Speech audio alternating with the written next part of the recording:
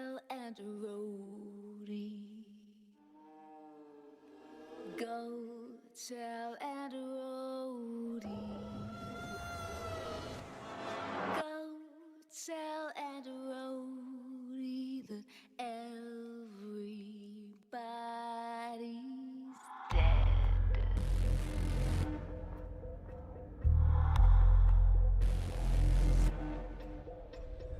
I was raised in a deep, dark hole, a prisoner with no parole. They locked me up and took my soul.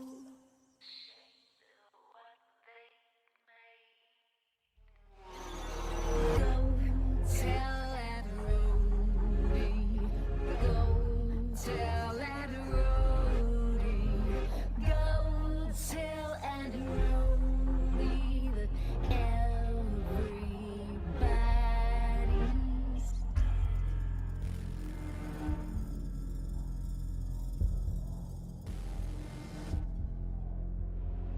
Call to him and he will come. She'll run to him like he's the one. His arms outstretched, but when she's done, he'll be torn apart. Go tell and Rhodey. Go tell and Rhodey. Go tell and Rhodey.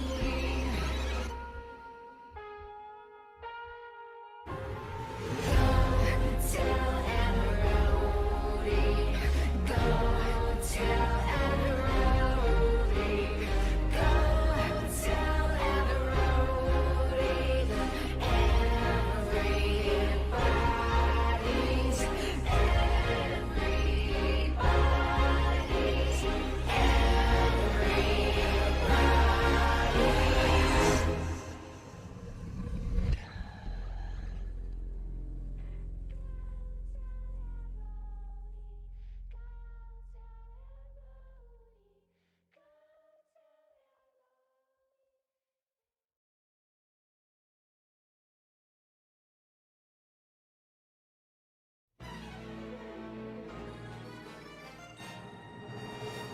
There once was a man named Chris Redfield, a man with power beyond your wildest dreams.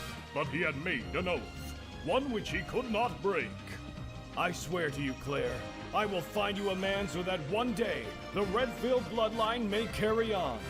And with this promise, he set out into the world to fulfill it, allowing no obstacle to bar his path. Yo! Yayo, yayo! Ethan, just give it up, Winters. Ethan, just give up escaping. Ethan, just give up your semen. Ethan, just give it up, give it up, give it up, give it up, give it up. Hey, here's how the story goes. You find out by the village in the mountains where Ethan's no doubt. There's werewolves and snow and guns everywhere, but none of that matters. He's gonna fuck Claire. Yayo, yayo, yayo!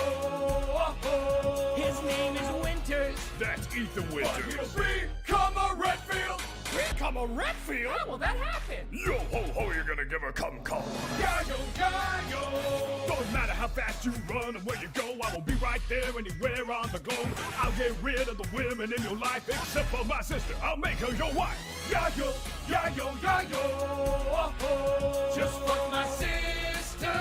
She's the last fertile member of our bloodline. Yayo, Ethan, just fuck my sister.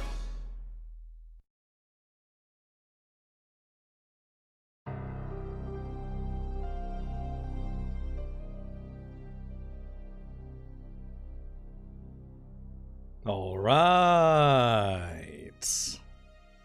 Welcome. Welcome, everybody, to the Resident Evil 7 stream. How's it going? Heyo. I'm so excited. Fucking perfect music to start this fucking nightmare. Hey, weird name.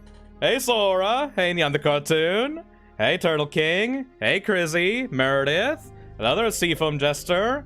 Hey there, Xnan. Hey, Jeevy. Hey, Radiant. Jen. Hello there, Ruby Bites, Quest. Hey, Ostimus Alex, Old Man Games. Hey, Egg, Drew Age, Capricile, Ultima Wolf Plays. I like that everyone, everyone that loves the Resident Evil streams is here tonight. Fuck yeah. Fuck yeah. Welcome. I see everyone that I usually see in the Resident Evil streams is here to watch this one, because this one's special. Oh yes. Oh. Yes. Welcome, Sack, aka Pastor Spec, to season 4 of the Fisnum streams, and welcome back, Nick, for season 4 as well. How are you guys feeling? Hello. I am doing wonderful. I feel amazing. The moment I get to be on a stream for anything Resident Evil related, it's like that's enough energy for the rest of the day for me. Fuck yeah. Nick? Well, ignoring the fact that I can't see shit, I'm really excited. Well, you have to have the stream on another monitor. I just have the music. No. I don't mean it that way. Oh, what do you mean? I don't understand what you're talking about. What are you saying? Never mind. Anyways, yeah, I'm really excited to be here. You know. Did the eye operation go well? Re7, my Sure. beloved. Thank you, Capricile, for the 4 months. RE7, my beloved. Thank you, Korek the Mad, for the 11 months. Good to see you back Good again. to see you Loving back your look. again. Thank you. Loving you look. Alright, so before we start the stream, I am currently drinking some beautiful carbonated water. Hey Sora, thank you for the $3. Looking forward to seeing RE7 gameplay for the first time. You're going in blind to this? Okay, we can't spoil it. Okay, if people are going into this blind, I didn't consider that. We need to not spoil Welcome the to future family. parts of this Son, game. I love you. Oh, it's gonna be so hard for me Protagonist. Okay, fine. I won't spoil can't. it for Sora Studios. Also, No. Oh fuck. Also, Sora Studios. Anyways, Nick will never find treasure. He's the worst pirate. Actually, I forgot how appropriate the One Piece theme was at the start of the stream. Welcome. Yeah. Holy shit! Yeah, I didn't think of it. Thank you, Seabass, for the $2. I guess I'm RE7. also going blind. RE7. Yeah, RE7 was my first RE game, so I'm excited. Thank you, Seabass. Fuck yeah. Zach. Like, I was actually gonna bring up. I find it really interesting because before the stream started, we were talking about the fact that Resident Evil 7 was both mine and Nick. You said it was your first too, right?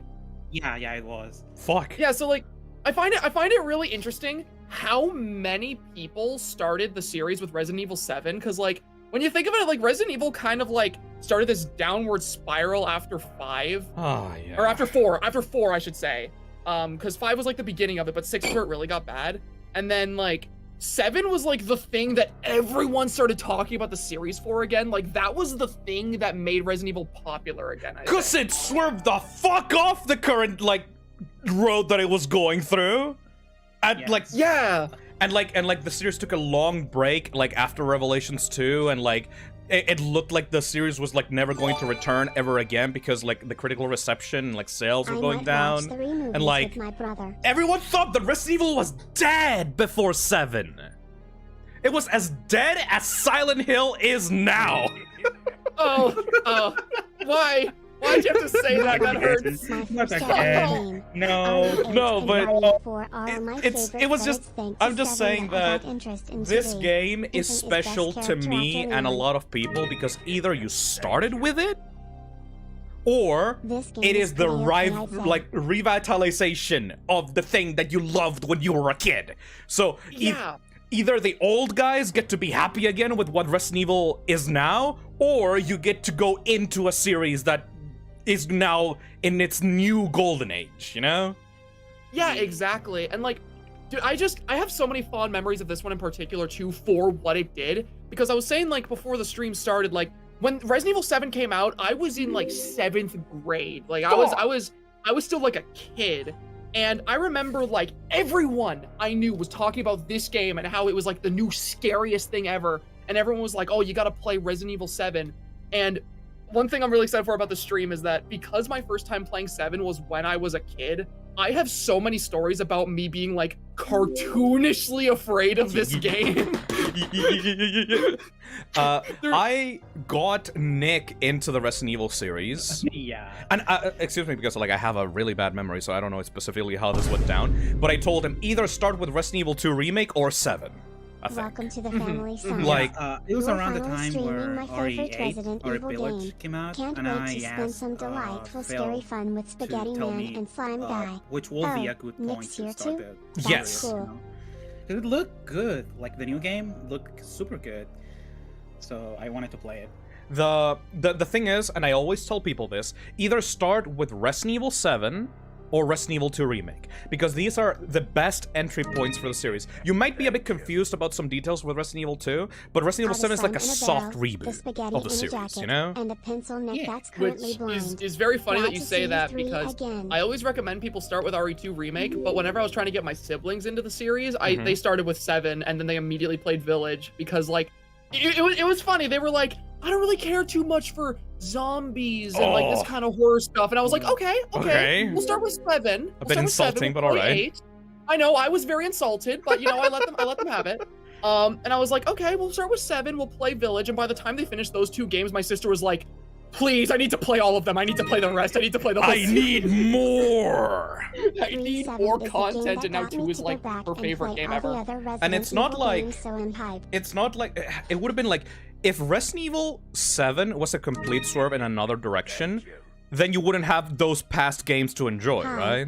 But no, Resident Evil 7 is a true return to form in many, many ways. Have fun with the RE7 Like- Absolutely, stream. like, Smiley face. dude, I was telling Nick while we were on the starting soon screen, I wholeheartedly believe that more than any other Can you Resident breathe? Evil game, 7 Since I'm now embodies the practicing my survival drawing horror skills, aspect of the the series plushies better have than been any other starting to game. watch me. Yes. So to It- distract them, it is like I cover them in a everyone blanket and when let it them first watch videos. like was Do you teased have and any like announced and recommendation? like the trailers came out, everyone was so worried that this game was going to be just like an Outlast clone, you know? Like it was going to completely yes. divorce Resident itself from Evil survival 7, horror, and the it was most just going to be a accurate series, depiction like of a linear Louisiana series of in our scares. fiction. Like everyone was worried that Capcom was going to completely sell out the franchise to like get some cash cow out of like the It's kind of modern ironic that horror 7 games is that the were coming number out at of the luck, time, you know? And RE7 No. revived Yeah, 'cause Resident Evil. I The best! Because I remember too, everyone thought it was gonna be an Outlast clone, but a lot of people also thought it was gonna be a PT clone. Yes, because of the demo. Yeah, the demo was Well, very the demo, PTS. right? The demo 100% took inspiration and like wholesale like took the whole like empty and like alone atmosphere of PT to like sell the game to people. Like, hold on a second. I'm gonna have to read these because like a Finally lot catching is a coming stream in with the right 3 now. of you. All This right. is going to be fun. Let me read these out. Thank you, Fenclicks, for the super chat. For the $1 Canadian. Thank you, Gallium Angel, for the $5. Welcome to the family, son. I love Ethan so much. He's the most base protagonist. Ethan is great in 7, but I think 8 is when he just gets the like to the tier of like Leon when it comes to like protagonists. It was what made him yeah, my favorite 'cause- RE protagonist. Just like Yeah, the 'cause he- determination. Yeah, because Ethan in 7 is kind of like an empty shell. It's meant to be to represent the player, you know. But in Village, he kind of becomes his own character in a way. Like which is good. Ethan. People joked about Ethan in 7 being this like the Terminator that doesn't care about anything and just acts like a normal person in these weird, wacky, like Resident Evil adventures. And then 8 came along and they made him into like this legitimately crazy person, like stupid himbo crazy person. Like it's like oh my, like there is no other Resident Evil protagonist that has the same amount of drive and determination that motherfucking Ethan Winters has. As just being a regular guy that takes on an entire village of X-Men, basically. Man fights vampires, Magneto, the creature from the Black Lagoon, like. And he's just like, oh, that was weird, I guess. Anyways, I gotta rescue my That baby. happened. Oh, well, that happened. It's like, dude, are you I visit a have no pizza therapist, for dude? What the everyone. fuck? Eat up, Phil. Looks like your outsides match your Like a pizza. insides, you crazy witch. The best thing about Ethan is that his one-liners are lame. He Alright, talks peace like a out, Tails. dad. You will be Yes! He missed. talks like a dad trying to be cool.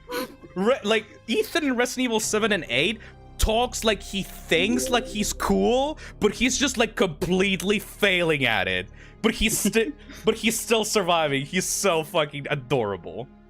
I love him. Anyways, thank you Maka for welcome to the Talk Success bit. Thank you Potato God for the 7 months. I might watch the RE movies with my brother. I mean, just grab some popcorn and don't take them seriously. Hey, David Barron, thank you for the 7 Canadian dollars. This game is pretty okay, I'd say. Oh, thank you, Chrissy. It's for... I was gonna say, it's like David's like favorite game. Thank you, Chrissy, for the €5. At last, my first RE game.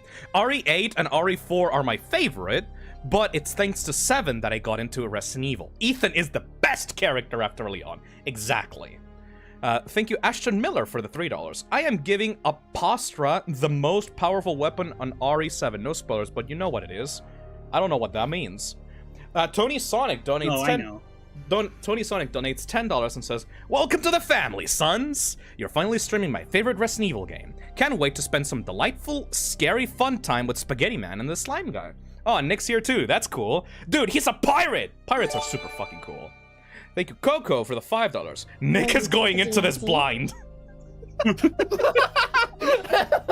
Thank you, Tony Sonic, for the $20. Hey, you three! Since I am now practicing my drawing skills, the plushies have been starting to watch me. So to distract them, I cover them with a blanket and let them watch videos. Do you three have any recommendations for them to watch? You should probably do A Nightmare Before Christmas, Jujutsu Kaisen, or the Resident Evil movies. I think that would be in theme. Thank you, Aaron Mew, for the $5. Hi, Postra. Got my Clyde plush a few I'm weeks so ago. glad you're Hopefully it back doesn't on kill me in the Ninja long Season run. 4 Have fun with the lot. RE7. Oh my I know God! you enjoy your streams. I can't make any They are the promises, but best that's videos great. on YouTube. Keep up the Thank great you, work. Kimiko, for the $5. RE7 is the game that got me back and play all the other Resident Evil games, so I'm hype. Yeah, like, even in this chat, you have people that were like, yeah, Resident Evil 7 was my first, you know? It's like, Yeah, exactly. Like, that's the point I was making. Resident Evil 7 was so important to the series because it was so many people's entry point, because people actually talked about it. and like, I'm pretty sure that it didn't sell as well as Resident Evil 5 or 6. Like- I don't believe so. remember. Can you check that, Nick? Is like, I'm pretty sure that it sold less than the other games in the franchise, but the critical reception just like shot it up to like #1 for like some people, you know? Do you remember how the game had a common criticism that it was too scary? Ah, yeah. Phil, Hmm? actually, it's the 4th best-selling Capcom game of all time. What are the others? The 3rd one is Resident Evil 2 remake. I mean, and I Okay. don't know which Wait, ones. so it outsold 5 and 4? That doesn't Okay, sound I got right. it. I got it. The first 2 are the Monster Hunter games. As you do, and then, as you do. And then there's Resident Evil 2 remake, and Okay. then there's Resident Evil 7. Oh, so it completely outsold all of them then. Yeah. Wow. Holy shit. Okay, I thought that it... Wow. Because Resident Evil 6 My and all-time 5 sold favorite like game. fucking This hotcakes game off like the combines all coattails of the right 4. elements in all the right ways Yeah, to like create that the was the perfect thing. Like, those survival games hero weren't as game. good. But, like, 4 was so revolutionary that everyone wanted to play 5 and Huh. 6. Okay, so Nick posted the full list. So this is #1, Monster Hunter World, obviously. Monster Hunter Rise, obviously. Resident Evil 2 Remake. Resident Evil oh my god, and it's only like Resident Evil 7 is below RE2 by like only like 200,000 copies. Holy shit. Monster Hunter World again. Resident Evil 5, 6, Village, and 3. Okay. Kinda hurts my soul that Village sold less than 6. It's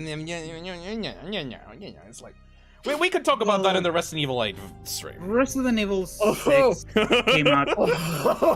I will talk about that in that stream.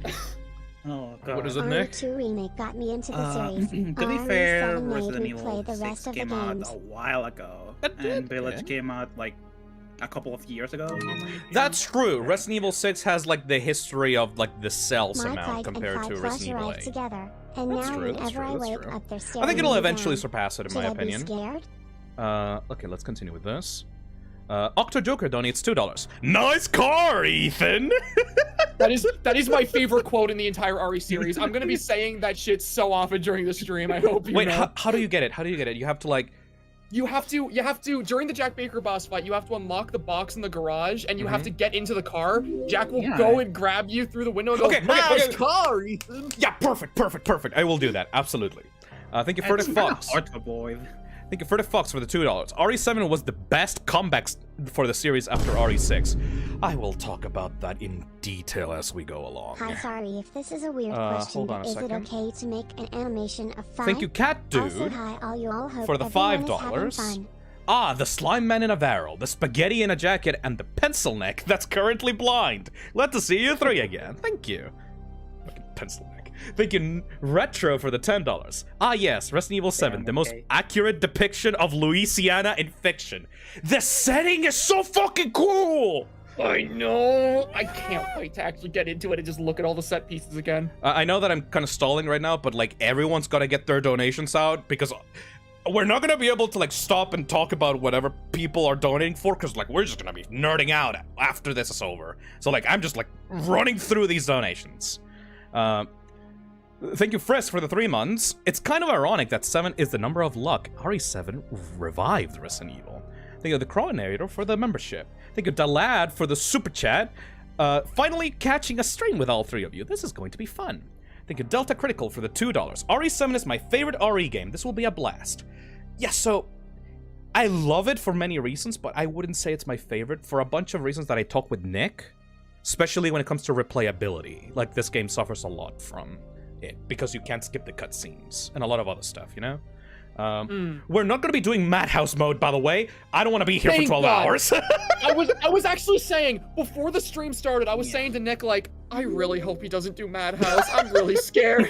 I mean, I'm crazy, and I know that I can go on for a very long time, but like this game, I want to play RE games as they're meant to be enjoyed, and Madhouse mode is obviously for a second playthrough.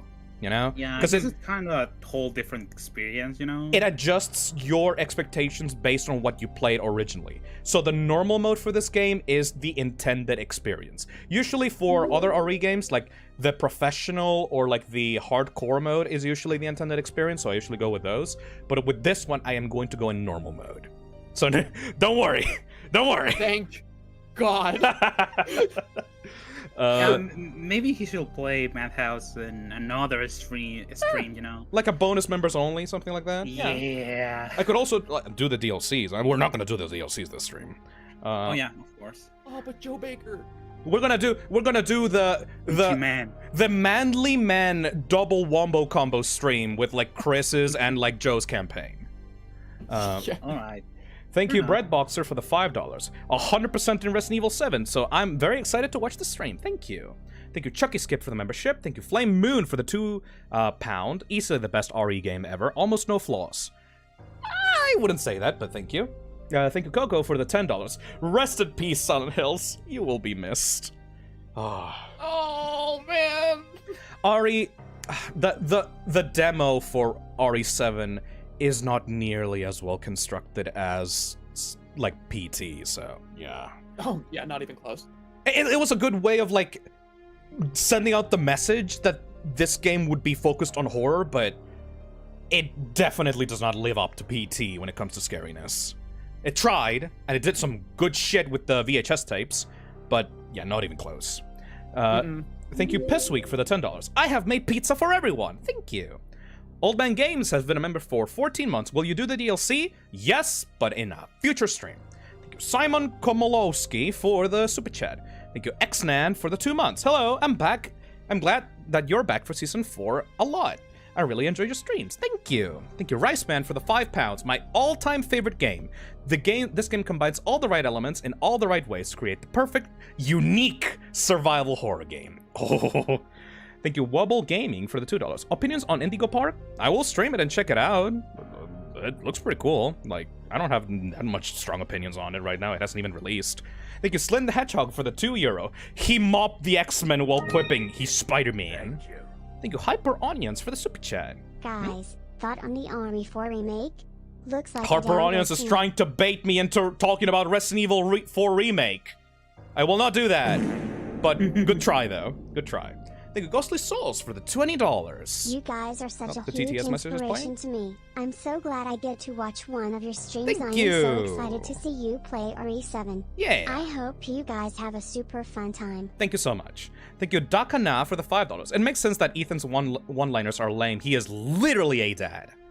Thank you, Crooked Kidder, for the £5. My Clyde and Five Plush arrived together, and now, whenever I wake up, they're staring me down. Should I be scared? Yes. Thank you, Moonlit Gamer, for the $10. Thank you, Baby Dolinks, for the $10. I'm sorry if this is a weird question, but is it okay to make animations of Fi? I mean, absolutely. Any fan art is great. I love fan art. It's one of the best parts about streaming, in my opinion. Thank you, Joe Samuel, for the super chat. Thank you, Purple Max, for the $3. Hi, Phil. Not gonna stick around because I got Roblox Funny Moments edits to post. I would suggest install the Simpsons mod for the dinner scene. Also, any tips for RE1? Not right now at the moment, Purple Max. We're focusing on RE7. Thank you, Munchkin, for the $3. Will you also do the DLC? Yes. Thank you, Dito Duo, for the $5. Thank you, Ghostly Ghouls, for the $20. Harper Onions, for the £5. System, for the £2. Thank you, Leo, for the $5. And thank you, Willie B. Man, for the membership. Yeah! Is that it? That's it! Are we at the end? Don't say that, because they're gonna start again. Don't say that. Don't say that. Don't say that. Don't say it. Thank you, Phoebe Thomas, for joining the Toxic Cesspit. Anyway, now's the time. It's time. It's time. Time. Let's go. Oh my god. One-way trip to Louisiana. Well, all my friends on the back of the truck. Why is the chat not loading? There we go. It's loading. Hold on a second. I love this title screen.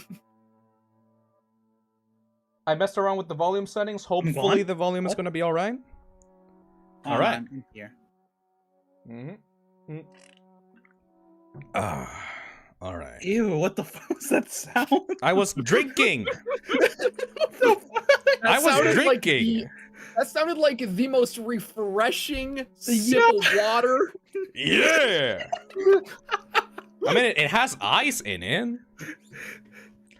Also, already I want to start gushing, by the way. This fucking title screen. I know, like, this has, like, one of the most unique vibes to any Resident Evil title screen. It's not some, like, big dramatic, like, look over a city or, like, something, like, teasing the game setting. It's just, like, this sort of, like, weirdly, like, somber, like, desk. Weirdly melancholic, too, for some reason. Oh, by the way, chat, just to tell you how fucking, like, even though this is a horror game, this is back to where Resident Evil was, back to survival horror, and back to, like, the actual scary game route. Resident Evil is still stupid. Like, everyone loves how stupid Resident Evil can get. And this game, even though you have a cassette tape here, and the game has a lot of VHS tapes, this game takes place in 2017! Yeah. But for some reason, it still uses VHS tapes and cassettes. Because, you know, it's cool, and Resident Evil is just stupid like that. Oh, well. But yeah, like, this game takes place... It's not a soft reboot. Everyone was so worried that this was a soft reboot, you know? 7 and 8 Like a hard and that puts reboot. it as my second favorite or third favorite People thought games in the entire that series. the lack I of adore Umbrella this and game. all that Roger back. meant that this was like a completely different universe. But then they got to the demo and saw the helicopter with the Umbrella logo and thought, oh shit! They're back! Yeah, Blue like, this time! that was such like a cool thing about this game, especially with it being like my entry point into the series, is that you get into this game, and obviously this being like my first Resident Evil game, I didn't know what the fucking Umbrella was. So whenever I like, was playing through the game, I saw like these references to this like Umbrella Corporation. I was sitting there like, who the hell are these guys? I want to know who these guys are. And then I got to play like RE1 and I'm like, oh! It's them! Oh my god! But yeah, that's why I recommended Nick to play this game first, well, this or RE2 Remake, because for everyone on the chat right now, if you don't know what Resident Evil is, don't worry, you're not gonna be lost here. The story of this game is very self-contained within the universe. After a while, it starts opening up once you play the DLC, but in general, if you are not a fan of the Resident Evil series, you'll still be able to understand what's going on. Even though you're in the 7th entry, you don't need to understand what the fuck happened in Resident Evil 6 to understand this. Somebody in chat asked which games are canon. That's the wonderful thing about Resident Evil. Pretty much all of them are, even the bad ones. All of them are canon, but the canon only matters if they're actually referenced in the game itself. Exactly. Yeah. Cause like, yeah, you know what the fuck is going on in Terra Grigia? Who gives a shit about Terra Grigia for Resident Evil 7? Like, for those that don't know, the world of Resident Evil has a giant water-floating mega sci-fi city that got destroyed by a giant solar laser in Resident Evil Revelations. And nobody gives a shit. Nobody ever even references it. Like, Terra Grigia existed just to get fucked up to get like a super mega sci-fi Raccoon City #2. And nobody gives a shit. Nobody cares. I love Resident Evil so fucking much. I'm glad I didn't play the Revelation games, I guess. No, yeah, no. I like Revelations. Revelations is what people were afraid 7 was going to be in terms of horror. Like, absolutely. No horror. Resident Evil Revelations is what people that don't understand what survival horror is thought the original games were trying to be. Linear shooty bang bang games with some linear scares, with a lot of ammo, no resource conservation, and just like scripted horror sequences. Like, it's fine, but just not survival horror. It's nothing to write home about, but I still like Revelations. I like the setting of it a lot.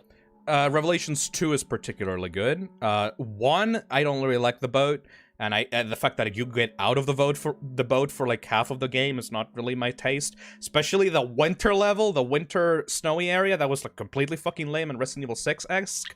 Okay, Revelations 2 was like practically a Saw game in an island. That was kind of cool. But I liked it a lot. Yeah, I just prefer this way more. Yeah, no, I would take this any day, but like, all right, I still enjoyed it. All right, shall we start? Yes. Yes. All right, new game. And remember, Madhouse? Not Madhouse. Okay. And remember, just like Sora, and if, like, for all the people that are just experiencing this for the first time, no spoilers! Okay. That's really funny considering that you just spoiled the game a little bit before. Don't worry about it. I can't make any promises, man. The Jack Baker sequence is gonna happen in like 30 minutes, don't worry. Let's go.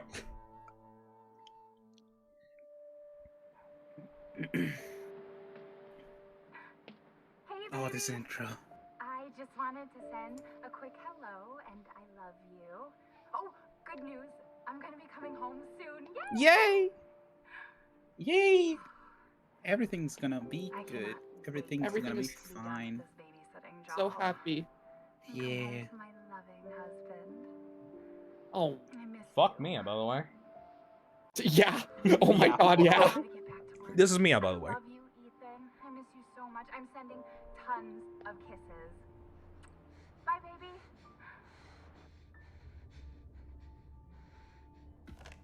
Oh.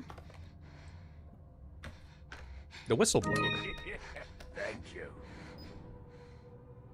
It's also funny that RE6 is never mentioned ever in RE7 or 8.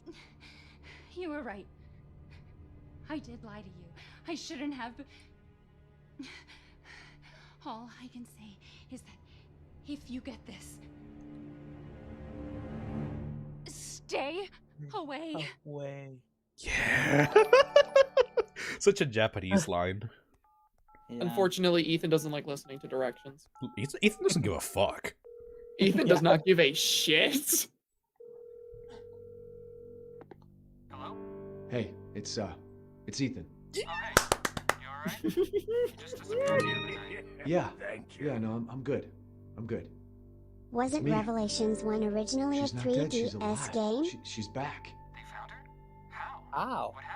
I don't know. Look, I don't know how, but she's back. She's back somehow.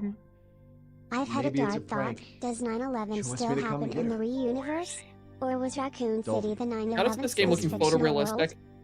I mean, this is a recording. I know. Right, what- but what like is it? sometimes when like the lighting gets I have to I hope dark. the find out. plushies Yeah, watch sometimes. this stream while I'm Like busy this. and such. They're No, all wait, the cozy outside's and still a big, recording. So say hi to your plush counterparts for me. Wait, is it in game? Oh, it is. I was gonna say, My I'm pretty first sure it's in proper game. experience Shit. and one hell of a jumping on point. Enjoy the game. Shit, it is. I thought it was a recording. Okay, yeah, it is photorealistic. There you go. There you go. Proving my points. Get fucked, idiot. I think your Joe one knows for the $5. This is the place. I love this opening. Eyes on the road, Ethan.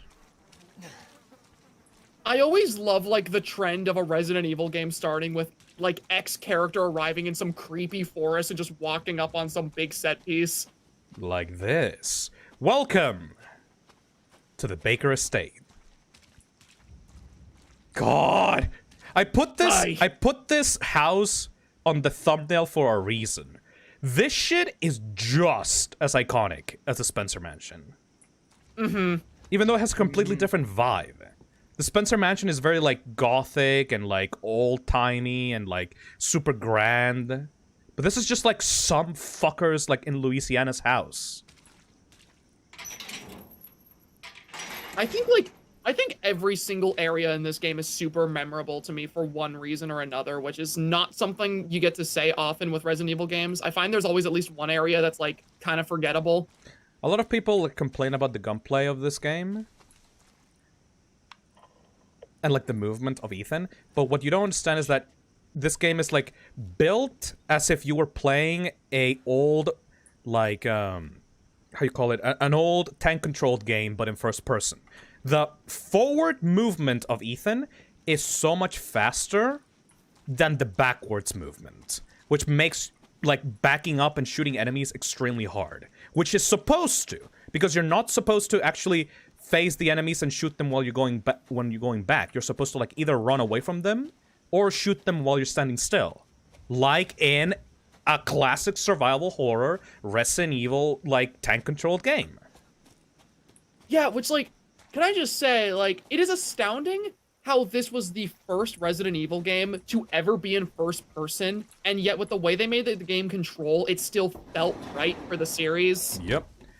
Some people have said like, oh, it's not survival horror unless you have tank control, third person mechanics, and I'm like, fuck off. It's not about that. It's not about the perspective. Yeah, That doesn't matter at all. It's all about the resources and like the atmosphere and like the way that the map is designed. Also, pay attention to this. Sewer Gators episode 17, Project Proposal. Sneak into a Louisiana ghost house. Oh. Join us. Remember this van. It'll be important later. Yeah. I'm gonna try to play this game not like I've played it before, but just like to show off all the little details as I go. Accept her gift. Accept her gift. So like if you see me pausing in a lot of moments that I shouldn't, like this is just like for the audience, because like I want them to experience this the way I did. I will say too, like, not spoiling anything, but like, I know you said earlier that like, Hello there, mystery man. like, that? I know earlier you said that like this isn't the most exciting one to replay, at least gameplay wise, but I always thought, like, not spoiling anything, that narratively, Resident Evil 7 is without a doubt the coolest one to replay because everything changes once you know like the full story. The going plot, back to the the start. twist, everything clicks together. Booze. Oh, yeah, it's so fucking good. There's a specific fucking photo at the start of the first house that goes that I'm just gonna shut the fuck up now. Yeah, I know the one you're talking about. Do not worry. Also, I point that picture out every time. Ethan Winters moments. Like, oh, look at this creepy shit. Oh my god, there's corpses and stuff. Like, Ethan Winters moment number 1. Oh my god, what would a normal person do? Oh, I'm gonna go back to the car and, like, call the police. Nope! Yeah. Nope! Fuck that shit! My wife might be under here. Oh. Like, you know, if Leon saw that, he would go back to the car in Resident Evil 4 and, like, inform the police, but nope! Just fucking move forward. You don't even know what that is. Even in RE7 is such like an NPC of a character. He is, he has a determinator. He's almost James Sunderland-esque. Like, he got a message from his wife and he's going, fuck it! You know, I'm the going! thing is, I had like such a long conversation with my buddy Lyra about this where like, I genuinely think Ethan Winters is like the anti-James Sunderland of like the survival horror like scene. He's everything James is, but like the opposite. Oh no. Also, let's open up our inventory. Oh, that fucking sound effect.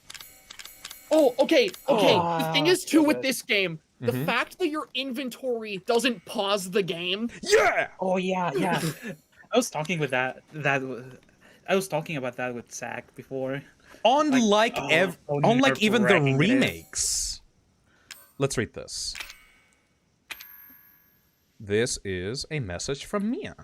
From Mia Winters. Sent July 2017 to Ethan Winters. Dulvey, Louisiana. Baker Farm. Come get me.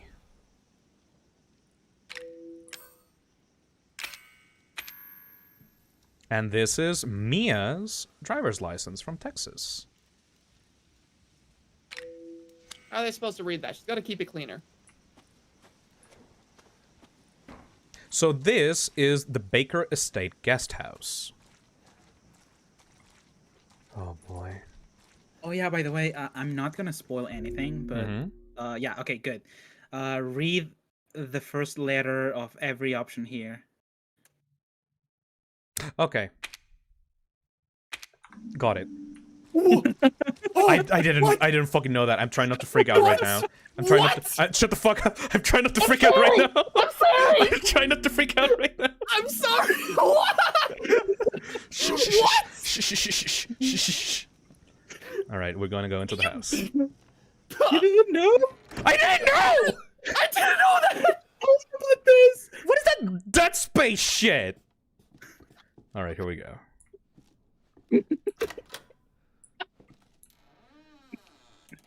Oh. What the fuck, Nick? I feel like a balloon that's about to pop right now.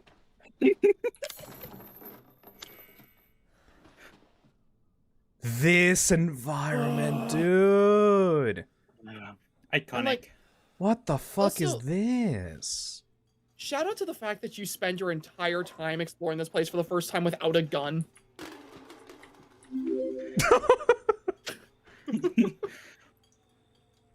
Why does everything look so real in this game? Plague Holy Doctor. shit. Even beyond Resident Evil 2 as well. Yeah. Like this is the first game made in the RE engine. And like they were fucking cooking. Like for the most part, I think this game looks more real than 8 does. Yeah. They were cooking, unlike here. Jesus. Look at that dead crow. Man. It's like that cutscene with Ethan like reminds me of like one of my favorite things about him as a character is like he will see like vampires and like friggin' like crazy monsters and like everyone trying to kill him. And he has like no reaction, but he has the most visceral reaction every time he sees a bug. Always going for the hands, dude. Always he always the hands. freaks out when he sees bugs. He'd literally just say, "I hate bugs." I know he hates Oh yeah, bugs he so much. does.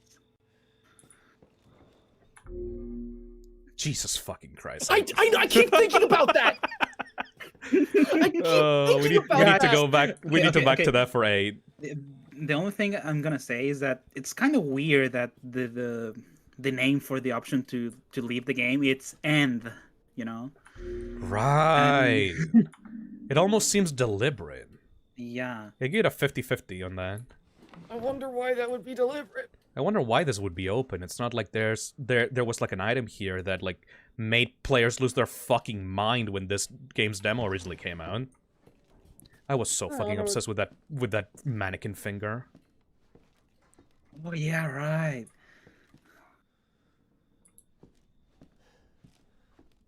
How long has it been since I played this?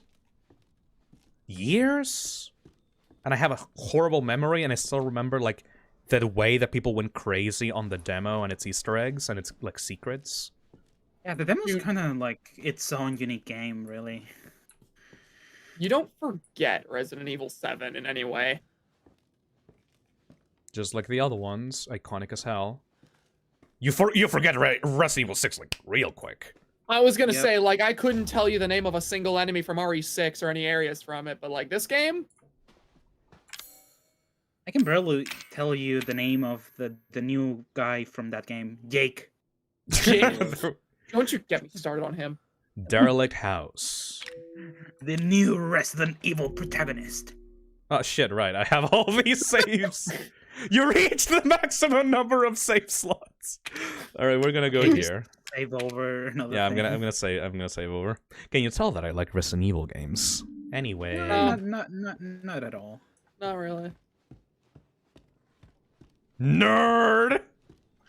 Fucking nerd. Fucking nerd! What about this? Oh. Can't open it. Nope.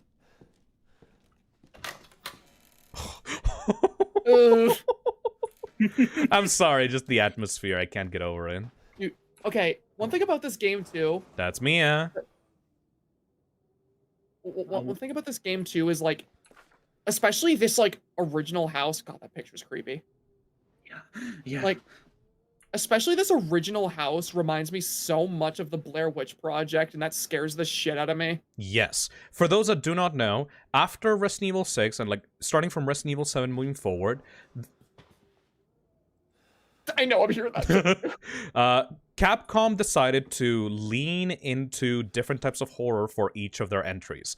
Resident Evil 8 is very gothic, a lot of vampires, werewolves, creature from the Black Lagoon, a lot of like old school horror tropes. Resident Evil 7 is slasher / like modern horror movie tropes, like the Ring Girl, like a Texas Chainsaw Massacre, like Blair Witch Project. So like every area of this game, you will see an inspiration from those kinds of movies. I wonder what the fuck's gonna be in 9. That's what I keep joking about ghosts and skeletons.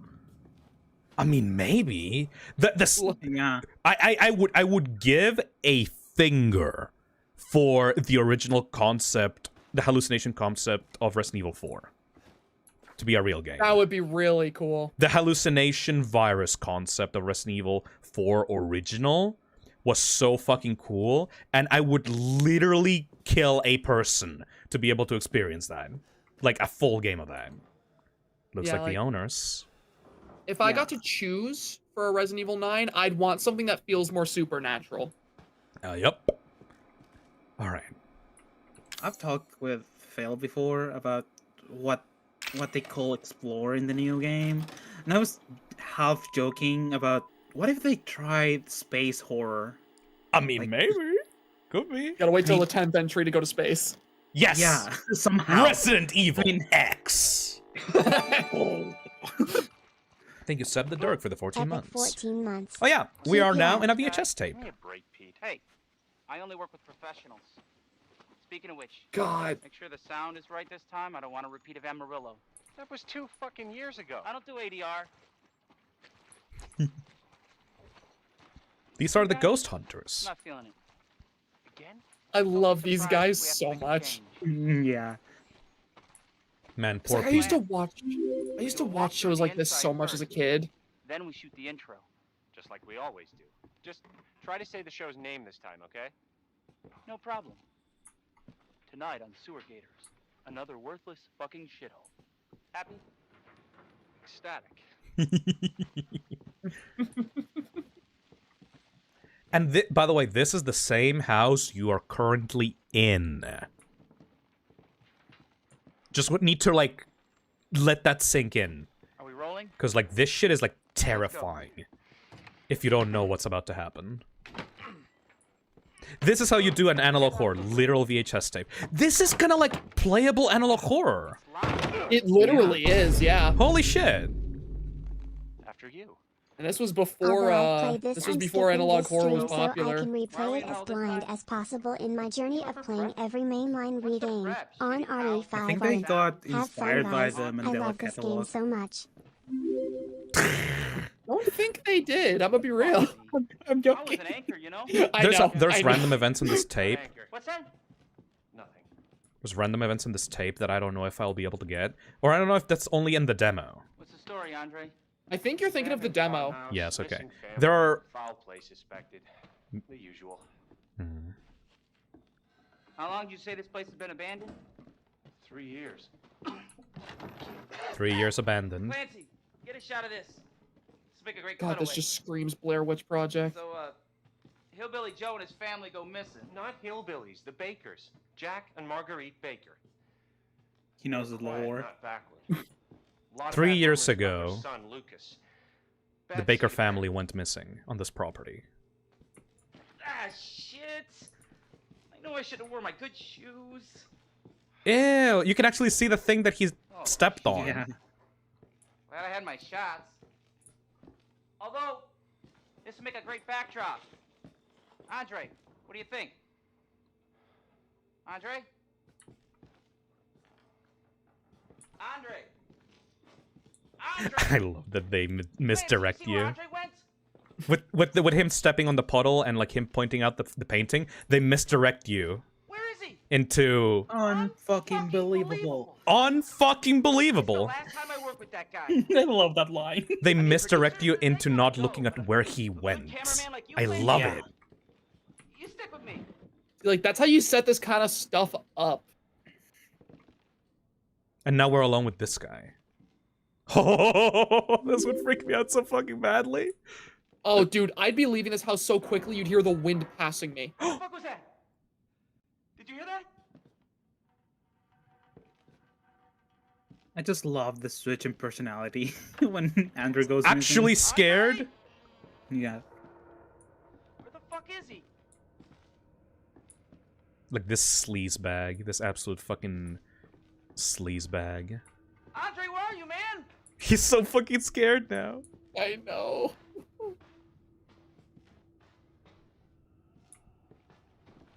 Gotta love our homie Clancy recording the whole thing still. I mean, he's dedicated to the job. Very dedicated cameraman. I'd be dropping that shit and going.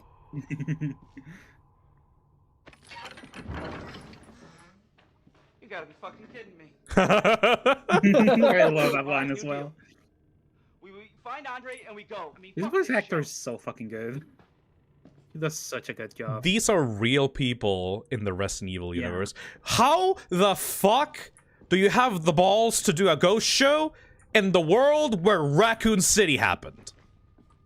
Oh god, yeah, I never thought about that. You know that zombies are real, right?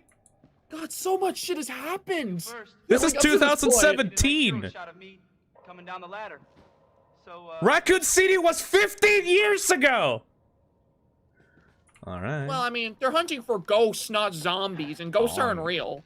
Actually, Actually. paranormal. It's even funnier that you say that when fucking like Heisenberg exists on RE8. Yeah. And that guy has been here since like hundreds of years. Look, I can believe Magneto, but ghosts? Speaking of Blair Witch. Oh, hello, Andre. Looking good. You seeing this shit? Oh, man.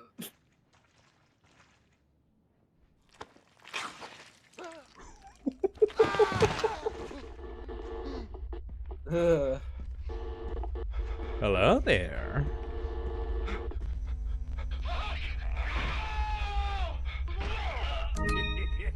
Thank you. Yeah. I thought for the scrapped ghost girl in the VHS tapes in the demo, but also supposed to be in the main game So- with some enemy that just observe you. That tape was so that you could learn about Hey Phil, hopping on after catching up with this. yesterday's VODs. On the topic of fear and It's hunger, fucking make brilliant, sure you honestly. give It's it censored brilliant. version, because it gets very graphic very quickly. And you can just skip it. You can just if you skip it. know. If you just know, you know. But like, how the fuck would you know? Because like, you're walking around and like, you don't see it from here. You don't see it. Like, you can barely see it. But like, you would never like crouch to notice that. So like, for new time players, you have to use that, and then you realize where you are, and then you turn around, and you're like, oh shit. It's great too how the tapes are never cutscenes either. Like they actually allow you to play them. All playable, baby. I wish the tapes got more play, but like the ones that we got are like already good. Mm-hmm. I also love how like with that secret door in mind. Oh, Ethan Winters moment number 2. Ethan Winters living the life of a Looney Tunes character. Like, I was gonna say, I'm not gonna go too much into it because, you know, lore stuff we'll get into. But one thing I really like about this game too, with like that secret door and whatnot in mind, is the fact that this game actually has a legitimately good lore reason for all the stupid Resident Evil puzzles. Yup.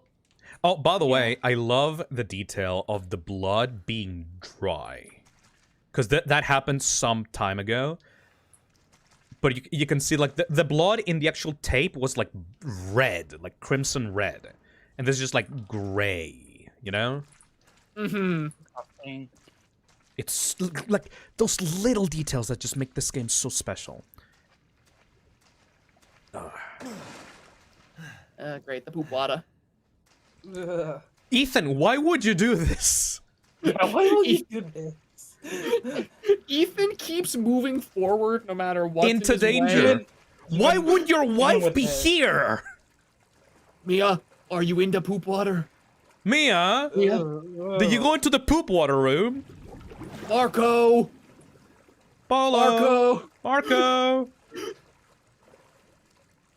Is this Ari the one with the rednecks? Yes. And a lot more, actually. Yeah! Oh man. Andre. That is Andre's body. By the way, he very much looks like the first zombie that you would find in, like, RE1, kind of. Yeah, kind of. Yeah, he kind of does. Thank you. Like with the scraped off like side of the face and like the skeleton like showing off a little bit. Gotta love Ethan seeing that like corpse too and just being like, well, gotta What? keep going. Like yeah, just a normal Tuesday morning trying to find my wife. This is just fine. Nothing's gonna go wrong. That's not my wife's corpse, so I keep going. I'm sorry, Daddy. I love. Maybe he's colorblind. Sorry, Daddy. That way he I'm doesn't sorry, see the red I'm flag. sorry. I'm sorry. I'm sorry. I'm sorry. Look at the eye. You know, just keep going. Like, and by the way, this was before Ethan, like, did the thing that made him become a real fuck. I don't want to spoil it, but him doing all this was before he became a Resident Evil protagonist. Yeah. Right now, he's just a regular guy. Can't get that.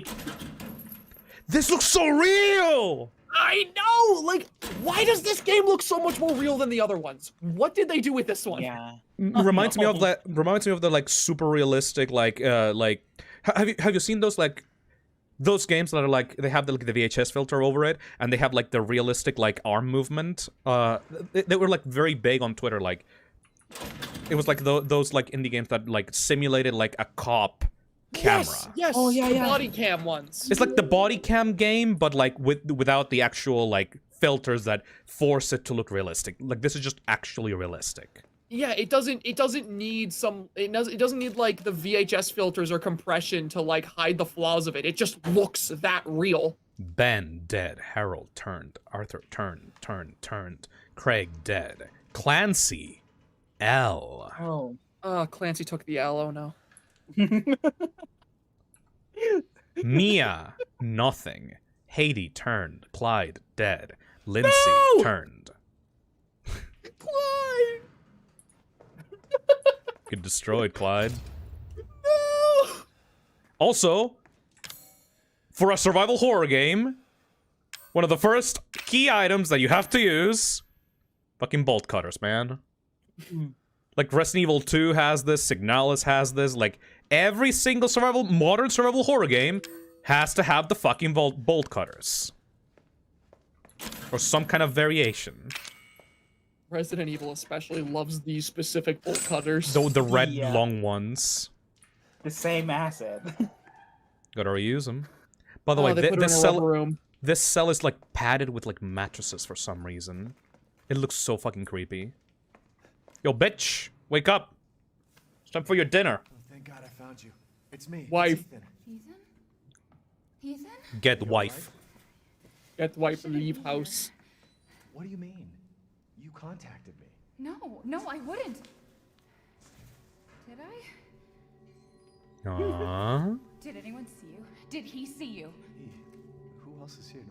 What the hell's going on? Daddy's coming. We need to go. What are you talking about? We need to go now. That's so fucking weird, Mia. Haven't seen me for 3 years, and the first thing you talk about is Daddy coming. I wonder why. No. I wonder why they had her locked up. Oh, is it because like they kidnapped her, right? That's why they had her locked up. Are you gonna tell me what's going on? Of course, yeah. Of course. Totally. Of course. Baby, No other reason. 3 years? Hey, Susie. Thank you for the $5. The game looks so realistic because the team scanned in real items and textures to use in the game. Susie says, the game looks so realistic because the team scanned in real items and textures to use in the game. That is the thing that the RE engine is built off of, like, real item scans. What is this? But they did that with other games, too. Yes, but this one was like, they over-focused on that aspect. Also, originally, this game was built with VR in mind and VR fidelity. Remember the first piece of content that we got for RE7, just freaking out. The first piece of content that we got for RE7 was the kitchen demo. And that was like a VR only like experience that you got in like a showroom demo. And it was fucking scary as shit. So yeah, this was originally built with VR in mind. That message you sent me. Not me. That wasn't me. But you did. I didn't. Okay, fine. Just tell me what's going on. I'm telling you everything that I know. Sure, you fucking liar. Sure you are. Sure.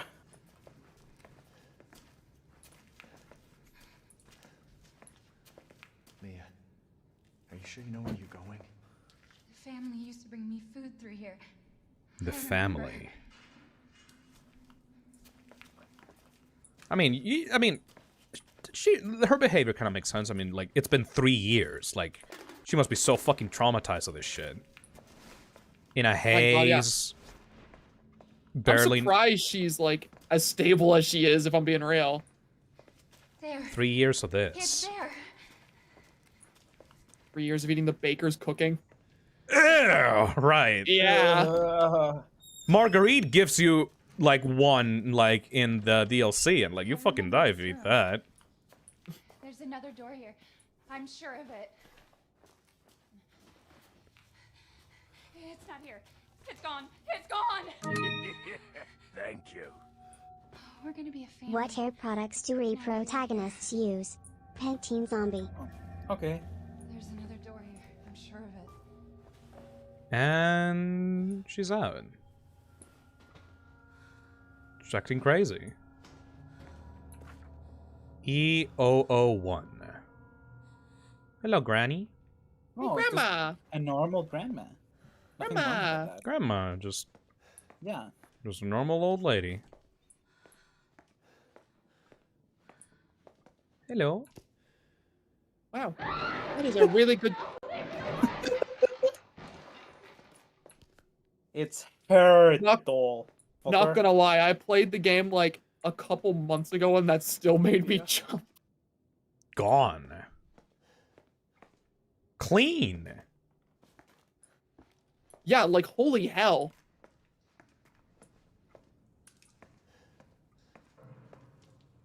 So like I already know the map of this game, but like, oh, come on. Like, you cannot deny that, like, even if you know what's gonna happen, that is scary as shit. It is. It's already raining and it's night outside. Oh yeah, Like, this game takes place during the this game takes place during the course of one night. Yeah, this whole thing is just a single night, like. Leon took 3 days to save Ashley. Which, like, this whole thing happening over the span of a single night is fucking insane considering what Ethan does. Nothing. Yeah, like, us getting to parts like this reminds me, like, I was talking earlier about how, like, a big criticism for this game was people saying that it was, like, too scary. Which, I didn't get it. Which, like, I didn't quite get it first, but, like, I remember some people saying that this game is so scary constantly that it almost goes in a circle and doesn't become scary anymore because you get numb to it. I mean, I would disagree with that. That you only become numb to horror as you, like, if you get used to the same kinds of scares over and over again. This game, like, keeps it new in every single sequence. Yeah, no, I absolutely agree. Like, I think this game is consistently scary throughout the entire thing and doesn't really get that. But I do find it interesting how that was such a common criticism that it actually affected Resident Evil Village in terms of its horror.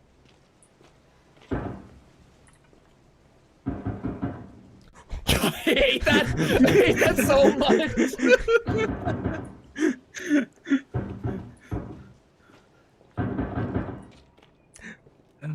When I was a kid and I played Resident Evil 6, Resident Evil 6 was such a fucking disappointment that I swore off the entire series permanently.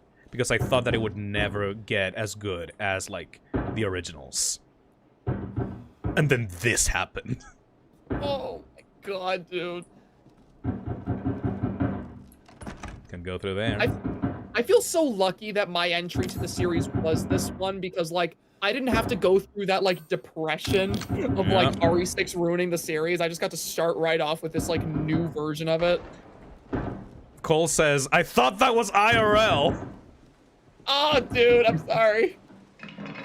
Yeah, the sound design in this game is fucking crazy, dude.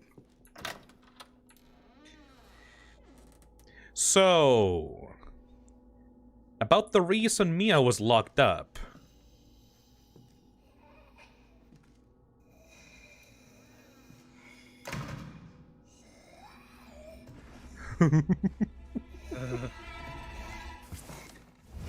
Hello!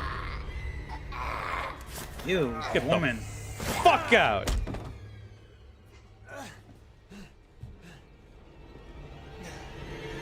Hello!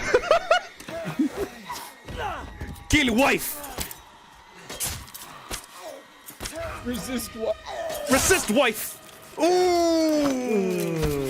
Clean! Mia, Mia, Mia, Mia, Mia, Mia, Mia, Mia, Mia! Mia, Mia, lady, honey, honey, honey, honey! Stop that shit! Stop that shit! Ooh.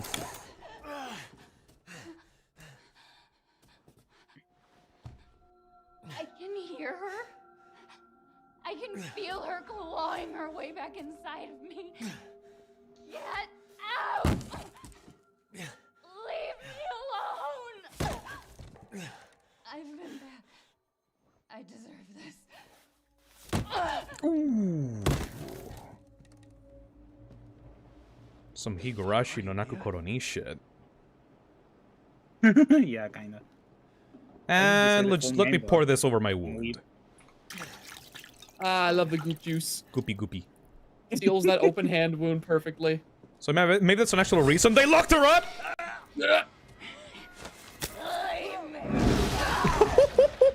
Oh my god. Alright, first enemy in the game, boys!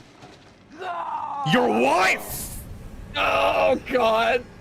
It's like in real life. I want a divorce! God, this shit in VR though? I'm dead, Ethan. I can never leave. Fuck you. Fuck you. Ooh.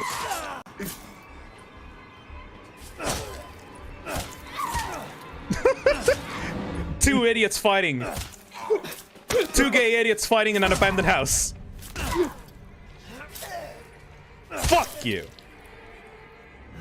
Woman. Bye-bye. And that's Resident Evil 7. All right, guys. Thank you for being part of the stream. Thank you for coming. Yeah. I mean, yeah, we did our objective. We did find Mia. We certainly found Mia, yes. Yeah.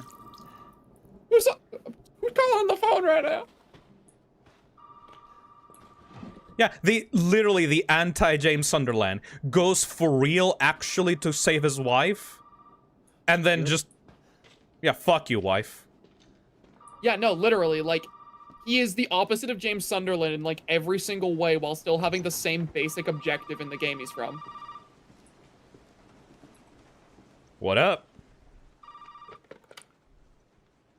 You really shouldn't have come here. What's this? What the fuck is going on? My name's Zoe. There should be a way out through the attic. Attic. Go there. Now. Yeah. Right, wife. Life good. Wife fight back! Kill wife! Think about wife. Regret. You said at the same time. She's gone. Yay! Wife's still alive! Again. No more regret! Don't worry, we need to go finish the job. Gonna have to kill her again. Mia! Mia! I swear people give Mia too much shit. So Like, loud. aside from Okay, the I reveals love later seeing, on, like, they Ethan's hold all shadow this stuff because he against looks her so as well, stiff as whenever if you it's see him tough from, like, the love. third person. Yeah. Like, Oh yeah, he right. looks You so need to wrong. get the... Oh, hello, Kako. Hey, Kako, how's it going? I think you need to get the Doing good. fuse for this. Yeah. Where was the fuse? Upstairs. Upstairs? Okay. That trauma that Ethan's hands suffer through is insane. Dude. Ethan's hands are my favorite Resident Evil character. They go through so much hardship. I lied. Save You need again. to use the bolt cutters. Oh yeah, right! The bolt cutters! Yeah. Because there was a chain at the very start. Thank you. Now you're just going through this house while knowing that your wife could just be like around at any corner. Yeah. Oh, And yeah, one that's the becomes thing. scared. And she's not a ghost. Ah, the sounds! She's looking for those divorce papers, Ethan. Can't find them in the Baker household. Use your time wisely, Ethan.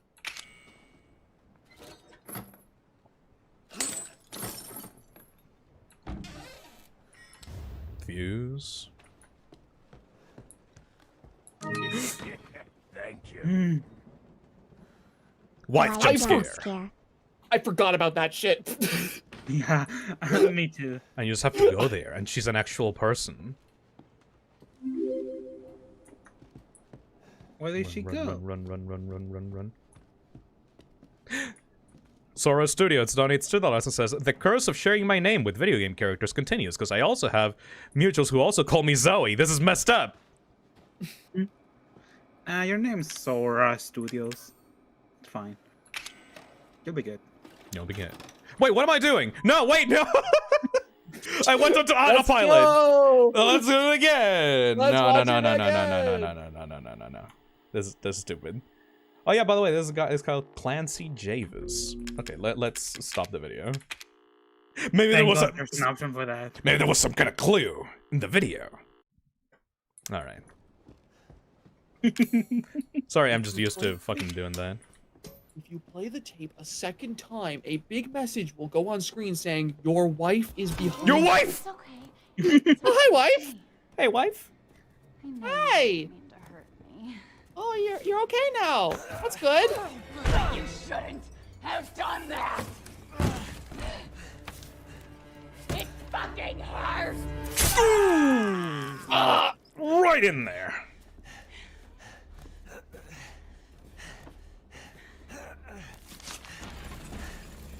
You can just die here, by the way. Like, you can actually die in the sequence.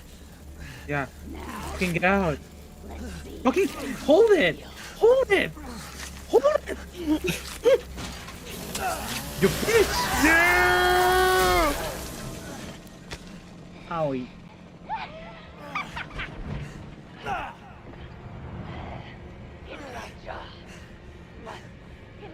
Oh no, it's too scary, man. You fucking. This is awesome. Fuck all the haters. Fucking horror is the best. It's bloody too horror. scary all the time. How am I supposed to be scared when it's scary? Hold on a second. Let me pick up my hand. Let me pick up my severed hand and examine it. Yeah, Wow, that's that pretty sure fucked up. was my hand at one point. Also, like, am I the only one who thinks like the blood splatter effect for like the stump is really weird? The UV texture for the blood is kind of like stretched around this fucking stump. Oh, no, I'm not talking about like the UV texture. I'm talking like when the hand comes off, like the little bits of blood that actually spray out from the stump looks so weird. All right, Nia. Your hand comes off? Your right hand comes off? I was so upset when that line didn't make it into the remake. That's my favorite line in the original. Yeah. It is an achievement, but it's not the same. Thank you. I know. Thank you, Viagra Buffalo, for the $5. What did that mannequin do to you, man? I was practicing for my wife.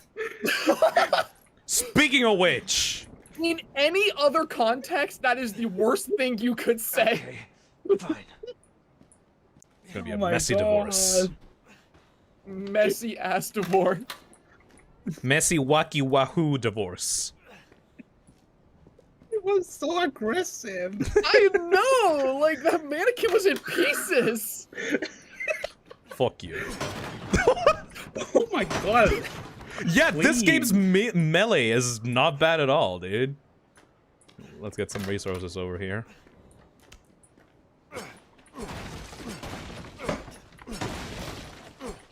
Yeah, There are no, this game is resources in boxes. special. There was no resources in those boxes because they didn't have yellow tape on them. Right. Because in the Resident Evil universe, there's just Like some Ben. guy who sprays yellow paint on everything that's important because he's looking out for you. And he's in Yeah. every country. Every Exactly. country around the world, they call him the Yellow Master. Get the fuck out! Alright, gonna fuck slowly go back out! down this ladder now. I've changed my mind. Hey, wife! Let's go! Whoa! Oh my god. What was she doing outside? Having fun. Talking to her imaginary friends. Reload. Reload. Why? Hello. What are you saying? Get out, Your get out, get out, wife. get out, get out, get out, get out.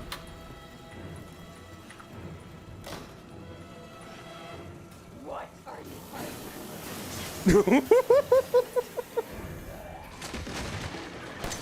You could have just opened the door. Eh, she's dramatic like that. Okay. Just get in. And then she's gonna break the other wall thing.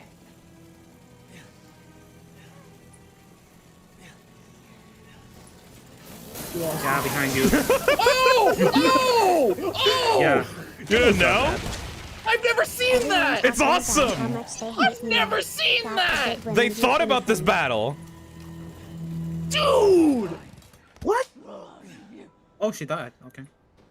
Shoot her again. You can? Nah, it's good. Okay, good. Yeah, you never seen that? Like, Never seen that! They thought about this arena, dude. Yeah. I've always just fought her in this room. I've never left it. Yep. They put attention to detail. Dude. I'm getting my wife beating arm ready.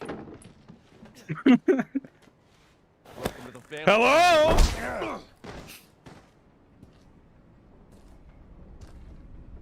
And dead. The best goddamn it! Shut the fuck up! Best goddamn intro! Best goddamn intro! Yeah. Oh my god, the chat. You can do it, Zach. Don't talk about this cutscene. Welcome to the family, son. Yeah, I know. Shut up. Please shut up. We're gonna talk about this in the other game. In the other game. Oh! I gotta wait till another game. Yeah, well, I mean, most people are gonna for next month. Most people are gonna like be here for that because like people fucking love Resident Evil on this channel. Yeah. You have work to do. Yeah, work to do.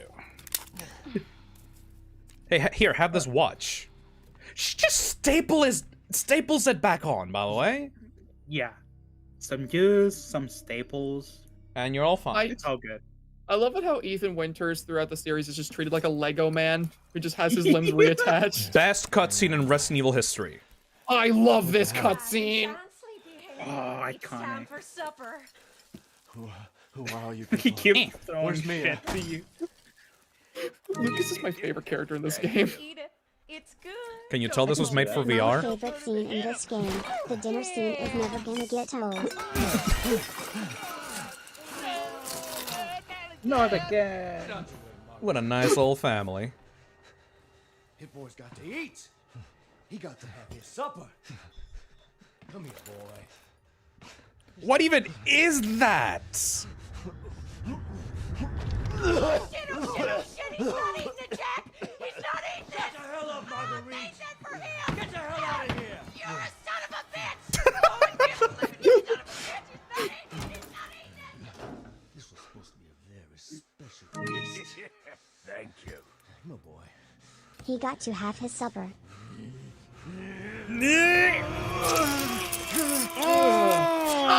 Oh, the sound design! Oh! Look at him! Asshole! I know! I love Lucas! God damn it. I bet it's that cop again. Goddamn pigs. I'm coming back for you.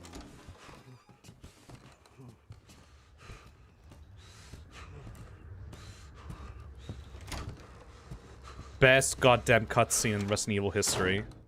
This might be the best villain introduction the series ever had. You just hang out? Yeah. Gamma, you gonna go too?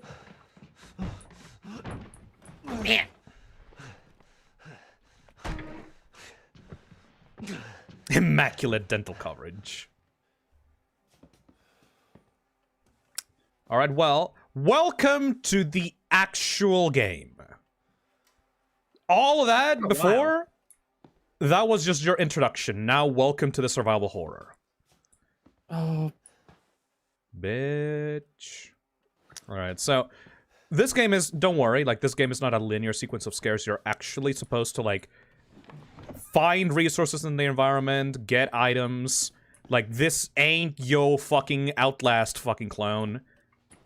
You're actually supposed to pay attention and survive. 3 missing during Urbex's trip. State authorities are asking for help locating 3 men who went missing during their travels to the Dulvey Parish from New Orleans on the 9th of this month.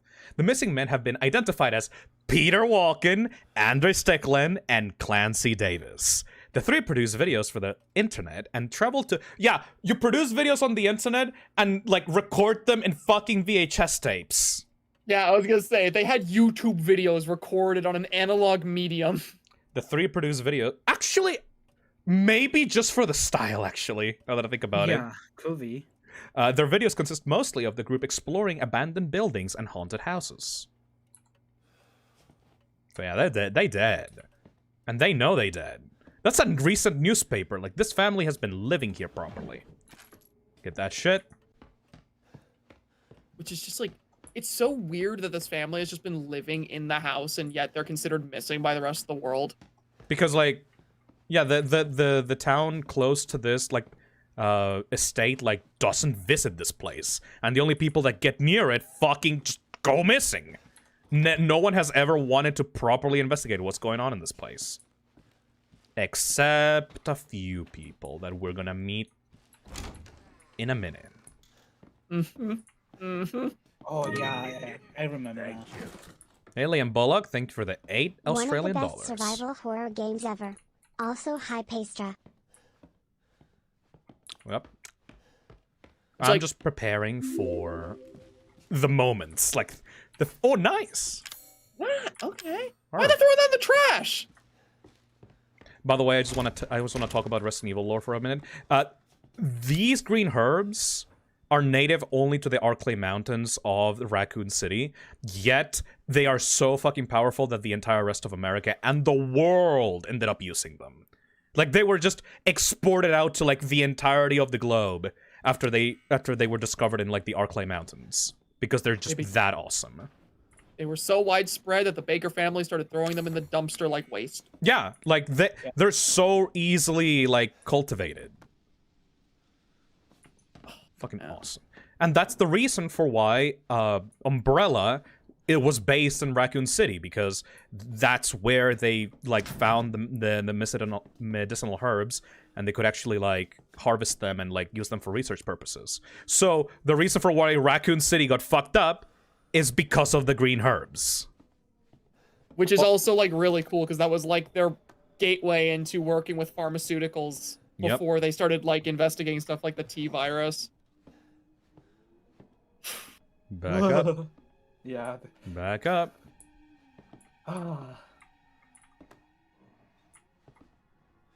Back the fuck up! And you can actually hide from him. You don't need to, but you can. That's one thing I like about Jack Baker. I was actually like, once we got to this part, gonna talk about like RE stalker enemies, because I find them so interesting compared to your typical monsters. Jack feels the most real to me out of any stalker enemies in the entire series, because he just feels like you're being pursued by this. Oh! Sorry. Grandma? Where Grandma go? Hello. Okay. We going. Oh my god. No, I love Jack Baker. He feels so real compared to everyone else. Will he do the thing? Yeah! Yep, here's the thing. Yep. It's the thing.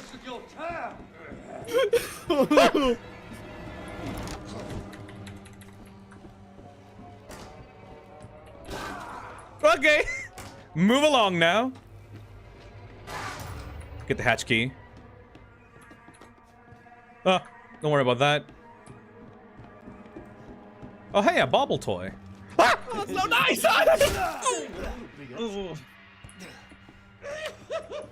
He's enjoying it, too. Oh, he's got so much personality. He's one of the best villains in the series. Oh! Blankets, water, and soup for everyone. This is gonna be a scary night. I got it! I got it! I got it! Yeah, I was wondering if you're gonna get it. Oh. Are we dead? Probably. Oh god. I got my leg! Leg.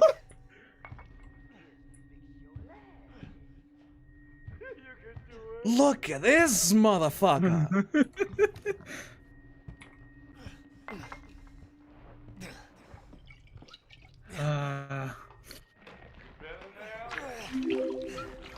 I never got this in my.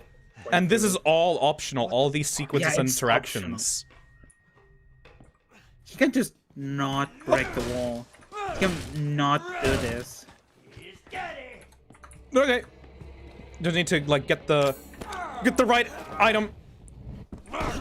Okay. Block him. There's a block button, by the way. Yeah. Stuff like that is like one of the reasons why I think Jack Baker's like one of the best like enemies in the series, because like every other stalker enemy we get in Resident Evil, like they're just dead set on killing you no matter what, but this guy just feels more like he's fucking with you just for the fun of it. Yeah. All right. There we go. Bye-bye, bloody screen, I think. Oh no, that takes a while to clear up. Precious antique coin. But yeah, no, like, Jack has so many of those, like, little tiny interactions that you can get only in that sequence before you go into the hatch. And they all feel super, like, diegetic and, like, built into, like, you don't need to experience them. They're not scripted. You can just get them. Yeah, like, that's the cool thing, is, like, you can play through RE7 any number of times and still see, like, new things that these characters and enemies will do that can scare you. They really stink. Oh. It's like, I remember I had a friend once who tried complaining that RE7 wasn't scary because the Bakers had, like, voice lines and personalities, and somehow that, like, made them less scary, and I'm like... Absolutely not. Did you, like, how do you enjoy this game? They are supposed to be insane. I mean, that's why shit like Eddie in, like, Silent Hill 2 is so fucking scary, because you're not fighting a faceless monster, like, you're fighting a human that's just, like, wrong. Small, creepy. Yeah, like, I don't know, I think it's way more scary. People use a space that's small to store things like that. Oh, yeah, we're gonna get rid of that. Hold on. No, just ignore that. Just ignore that. Those are the bonus items that you get after you complete the game. Yeah. Anyway. I think there's, like, it's definitely different kinds of horror, but I think the idea of some guy trying to kill me just for fun is equally as scary as the giant bioweapon trying to punch me because it was told to. Especially, it can even be scarier in the right context and depending on their actual motivations. At least in my opinion. Yeah, absolutely. Like, Jack isn't the scariest Resident Evil monster to me, but, like... right as you go out. Right as you go out. I love that. Always trying to call you at the most inconvenient time. At the most inconvenient time. You did good, Ethan. Zoe, right? What the fuck? How the fuck do you know that? And listen if you want to stay alive. You gotta get out of that house. You played Resident Evil 7. All right. Oh, and that thing on your wrist is a codex. Don't lose it. Yeah, whatever. That doesn't get explained ever. Yeah, she tells you that shit and then it never comes back. It's never relevant again. What the fuck's a codex? What, like, why did you give me this? Eventually, you also learn that the codex itself can be used as a communication device. Like, you can call people through this little thing. So why the fuck is she calling you through a fucking old phones? Whatever. I know, right? Why are they using VHS tapes and cassettes to save the game? It's stupid. It's Resident Evil. It's stupid. I love it. You don't have to worry. Anyways, now we get out of here. But how do we get out of here? There's a weird fucking giant Resident Evil 4 door. For some reason. No, but, like, I actually love, like, all the stupid puzzles and, like, trapdoors in this game, because it actually makes so much sense given, like, who's living in this house. That will explain why the fuck. And it's like, it actually makes sense. Hello?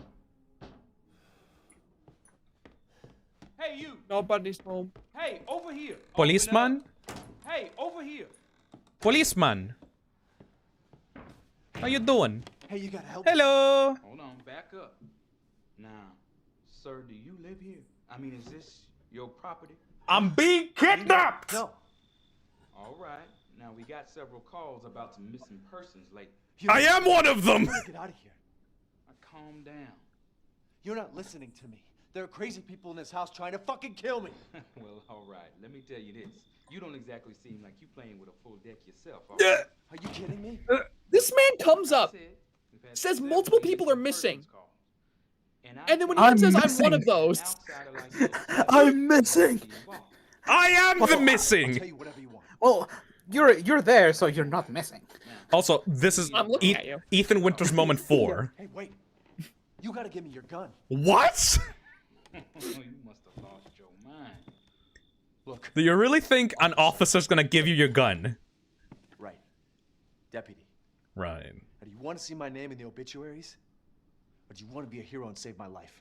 Yeah. I love the face expressions from this guy. A fucking pocket knife? Here.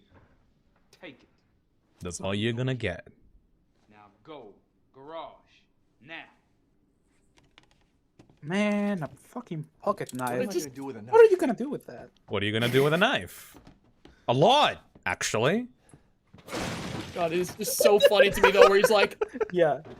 So violent. I've got some reports of missing persons around here. Ethan covered in blood, his hand stapled back on. That's me! I'm missing person! Look Now, at my hold fucking arm! Now hold on. You don't seem you're all there. It's like, what the fuck do you mean? You just said there's missing people! Also, fuck this. It's a collectible. Now the way Ethan holds that knife. I mean, he's not trained in any weapons usage, you know? I know. He's and just it's a guy. So funny. Look at this, Like like, the way I'm gonna stab you. Yeah. It's so flimsy. Get away from me, Jack. I don't think I'm gonna be able to get all the bubble heads, but I'm gonna get the ones that I do remember.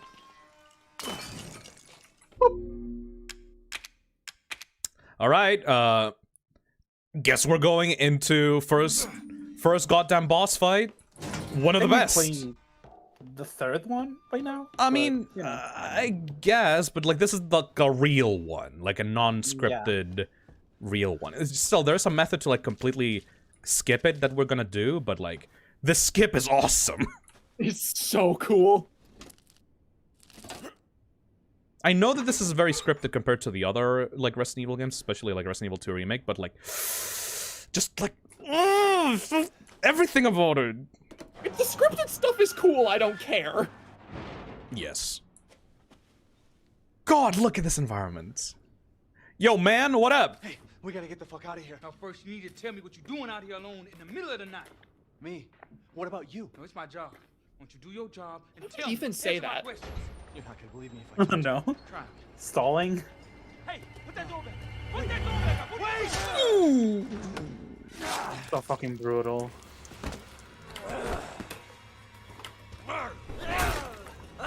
Yep. Standing there. You didn't even take the gun. This a gun? Oh yeah, right. Don't need it.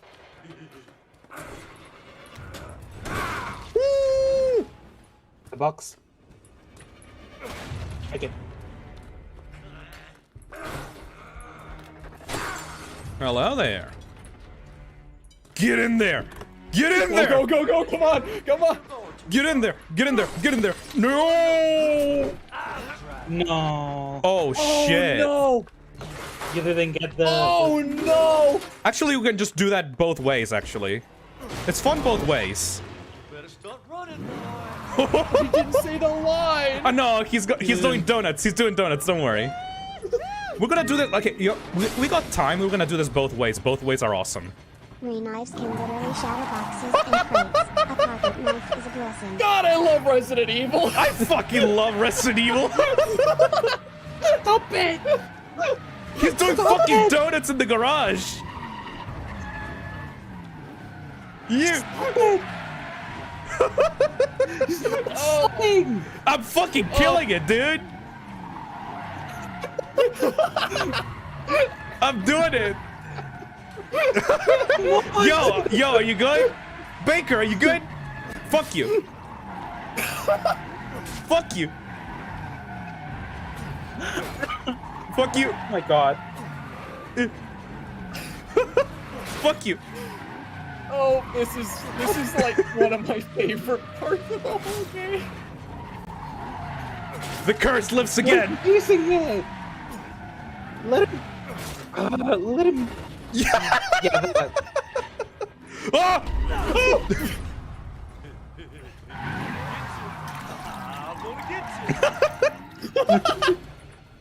Okay, finally. You good? Never knew he could get in the car like that. Learn new things all the time. Oh, this boss fight is so good. Fuck you.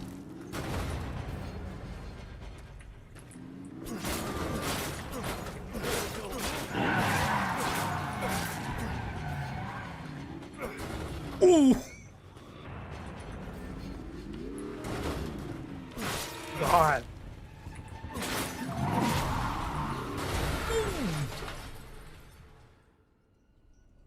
Oh, okay. He's dead. He's dead now. He's on fire. I'll be dead. Jack, look out! The car's on fire. What? What? You didn't even let him finish. god. Oh god. Okay. Now he's dead. Yeah. Oh, okay, good. God, like, imagine trying to, like, sell someone on this being one of the scariest Resident Evil games by describing this boss fight alone. Fighting some old guy in a garage. Well, he's doing donuts in a car. Like, someone would hear that description and they'd be like, are you insane? All right, so we gotta do that again. Mm-hmm. We gotta do that again. I need to hear my favorite line in the game. And we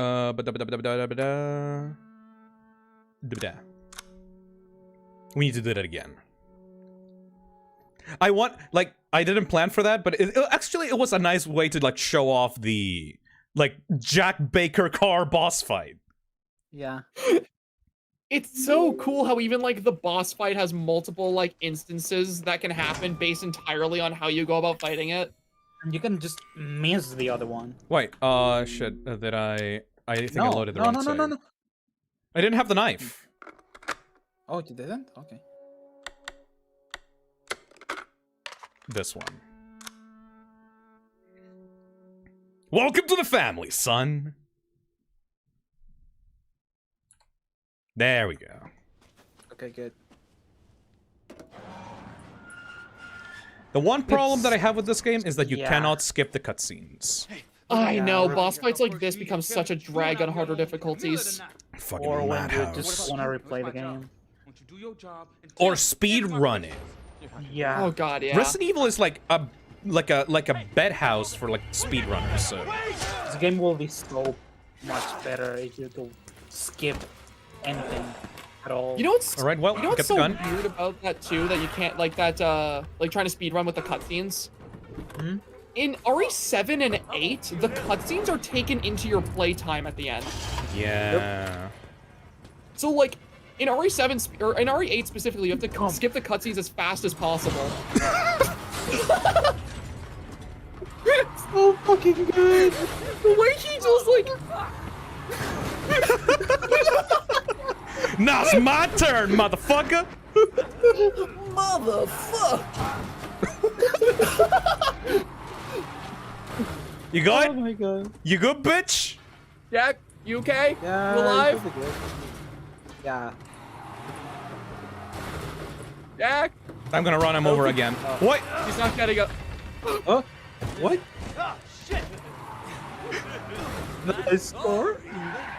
Nice score, Ethan. My favorite line in the game.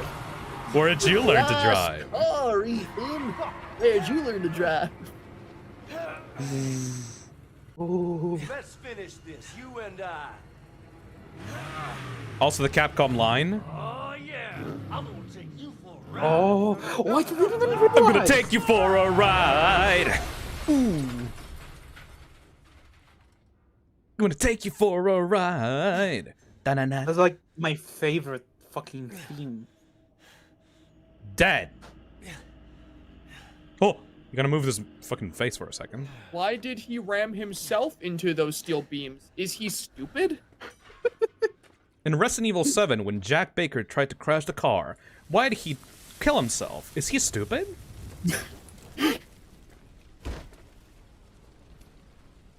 No, he's just really durable. Oh boy, now look what you've done, motherfucker. You know? Oh, you're just Wait, what? dead? No, there we go. Oh. I thought it was there for a second. You can also just miss that.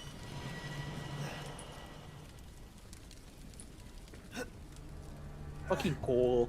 Fucking super cool. Yep, so those are the two ways that you can fight Jack in the garage. The fact that those are like two completely different fights. And like they're both equally fun. Yeah, like it's either he becomes like the crazy car guy or like you get to run him over. Either way, awesome. Can I just say too, like, one of my favorite things about like Jack Baker as a character and why I find like him so endearing as a villain in this game is the fact that, like, when you think about it in Resident Evil lore, it is so insanely funny how the Umbrella Corporation for years tried creating this ultimate durable bioweapon. They make the G-Virus, they make Mr. X, they make the Nemesis, and all of them in some way fail. And some random old dude in Louisiana is just as, if not Just more as durable strong than as those them. bioweapons. And he's having fun with it. Speaking of which, He loves it. Do I have your attention, boy? Alive? You're about to see some wonderful. Oh, I guess not. I guess not. like, he's No, having he's fun dead. with it. He loves every minute of he it. was having fun because he's dead now, you know. Yep. Death number 2. Rest in peace, Jack. Why did you shoot yourself? Jack Are you Baker reminds me of the angry grandpa. Why did he shoot himself? Is he stupid?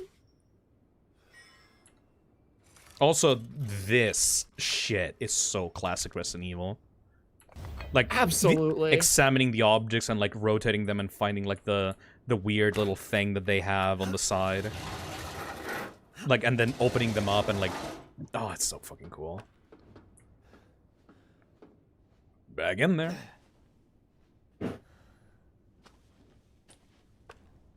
Yep, so that was the first area of the game. Now it just keeps opening it up. Like, this was such a small area and it took us like 30 minutes to go through. Like, now it just keeps going. It just keeps going. More expansions, more areas, more items, more puzzles, more enemies. Like, it just keeps going. This game's fucking awesome. And like, thing is with this initial area too is like, it embodies all like that classic Resident Evil charm where you're like in this giant like location that slowly becomes more accessible to you. But like, correct me if I'm wrong, but this is like one of the smaller areas in the game by comparison, right? Yep, this is the most compact one. Welcome Like, it's the best one. to the Baker Estate. Also. I don't know, my favorite is Lucas's area, but I love this one a lot. I fucking hate Margaret's section. Shoot me, shoot me. Dude, the old house is terrifying. That was the most scared I was playing this game. Yeah, but As long as you have the fire, you'll be fine. Yeah, but I really hate the box. Stop saying daddy. Please. I'm sorry, but Please, for the love of God. he's dead now. He's dead now. You Yeah. just might be able to pull this off. What? Pull what off? There's something I need you to do, but I can't explain it right now. You may need some sort of keys to do it, but find a way out of the house. You need to do some Resident Evil shit. So there's gonna be some puzzles. You see that big fucking door? Yeah, you see like the three The missing big- heads? The big fucking door. With I the love missing this. shit. Okay, so once again, I am going to do my spiel once again because like this is where it starts. Welcome everybody to Survival Horror. For those that weren't here for the Resident Evil 2 or like Resident Evil 4 or Resident Evil like anything Resident Evil 1 streams, Survival Horror is based off of you going into a very, very, very intricately designed location, gathering items, fighting enemies, conserving your resources as you go and solving puzzles. Resident Evil is like one of the series that use survival horror, but there's a bunch, especially in the indie game scene, that have this kind of genre, and it is very specific. If you want to know what survival horror is, it's basically imagine you're inside of a giant puzzle box that you have to slowly unravel together. These items, these bullets, these things are all precious resources that you use to survive as you're unraveling this location. The reason for why Revelations doesn't work for me, in my opinion, is because it's all very linear. Every single room connects to the other one in a linear sequence. But survival horror proper does not. You can go anywhere around here and you get the key items to proceed in the different locations of this house. That's what I love about it, you know? And usually survival horror has a big fucking door. So to separate the sections of a survival horror game, you usually have the big area that you have to open up slowly as you go through, and your main objective is identified by a big fucking door. So this big fucking door needs 3 dog heads to be able to open, and once we open up this, we will go to the outside, and we will go into a new area that has another big fucking door that we need to open. And that's how survival horror games usually go. And it's so funny how, like, based on that description, you'd always expect it to get repetitive, but it never does. It never does. Because it's always unique depending on the location. Like, Signalis does it masterfully, in my opinion. Zach, I am going to fucking force you to play it. You need to.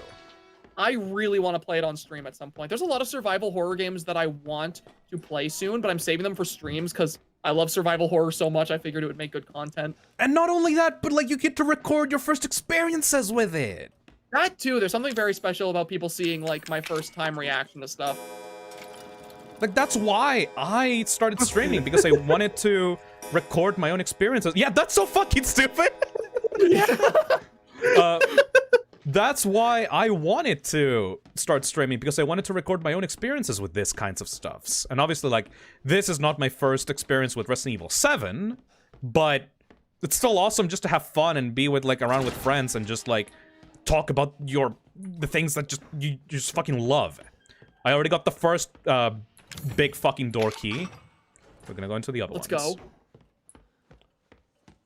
God, this room, too. This room with the shotgun. For those that do not know, if you go try to pick up the shotgun over here, you... Oh. Yeah, right. Okay. I forgot. Yeah, you have a limited inventory system. I will be back. If you try to open that without a certain item, you can't. You need... It's a trap, similar to Resident Evil 1. I was gonna say. If you try to grab that shotgun, this door will close in on you, so you need to find a similar item of similar weight to get that shotgun. You can't just get it right away. This isn't fucking Doom Eternal. Shout out to, like, the original Resident Evil just having some rooms where it's like, oh, I'll take this thing. Oh, I'm dead now. Dead. I hate that in a good way. Because, motherfucker. You got me. It's really funny. Over 20 missing in the last 2 years. Captain Howell from State Police told reporters that they have started a search for Helen Midkiff, a college student from North Carolina who was traveling in Louisiana. Miss Midkiff hasn't been heard of since the night of the 21st.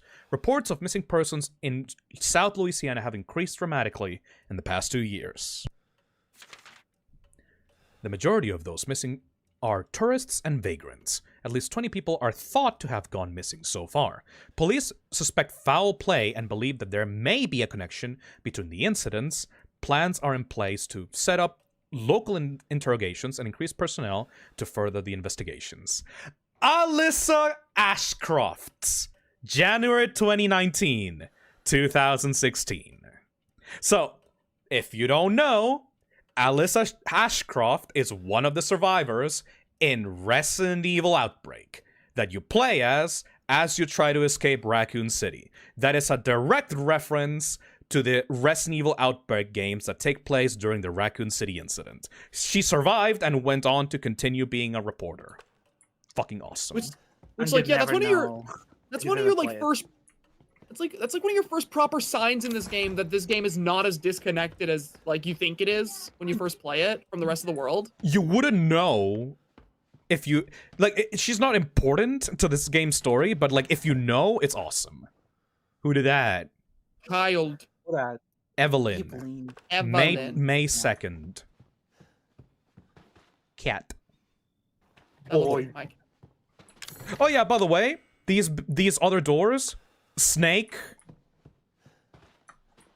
scorpion door, they just have like scorpions bolted, like snakes and scorpions bolted into the doors.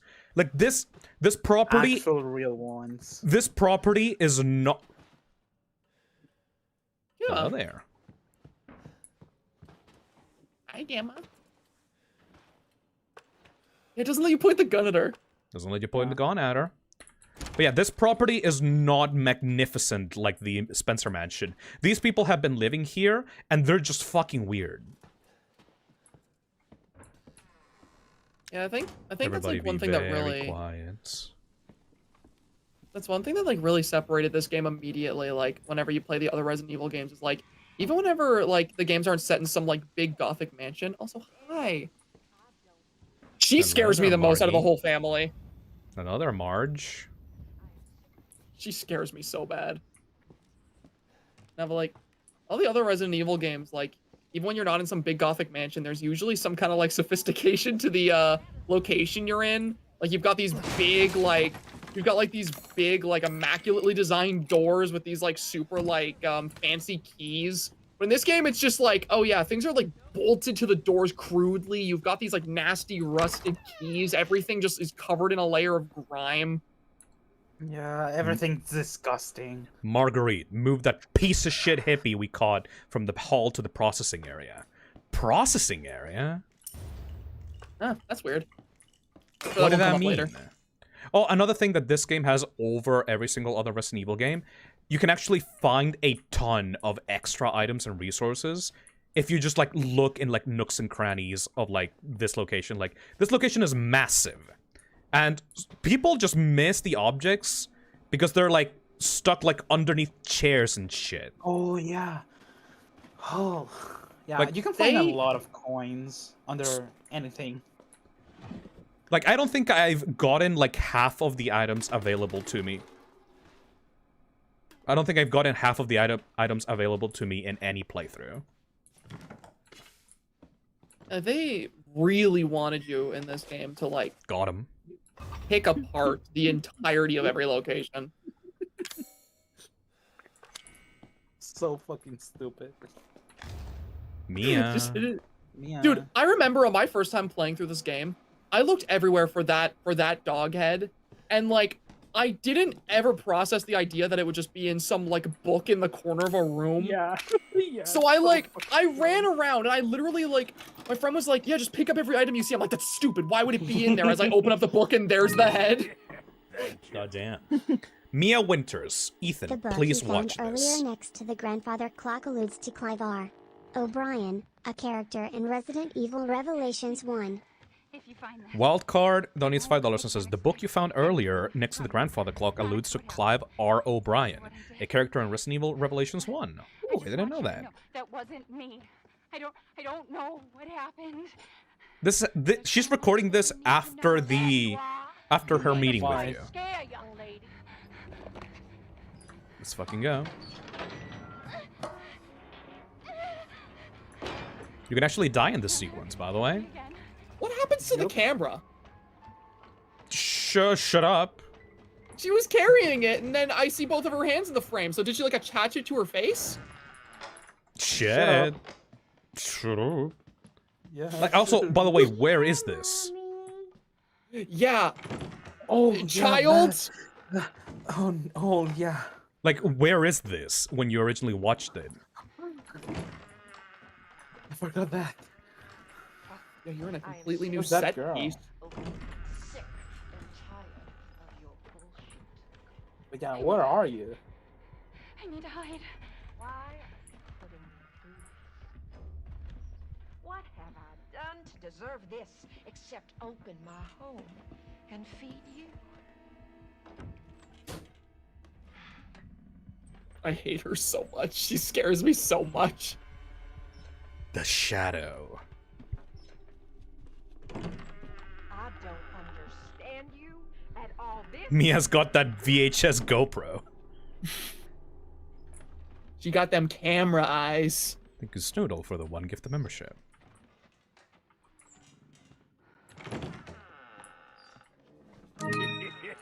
Thank you. What is that? What is that?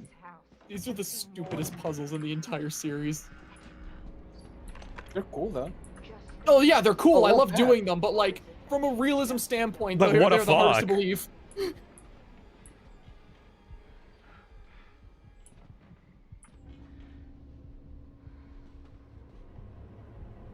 By the way, this VHS tape is completely optional. Yeah, that's the thing. I know you were scared. Think I don't know what you want to do with that boy, Ethan? Oh.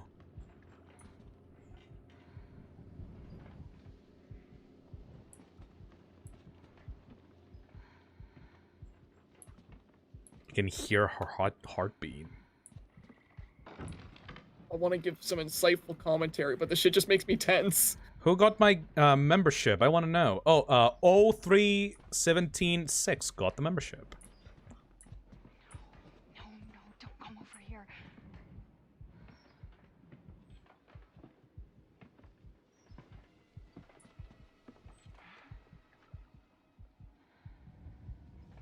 Hello? We going.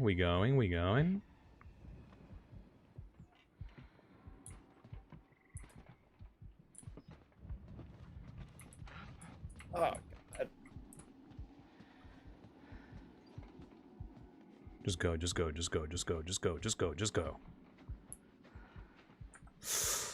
Okay, now you just... Why is this your maximum speed? Ah! Yeah, I know, right? I'll feed you to my babies and fertilize the garden with what was left.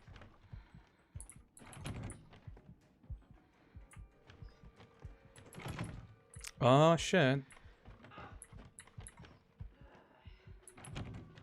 We open our home. We open our hearts. And what do you do? Fucking pray she doesn't come back here. Liam donates and says, you guys ever watch the VHS movie? I love those movies. Those are some of my favorite horror films ever. I have not. Dude, I think you'd really enjoy them. They have a really good, like, premise behind them that allows them to make a bunch of sequels and not get, like, old. I forgot what I should do right now. Should I go to the right? I forget if you have to do the shadow puzzle or not. I think you get the prompt to be able to do it after a bit.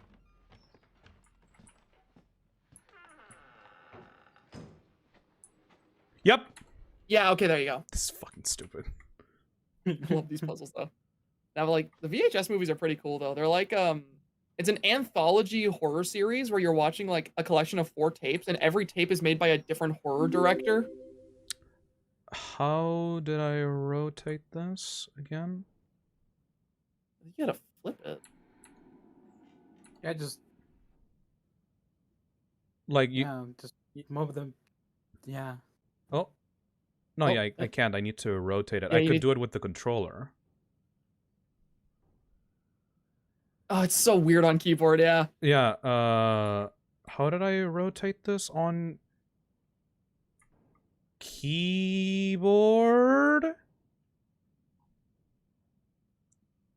You should just be able to flip it vertically and it should fit. No, it's the other way around. Shit.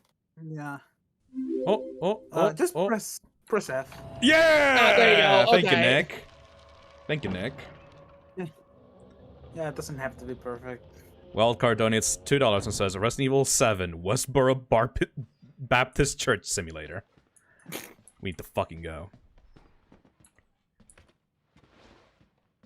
Retro donates $10 and says, you know the funny part about this game setting is that if you go to an abandoned farmhouse in Louisiana, there's a real chance you'll find this exact scenario minus the bioweapons. If you think about it, this game is literally the plot of the Texas Chainsaw Massacre, but like if But the family what- was superhuman. Bioweapons, yes. This is where the girl was. What girl? What girl? Yeah, whatever. There was no little girl. She wants us to be a family, goddammit. I don't know what she's How did talking you about. get here? You! All you have to do is accept her fucking gift! Jesus. That's what it is about Marguerite that freaks me out so much, is like, Jack's like consistently crazy, but like Marguerite like switches on a dime. Yep. Yeah. She can And be I really hate it. sweet and nice, but then she can just start screaming. And the voice actress for her does such a good job too at making her the most like uncomfortable voice to listen to. It fucking explodes over the slightest negative reaction. I know, like she scares me The so funny part bad. about this game's setting is that if you Look at go me to for an real. abandoned farmhouse in Louisiana, there's Let's a go, real let's go, let's chance go. you will find this exact scenario minus the bioweapons. Fucking hurry up. Oh, Who knows? Child. is that Mia? Eh, Mia and child. Oh. Oh man, this. Open your eyes. Where do you think you're going? Open your VHS eyes. Yeah. Bye-bye! How does the old woman move so fast backwards while carrying a body? She scurries like a rat when you can't see her. She did teleport all around that house. There's little holes in the wall that she By the way, traverses through. this is useless. It's just cool. Yeah, you can just look at it for fun. Yep. Alright, well... God, this game's atmosphere is so fucking good.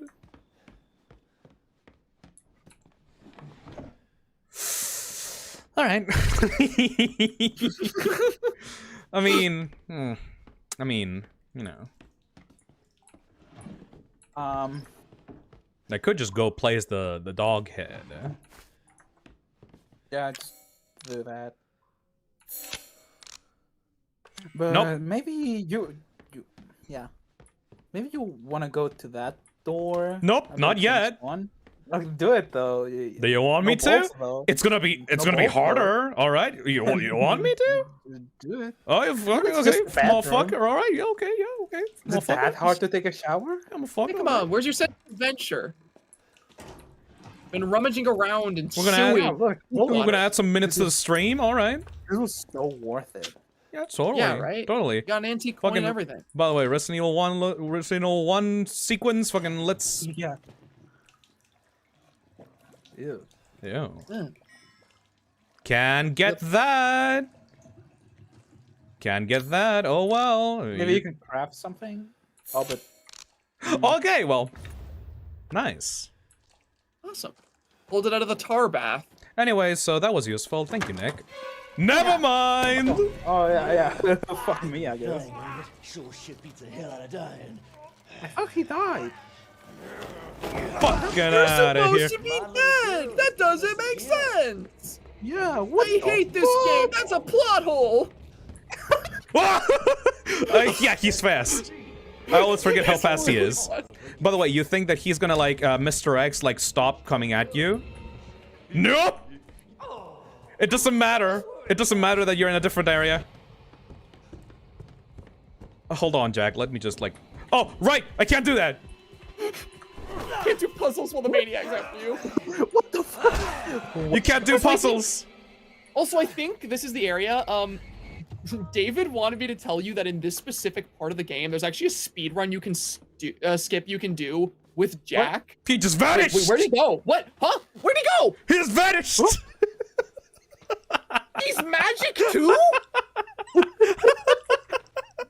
What? That's Gone. not supposed to happen. Reduced. Everyone at Okay, let's go. What? Okay, just do it.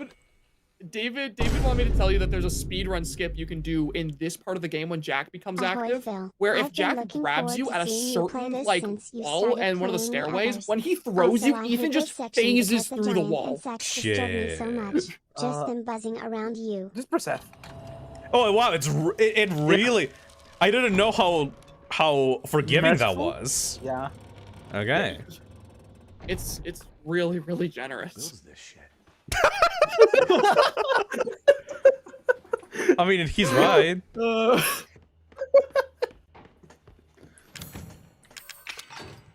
Okay, 2 out of 3 for the big fucking door.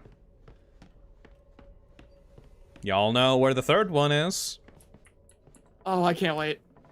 Thank you, Tony, for the $5. I'm trying to draw a plush Clyde, but every time I do, it looks like Clyde has diabetes. The plushies are enjoying the stream, by the way.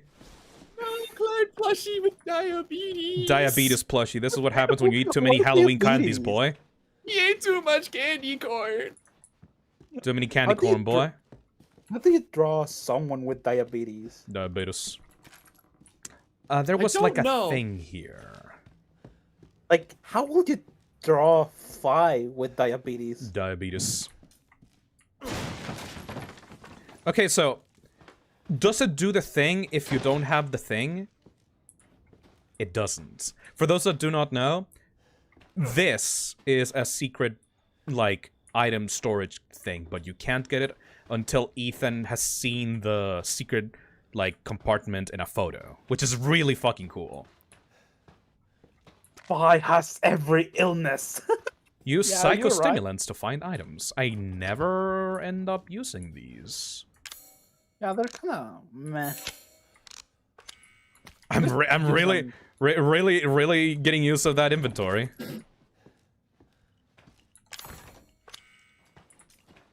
Bitch.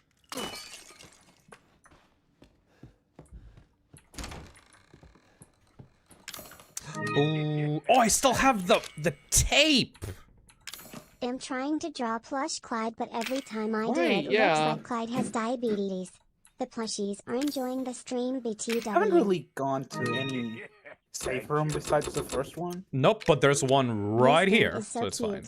It takes place in USA, but it has a Japanese laundry room in the house.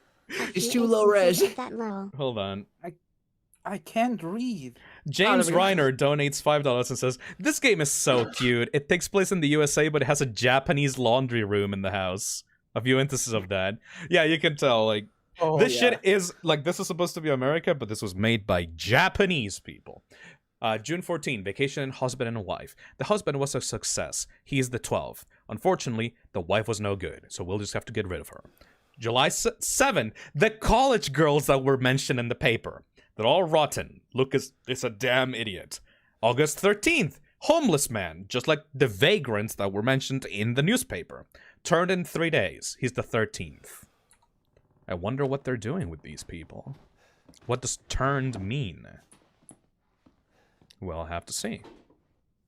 Probably means nothing. I mean, people are- Oh, that is such like that is such like an ungodly amount of bugs. Like that is a cartoonish amount of bugs. Yeah. Marguerite loves it. All in one place. She loves it.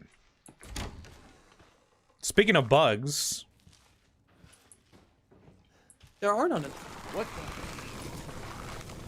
Maybe. God, I love the molded. yeah. Damn, that one died quick. Yeah. Headshots are charge headshots are the best for them. Also, we're in normal mode, so you know. Oh, I guess yeah. I'm too used to Madhouse games being difficulty. more hard than usual. Well, there's some molded in the next sequence coming up that are significantly harder. Oh, yeah, in Madhouse mode, there's an enemy here, and he's complete fucking bullshit. Killed me. Okay. Now that we arrive at the point in the game where the molded are actually spawning, can I give like one of my like only like big problems I have with this game? I think I know what you're gonna say. Go on. I think the molded are cool monsters, but it kind of annoys me that they're the only monsters we fight. Yeah. There's variations of them. There's variations of them. There is, but like I don't know. I just feel like aside from the bakers, they are the only thing that poses a threat to you in this game. And I'm not too big a fan of that because one of my favorite things about the Resident Evil games is having a massive, like, diverse pool of monsters that have all these unique designs and mechanics. And the molded, while being cool, just, I don't know, it feels like there isn't enough, like, different enemies for me. Resident Evil 8 actually corrected this issue, so that's very nice. And that's why I love it so much. Dear Courtney, those bastards are looking for me, but maybe this gives you a chance to escape. To escape, you have to find the reliefs shaped like dog heads. I saw one of the heads in the dissection room underground. Get it? It's the key out of here. Also, this music. I love the save room music in this game. It's much less grand than the originals, compared to like Resident Evil 3, for example. But like this is like quiet, looming. That's such a mood. An identity. Also, I'm seeing some people in the chat bringing up the bugs in the old house as well, but like I don't know, bugs aren't that interesting to me. Like yeah, it's just bugs. It's just swarms of bugs. It's not really interesting at all. Like I love the bakers, but like I think this game sorely lacks in like its actual monsters.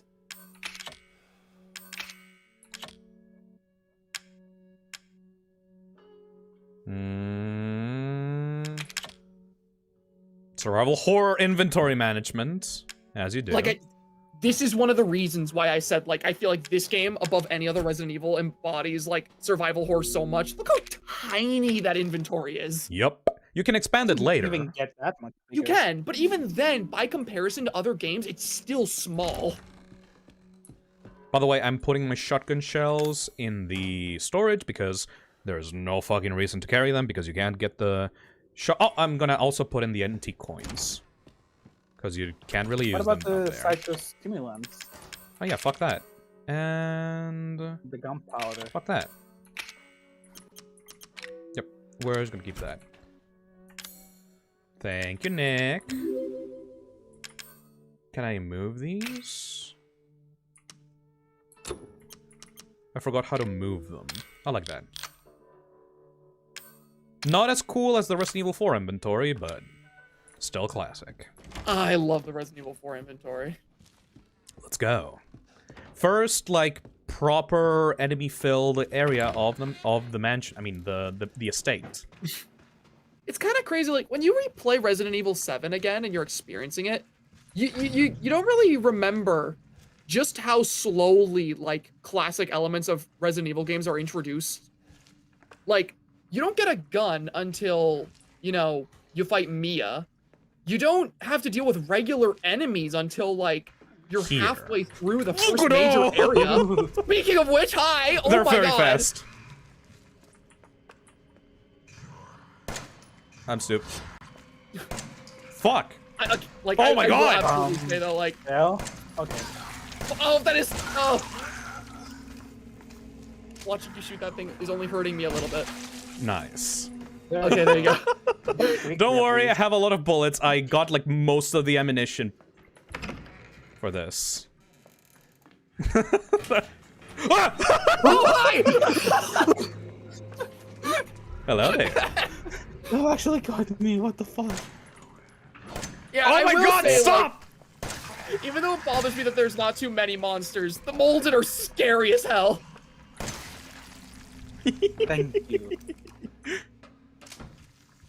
You know, Like, actually, they don't breathe or anything. They just stay still and, like, wait for you. 1.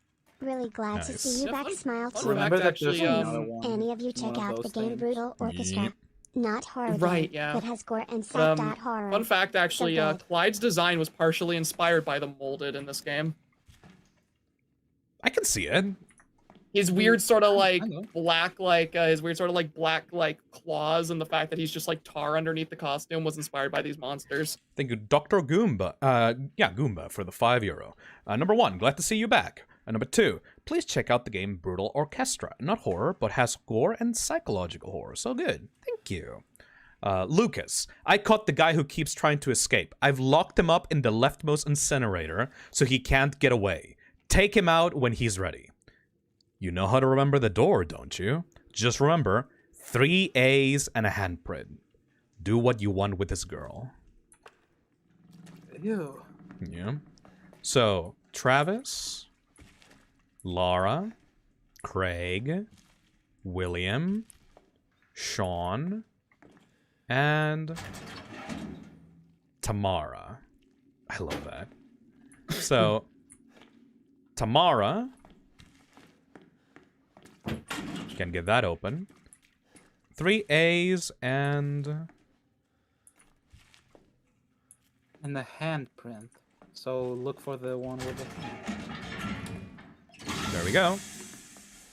Oh, wow. I wonder what's up here. Oh, hi! And he's a different kind of molded, by the way. He's This a one spiky boy. is a spiky brute molded. Yeah, he's a crosser one. He's got like a blade arm. Yeah. And he's way tougher. Mother. God, the way they move. Oopa! They remind me a lot of the Regenerators. Yeah! Actually? But worse, I think. But That worse, is Marty yes, definitely. Spaghetti. Yeah, absolutely, but like... Like the I way feel that like they have a break very- apart when you shoot them as well. The way they break apart, the way they are built, the fact that they have stretchy limbs. Sorry. Thank you, Andreas, for the fart donation. How do the Super Chat notify sounds work? Andreas, depending on the amount that you donate, you get different sounds in the notification. So, like every like $5 to $10 amount, you have like different notification sounds. That was a perfect sound, like just when I picked up the item too. Thank you. Look from the other side. Wait. Somebody in chat asks, do you think they reused the molded for RE4 Remake Regenerated? No. No. Not in any way. No. I mean, maybe the way that they twitch, but that's about it. That's fragile. Man. Maybe the break was something. I think that's coming. I don't need the maps. Like, I'm collecting the maps, but I really don't need them. I have not seen you pull out your map once. I have pulled them out, but just to check them out once. There we go. Yeah, go there, wait a little, explore, you know. Scorpion key. Lockpick. You know. Treasure! Just be careful. I will be careful. I hit something nice here. Try to find it if you can. So if you're like a bitch, you can just go back and get more resources. But I ain't a bitch. You're a coward. Ain't a bitch.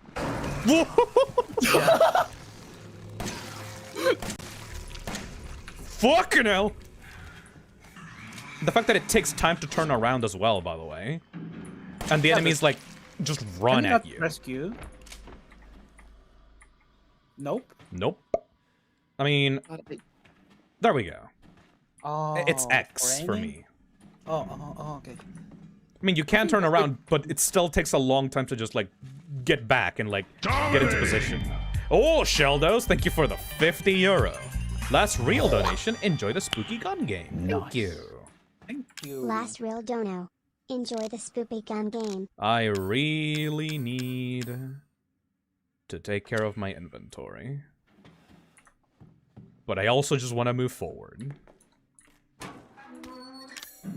Oh, craft well. Yeah. There we go. Oh, nice. Maybe more ammo instead, but oh well. Oh my god, yeah, I have only 16 shots. Right, survival horror. Right. Gotta take care of that. I have a lot of healing items, not enough ammunition. And I don't have the gun for that.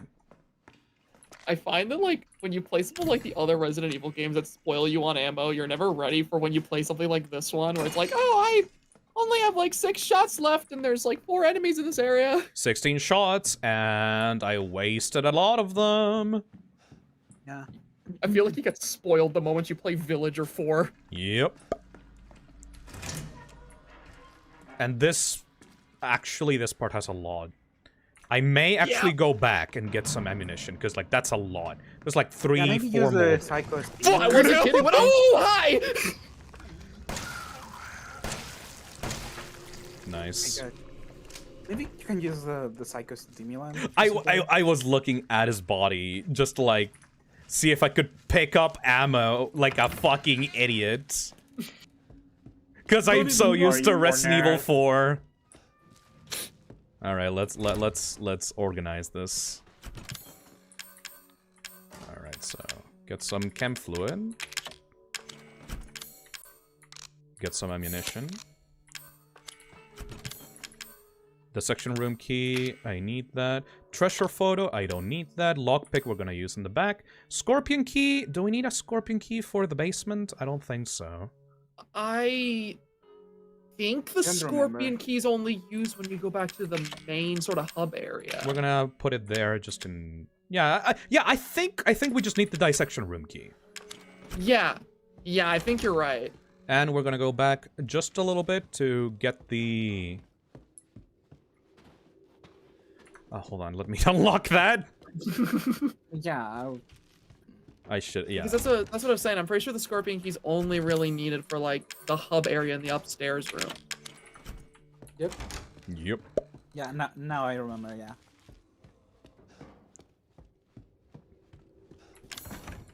God, I love this game so fucking much. Look at that! This is not a super advanced, mega, like, rich people house. This is just some some fucking family's house. All these puzzles are like crudely thrown together, like completely different vibe. But it does feel like a return to form as well.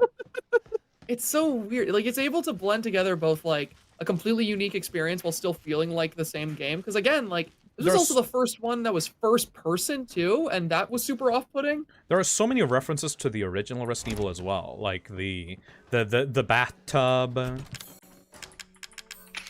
Yeah, and, like, the shotgun. The shotgun, and, like, all these little moments from the original that, like, come back here, but like they're all put into different contexts. It's just like, oh, so good. This entire place does feel just like a more grimy and more like fucked up, Spencer estate. Yes, thank you. That's what I was trying to say. She shut say. up quick when I got to her boss fight. There we go. Just get some ammo over here. I still remember the static pickups. God, the way they move. I think there's like 3 more after this. There's one specific one that I want to take care of really quickly. Yup.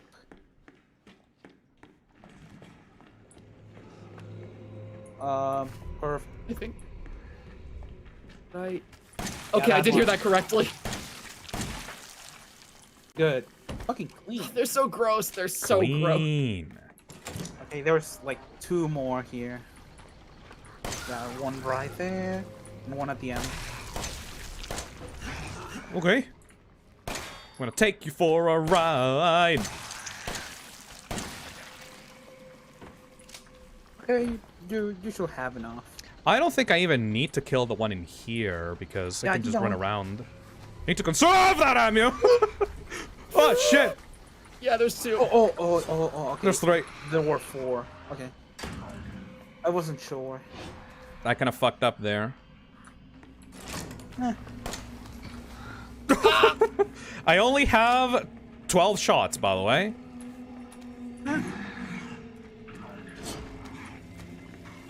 You also have a knife. And a lot of healing. Yeah, just give them the runaround and just get the fuck out. Those are totally not worth it, by the way. You know. They're gonna just drain your resources. Get the fuck in there! I think that's another thing. That's another thing about Resident Evil 7 that it does differently that I really like, is that in a lot of other Resident Evil games, when you go to open up like a locked door, there's usually a cutscene where nothing can hurt you. In this game, though, you have to wait for it to unlock, and the there's game something keeps right going. behind you. Like, oh look, a red dog head. Nice. I'm gonna get out. I was gonna be your father. She says he will be her father. No. Yeah, once you know the context, all these things just make sense. It's so much cooler once you know. You, my friend, will help me. That's the cop, by the way. On the top right. That's the cop that died. Hanging there all Texas Chainsaw style. Got 12 shots still.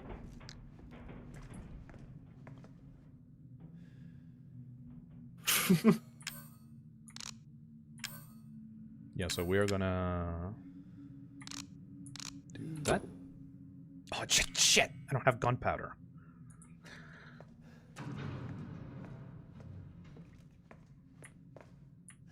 Oh boy. Oh, there's some shotgun shells there for you. What? What? I thought this was the moment. Huh? No? No. Oh shit! I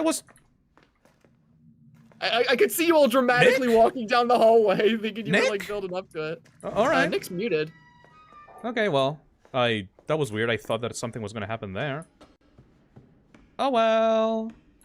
I guess I misremembered. Teehee. Not a real fan. Not a real fan. Fake fan. Fake fan. Fake fan. God, look at his flesh, by the way. It's moving. It's like mutating in real time. So weird. That's so weird. I thought that that's when the thing happened. Oh well. Not yet. Nice. Not yet. Oh, come on. Not yet. Come on. You can leave after that. You just get the head and everything's okay. There we go. Oh, I love how many times you just find bags of undescribable meat in this house. Meat. How many people, you know? That's the thing I How always... many people? That's the thing I always wonder about with this game. Because, okay, the Baker family goes missing. And, like, afterwards, so many people go missing who happen to go to the same area as their house. Mm-hmm. Like, why weren't people on top of this sooner? They're worried about fucking Terra Grigia. Oh, you can do that, by the way. I suppose you're right. Yeah, my bad.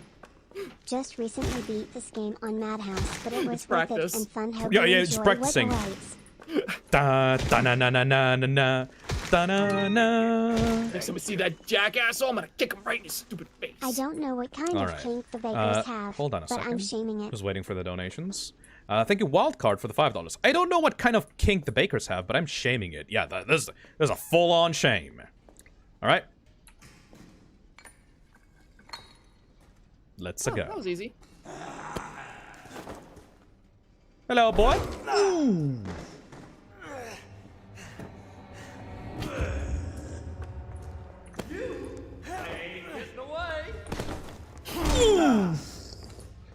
Yeah, you have to actually fight him now. This boss fight's so cool. There's like a cool fun fact about this boss fight too that I want to talk about whenever you eventually get to the part in it. Oh my god, hi.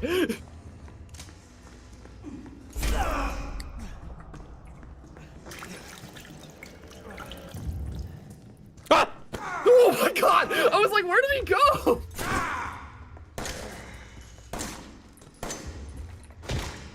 Hello. Stop going behind me. I was gonna say, he's like always on your ass. Like, why is he so close?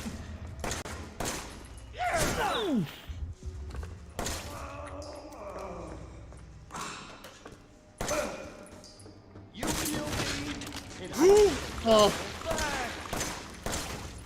God, that's so weird. We only have 3 shots, by the way. And you missed one of them. We are out of shots. The fuck are we gonna do? Oh, this is what we're gonna do. That is not groovy. Okay, this is the part of the boss fight I think is really cool. That's the same chainsaw Mia cut your arm off with. You can still see your dried blood on it. I did not know that. Yeah, look at the end. You can see Ethan's dried blood on the end of the chainsaw. Yeah, that's super cool, actually. We're in there, Nick. Yeah. I noticed. Oh, fucking cool. Oh, he's alive again, by the way. He totally lived. Because he doesn't give a shit. This boss fight's another example of like Resident Evil stupidity, and I love it so much. Like, what is he even wielding? Like a scissor chainsaw. Like, it's awesome, but it's so cool.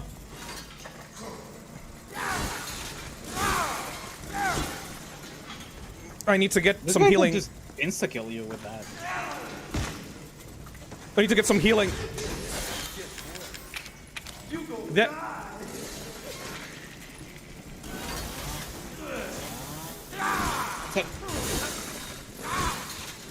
I blocked it with my chainsaw, boy.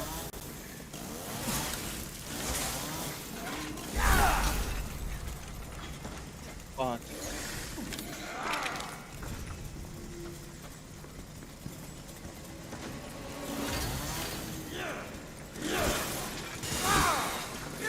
Oh. Okay. Yeah! Nice! Fuck out of here, Jack! Oh, you can see like teeth growing off of that. Come on, boy!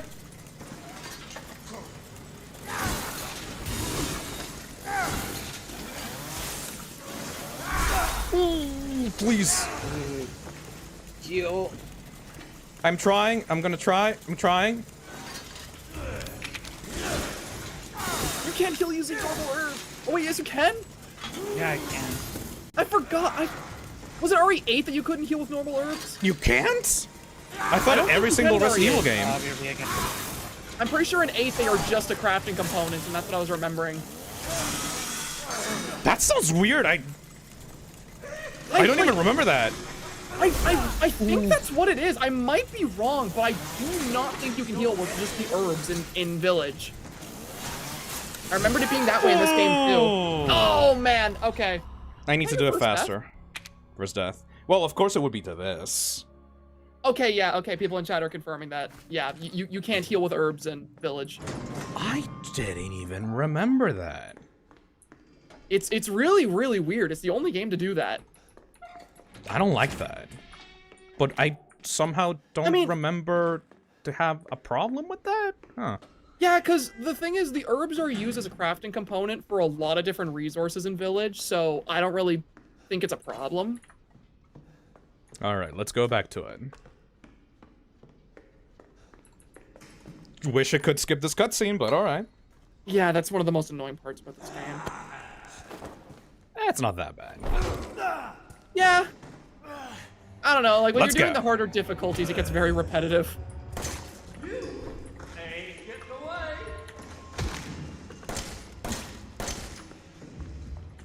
The way he looked at you when that missed him.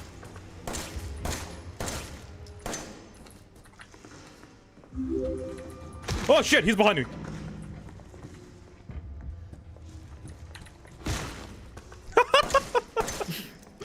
He's just stumbling around all clumsily.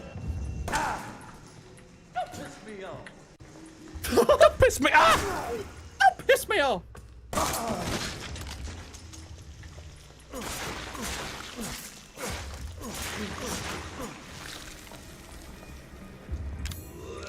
Oh, he was so fast there. Cause a cutscene. Oh.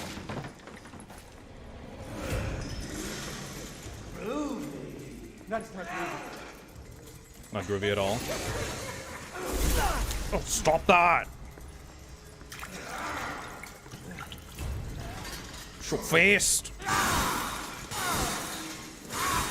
Alright.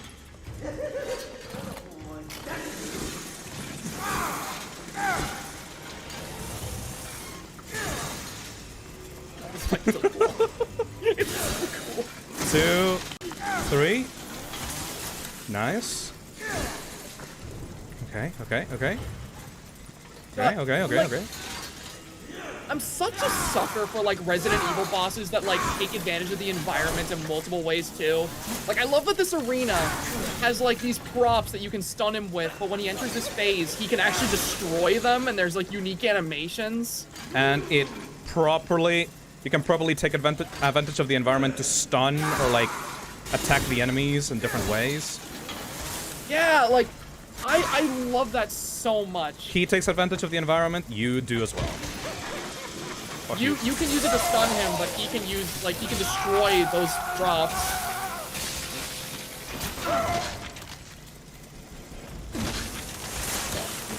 Thrust attack! Get the fuck out. You're gonna get it now, boy! And as the fight goes on, he opens up more of it, so there's less places to like hide. Alright. Alright.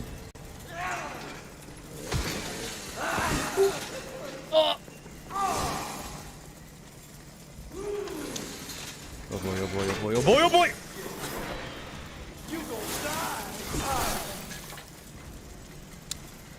Like, blocking is actually surprisingly important in this game! Yeah! Once you start playing on, like, Madhouse especially, if you don't block, you'll never beat it. You're dead. Fuck you! That's it for you, motherfucker. Nice! Poyo Wan donates $2 and says, just showed up. What's booking? Phil and friends. I'm just killing an old guy. In the most gruesome way imaginable. I love this detail so much. He's doing it. He has determination. Like, the fact that Jack is so durable that when he's a pair of legs, he keeps walking. Stay dead, motherfucker. Like, okay, that right there is proof to me that, like, at the very least, Jack Baker, this old man in Louisiana, is more durable than Mr. X was. Mr. X couldn't have survived that. In fact, he didn't in Resident Evil 2 Remake. Exactly, he gets reduced to a pair of legs too, and that's the end of him, but Jack keeps getting up and walking. Keeps going. Hey Pastra, when is your next stream? Like, Umbrella would be so embarrassed if they met this guy. Oh, I thought we were gonna talk about Umbrella and their, like, relationship to this in Resident Evil 8. Oh, I can't wait. Also, Andreas donates and says, hey, Pastra, when is your next stream? Actually, it's funny that you asked. I was talking before the stream started. I haven't been streaming much because my internet in the old place I was living was really bad. However, I got a new internet provider, so I imagine I'll start streaming again probably this November, because I'm definitely not streaming in October. My October is way too stacked when it comes to my schedule. Pastra streams return. I'm probably going to continue RE5 with my buddy AJ. Oh yeah, now I know why. We'll see about this later. When we return to the house. I think I know what you're thinking of. When we return to the house. Yeah, okay, you are thinking of what I was thinking. All right, let's go unlock that big fucking door. Hell yeah. I'm really excited about progressing too, because like I think up until the final area of the game, I think the game just gets better with each new area. I'm not gonna spoil it, but the return is one of my favorite parts. Yeah, absolutely. Na, na, na, na, na, na. Hello?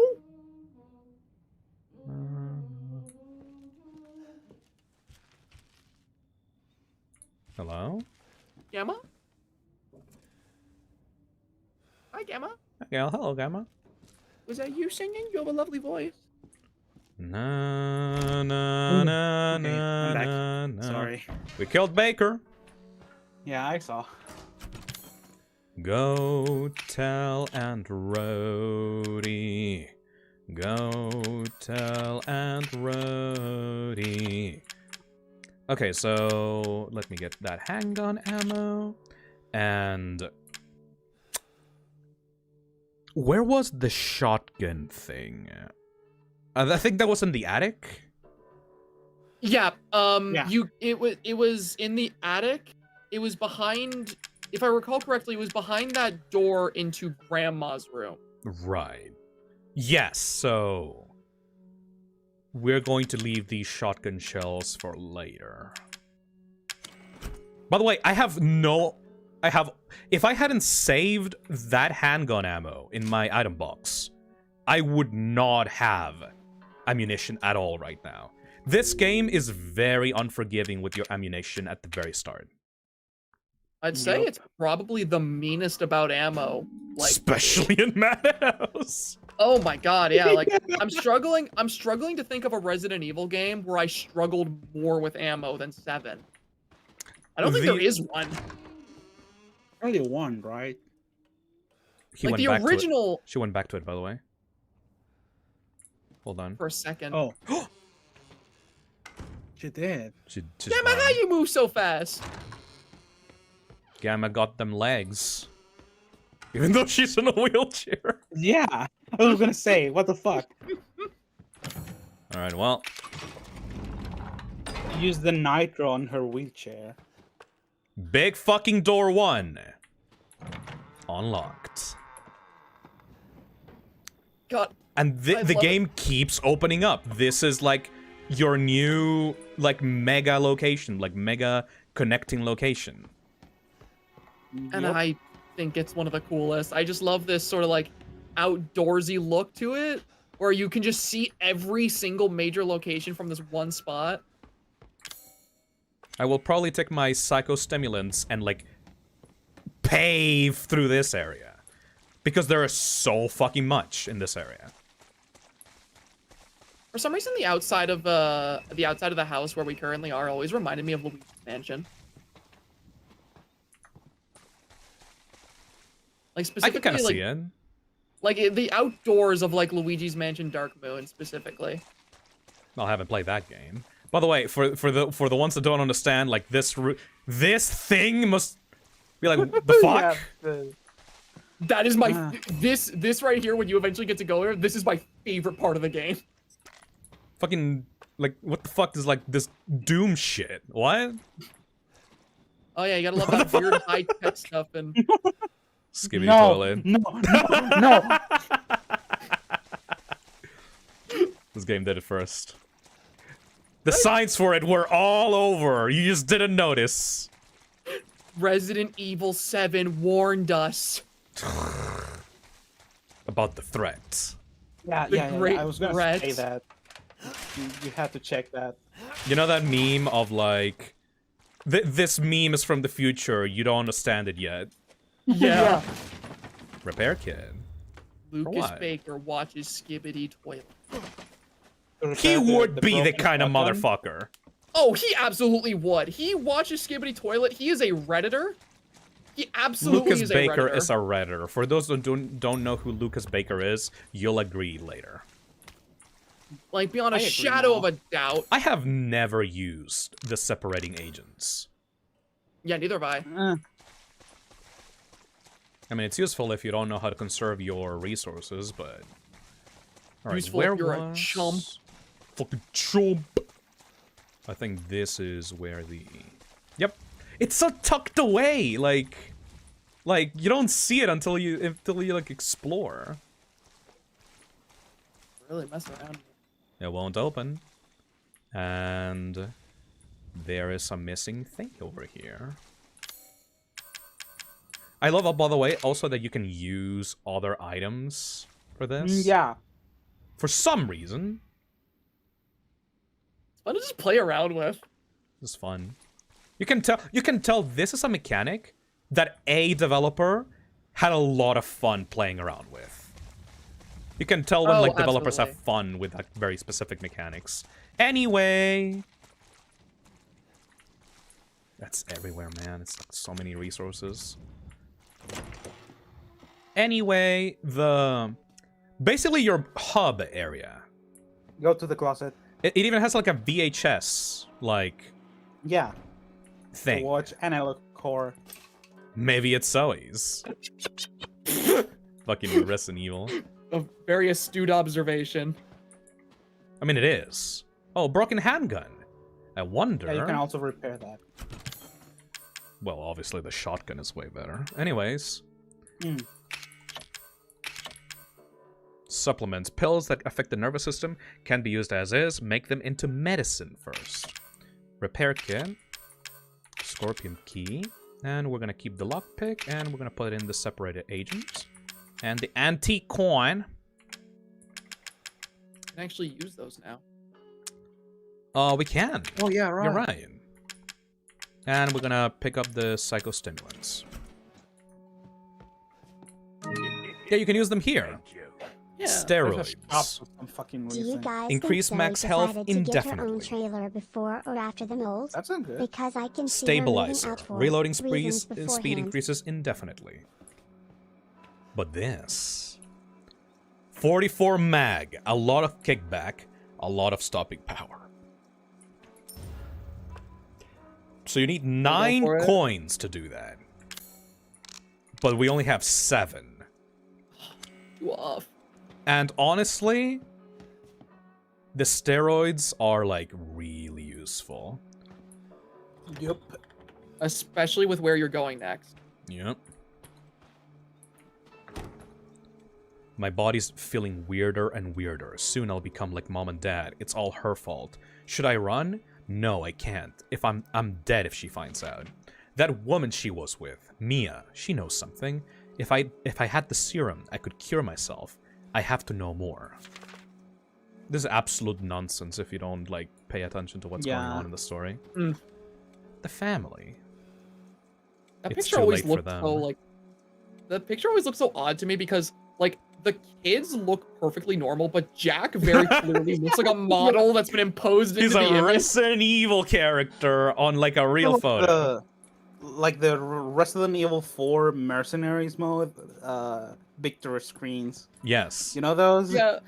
Or It the looks so or Leon is in the subway and shit. Or the Rebecca Chambers like basketball like photo. Yeah. Where it's just Oh my god, yeah. Where it's just the photo Wesker of her has? face on top of like a real person modeling like in a basketball outfit.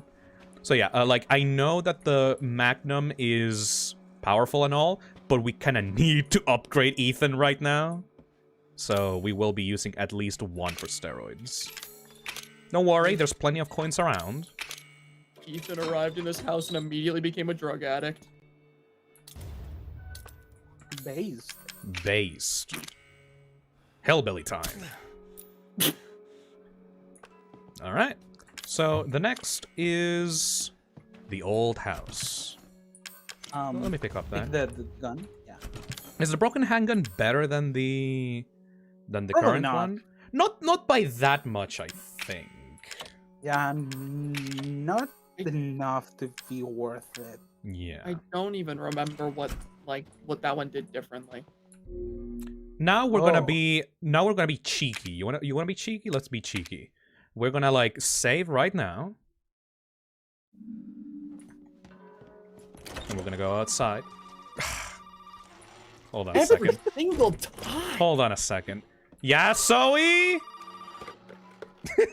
I'm kind of in the middle of something here. Never seen make it this far. So what is it you need me to do? Is it gonna help me get out of here? Yes. Now listen carefully, Ethan. My family and I, our bodies are contaminated. I Relatable. can't leave the property unless I get it out. And the same goes for Mia. Is there a way to get it out? We need the serum.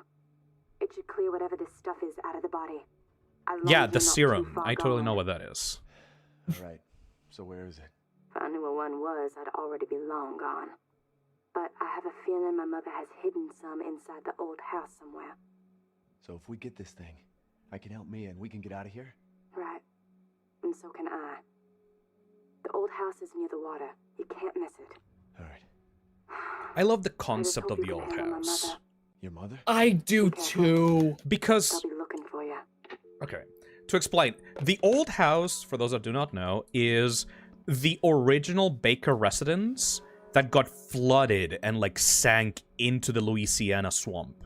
And they had to redo a completely different house away from the old house, just like a few meters away. So like this house, even though it's not a mansion, it becomes even bigger because in the Baker property they had another house just near that one that got flooded in. It's like it contributes into this like feeling of like, yeah, this is not a rich person's like giant mansion of horrors. This is just like a family of generations like being stuck in this one place as like nature tries to take it over. And like that's what I was saying earlier when I was talking about how much I love the way this game explains everything. Yes. Because you've got this random family living in Louisiana, but there's a reason for all these different sprawling locations. There's a reason for all the puzzles and all the weird blocks. So the game's able to make this like really simple concept work to feel like classic Resident Evil without it needing to be some like big rich like pharmaceutical company running everything. So there's a herb here. Umbrella. Okay, so there's a herb there. And That sounds so fucking disgusting. did I get everything? Oh wow, I got everything. Oh wait. Oh wow. Oh wow. Okay. Chem fluid. The motherfucker. And what? That's probably behind. Behind the from trailer the park? outside. Yeah. Oh, wow. And it's shotgun shells, too. That is... Okay, that's good. And now we're gonna be cheeky motherfuckers and... Start the game. Oh. It took me a minute to realize what you were doing. Okay. Okay. That's why this item is not in Resident Evil 8. Cause survival horror players are cheating scum. Got the chem fluid. You know, I literally never once even thought of the application of that. Get fucked, did you? Just like play the game right. Damn, okay. Play to win. Play to win. Okay, damn. That's the first thing I did on my first playthrough when I got the supplements. Play to win, motherfucker! First time I realized you could do this, by the way. What the fuck? Play to win! Okay.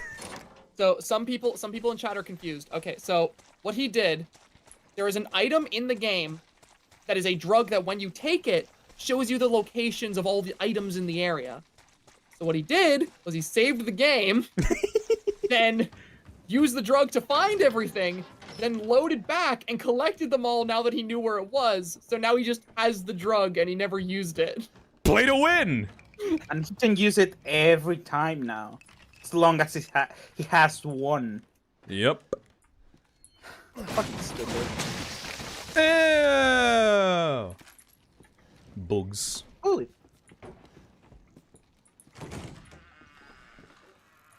Welcome to the old house. This is the Resident Evil... Ew. This is the Resident Evil 7 equivalent of the Resident Evil 1 guardhouse. But instead of plants, it's these fucking things. Bugs. Yes. Can I just say that in modern Resident Evil games, we need more of the Resident Evil trope of just, this is a bug, but it's really fucking big. Big fucking bug. The T-Virus just makes bugs big. Whatever the fuck's going on here just makes bugs big. Like, genuinely, like, I know to some people it's a good thing that they were removed, but I kind of miss the giant tarantulas in RE3 and RE2. It's so 80s, like, fucking weird, like, horror movie shit. I know, She's love upstairs, them. don't go up. Fucking hell! Yeah, the bugs are very annoying, but you can manage them. Fun fact, you can get rid of most of the bugs by just, like, swiping with your knife. It looks like I have some sort of plan for a flamethrower. I wonder why that is. I really wonder. Fucking get the fuck out of here. The bug. This area always makes me feel like itchy because I get that like feeling that like bugs are crawling all over me. You can hear them. Old house map. This in VR. Oh, in VR, that must be a nightmare. Ugh. And we don't have the spider thingy for the door. Look at Ethan holding a knife like a fucking menace. I know. I was saying this earlier. I love how awkward he looks when he's swapping between weapons because just his arm moves, nothing else. So it's really fast. Like the rest of his body is perfectly still. Oh no! No, Ethan, what are you doing? Oh no! Ethan! There's a time, Ethan. He's appreciating the arts. It's a spider! No, it's the lack of the spider. It's symbolic. Oh, okay. Never mind. I understand. Okay, there we go. You can now carry more items. Ethan really miss his wife. He really misses his wife. He looked at the painting of that spider and he's like, you know, my wife. My wife. This picture lacks a spider, just like I lack my wife. My wife. Do I have more gunpowder? I would really like more ammunition. Yes. I miss my wife, Jack. I miss her a lot. I miss her a lot. Man, I'm fucking nailing this shit. Like, survival horror, get the fuck out. I love survival horror. I'm sorry, like, yeah, this game is very unforgiving when it comes to, like, ammunition and resources, but, like, 51 bullets right now. Yeah, like, it's really unforgiving if you just go and use everything, like, willy-nilly and you don't care to explore. Oh, if you're, like, new to survival horror, like, this game is scary as shit and is unforgiving. Dude, I kid you not, like, my brother... Oh my god. My brother's first survival horror game was this one, when I introduced him and my sister to the series. And he went through the entire old house with just his knife.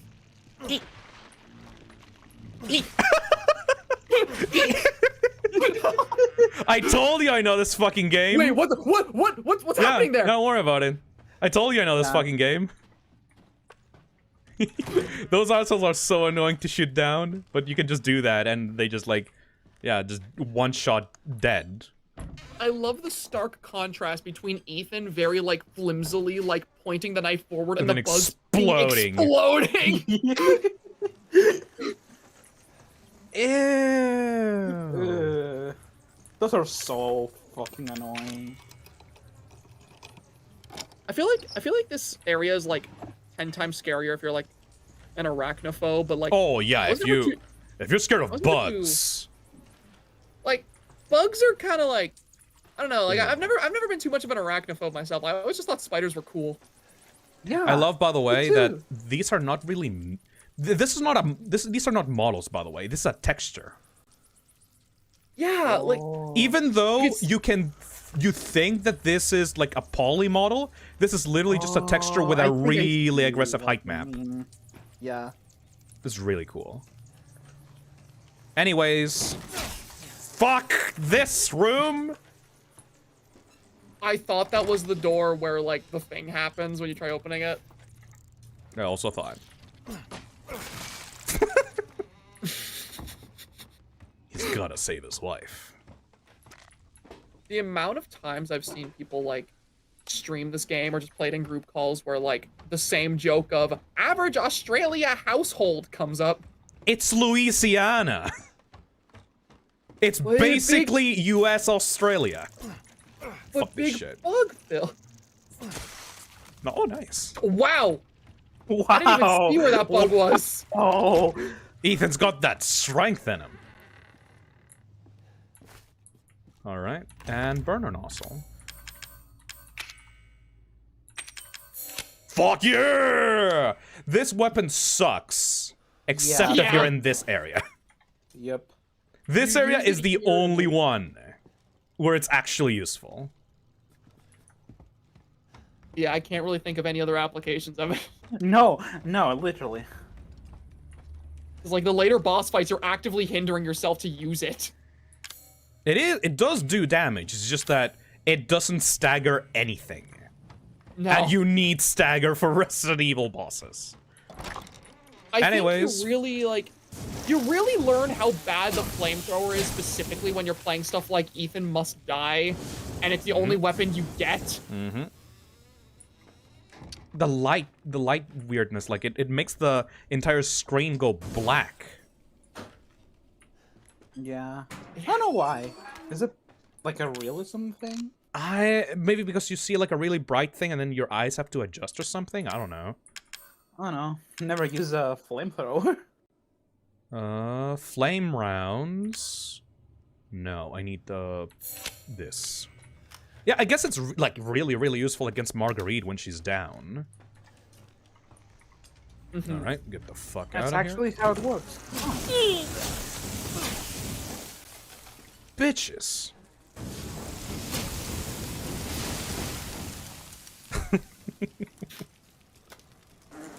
Ah! There we go. I think. This is actually just how it feels when you have like a real wasp nest in your house. You don't need to. You're not obligated to like break any other ones, by the way. Though that's like the one. The rest are just like environmental stuff. Oh wait, why didn't you go there? I hear a bubblehead somewhere, or maybe I'm just hallucinating. Or maybe it's there. Coco donates. Coco donates $5 and says, "Flamethrowers actually do that to your eyes." Oh. Oh. It's Never knew. really nearby. Bitch! Yeah, there you go.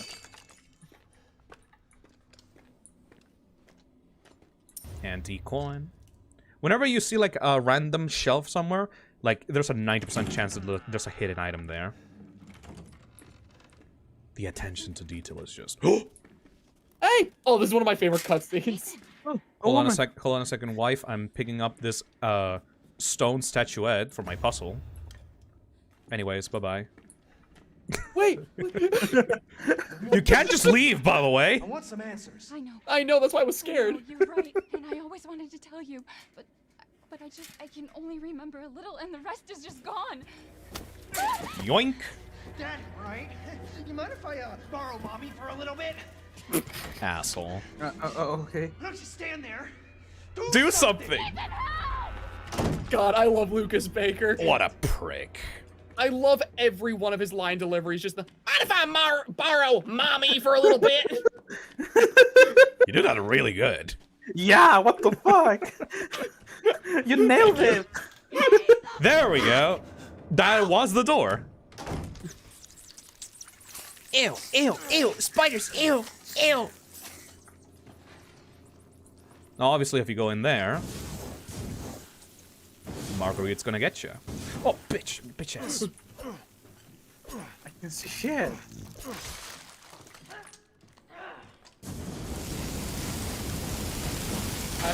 By the way, I know that, Nick, I know that you don't like the old house, but it has my favorite horse sequence in the game. Mine too. Which one? That part in the room. I can't spoil it. That part in the room. There's a specific scare in here. There's a specific scare in this area that I won't go into detail about, but it is the worst a game has ever got me up until I played Village. Yup. Okay, I know a few possible parts you might be referring to. Also, Marguerite is just walking around, by the way, now. And also, I saw some people say that I can do a good southern accent. That's because of the area I grew up in. Like, I live in a super rural province of Canada.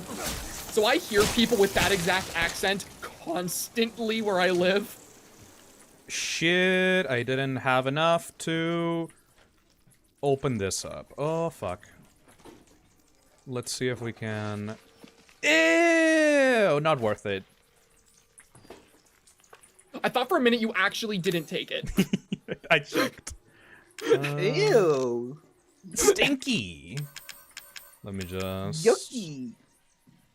Should I take it? No, only when I'm, like, in danger. She's right there. You thought? Well, I can't hear her. Oh! Did she not see you? No. Oh. She still doesn't see you!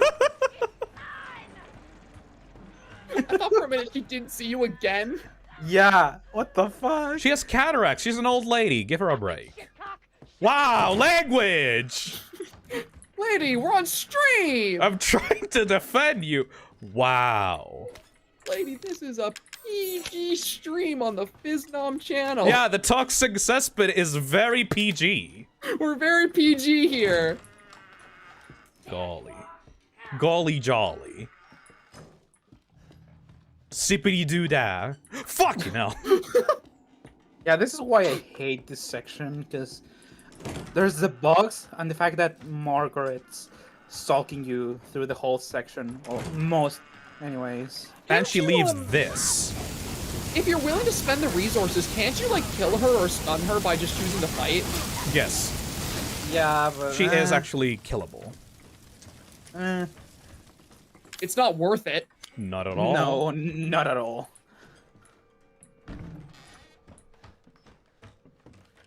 Ah!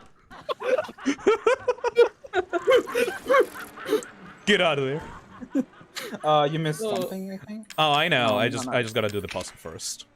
You know, I know this is gonna sound like a very niche thing for me to like talk about, but like I really like it in horror games when there is a monster whose presence is represented by like a bright light Yes. Because, like, I love it whenever you can, like, see the light coming around, like, a corner and you're like, oh, shit, I gotta go. Don't go towards the light, Ethan. I always just found that so neat. Oh, the fucking bugs. Question for Phil. Is the pattern on fire anymore? Is it a set pattern? Thank you, Ethan. Yeah, thank you. This is a texture again, by the way. Yeah, I was gonna say, these centipedes also look like a texture, like what you were talking about. Yep, it's a texture, but it looks like a model. And the way that the FPS is, like, low on them makes it, like, the extra creepy. Thank you, Tony, for the $5. Question for Phil. Is the pattern on fire random, or is it a set pattern? It's a set pattern, just, like, hand-drawn. But it kind of looks random, because, like, we have, like, random positions. Like I had, like, make a, like, large texture for them. Oh, shit, is this the moment? Shit. I think it is. Alright. I think I have enough resources for this.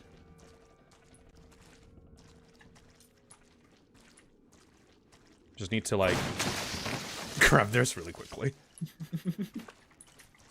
Bitch. Oh, no, it's not. This is not the crow key. Interesting. It's great to revisit games that you love, like, after a few years and, like,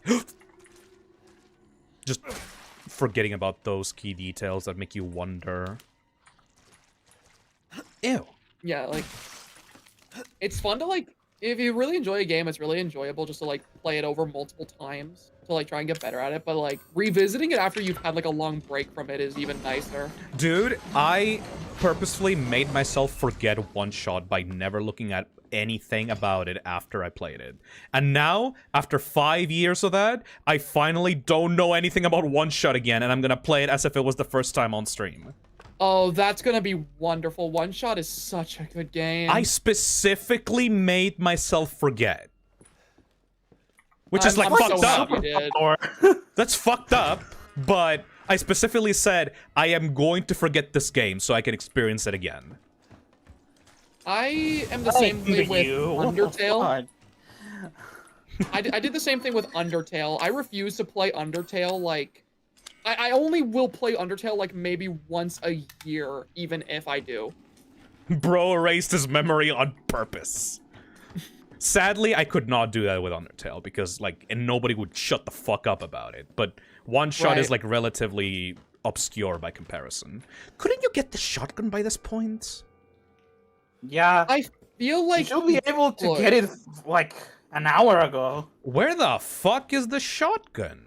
It's in the other house. Oh, yeah, wait, I know the that. main house. You go upstairs to where you watch that tape with Mia, and there should be a door to Grandma's room that you could unlock. Oh, yeah, right. I didn't use the scorpion key on that. Okay, I'm gonna get the shotgun for that. Like, I'm not gonna go past that part of the old house without it. Just remember the dog mold creature that's around here. Oh, yeah, no, that's later. No, that's later. That's later. Don't worry. Don't spoil it. That's, like, the only other fucking, like, scary enemy. Alright. I miss dogs in this game. There should have been molded dogs. That's what I'm saying. This game has, like, this game is so good, but the enemy diversity, there's just none of it.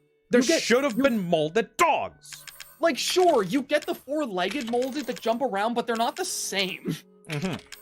They're not the same. I don't like it. They're supposed to be dogs.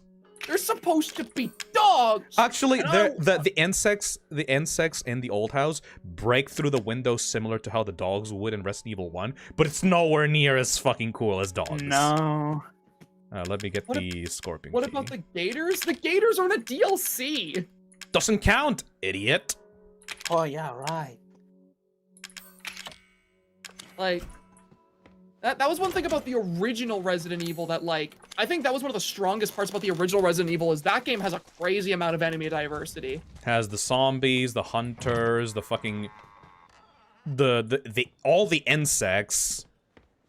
The fucking sharks in the remake. The sharks, yes! Sharks. The giant spider, giant snake. Man, that game is still awesome. I fucking love the finish it, original Nick. Dude, like, out of like the, I guess you could call it like Calling basic you out. enemies, like, I don't like the basic enemies in Resident Evil. I don't know if you'd actually consider them basic enemies. I just am calling them out for the sake of simplicity. But like the hunters are my favorite. Broken So, like, shotgun. Yeah, I still need to finish that game. I got really far, but I just stopped at some point. And then I went back, and I didn't know what I was going. That's such a big fucking mistake for survival horror. Yeah. I'm tired of chasing all these shitheads around the yard. I'm tired of chasing all these shitheads around the yard. The next time one of our guests runs away, hide the dog head relief so that it can't get out of the house. I already got that. Get the burner. Convenient. Chem fluid. But yeah, Shotgun shells. RE1 is the only mainline game I haven't finished. Dear Mrs. Baker, how have you been feeling recently? It's been a long time since you came in for your last checkup. I'm writing to tell you that I've finished examining your x-rays. Those dark areas in your cranium are fungus-like structures that seem to be related to mold. The hallucinations and noises you said you've been hearing may be related to these growths. If your symptoms are due to a fungal parasite, it must be removed before it's too late. I don't mean to scare you, but I am seriously concerned about your health. Please come to the hospital as soon as you read this letter. As your doctor, I strongly recommend you undergo further tests. Crawford Lang, Dulvey General Hospital. Okay, this particular note confuses the shit out of me. Mm-hmm. Oh, we're gonna talk about lore? Okay, good. Go. Yeah, because okay. It's gonna be hard for me to like get my point across without spoiling DLC. No, don't worry. You can. I don't think that DLC is not. You can. I won't go into what. Okay, we know that us in chat, we know she's infected with a fungus, right? Yes. So for the sake of discussion, I will not bring up how she got infected. Yes. We will just bring up the fact that she is. In the DLC for this game that shows how they got infected, she got infected instantly. Mm-hmm. Like, she got infected instantly. There was no, like, dramatic buildup or anything. But that note implies that it was a gradual process. There is a DLC for this game where it basically you play as a member of the Baker family and you see them turning the moment that they turned, you know? Yeah. Now, my explanation. You got an explanation, Nick? No. Keep going. Okay, sorry. My explanation for that is that, you know, Mia, the way that she acted in the beginning of Resident Evil 7, this game, my idea is that they displayed the symptoms of infection immediately once it happened, but then it receded back. Like, they turned back to normal, and then they went about their day, and it just slowly started creeping back up after that, in my opinion. You know? Right. That, like, okay, that makes sense to me, because that always confused me, because it always felt like, it felt like the writers of this game didn't know whether or not the infection was, like, an instant thing, or it was, like, a gradual process that slowly took over their mind. In my opinion, it's very much like okay. In my opinion, it's very much like Mia at the very beginning, where she has control, and then she suddenly just fucking loses it for no goddamn reason. Like, I think that's what happens slowly to the Bakers, and like, there are moments where like they're lucid, and there are moments when they're not, and eventually, as the years passed, they just completely lost it permanently. I suppose that does make sense, because in that DLC, there is a moment where like the infection seems to like stave off for a moment. Yes. So I guess I can live with that as being an explanation. Now there's some shit that happens. There's some shit that happens specifically with Marguerite in the bathroom in that DLC. That's like, how the fuck can you be normal after that? Yeah, but that's the thing, is like the events of that DLC feel so final. Like, this is it. After this, like, Resident Evil 7 just happened. Yes. So it just doesn't make sense to me. All right, now we got the shotgun. So I guess we're gonna go into that room and fight whatever the fuck I need with the shotgun. I wasn't paying attention, but is that the broken one?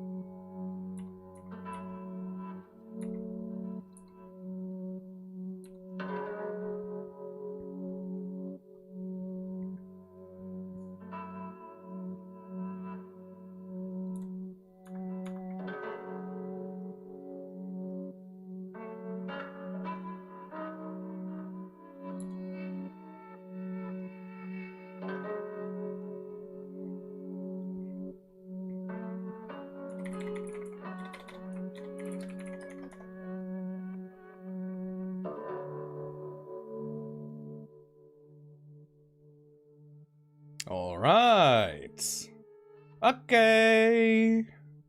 We back. We're alive. Yup. We live again. Yes. Okay, good. I mean, you guys are unmoving, but... Yeah, we're cardboard now, but yeah. Alright, so welcome back. Sorry about that. There apparently is some issue with the power around where I live. And apparently also the servers of the thing that makes these little, like, moving guys move around for the co-hosts. I don't know if they're related. Yeah, yeah, we're cardboard now. Yeah, they're cardboard now, but at least they can still emote. Welcome. Welcome again. Hey. Welcome, Nutella. Welcome, Deagle welcome, Sergeant Gamer. Welcome, Neon the Cartoon. Welcome, Rytoast. Definitely not a robot. Nova, Castar.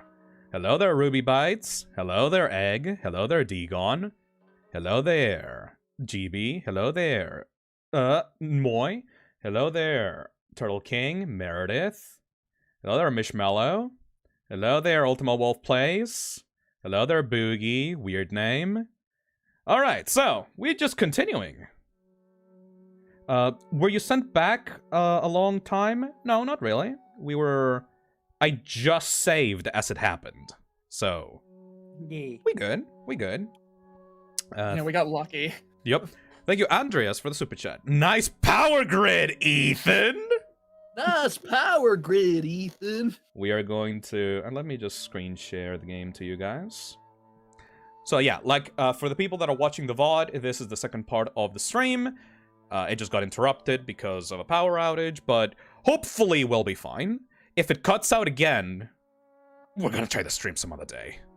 But, so just stay here and pray that it just doesn't just go up in smoke. I think we'll be fine. We should be okay. We should be fine. Yep. Can you see the game? Hopefully. Yeah, we can. Okay, very good. The constant fear of a power outage taking the stream from us will just add to the horror. Yep. Survival horror. Okay. Sebas donates and says, so, did you get the broken shotgun? I did get the broken shotgun, and I did replace it with the regular shotgun. Let's continue. Why did you not repair the shotgun? Because the one in the thing is powerful, I think. Okay, so we're gonna recap the serum. Ethan has finally fucking hell. Anyways, we are going to fight Marguerite now. That's the recap. I thought that this shotgun was more powerful than the. Oh no, than the broken shotgun. Idea. Can you check it, please? Maybe? I will. Thank you. Don't worry. From what I understand, this shotgun that you get in the actual Baker house is more powerful than the broken shotgun. Hey Tony, thank you for the $5. Phil, when the stream got cut by Marguerite's bugs, the plushies were getting angry. The broken shotgun has slightly Adventure less 2. spread, but does more damage. Right. I will repair it then, actually.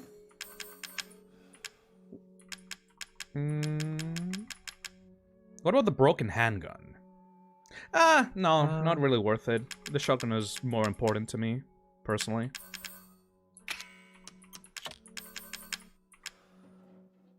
Where is the broken one? Hello? Where's the broken shotgun? Yeah, right, in the thing! You fucking dumbass. Hold on! Wait, do you have the regular shotgun on you? You won't be able to take it out if you... Shit! Starting good. God damn it. Resident Evil survival horror something. I'm so good in survival horror. You just said you did the thing.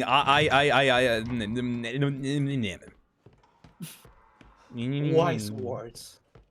Man, we are off to such a good start. We're so good at video games. Video James. There you go. All right. We're gonna kick Marguerite's ass. No, you won't. Is this red thing at the top left ever going to leave the fucking screen? I guess I can just... There you go. It's That your was annoying indicator me. for your health. I wish How I could will you turn it know? off.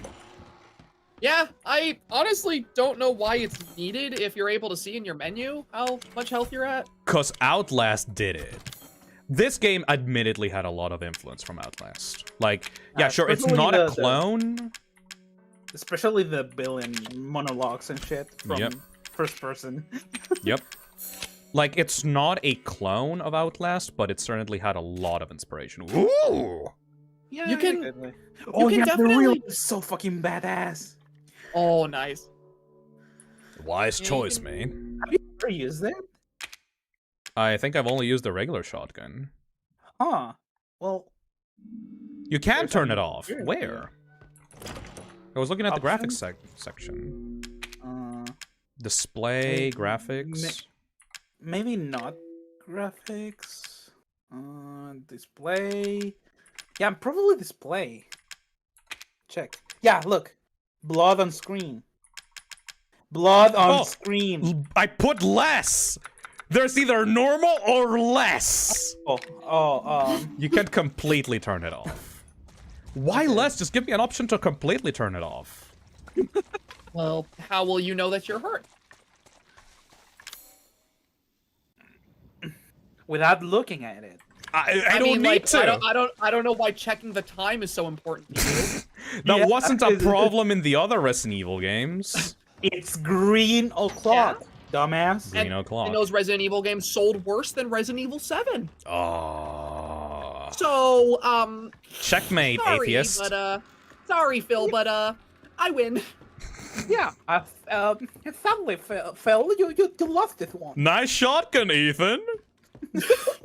I love Jack. This is gonna go on for all of the stream, isn't Zoe, it? you tried to sneak up on the second floor again, didn't ya? Did you think I wouldn't notice? Even after what happened to Evelyn, you just keep talking about some strange medicine. And what are you planning to do with my altar? You better keep those sticky fingers off of it. Nobody touches my altar. You think your father and I are idiots? You spoiled, pathetic child? I wish you were never born. Unforgivably pathetic. It's all If you ever touch my altar, I'll slice off your chest and serve it up as pot roast. Holy shit, okay. What a nice family. Nice family. I like that she, like, confidently... Oh, there we go. Oh, you can actually see the texture. Wait. Where the fuck is the key for this? What? Well, yeah, we did all this prep work for a fight, but...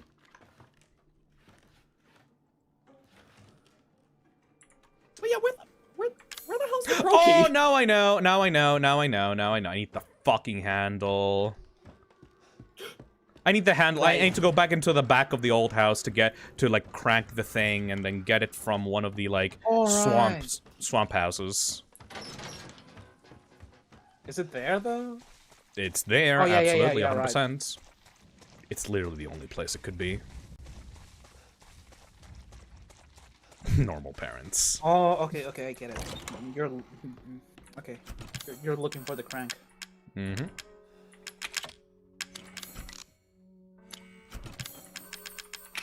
Alright. Oh, don't worry, we're gonna be fighting her really soon. That's one of the most awkward, like, boss fights, because you, like, have to aim up. Yeah, and like, if you don't have too much ammo, then like, it's not really a matter of, oh, I can climb up and knife her. It's, oh, well, guess I'll die. Yeah, you can't do a knife-only run in this game, I'm pretty sure. And this I don't game, believe so, this knife is because, like a piece of shit. Yeah, it kind of Because- sucks. If you try climbing up to fight Marguerite, she just sends you back down. So like, that's like probably the only fight in the game that is completely and totally impossible without ammo. And if you run out of ammo shooting the bugs! Get sandwiched. But yeah, I love the concept of the old house. This I idea know, it's of such the a cool area. family. The family just like had to run away from like their home to like build a new one. Because not because of any bioweapon, but because this the Louisiana swamp where they live was taking it over. I feel like too, if this were like if this were like a worse game, then like I feel like having all of the like major locations that you go to through the game, with the exception of one, be like a different house would get very samey and boring after a while. But this one manages to make every single like major location feel unique, despite sharing like that one similarity. Yep.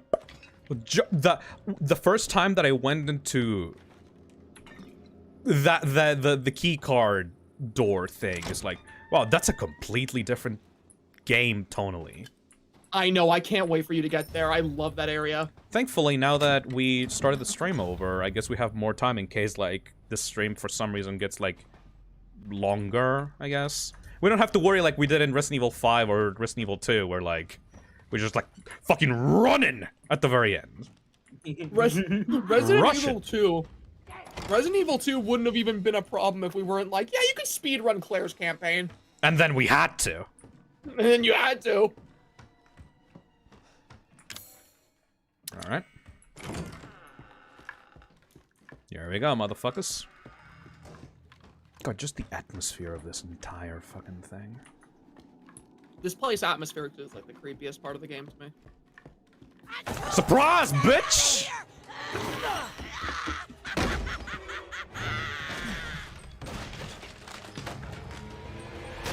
Ethan, you're too heavy! Oh, this part. Looney Tunes cartoon. Ethan has such a habit of falling. Alright, you little cocksucker! Let's Rude! Ew. This is beyond the pale! You hear me? Beyond the pale! God, this is such a weird boss fight. Oh, oh. Oh, you okay? Oh. You okay? You okay? Are you just waiting for her to start talking? Yes! It's funnier this way.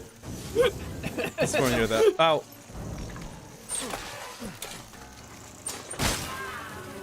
Bitch. Bitch! And there's a reason for why she has that light. Get the fuck out, get the fuck out, get the fuck out! Oh hey, look! Yellow paint! The yellow master helping us out. Okay, can you go look down again?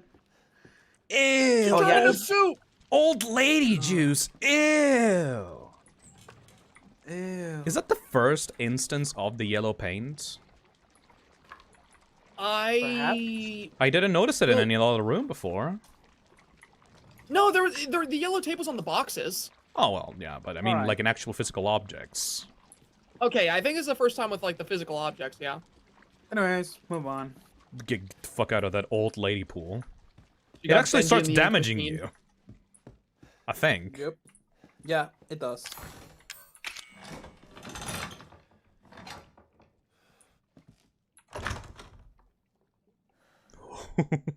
Oh yeah, this. Here we go. I'm gonna go very slowly through this, because, like, the atmosphere just makes this. Target acquired. Yeah. Regarding the something serious serum, the following items be able to synthesize the serum. As someone who played RE8 Cranial as nerve, their first regame, peripheral I was nerve. confused without RE7 context. This has been a good catch-up on Mold Lore Lamau. Thank you, Rytoast, for the $5. As someone who played RE8 as their first RE game, oh my god, I was confused without RE7 context. This has been a good catch-up on mold lore. Like... Oh, bitch. Well, did he find a serum? On a baby. Just got done dealing with your mom and her fucking bugs. I wish you could have warned me. Sorry about that. What about the serum? I haven't found it. Don't be such a bitch We here. can find out what we need to make. I think she's tried this before with multiple other people. And an arm. Oh, she would have had to. Right? A head? I think I have that around here somewhere. You do? I don't know about the arm, though. Have you searched the whole house? No, not yet. I still need to check the Second floor. All right. Check it out. Meet me at the trailer if you find it. So, the thing is, I always had this headcanon. Like, I said headcanon because, like, it was never actually properly confirmed in the game. I had this idea of, like, there's a lot of notes from various other survivors that are inside the Baker Mansion that say, like, oh, you gotta get the dog heads, dude. You gotta get the dog heads. These are, like, in the basement, dude. You're gonna survive, dude. And, like, Zoe, after you reach the trailer, she says, you're the first one that's ever gotten this far. So, like, I was thinking, like, oh, yeah, Zoe has been trying this out with, like, people that the Bakers have kidnapped multiple times over, you know? It would have made sense, because there's no way that Ethan is, like, the first person to not get murdered by Jack, like, the moment he tries going into the house. Yep. Oh, yeah, right, you can't go here until you get the lights. Yeah, you which need is to like, get her lantern. Which, like, Ethan, just, like, push it. Just push it down. Just push with it. your hand, Just, like, dude. Or, like, turn this, Ethan. Buddy, you don't have to do every puzzle as it's intended. Like, you're not going by some code of honor here. Like, hang the key. He needs to do it. I need to get the lights. He needs to do it. He's so into it. Ethan, yeah, I was gonna say, like, Ethan just really invested in all these puzzles and games. He's like, it wouldn't be right. I need to get the lantern. I can't cheat. Cheating is wrong, Zoe. Oh, look down.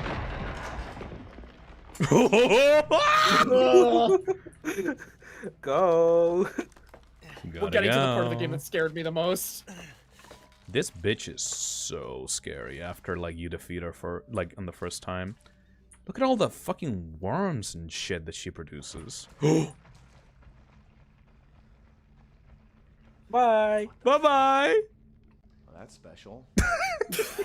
Ethan. Nice I reaction, love Ethan. That's special. That's special. He's into it. Actually, let me, like, rearrange this.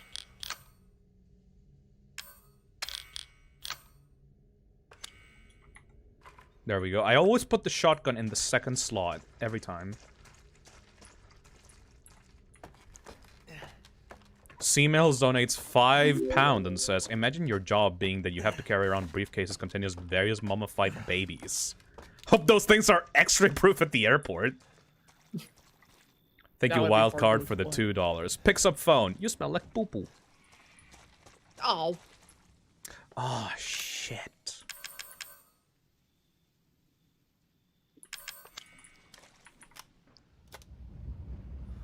Hopefully. Shit. No. Well, I can just come back here really easily afterwards, so that's fine.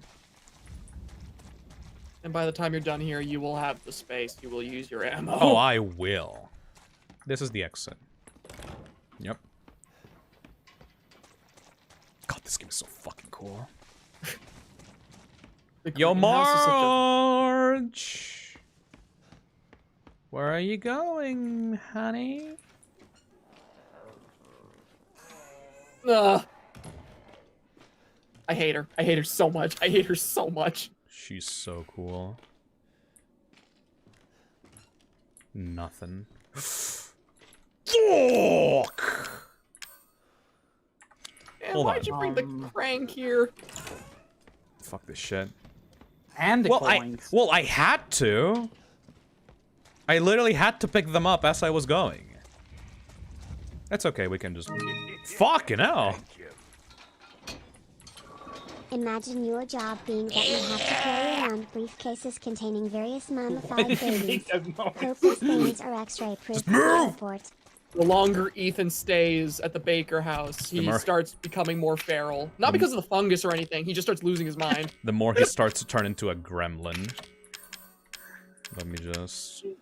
By the end of the game, he's freaking out like the Baker family, like, get away! Get away, Ethan! Alright, that was Heisenberg, never mind. I was gonna say, why'd you sound like Heisenberg? Oh, Ethan. Get away from me, Ethan Winters! You do it way better. Thank you. Right, let me just pick these items up. Treasure photo. Oh, in the actual trailer. Okay, yeah. Good. And we're gonna use the little thingy. Just like be as efficient as possible.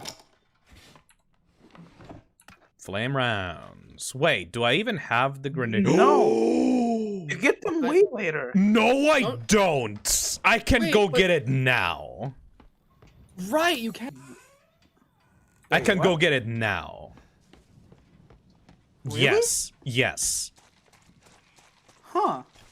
You don't, okay, we're gonna go I don't backtracking, remember. boys. We're gonna go backtracking, boys. I know where that is. Because, like, we need the firepower for that fight.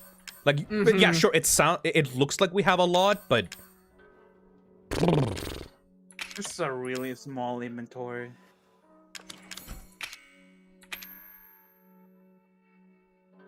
I had something nice on there. Mag ammo! I can't even use that. Yay!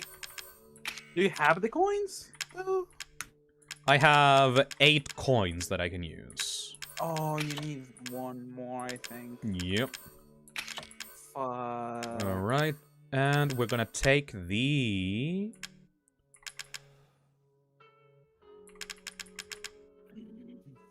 Psychostimulant. Hey, S5, thank you for the 7 months. Swallow Uwu. Hello. And we're not gonna take that, and we're not gonna take... we're gonna leave that just in case. We don't need this many shotgun shells. We're gonna go on we're gonna go on an errand. Oh, okay, okay. Alright, bear back. Hopefully this area is not... It's not good.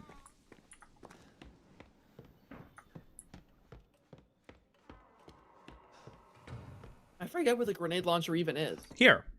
Like, right it? here. I was under the impression it was in the greenhouse. Where in the greenhouse? Whenever you actually enter into the, like, main sort of, like, arena area. I was under the impression it was locked behind a, it was, like, behind, like, a cabinet. Nope. This is it. No. Huh. Weird. Remember, like, big fucking thing? Right, I guess this, okay. What a, Huh. that's so weird. What have I been remembering? I thought you Shotgun got something shells. important in the So greenhouse. rusty. And we're gonna take the psychostimulants. Hold on, before that. Yeah, like, this game, you can solve this game. And make it really easy for yourself if you, like, remember where everything is. But, like, there's so much to find that it's, like, really hard. Also, this is totally worth it. Remember, kids, steroids are useful in the game. In Resident Evil 7. In the grinding game. Alright, let me just use this. They're very useful in Minecraft.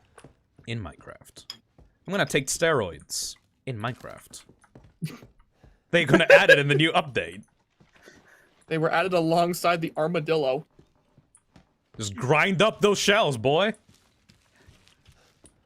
Alright, And the armadillo use steroids or what? Holy shit, that's a lot. Oh, but it's locked away in here. Alright, okay. And that's locked away as well. Oh. Oh. Ooh, ooh, ooh, ooh, ooh, ooh, oh my god! Yeah, you need that. They really hid that. Well, you gotta make that item useful somehow. I know that there's something there, but like, it's, like all the way around. No, thank you. We already got enough. Yeah. Wait, I just realized, why is Nick a pirate? Halloween. Halloween! That's it. Clyde Yeah, does not have a costume because... He's the Halloween! He is Halloween! And, I mean, Clyde's costume canonically was stolen from a Halloween store, so I make it work. Canonically. Alright, let's get some... there we go. And... holy shit, we have so much... so much ammo. Get the knife. Get the shotgun shells. Burner. Thank you. Don't be Fuck alarmed, yeah. Phil, but don't read one of my super chats from the first stream. It's best if you lived without There we knowing. go. Don't be curious neither. All right, wildcard. I won't be. Thank you for the $5. And the effects of the thing wore off. I need the burner. And after this part is over, we're never gonna use that item ever again. And that is like, yeah, that's a consistent thing we hear throughout this part of the game. And anything else? No, we good, right? Thank you. It's Enhanced nuts to think handgun that after Amnesia and before RE7 came out, there were only like 2 classic survival horror games and one was Zombie U. There we go. There we go. Mr. Meatbox donates $5 and says, it's nuts to think that after Amnesia and before Resident Evil 7 came out, there were only 2 classic survival horror games and one was Zombie U. Jesus, this game revitalized the genre. There was a big drought in horror when it came to like the early 2010s before we got stuff like Resident Evil 7 or PT. And even then, PT was for a canceled game. Yep. Yeah, people really like shooting games or action games in general. So the horror genre kind of died. The horror gender? Genre. That's me. I'm the horror gender. I know, but still. I'm horror gender. I identify as the horror gender. I think that Resident Evil is like... Oh, no, it's fine. I love the horror gender. I think that... Oh boy, here we go. Should I just take these? Already full. Oh boy.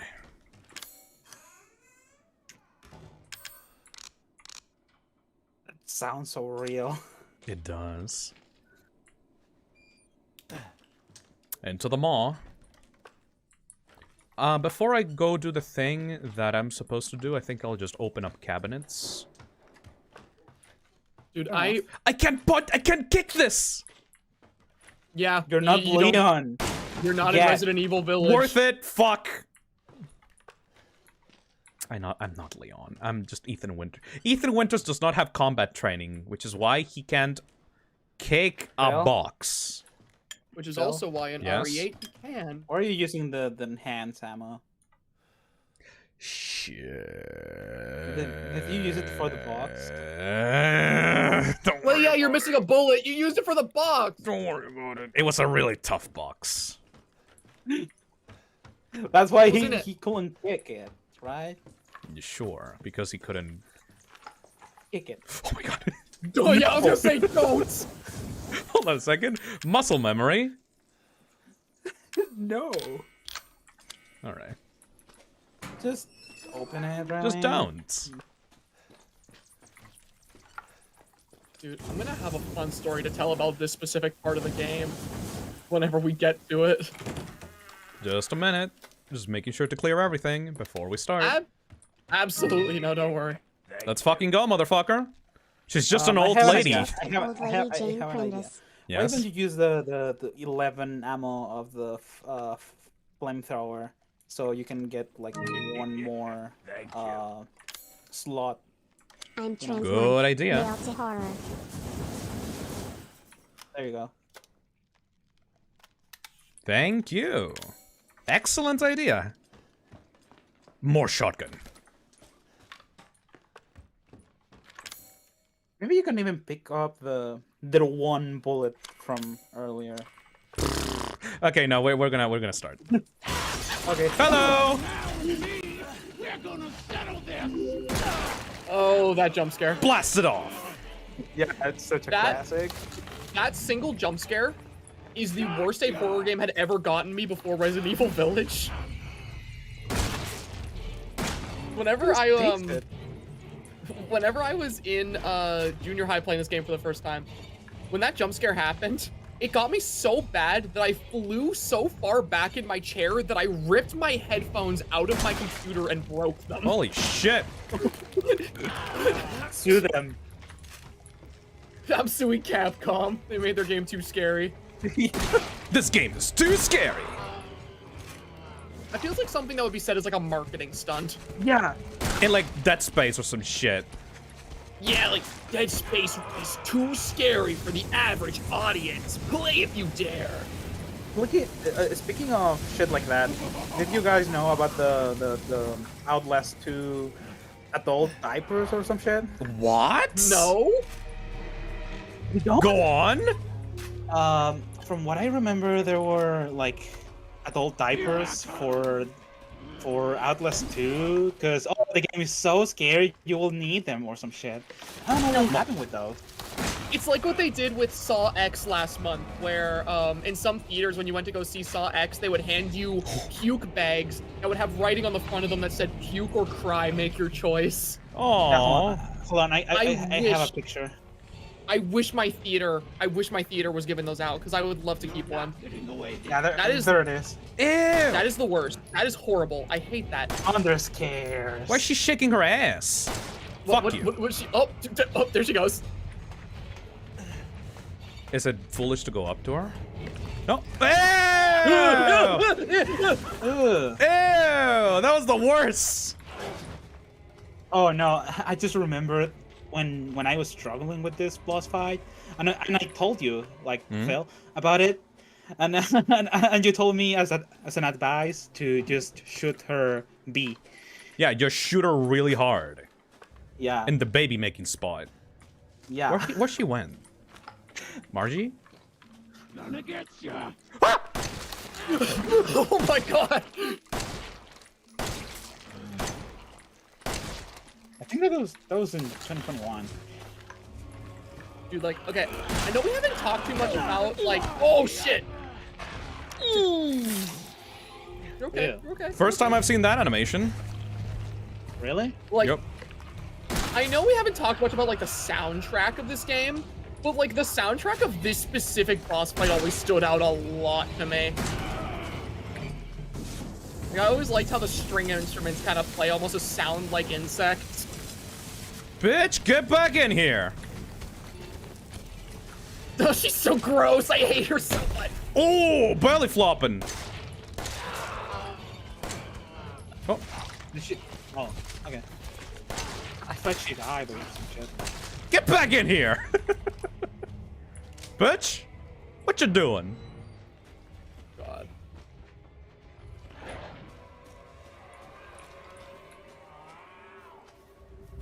God, I hate the sound she makes so much. Disgusting. Wait, oh shit, she's giving birth. Hold on. Yeah, I was gonna say, like, I was gonna say as well. Yeah, fucking hurry up. I forgot.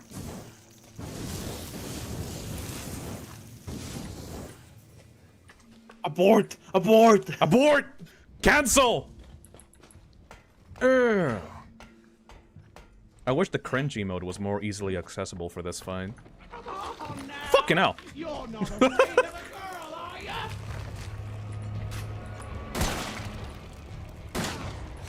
Get the fuck out! I feel like I don't have much insightful commentary to give about this boss fight other than ew, ew, gross, ew, kill it, please. I hate her.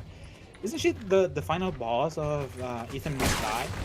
Yeah, Ethan Must Die doesn't end until you kill Marguerite. Yeah. God. Yeah, this bitch takes a lot of ammo. Yeah, it's really tough. Come on, that was bullshit.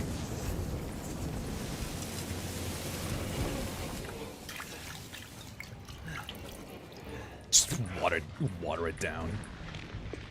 Where are you going? Yay, more. Now, interestingly with this fight, like, in the actual OST for the game, there's 2 different tracks for her boss fight implying a phase 1 and 2, but I don't know the difference between the phases when the music changes. I have not listened to the soundtrack. You bitch. Let me at least get some ammunition.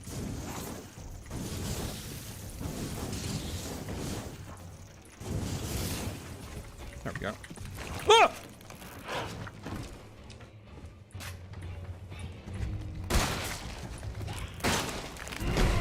Okay. No.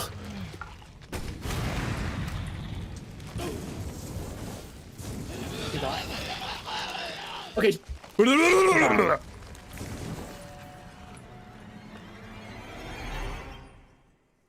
Her hair's doing a little bit of a funny. Oh, don't worry. Oh, there it goes. Just fucking stay dead, okay? Language, even. So did she just like have the lantern like inside of her? I think she ate it. I think it's like inside the baby making like area. Oh. Oh. Ew. Ugh. The oven. The puppy oven. The flying puppy oven. Do not. Alright, okay.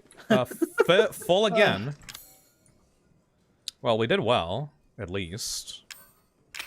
We are going to go back to the house, to the trailer park, and we're gonna take some psychostimulants and just, like, clean this house. And then we won't have problems with ammo ever again. Where the fuck am I going? There we go. Wait, this was just a hole. I don't know where I'm going. Why is there still spider noises even though I kill all of them? They're in the walls. So she gave birth. Ew. Oh yeah, right, the thing! This clears up. For some reason.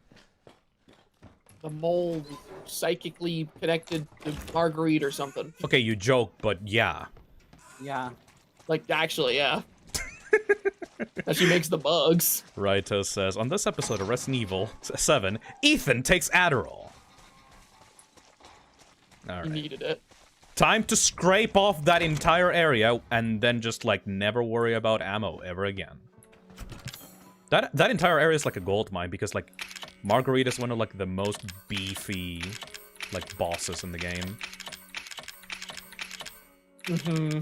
And just take the psycho stimulants. Oh, and take the knife just in case. Maybe take the lantern as well. So Well, you no, can put- because, like, we are gonna just... We're just okay, gonna... okay, I get it. Thank you. And let's go on a hunt. Good thing Marguerite went through menopause before her infection. Thank you, Otherwise, Wildcard, for the boss fight would be $5. nastier.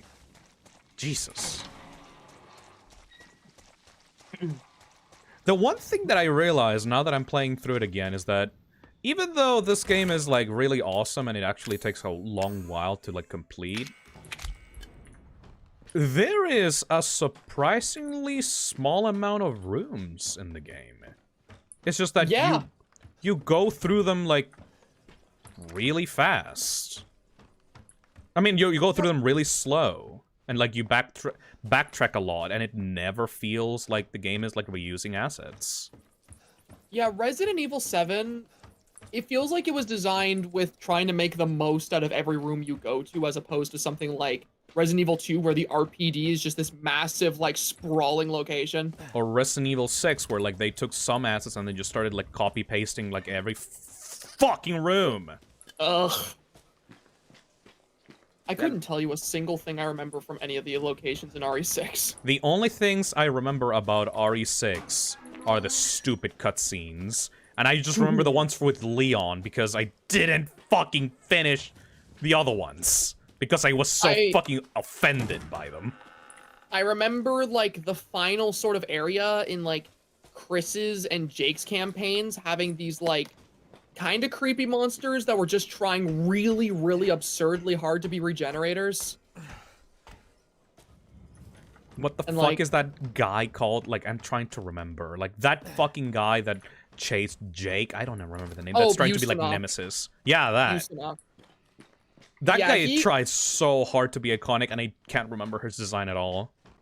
In my opinion, Usanok is probably the worst stalker enemy from any Resident Evil game. Like, and it's easy. It's Like, yeah. easy for him to be the worst. Like, yeah, like, give Resident Evil 3 Nemesis, like the remake, like shit for his design, but like at least I can remember his face. I don't know what Ustanag looks like aside from just being like a big yellow dude. That's because his entire deal was that he was like a cyborg bioweapon. And his gimmick was that he had a big extendo go-go gadget hand. He was not memorable. Like... But he acted like the iconic, like, nemesis of that game. And nobody gives a shit. They tried really hard to make him that because they wanted another super iconic, like, stalker enemy. But they didn't understand why Nemesis worked, which they still don't, which... they still don't! Yeah, they still don't get it! The remake of 3's acts like Ustanag, where, like, you just, like, run away from him in a hallway. Which, like, the first encounter with him... I don't know if I talked about this before, but, like, the first time Nemesis shows up in RE3 Remake, when you actually, like, properly fight him in Raccoon City, he actually has a very sophisticated and complex AI that has a bunch of different abilities and actually understands how to cut the player off from, like, their routes that they try to use to escape him. He is an extremely well-designed monster, but he gets taken out by one grenade, and that version of him gets used in 2 areas of the entire game, and then he gets swapped out for boss fights and scripted events. Yep, we talked about this in, like, just casual conversation, that if you just took that AI of Nemesis, the one that's, like, legitimately threatening... What is this? Supplements? Oh, shit, I have supplements. Like, if you took that and put it in an actual, like, big environment... he would actually be extremely fucking hard to fight. They just... Yeah, because, like, didn't.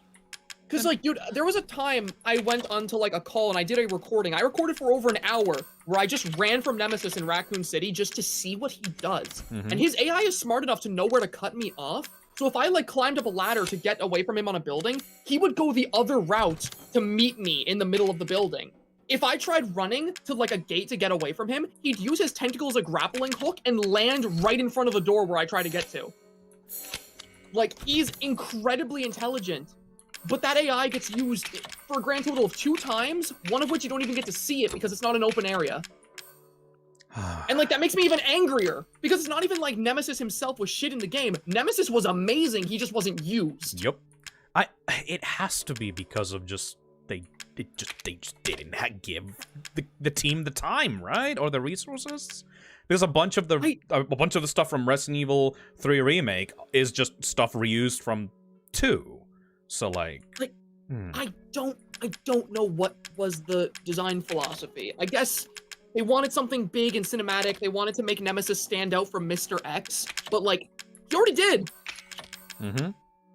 We didn't need the stuff like the dog form for that to happen. The fucking dog form has... I got offended. Okay, remember, I don't know if you two were like watching my Resident Evil 3 Remake stream, but like I got to the dog moment. I was shitting on the dog as I was fighting him, and then I got... Is this the right shotgun? Yes. I got to the moment where you go into the clock tower and like Nemesis like manages to land the hit on Jill as you go into the clock tower and she passes out. Carlo grabs her and then leaves. Yeah, you don't get to go to my favorite area in the original. It's when you I remember early in the stream, you had said 2 things that instantly made me die inside. You said, I can't wait to go to the RPD, and I can't wait to go to the clock tower. This talk of stalker enemies yet not mentioned Those 2 things, when you said it, I think a little part of me just broke inside, because I knew what you were going to be getting into. I don't know. Well, I didn't know how... I don't know how painfully obvious was like, oh, they just cut that out. Oh, I just cut that out. Oh, I just cut that out. Oh, they're now in the hospital. Oh, and let's not forget the fact that the park was replaced with a sewer, so they could reuse assets from RE2 again, because we need to have a new sewer area. Everybody loves sewer levels. And let's not forget that the Dead Factory was just replaced with Nest 2. Nest 2. I got to Nest 2, and I was like, are you fucking kidding me? Like Nest... reading the Nest 2... like note at the end of that was almost like a joke in and of itself. It felt like, oh yeah, we're doing this again. You got a problem? You got a problem, buddy? It's like, fucking fuck off. Nest was already like the lamest part of RE2. And that was a faithful recreation of the lab from RE2 original. Nest 2 is neither. God, I fucking wish I could have seen the like a properly remade version of like the yard, like the fight with all those like with all those Mr. X's that resulted in the room with all the dead Mr. X's and all the military men. And like then like Nemesis like starts like eating the remains of the Mr. X's is like how fucking dare you I was get gonna away say from me. like I miss seeing the whole idea that Nemesis eats other tyrants to evolve. That was so cool. Why was that ignored? Also, let's not forget the fact too that in Nest 2, they didn't want to use the original enemies that were in the Dead Factory, so they took an enemy from the extra modes in RE2 and forced it into RE3's story like it was always there. Wait, which one? Yeah. The Paleheads. The pale ones. The Paleheads were not original to RE3 Remake, they were from RE2's DLC. Oh yeah, right, a fucking extra mode enemy. They were an extra mode enemy that were just included in RE3 because they didn't have enough new monsters. I actually played RE2 and then went instantly to RE3 and thought those were new. But then I went back to RE2 to play the extra shit, and I was like, oh. And like, here's the thing: Resident Evil 3 Remake, Resident Evil 3 Original was already kind of rushed after like Resident Evil 2, because Resident Evil 2's development took so fucking long because they had to redo the entire game again from scratch, like in mid-development. So like they were like, we need to get a new one out. Let's get Resident Evil 3 Remake out with all the stuff that we added. And like that game is way better, even though it took so little to come out as well. But like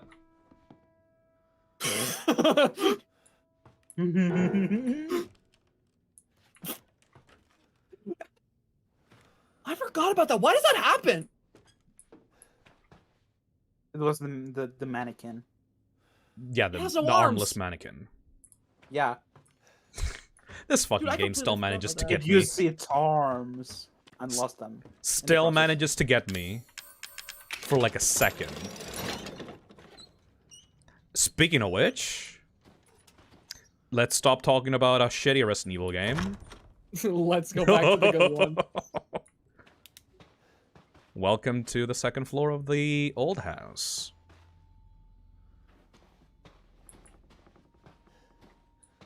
God, one tragic thing about playing RE7 is like I can so easily tell when I see a reused asset in this game. Yeah.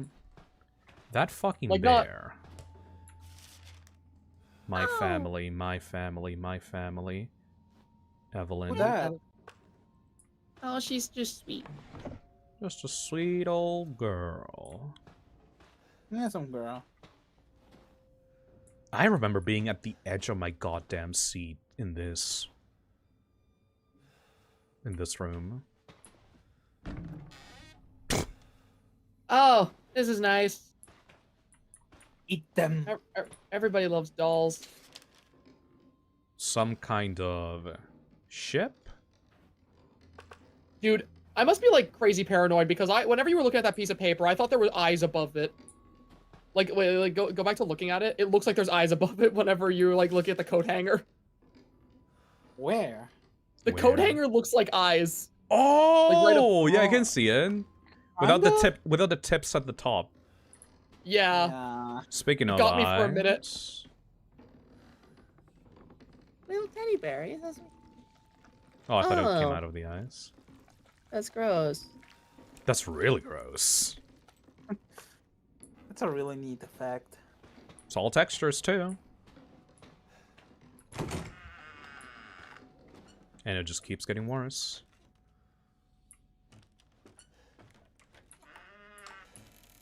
God. Honestly, I don't remember being I forgot about that! Honestly, I don't remember being that scared of this area. Something's wrong with her. I like to go fast through my games, and it was like, okay. I don't know. I just took in the atmosphere because, like, it's so obvious that this is, like, such a tonal... Stay away. This is such a tonal difference. This is the Resident Evil 7 version of the Beneviento house in 8, but the 8 version just like is so much more expanded. I was gonna say, yeah. But Kick the honestly, on replay, this feels way less tedious. I think. I think you can skip a lot of the Beneviento house once you go through it on replay. I was gonna say, like, I do speedruns of RE8, and I finish House Beneviento in, like, 10 minutes. Yeah, but it's still 10 minutes of, you know, not shooting and shit. I don't think it's that tedious. If you had to do everything. If you had to do everything, yeah.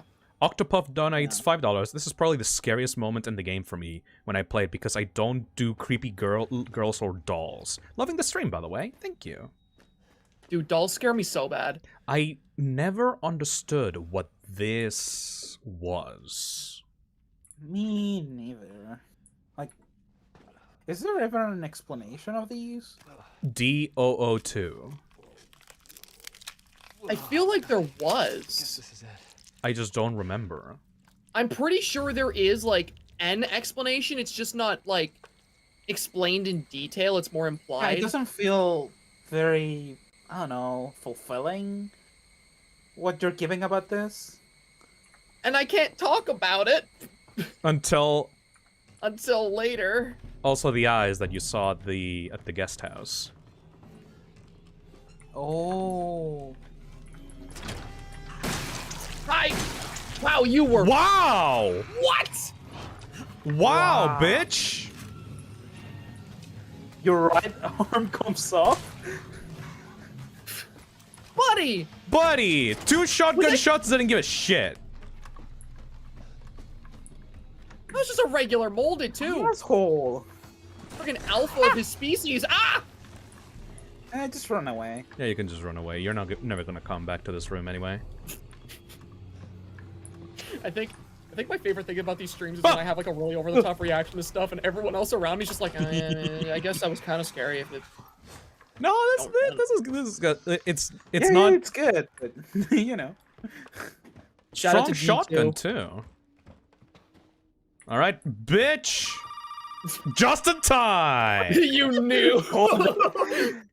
Yeah, I got it. Yeah, you can say you called it. Able to make serum with this Hey, I love that. We can get out of here. Together. I'll be waiting for you in the trailer. All right. Sure. And we're already halfway through the game. Hang on, spade around this. Am I the only one who gets like this weird feeling with Resident Evil 7 where the game both feels like a perfectly good length, but it also feels too short at the same time? It's just that all the areas are so intricately detailed, but if you know where to go and you try to pick up everything, it's still very small. Like, there's no... Resident Evil 4 is perfect because every single room is a new kind of challenge. Meanwhile, this is like... Every area is like its own challenge, but it's like one and done, that's it. Like you have the enemies are introduced once and they're used once and then they're never like expanded upon, you know? Like you don't I think that might be it, yeah. You don't get like another challenge with the same enemy. Like for example, the Gyarados in Resident Evil 4, you have one room with a Gyarados alone, and then you have another room with 2 Gyarados and more enemies. Like there's not an iteration of ideas. It's just one idea, and then you do it, and then that's done. Yeah, I think, like... And I think, like... Oh. Yo, Holy bitch. Shit. Hello? Now, where the hell are you? You know, never mind. Is this my boy? We only need the head, and you've got it. This is gonna help me and me, right? Yep. Hey, buddy. Yeah, buddy. No, I decided that Zoe needed a timeout. She and Mia are here with me. And they're keeping each other company. Just let them both go. What do you need them for? That's family business, Ethan, and not your concern. Understand? Capiche? Now, if you want the head, feel free to come by anytime and I'll give it to you. but only if you participate in a little activity I put together just for you. He literally said, "Nuh-uh." It's not going anywhere. First step I need you to take, partner, is for you to take a peek inside the fridge in the trailer there. Fuck you. Oh, come on now. Don't be like that. You want to have some fun, don't you? Now, look in the fridge. God. I wish Lucas had gotten like a little bit more focus, like after 7. Me too! He's easily my favorite character in this game. He's so interesting. Look at this. The pig is waiting for you in the dissection room, bitch. He's like, dude, like, oh, I wonder can't how the wait to molded see are it. made. There you go. Yeah. Which, like, it's really weird, because, like, the molded are both made through that, but it's implied later on that they're made through other means as well. Most of the molded are singular people that either died by the bakers being, like taking them, like kidnapping them, or through spoiler. I will... Yeah. Spoiler. It's fine. We'll get there. We'll get there soon. All right. And we're good, honestly.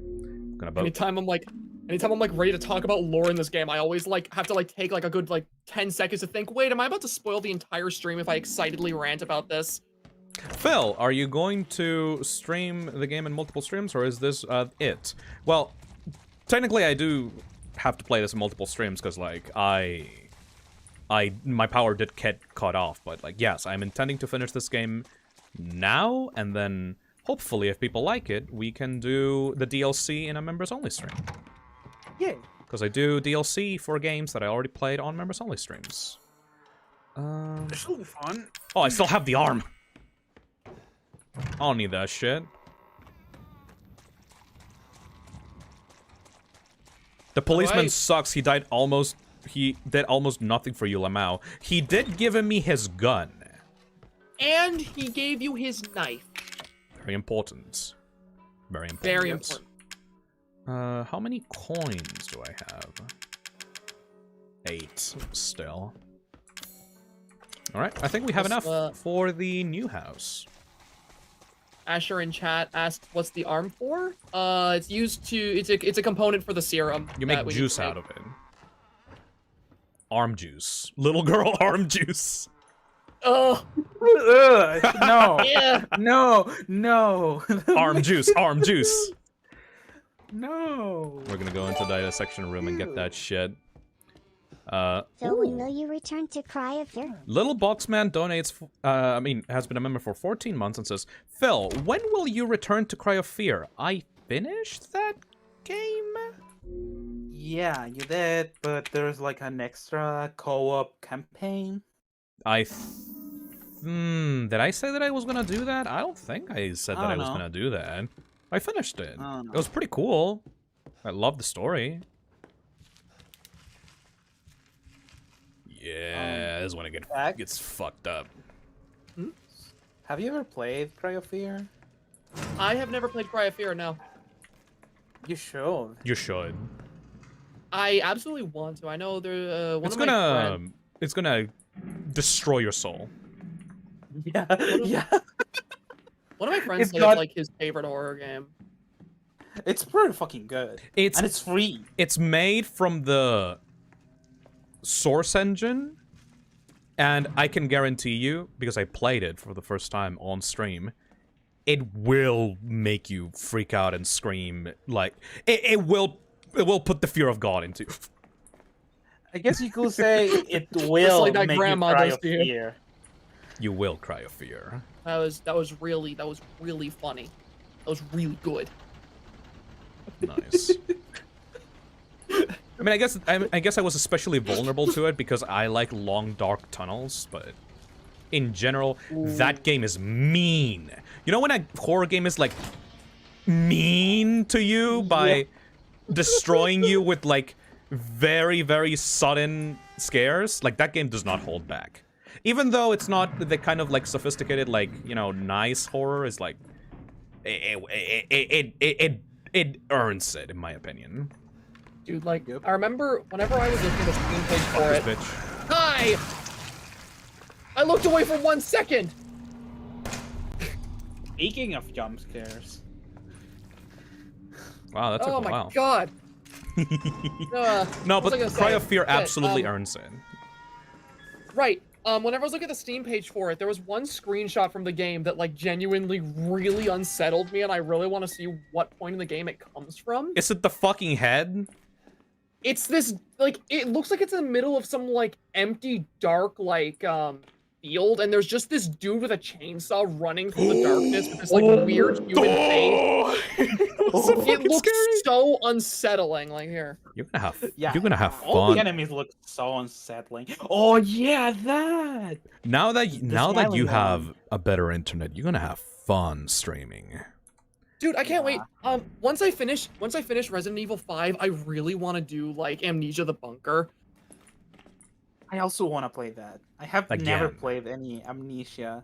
Prove you're a real man. Stick your hand down this pig's throat. I like that Ethan doesn't even hesitate. He's like, okay, fine. Yeah. Fine, whatever. Sure. Ethan Winters moment number fucking 70. By this point. Again, like,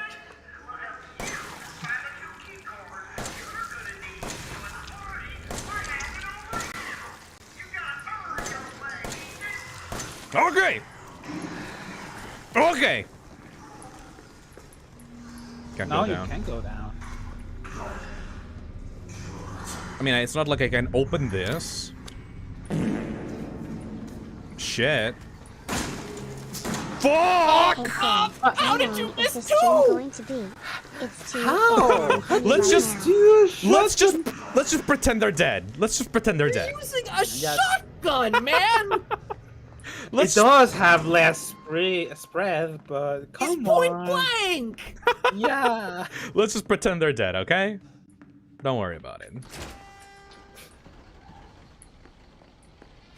Grandma gone. Grandma status gone. Do you think that, like, whenever we're not looking... Wait a I'm second, I just do have the using- snake key! Oh my fucking god. Phil. Okay, go back then. No! What, but what if you so need to? useful. Hold on a second, hold on a second, hold on a second. I'll just unlock it from here.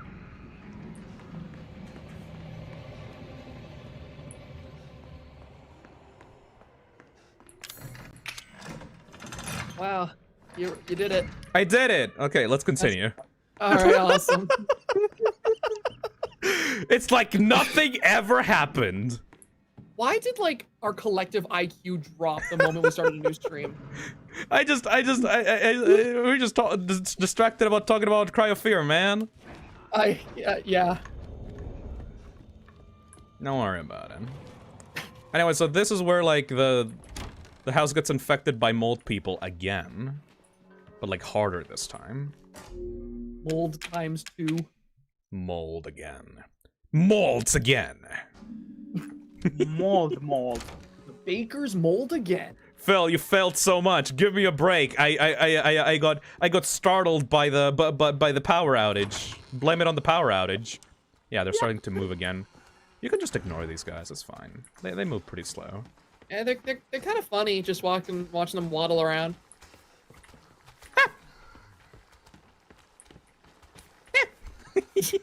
You know, they're kind of, you know, just watching them stumble around and just exist. They're kind of cute.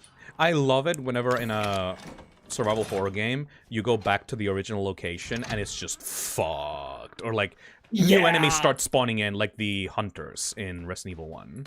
Oh, is this the room I think it is? Yup. Is this the room with the lore? The lore. The lore room. This is my favorite lore in the game. This It's shit, broken. like, I love it. this shit actually, like, freaked me out so much to read about. Yeah, we're gonna take some time with this one. Hold on tight, everybody. Freaky child. Okay. April. Mommy took me to the hospital in town. They took a photo of my head with a weird machine. Then Mommy bought me a 259-piece puzzle from the toy store. Okay. Okay. April. Stupid Oliver keeps teasing me. You're a crazy head. I lied to Oliver. I told him to come over for my birthday party. Then I shot him in the attic from outside my by remote control. He kept crying, "Let me out, Lucas!" I changed the remote control so stupid Zoe can't just go into the attic. I melded it with one of my Inventor's Contest trophies. Thou shalt never find it. So, this is Lucas. Like, this is not... Like, this is when he was a child, you know? Yeah. The child. Way before the Like, look, fungus. these are like child's drawings. Yeah. And he just locked up one of his, like, bullies in, like, the attic using, like, a contraption. Like a weird, like, remote control thing. That you can find right over... All the engineering awards. Yeah, like, you got Amateur Robotics Championship 1998, 3rd Junior Engineering Contest, 2nd Junior Engineering Contest. But notice how, like, these are never first place. Those are, like, honorable mention, 2nd place, 3rd place. It's like, he's smart. He's very, very, very smart. But he just never gets first place. He has shotgun shells in his fucking... in his, like, child bed. Okay. I keep those for later. I mean, he is in Louisiana. Exactly. Get the supplements. Oh yeah, this is a gator, by the way. This is Zoe's and Lucas's rooms from when they were a kid.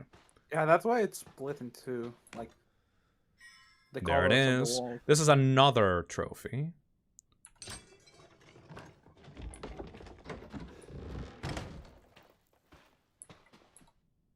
April. Oliver stopped his yelling, but sometimes I hear knocking from above. May. Oh, it really stinks! And some weird juice is dripping from the ceiling. Anyway, since I had time, I changed the remote control trophy again. Now it'll be shiny, even at night. So, like, this is like a 9-year-old? Yeah, and like this murdered this, like, a bully. This is like way really before the mold like took over the house, you know. And if you remember too, the sewer gators, whenever they were doing that friggin' video, they said a lot of bad rumors about their son Lucas. Like bad seed, apparently. Bad seed, yeah. So like that's what really gets to me about this part of the story, and it's why Lucas is like my favorite out of like the whole family. Is just like you spend this entire game thinking the entire family was completely innocent, but this infection ruined them. But like Lucas was fucked up from the start, and now the family just behaves like he would normally. Renovation contract. Customer, Jack Baker. Contractor, Trevor and Chamberlain Construction. Construction period, 1992 to November 1992. Details. Installation of shadow-activated doorway in main hall. We're not gonna need the model shotgun. We're fine. If you didn't have the broken shotgun, you just couldn't access the shotgun until this point in the game, which is, like, mean. Very mean. Especially with Marguerite running around. But yeah, this is like... Apparently, like, the Bakers just commissioned this shit. Yeah, either the Bakers commissioned it, or just Lucas designed it himself. Hold on. Oh. Oh. What if you would just press F? There we go. I wanted to do it right. So all of this happened because of bad parenting. Is that right, Phil? Fucking minors. Blue key card. Lucas had good parents is the thing too, though. Yeah. Like, Jack was legitimately a cool dude before all of this. I hear it! Was... It should be... Right, yeah.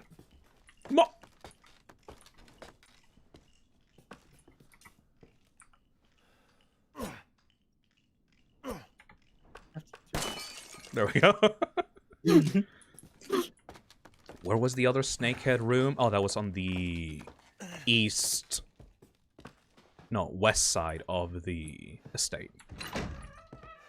But yeah, just like Lucas, either Lucas or Jack, or like, you know, like Lucas Baker is a genius inventor that had like this inferiority complex because he always manages to lose his like school's like invention like contests, and ends up like taking over parts of the house and like making all these weird contraptions. So like this thing with like the snake head and like the shadow puzzles and all that, that's just Lucas like messing around with.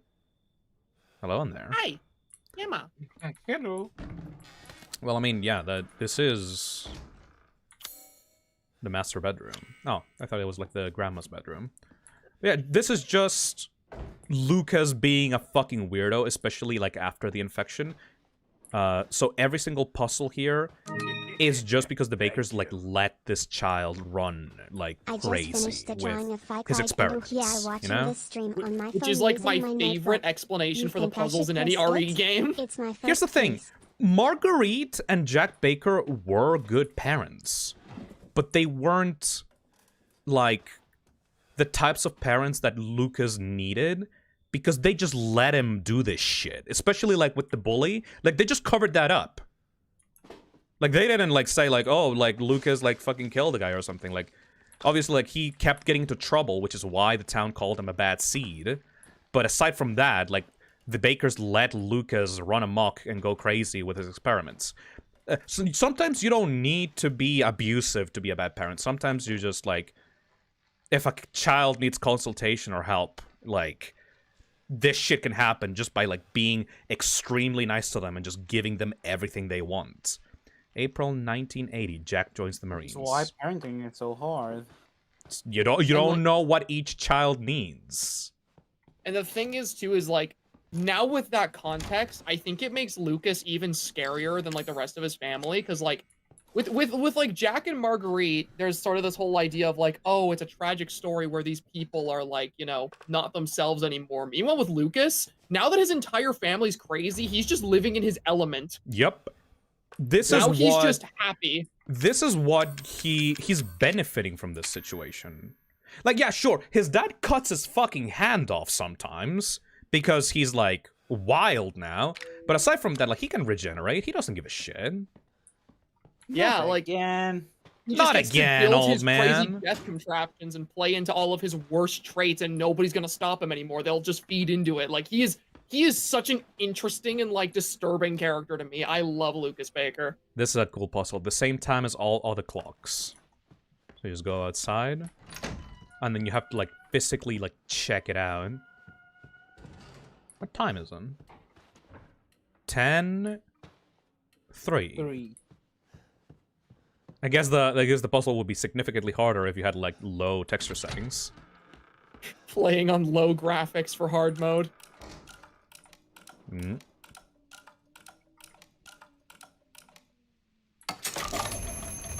Yeah, so like this is Lucas, like right here. Like they just let him do whatever.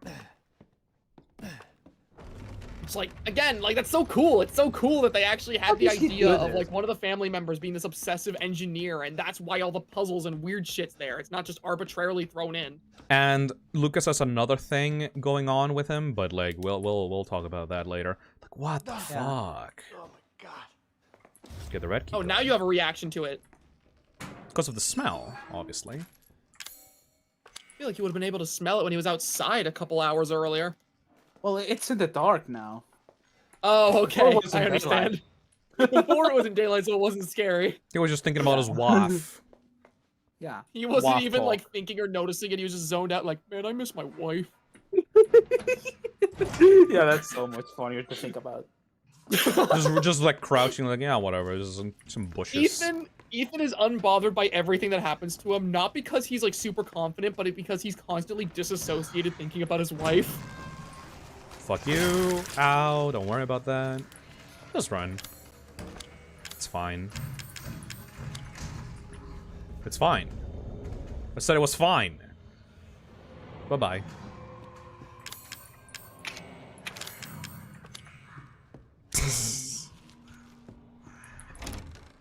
Now let me put that shit over. Do we have to use the snake key anywhere else? I think we're done with the Baker house. Yeah, we're pretty much done. Not sure. I don't believe you need the... You don't need the snake key for, like, the next major area you're going to.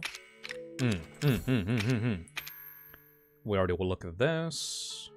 That is in the next area. We have the 2 key cards. Let's make some grenades. Oh, we can make this. It's actually useful. And we need the happy birthday videotape. And let's make some healing items, just in case.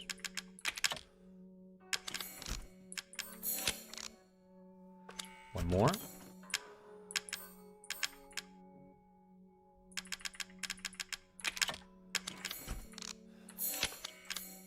Very good.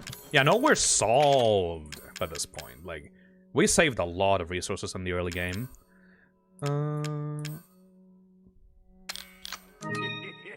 I fucking love doing this. I'm sorry. Just like I don't think sorting Jack out and everything. Marguerite were entirely aware of No, dude, Lucas's like, sociopathy. I'm the same way. Whenever I play, like, with whenever I Oliver play, before like, their infection, specifically, like, but you Resident make a Evil good 4, point. I refuse to continue playing until my entire inventory is sorted based on the types of things I have in it. Yep. I'll have the guns in one corner, ammo in another, like... Wildcard donates $5. It says, motherfucker, hold on a second, Wildcard. Hey, buddy. Remember, How do they know? those 2 key cards will get you into the party. Don't be late now. Let me talk to Mia. No! You gotta show up first. You haven't forgotten where the party I miss my is, wife, have Chris. you? Thank you, Sad. wife. I miss my wife, Chris, Come on, man. Ethan Winters. Everybody's waiting for you. He's been waiting to do this for a while. I know, he's so excited. He's so fucking hyped. He's itching to do it. Pickled also donates and says, I miss my wife, Chris. I miss her a lot. Wildcard donates $5 and says, I don't think Jack and Marguerite were entirely aware of Lucas's sociopathy, like with... Motherfucker. Like with Oliver before their infection, but you make a good point. They literally took him to the doctor to check out his brain. I'm pretty sure they were aware. Yep. A parent doesn't just find a dead kid in the attic and just think like, yeah, my son's fine. Yeah, no, absolutely not. And I mean, like, the reason that kid was bullying him was because of the fact that everyone knew he had, like, some kind of mental illness. Tony Sonic donates $2 and says, who's worse, Lucas Baker or Jigsaw? I haven't seen Saw X. I need to watch Saw at all. Thing is, right? We will. I would purely say Lucas Baker, because at the very least with Jigsaw, assuming it's John Kramer, I have a chance to live. Yep. Oh, He doesn't, Lucas doesn't like- give you shit. Lucas actively wants you to die. Jigsaw gives you a chance to live. To be fair, Ethan would have died if it wasn't for one very specific thing. For the bullshit. What are you doing, bro? Yeah.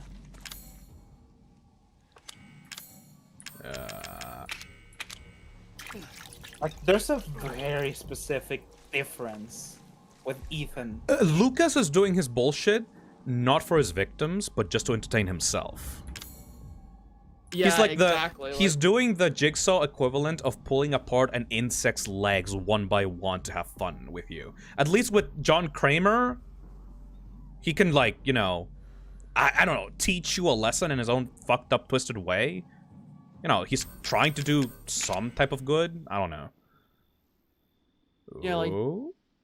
Jigsaw views his crimes as, like, weird forced therapy, if anything. Oh. Oh, I see the vision. Oh.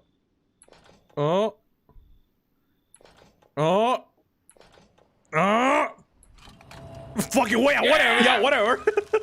It's not even lined up. Just take your loot. Stabilizer. Not as useful as Steroids? Yeah. But Oh, I'm so excited for this part of the game. Oh, he's just doing some shit.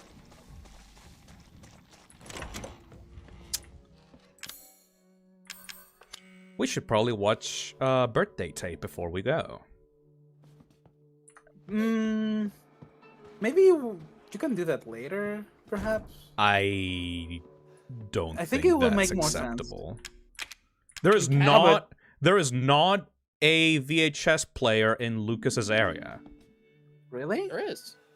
There is. There's another safe room. You need to watch that VHS tape in order to progress. There is a VCR in there. Yeah. Really? Yeah. Well, like, I say you need to, as in, like... Like, on a I have it first-time right playthrough. here. I mean, like, but if you it want to watch requires- it now, you can. If you want to watch it now, you absolutely can. Like, nothing's Okay, stopping you. sure, I'm just do saying it, that there do it. is one later if you choose not to now. Okay, honestly, yeah, do it now. All right. Because if you do this and then Lucius do learned a the lot actual from Grandpa Kramer, section, except for his it's gonna be principles. kind of repetitive. Happy birthday! Experiment. Can trespassing Happy idiots solve birthday! puzzles? By Clancy Javis. This is the same guy as the first VHS tape. I actually envy you. What? You don't believe me? You didn't hear it. This toy? I heard it. This? It has taken me weeks For what? to finish this. And it is Yeah, you think that guy is less bad than John Kramer? Yeah, John Kramer's not, like, ecstatic about putting you in a freaking, like, reverse bear trap. He's giggling. It's gonna be fun. Just you wait. Wildcard donates $5 and says Lucas learned a lot from Grunkle Kramer, except for his principles. John So Kramer basically- would put this motherfucker in a trap. Yeah, John Kramer would put Lucas in a trap. And then it would be really funny because Lucas would probably know how to, like, deconstruct it. Then you'd have this weird game of engineer versus engineer. I want to see that crossover movie. I really badly want that, actually. A Saw movie where, like, the main protagonist knows how to disassemble the traps and John Kramer's sitting there like, what do I do now? Yes! Okay, that would be good. Like an actual, like, Battle of the Minds. Like, that would be so cool! I'd love that! Okay. How do I... Oh, yeah, there we go.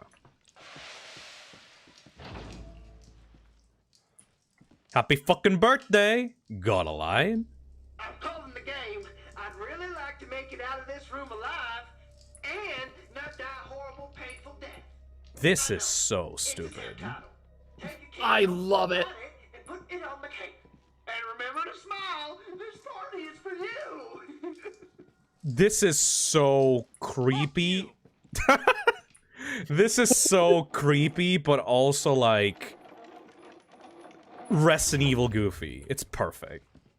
Dude, I absolutely adore, like, escape rooms. So anytime Resident Evil pulls this kind of thing, like in RE, like, 7 or in Village with House Beneviento, these are, like, some of my favorite areas. This is... Wait, Grandma? Grandma. Grandma, clown. Huh. Weird. What is this picture supposed to mean? Doggy!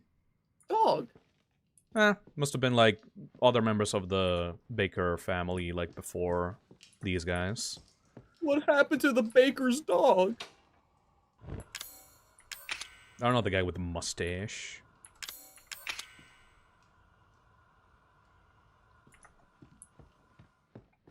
Can, like, dogs even survive the molding process? Probably not. Probably not. We would have seen mold dogs otherwise. Oh, I wish I could have seen mold dogs. I won't. Oh. Yeah, like John Kramer doesn't say like, "Hello there. Put your hands to the poopy water. It would be really funny. Put the hands to the poopy water. Do it now." Well, I mean, he's kind of done something similar to that. Yeah, but it's like needles. It's like pain or some shit. Like release your pain or something. I don't know. Well, I mean, there was one trap where he tried drowning someone in pig innards. Yeah, but that's like metaphorical or something. I don't know. It's like, like you don't see Jigsaw going like poopy water. True, yeah. Although, like, I always think about, like, one of my favorite scenes from Saw 3, when the dude wakes up in the friggin' rack trap when it, like, twists his limbs, and Jigsaw over the thing just goes, "This is my favorite trap." Because, like, imagine waking up and being told you're in Jigsaw's favorite trap. Man, I put a lot of effort into this one. Like, man, I must have lucked out. I'm in the serial killer's favorite trap. That's so fucking funny, actually. I really think I outdid myself with this one. Anyways, have fun. Honestly, like, if you think about it, the gruesomeness you're about to experience will never be seen again from me. This is where my career peaked. I have peaked. And in a way, he was kind of right, because that was, like, still to this day the hardest trap to watch in the series. Jesus Christ. Very specific placement of that. Yeah, I know how to do this puzzle, like super fucking... It's been years since I've played this. Still remember it. What do you mean? Oh, yeah, right. I need the fucking finger thing. Proceeds to fail. Proceeds to I was fail. gonna say, like, yeah, I know this puzzle like the back of my hand. Nothing's gonna stop me now. Oh. So, hanged, grave, and baby. Baby, baby, baby.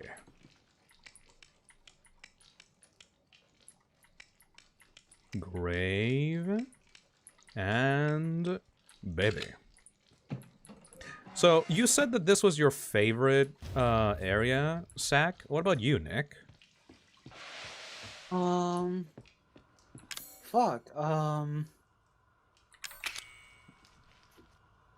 Definitely not the boat.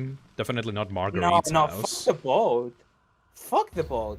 Dummy finger. I think I really liked the bridge after this, like right before the oh no, it's a spoiler, but the boss right fight before the thing. The thing. I think that part's neat. It's not nothing crazy, but that's where all like enemies like are utilized, like all at once. It felt fun. Ooh. Oh. Loser. How did he do that? You can check your arm if you want to. If you want to see again. Just in case you forgot. Just in case you forgot how much of a loser you are. Look at this shit. And just to do this. Happy. You should write something funny. You should write something like puppy. Like puppy. Okay, but you can do something better.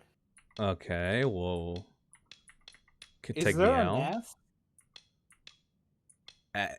S? No. Copy. Copy. Copy. Nope, there is not a. Oh. Okay. Just go. All right. Go with it. Let's go. Copy. There is no way that they would put an S in this. Yeah. Like a double but S. no.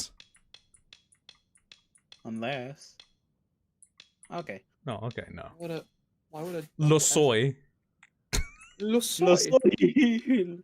Loser. Losive. Loosed. Like, and that automatically like stops the arm animation after you do that. Nice. And all of that just for a valve handle. Now you can light the birthday and have your happy birthday. You know, you could have just like put your hand over the flame as you pass through, but like, yeah. Come on now, there's no fun in that. Lucas put a lot of effort into this. Can you imagine if like Clancy just puts like his hand like over the flame and Lucas just goes like, motherfucker! He puts the hand over Lucas just, you are supposed to do that! Stop! Stop! Dad! Ah! Fuck! I didn't think of that! He's ruining my games! This is why I only get second place in the engineering fucking contests. Who's Clancy? This Rube. This motherfucker. Is this even canon? Because he comes back in like the card game. Oh no, yeah, and the card game canonically happens before this. Shit. You didn't find his card. Oh yeah, you do find his corpse. You know, I want to feel bad for Clancy, but I feel like there's so many ways he could have avoided this. I mean, I don't think he's a fan of, like, escape rooms. He's not a fan of escape rooms to the point that he participates in them perfectly. Emerald Sword says, he died how he lived. A lo soy. Happy birthday! Happy birthday! I love that line. He's such a fucking loser, but also, like, he's like that piece of shit. Like, what a cool fucking loser villain, you know? Completely Exactly, different atmosphere from Wesker, or like all those other like Resident Evil villains. That's what I love. Like, don't get me wrong, I love villains that are like the big, like, I'm gonna change the world with my friggin' bioweapon type villains. Like, Wesker is like my favorite video game villain ever. But like, it's really refreshing to have a villain like Lucas, who's just this sadistic freak who isn't even like, he wasn't even shown to us as being even remotely cool. Yeah, he's just a creepy loser that wants to torture people for the funsies. He doesn't have any goals beyond that, and I can respect that, honestly. Like, he clearly puts a lot of effort into it. Absolutely. He's living his best life. And it's just really refreshing to have a villain like that, because, like, you know, we've gotten enough of the Resident Evil villains where it's like, I'm gonna take over the world, or I'm gonna change the world with my friggin' evil worm virus that kills people. Let's play! Yeah, he definitely watched the Saw movies. I love the aesthetic of this area so much. The neon colors, the glow-in-the-dark, like, paints. I love, like, the neon colors and lights mixed with this, like, super nasty, like, grungy, industrial, like, the speakers. Engineering. It's like a party. Welcome to the party. I know, like, such a unique vibe. Party time! This cutscene's funny. This is in the attic. This was filmed in the attic. Wait, not filmed. He literally talks to you. He's so greasy. Ethan. Ethan. Ethan, hold on. I got some for you. Looky what I've got. Oh no, this is not the attic. This is the other place. You know what this is for? You know what Zoe wants to do with this? Monkey. Get bro brown contacts. She thinks this thing is special. Why don't you just, like, destroy it, actually? No, Ethan. Nah, he doesn't give a shit. He wants to play. This. Oh, I hate this. You see, Ethan? Not everybody wants to turn back the clock. Poor Evelyn. I'm just trying to show him.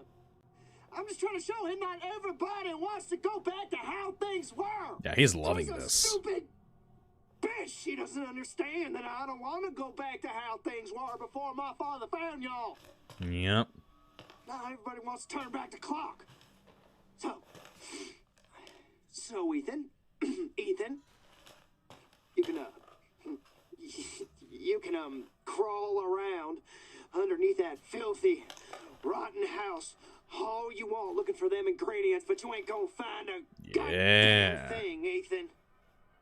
You'll need that serum? Yeah. Ooh, baby. You're gonna have to come through me. You hear? Yeah. Now, come on, Ethan. What do you say? He moves so weirdly. Best villain in this game. I love him. I love him so much. It's like he's like a top. He's an actual like a top 5 Resident Evil antagonist. character for me. Like Jack and Marguerite were like unhinged, but this guy actually like wants this. Jack and Marguerite were very, very, very effective at the purpose they serve, but I feel like Lucas is just something we never really got before from Resident Evil. Mm-hmm. What the fuck? Oh, it was the one. It was the thing right next to it. Fuck. Ethan, gotta control your swings, man. Ethan needs to go for the widest swing possible, just to make sure. Just in case. Thank you. There we go.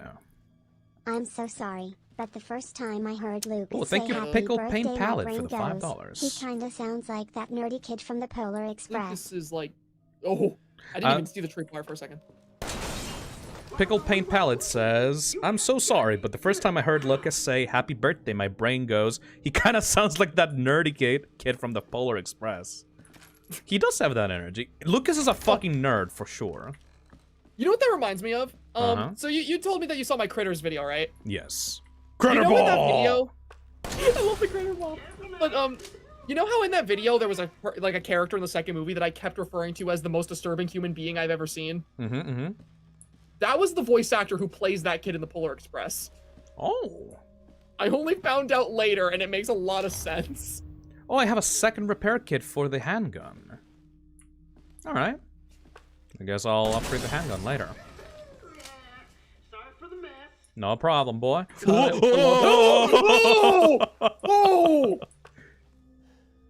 That's alright, don't worry about it. Just for a second. Okay, someone in chat pointed this out, and like, genuinely, I was actually gonna make the same comparison. He acts a lot like the Riddler in Matt Reeves' The Batman. Like the one played by Paul Dano.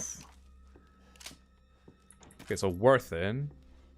But like, yeah, now you can't trust the boxes. Because of that. Yeah, 'cause... If you were the type of person to conserve your ammunition by using the knife on the boxes, you're fucked. Yeah, no. Which is so smart.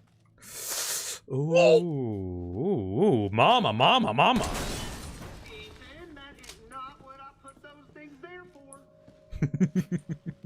Oh, he's such an ass. Such an asshole. Like, the contrasting, like, sequel antagonist between him and Wesker is like... Or the fucking... Or whatever the fuck happened in 6, you know? Oh, God, yeah. It's like giant Dude, like, pencils.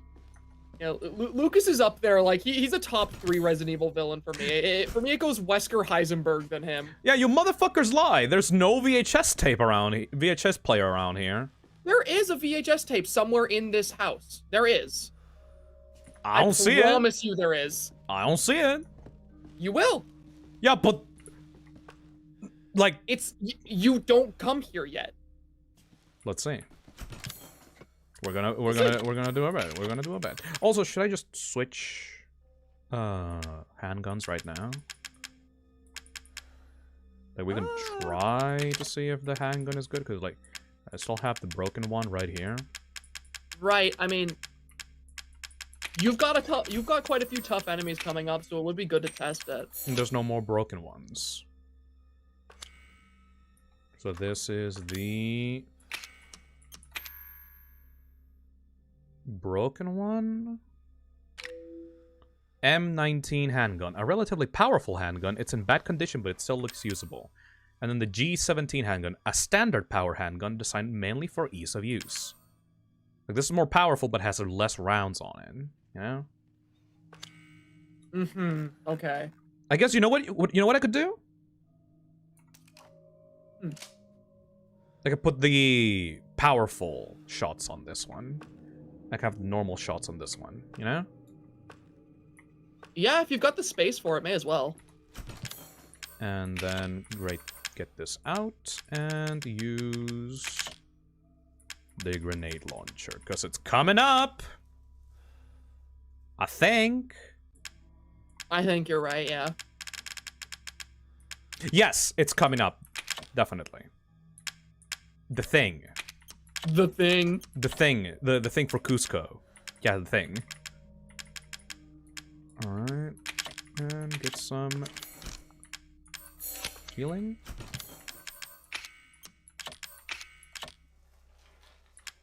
And that'll be it. I don't know if there's a lockpick in the next sections, but I'll keep it just in case.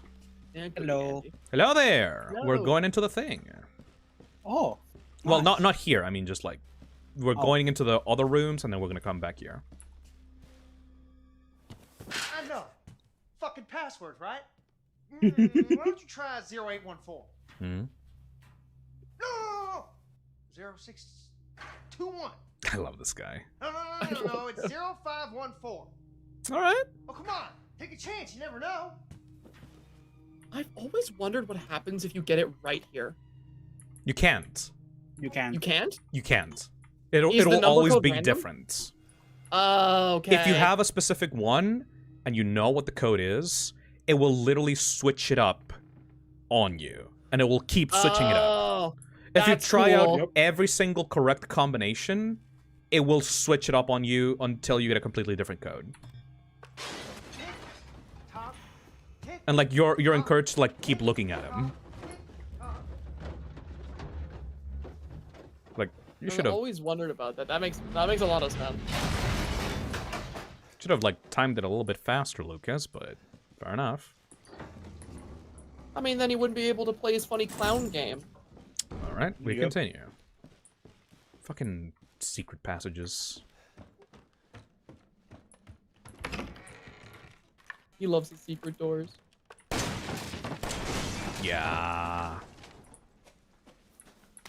I think this might be one of the the best gameplay sections in the game. Because they're starting to like actually just fuck with you. I like this one because like it makes you scared to check for boxes. You're always on the lookout for tripwires, and this is like the area where you get tested with like every single enemy that is in the game.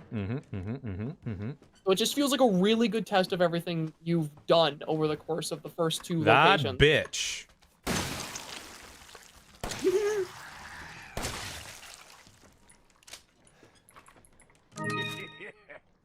By the way, you never get a notification that this guy like appears behind you in this room. Lucas Riddler uses 4chan/dark He web. just like comes up behind you. That's very mean. S5 donates $5 and says, Paul Rano Dano Riddler uses Reddit. Lucas Riddler uses 4chan/the dark web. Oh boy. You would absolutely try to get a bunch of Reddit clout. Cool trap! Please give me upvotes. Where the fuck So he kept is- making fun of my funny traps I posted on Reddit. She doesn't understand. I'm a genius! I can't do I'm the a accent. genius. She just doesn't get it. The bitch. What a cool fucking room. This completely, like, this... You can't do this in, like, third-person fixed camera. You know? No, like this game was not designed for third person in mind. Like I remember I saw people Holy playing shit. with like a third person mod, and the game just plays horribly because everything's way too closed in. You're not supposed to do it. It takes full advantage of what it is, and I respect that for it. Like, a lot of people say, like, no, it can't be survival horror. You need to do it in the correct style, otherwise it doesn't count. It's like, there was this there's this YouTuber called Avalanche Reviews that I really actually respect because he makes like really good survival horror videos, but he has this like thing of like, yeah, no, like it's a survival horror adjacent kind of game, but no, it's like it is survival horror. Like the perspective does not matter to give you the kind of gameplay that you're looking for with survival horror. Bitch. Bitch. I also just think like something about like this game, and like other Resident Evil games that I feel like a lot of people need to understand too whenever it comes to like Resident Evil trying to be very different is like that's part of the reason why Resident Evil has lived as long as it has as a game franchise is the fact that they change stuff with every entry. Even if it doesn't work in some other ones. In my opinion, as long as you keep the core tenets of a series, you can switch up the gameplay however you want. Yeah, exactly, right? Like, hell, even like this one compared to Village. Like, oh, hi! They're very silent. They are, they're very quiet, they're very That is sweet. a genuine reaction. Like, they tiptoe. Tippy-toe, tippy-toe, tippy-toe. God. So here, Yeah, here's I'll be the- back the- in the steak just a one. second. I need to go put some dishes away. No problem. Tony donates $5 and says, a while ago, I finished first ever drawing on my notebook of the 3 plushes watching the stream, and I wanted to know if I should post it. How should I know? It's your decision.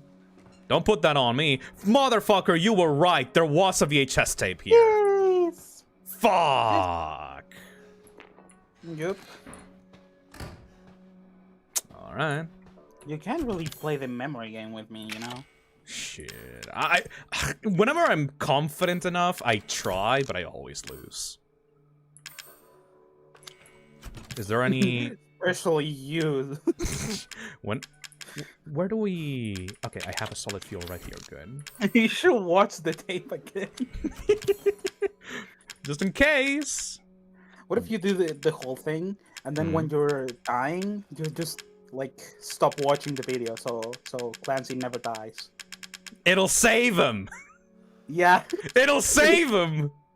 That's some, like, Doki Doki type of logic, man. Fucking meta horror bullshit. Yeah. I'll save you, Clancy! That'd be so fucking stupid. And just... Should I bring in the neural rounds? Yeah, we're gonna bring some firepower to this. Yeah. We're gonna bring some firepower to Because this. you're about to fight a shit ton of molded. The big ones. Mole creatures, yeah. The fat one. The pigs.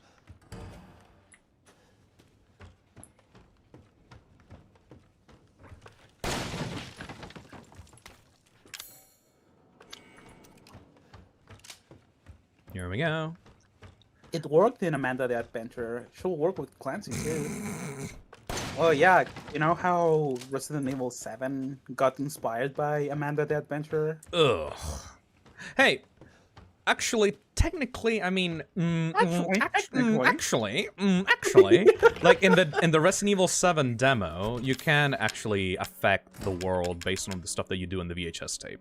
But yeah, the demo is kind of like its own thing, I guess. Yeah. It's good that they got inspired by Amanda the Adventurer. Alright. And we go back in here. Here we go. Actually... This is, for everyone that doesn't know, the last enemy type that we're gonna find in this game, which is... Holy shit. Incredible. I'm back. Hello. I was gonna say, for those that don't know, this is the last enemy type that we are going to find in the entire game. I don't think there's anything else. It is a cool monster, but... It's a cool monster, but like... again, you know what my opinion about the monsters in this game are. Yep. Get the battery. It's like, if they were like... maybe even if they were still molded, but like they were like more visually... Fuck you, Lucas. If they were like more visually different, would have been better. Yeah, that's my thing, is like, you do have a few molded that do behave differently. Like, you've got the quadrupedal ones, you've got the ones that we're about to see here. But like, to me, they all just look like blobs. They don't really have anything distinct about them. No one's gonna say, oh yeah, my favorite Resident Evil monster is the four-legged molded. Yeah, they're all like one type of enemy with variations, I guess. So it doesn't really count. Ooh. The fucking music. I love it. Remember when the start of this game was like a creepy slow crawl through like a rotten mansion? Yeah. I love it when Resident Evil games like start off super scary and then just like yeah, fuck scariest. It, right? Yeah, when you get to the later halves, they just devolve into like pure insanity. And whatever the fuck this is. And I'm not complaining. No, I love it. Like, friggin' when this game did it, it was my favorite area. When Village did it, it was my favorite part of that game. Village went nuts. Village was insane.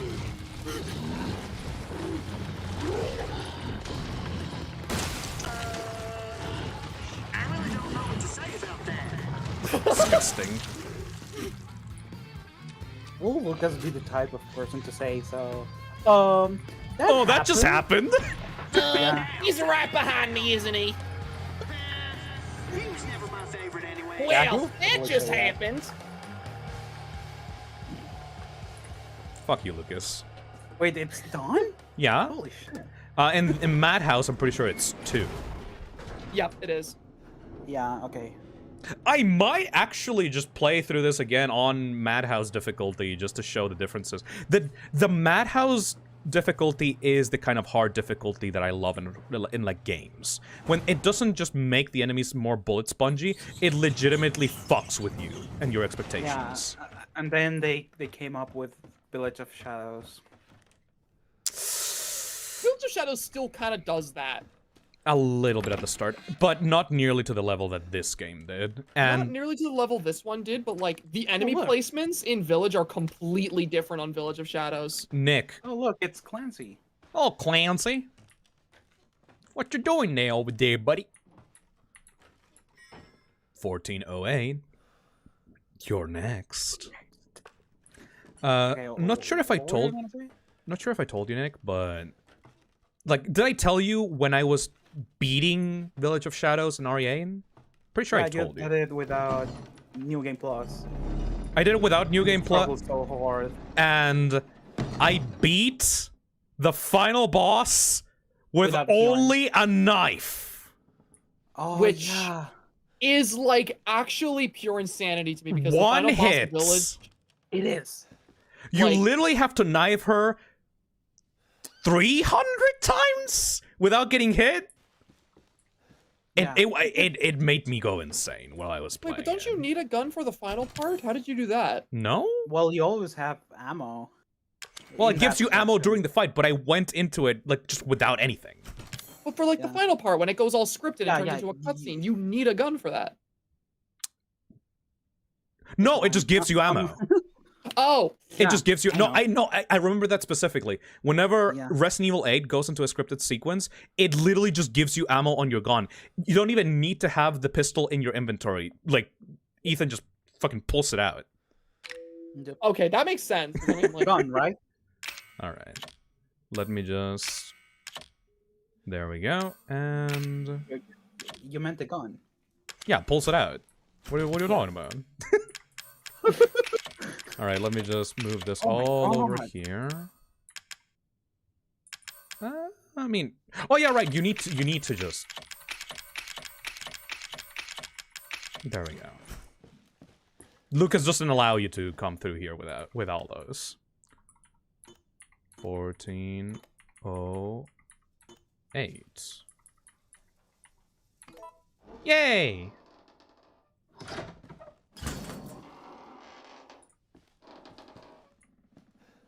It's time. Hello. Well, we already know how to go through this, right? Have a nice day.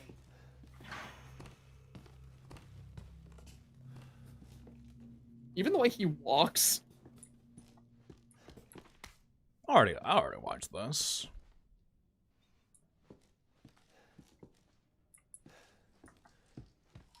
Yeah, it's just an exact replica. Like, Lucas didn't add anything to this. Yeah, we already saw this. Usually end the video. You thought it was perfect as is. We play So- a little game. All you gotta do is light the candle and put it on the cake. Kiss my ass. And language. So the specific Children in the building, somewhere. I think. I'm not sure anymore. foreshadowing. Anyways, so the one thing that makes you actually die in this entire sequence is getting the winding key. If you get the winding key, the entire alcohol barrel will just spill out onto the floor and you will just die, you know? So we're not gonna do that because we already know the combination. So we're just gonna go over here. Because you need the winding key to activate the clown. Activate the clown. So we're just gonna like put this over here. And we already know it's looser, so we got spoiled. Yeah. Oh, spoilers, man. Clancy had to go and ruin the fun. Also, thank you, mods, for helping out with the spam earlier. Thank you so much. Maybe I should ask, like, to have, like, more mods on the chat, because, like, these streams are getting a lot of people, and I can't have, like, only one or two, like, helping out with the mods on, like, the keeping up harmony on the stream. So, thank you very much for helping out. I wonder if I should just ask if, like, any of the regulars want to be mods. My only issue with that is that I don't want them to, like, stop enjoying the streams, you know? Because some people just want to have fun, they don't want to moderate. Or maybe people can be, like, dangerous, like, start banning people for no reason. So Yeah, but you need to, like, know the usuals, you know? There's some people, like, there's a lot of people here on the chat that have been here, like, literally for an entire year. Yep. I can see them, they're red on the thing. What the fuck do I... Hold, I just had a brain fart. Let's put the valve on. Red gang, red gang, red gang, red gang.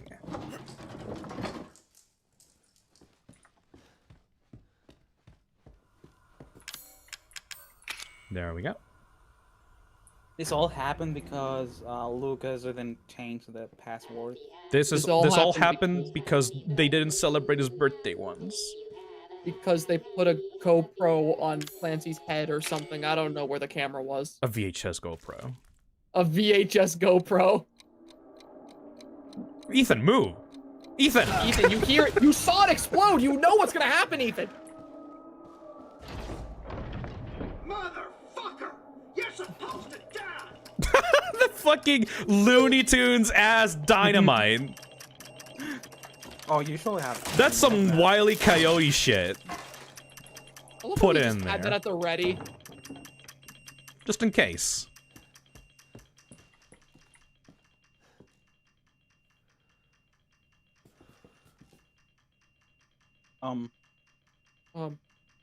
There we go. Oh, there we go. Okay.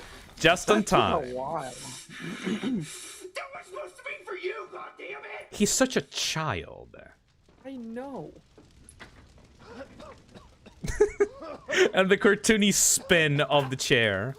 The absolute speed of light he would have had to run away at in order To do for him to that. not be in this room. Like, Lucas Baker really is the most athletic member of the Baker family. Yeah. That entire shit was Looney Tunes.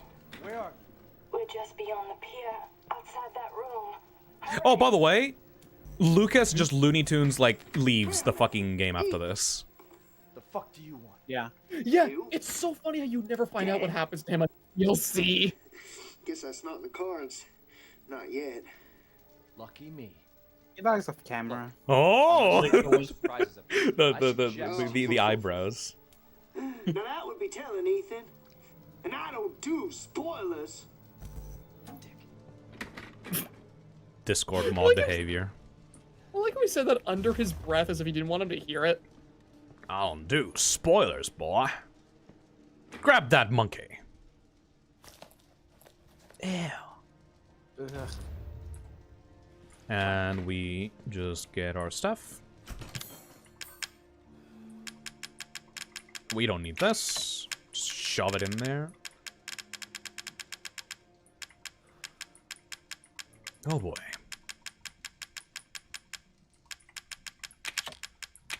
No. Shotgun. And handgun. And grenade launcher.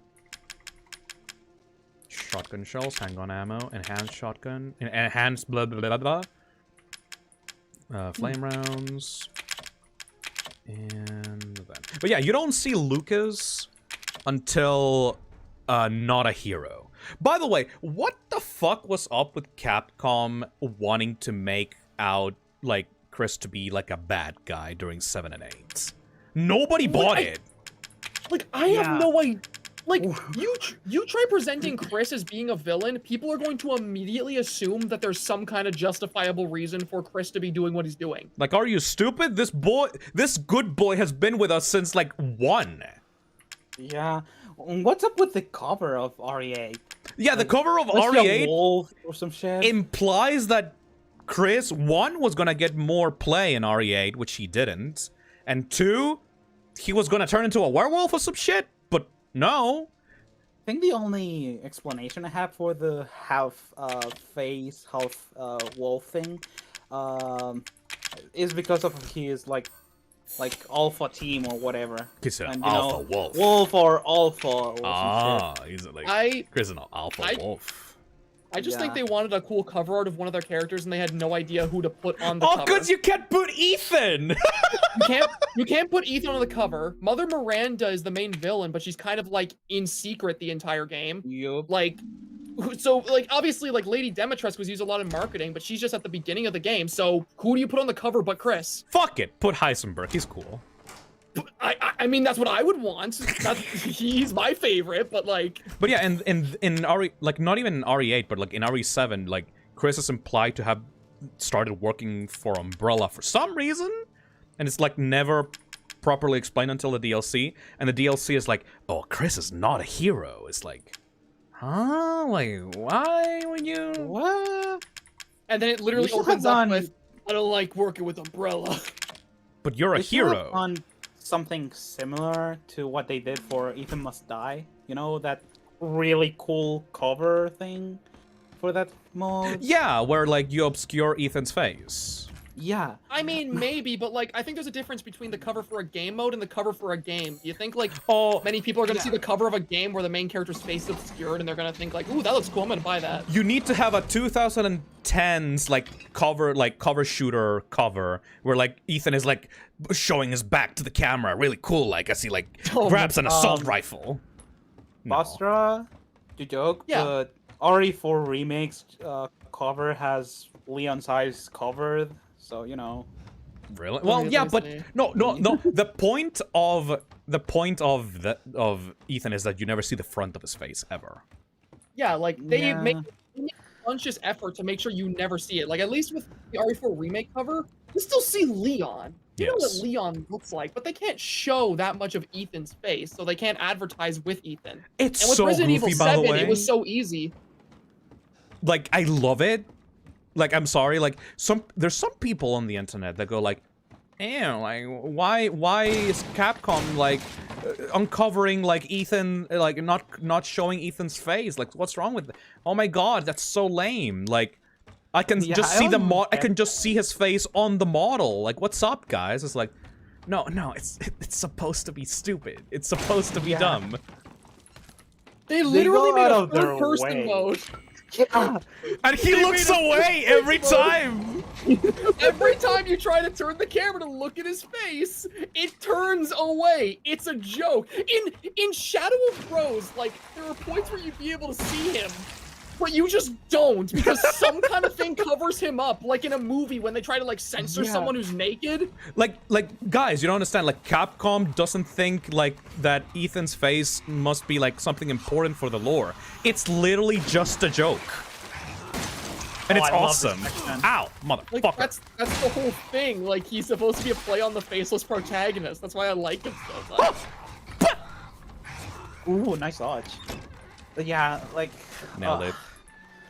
There's even like a model showcase thing, and you can see Ethan, but they still hide the face. They darken the face. Yeah, why the fuck? It's so fucking dumb. It is just it is just a joke. There's no other justification. But like, thinking about it though, like the only other character for Resident Evil Village that I could imagine being on the poster for the game is Lady Demetresque, and even then that feels like false advertising because that would imply she's the main villain of the game. Right, and she gets like murked at like the very first area. Yeah, exactly. So people would play the game and be like, "But I thought Lady Demetresque, big titty vampire mommy was the main villain. What do you mean I have to fight a fish now? He's ugly. He He's That's ugly. why that players He's want to ugly, fight and Lady he's Demetresque not hot. over and over again. He doesn't have boobs and." All right, let me put this all over here. I think we good. Like we're gonna beat this motherfucker's ass. Speaking of moral, holy shit, that boss fight's so fucking annoying. I love that boss fight. I Like, love how goofy it can get. It is, but oh, he has so much health. It takes forever. He has a lot of health, but like I feel like Moreau has some of the most like diverse like abilities out of any Resident Evil boss. Like he has so many things he can do. Yeah. I just wish it took way less to kill him. I mean, he's not too much of a bullet sponge until you play Village of Shadows, but I mean, every single Yeah. boss in that mode is. I do like Resident Evil's cover, which is basically like an abstract representation of the Baker estates. With like a weird, like, man, like, half of a man's face at the bottom. I guess that's technically Ethan. Resident Evil 7's logo is so fucking cool, especially compared to, like, Resident Evil 6's, like, dick-sucking, like, giraffe moments. Also, look at that carp. Oh, no. Pogging carp. Alright, here we go, motherfuckers. Hello there, Mia. I really liked, did you ever see the cover for Village where, like, it's like wings, like crow wings? I have not. You have both ingredients. I think that one's really cool. Let me get a picture of it. Right here. There should be enough, right? It would make him fast enough. My father and Lucas aren't far away. He's coming. Daddy's coming. Shut the fuck up, Mia. I want to hear about your fucking daddy Oh, cake. that one. Yeah, it's okay. What's she doing? I think it's cool. I like the simplicity of it. She's putting it in like a blender. There's a boat outside. She's putting it in the juicer. Literal a blender, though! None of us will go far without the That's all it took. He had to blend up the little mummified arm. And then put it on a needle. Also, Phil, the Mhm. thing you said about the half of a face is not Ethan's face. Ooh. Here we go! It's Mia's face. Oh, it is. Oh, yeah. Hey, Jack! With it. Oh, Jack! Yeah, because he didn't turn into like crystallized, like white milk. Dude, I mean, this design, like, this is one of my favorite monster designs in the whole, like, in the whole series. Like a weird fish creature. He looks like a giant weird fish creature, and like at first it just looks like he's covered in eyes, but like if you look closely, all the eyes are actually connected to little human faces that are all over his body. Fuck out of here. Like he tried to regenerate or something? Yeah, because like he is, even like they're in the DLC for this game, they like, there's like a file on Jack Baker, and they say like, no, yeah, this motherfucker is like exceptionally regenerative for no reason. Yeah, like literally if you were to take pieces of his body and like put it into like a microscope, they're still alive and trying to build new tissue, even like separated from his body. Like, yeah, Lucas is like a psychopath, sure. Marguerite is like the queen of bugs or something. But like, for some reason, Jack is just a bastard. Ooh. Don't worry about it, we got plenty of healing items. Which is like why I keep bringing up the fact that I find it so funny that he got the perfect regeneration when Umbrella was trying to perfect that for years. Yeah. Sometimes you just need a really tough man from Louisiana. I guess that's what they were missing. They weren't based on Louisiana. What'd you say? Especially with the RE8 reveal with Spencer meeting Mother Miranda. No, shouldn't you just and spoil being that? inspired. Well, I mean, it's not a spoiler of this game. Fair enough. Hold on a second. Wait, no, Spencer went the hard mode. Yeah, with not much result. He just got killed by a Wesker at the end. Which, like, can I just say that is one of the funniest plot points in the whole series? That, like, Spencer went over there and he's just like, holy shit, this is so cool! Guys, I'm gonna do this, but with viruses. Why? Like, It's way harder! Like, buddy! You should have just, like, gone with whatever the fuck Miranda was going. Like, Miranda had a good idea. The T-Virus wasn't even that effective, like, until, like, Plagas were involved. And I'm pretty sure the Plagas was some kind of offshoot of this. Yep. Yeah, like, the Nemesis Parasite was not the same thing as, like, the Plaga. Oh, where the fuck is his last eye? It's probably, like, the one that's under his tail at the bottom of it. I shot that off. No. The one under his tail? Under? Oh, I know that one. Oh, shit. That's really difficult. I'm gonna get you. I'm gonna get you. Oh, I'm gonna get you. It's like, look at the little weird, like, feet and, like, arms and shit. Like, he is, like, desperately trying to, like, go back. It's like the fungus is trying to rebuild a human body, but it doesn't know where to start. Like, the parts are not communicating correctly. Like, they're trying separately to regrow different arms and heads and bodies and eyes. Oh, nothing on the belly. It should be on the underside of the tail. Oh, bitch! There it is. Sneaky bitch. Holy shit.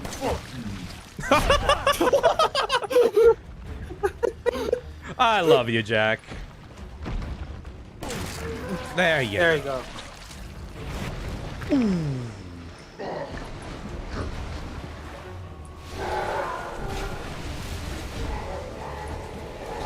Throwing a tantrum. Get the fuck up. No. Oh, hi, Jack.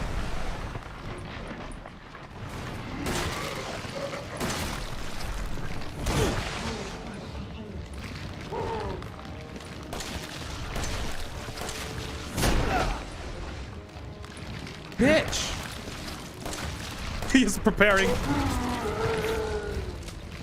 He's preparing the punch because he's a fighter.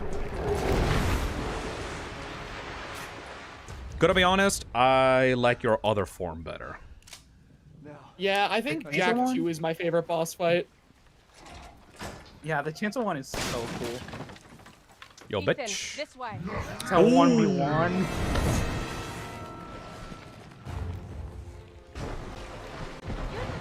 Like, this could be a final Resident Evil boss on its own game. It absolutely could.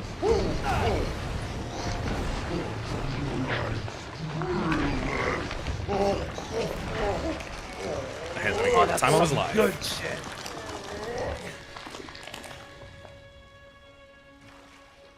Yep. Are you alright? And that is the last we will ever see of Jack Baker. Mia's waiting for us. Ever. Ever, sure. Yay. Because Honest- he actually turned into a white thing, you know?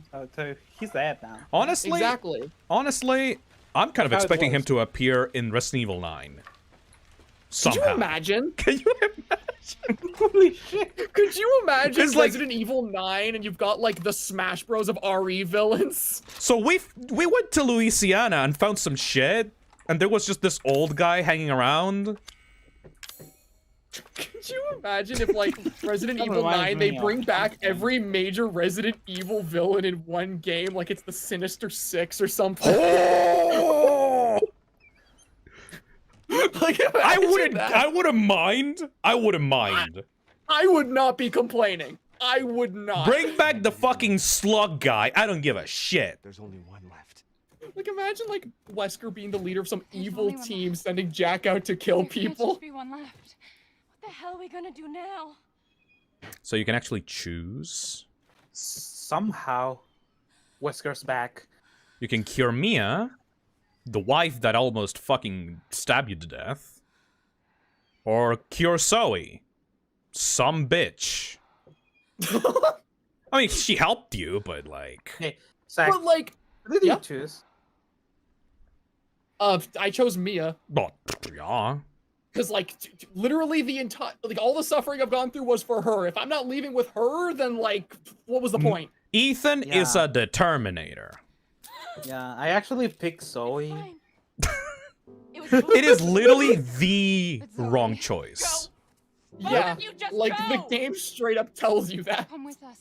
Yeah. There's a No, but- DLC that says, yeah, no, this is the right Yeah, choice. But I didn't get spoiled though, so you know. Yeah. No, I was actually hoping that okay, I'm gonna pick Zoe, and then I will be back to pick Mia or something. Ethan literally said, we'll send help. Yeah. We'll come back for you, don't worry. It was objectively the smarter decision because this bitch can suddenly turn and kill me. Yep. You know. But it's So I just your saw wife. it that way. Canon event restored.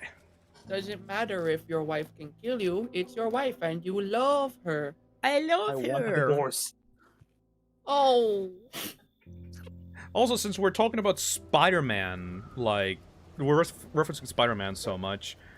Zach, have you seen Spider-Man Lotus? Oh no. Yes. Yeah! Yes, I have. Okay. Hole in one. What do you think of it? It's shit, dude. Yeah! Yeah, it is. I mean, it's not an unpopular opinion to say. It's just like... I mean, obviously, but... Like, all around terrible. The production awful. The background behind it somehow even worse. Old Man Game says racist Spider-Man. Yeah, you know, it's really funny to say that, but I was like, okay, yeah, but maybe the movie's good. No! No! Every single character in that movie literally is just constantly angsty and hates each other, and Peter is such a dick. Peter He doesn't even have the black suit. Yeah, and he He's acted not like such a really- dick to Mary Jane, even justified. though he didn't have the black suit. I know it's so why. funny. I know because like they're adapting a very specific chapter, like a very specific like issue of the comics. But yeah, but the way that it comes through in the movie, it makes them look fucking nuts. Yeah. It's Also it's Boat. funny too. Yeah, Boat. Yippee. Fun. Peter was mean to everyone, even to you know, adopting children. Yep. Dude, like, and they always talk about, like, man, things were so much better back then. Things were so much better, and yet we get to see the flashbacks, and there's still a bunch of bitter assholes in the flashbacks where everything was happy. Things were so much better. Cut to the dinner scene where like Gwen doesn't even want to talk to Peter. Yeah. And it's like, oh my god. Oh like, my these god, characters- Ethan, you look just like Mia. What the hell? Ethan face reveal. He was a Mia clone the whole time? I got so confused when I picked Zoe. all of that happened, and I wake up as Mia. They What definitely the try. They definitely tried to do like a forking road on the game, but they didn't have enough time or like Yeah. anything. Like they tried to do the forking choice, and they just said like, oh, never mind. We're just gonna like polish this up and like release it. Yeah, I was always confused about that. Like, I always wondered what the point of having the choice was if there was one ending that had so much more content than the other and was clearly canon. Let's be honest. Everything after Lucas is way more rushed than the start of the game. Mhm. Absolutely. Oh, look at this. Nice bits, Ethan. Ethan. Bye bye. I'm proud of Ethan's transition. Bye bye. Yeah. All right. Well, time for some exposition dumping. Because like this is the exposition boat. This like for those that do not know. For those that do not know, this is where it all started. Everything's gonna come together now. Wife gaming. I love the lore. Worst area in the game, says Alderite. No, the caves exist. At least this is like kind of cool and like its atmosphere. Just like, the game falls off just after Lucas's area in general. Yes, you can tell. Even with the choice, you can tell that they were pressured to put this out. Like it would like obviously it's not like glitched or like bugged or anything, but like the depth of gameplay is much smaller. That's the thing, like, it's not glitchy or buggy, it's not like the game itself falls apart, but the actual, like, level design is much more lacking here. Yes. But, you know, strong first half, kind of mediocre second half. That's kind of all Resident Evil games. I was gonna say, like, that's not even to say, like, that's a massive problem with Resident Evil 7 specifically. Most Resident Evil games suffer from that issue with a couple, like, very rare exceptions. I love this. I love that too. It reminds me of Alien. They're all, it's just a mass of people molded out. Which is kind of what the mold is. Spider-Man Lockdown was better than Lotus. Actually, I I'm haven't struggling seen right or now to plan think to of see Resident Lotus. Evil games that have, like, better final areas than the start. Honestly, Resident Evil 4's Remakes Island is pretty strong. But I was gonna say, not like, as strong as Village.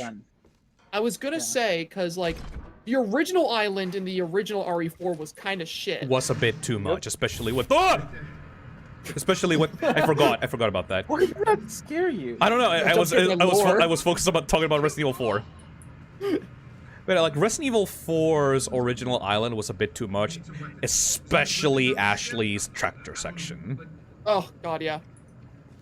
But like, it really picked up in the remake. The remake did a much better job at it. Yep. Obviously, Resident Evil Village, I think, has like the best final area. The factory in Village is my favorite area from any RE game. Honestly, compared to all the other final, if you treat Heisenberg's factory as a lab, it's one of the better labs, and it's one of the more open locations of that game. So yeah, you're kind of right. Yeah, I agree. Genuinely like it. It is my favorite like location from any RE game. I love the exploration. I think the verticality of it and slowly ascending this place is super cool. You have a bunch of different enemies that are slowly introduced and upgraded over the course of the one area, so you get more of a challenge. Well, you say that Resident Evil 8 is your favorite. Really? Okay. I never found that. You say that Resident Evil 8 is like your favorite game ever? Yes, it is. Next month or like whenever you have the free time, we're gonna play that and we're gonna have conversations. Please, I'd love to. Genuinely, like, I am very open to like discussing like both the good and bad parts of that game, even if it is like my absolute favorite. Because it's not like Bendy, where like I was just like, yeah, no, this game is shit. No, like legitimately, Resident Evil 8 has some awesome goddamn moments, and I replayed it over and over and over again because it was legitimately enjoyable. It's just.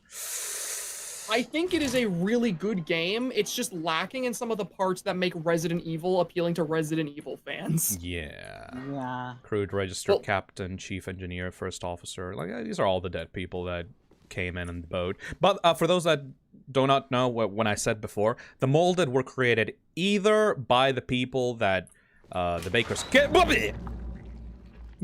Bakers kidnapped or just became molded in here.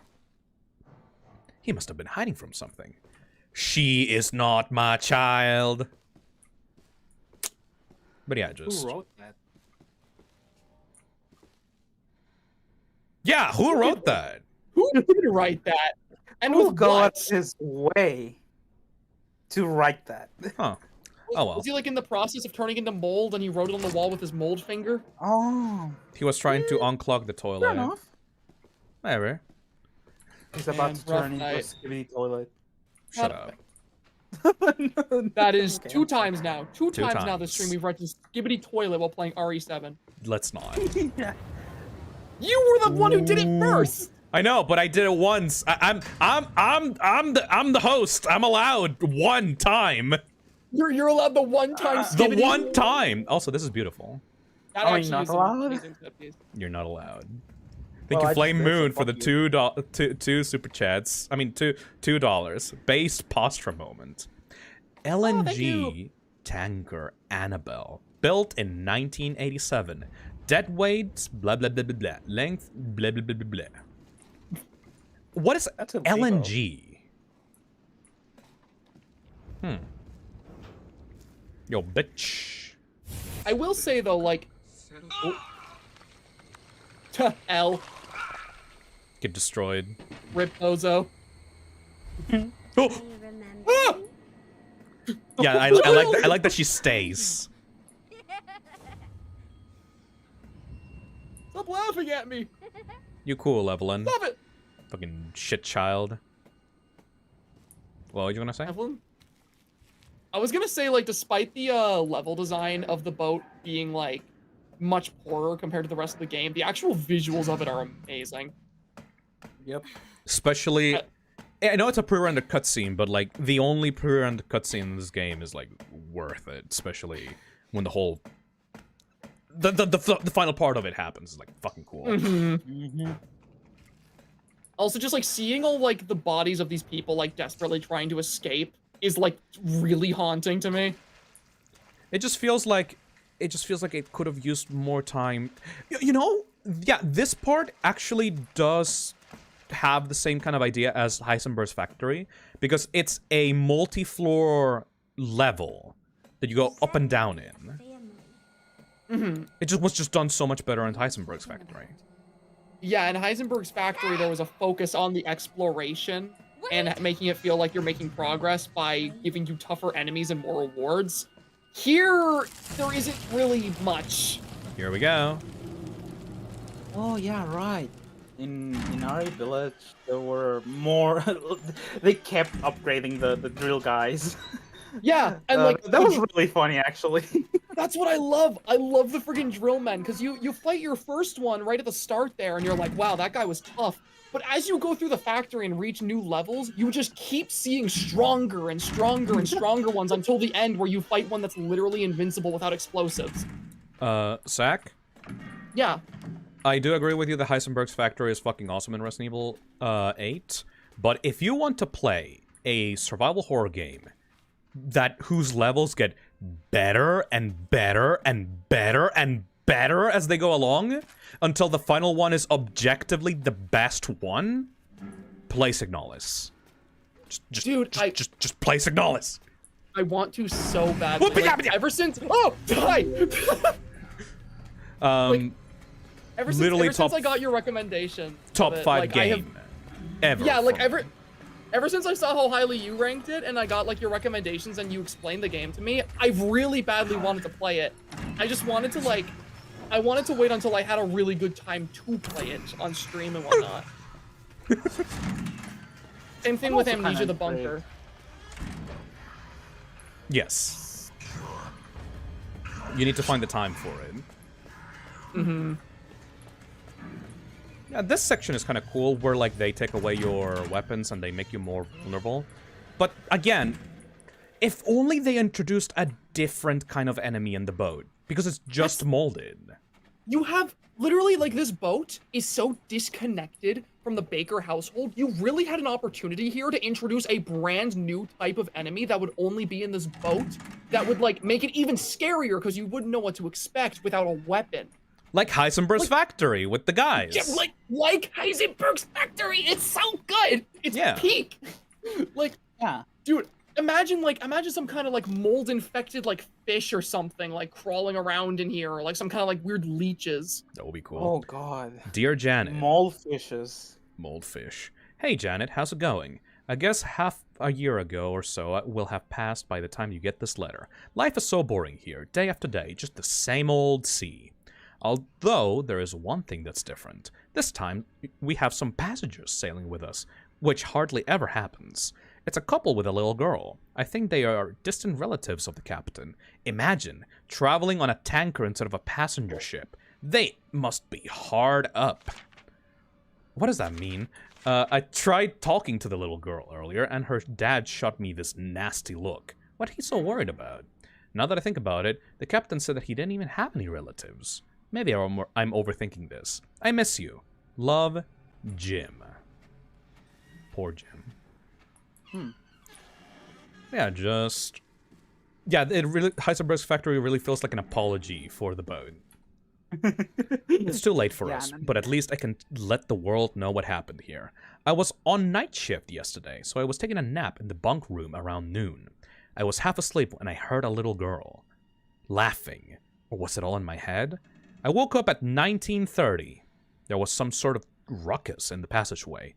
Drew, one of the engineers, came in and said that there was something going on down below. Maybe a riot.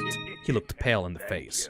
He told me that he was going to go down to check it out, but he never came back. Hey, Barely Grover, thank you for the membership. It must have been around 1950 when I heard the scream. I went to the laundry room to check and saw Clark being eaten alive by some sort of blackish monster. The monster turned and started coming towards me, huge, shark-like teeth snapping in its jaw. I just screamed like a little girl and ran for it. Now I'm holed up in the bunk room, shaking as I write this. There's a whole host of those creatures lurking in the passageways now. I can still hear screams now and then, but there's no way I'm getting out of here now. And that's it. I've written everything I know. Thank you, Giovanni. I could pretty much intuit what happened here, but thank you for the exposition. I like you reading that guy's like final message before death like a super chat. Hey Giovanni, thank you for the $5. Anyways, let's continue with the game.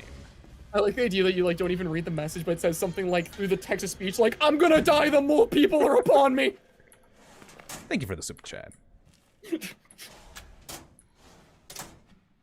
Yeah, I really wish we got a new enemy type in this area, though. I think it would have made it a lot better.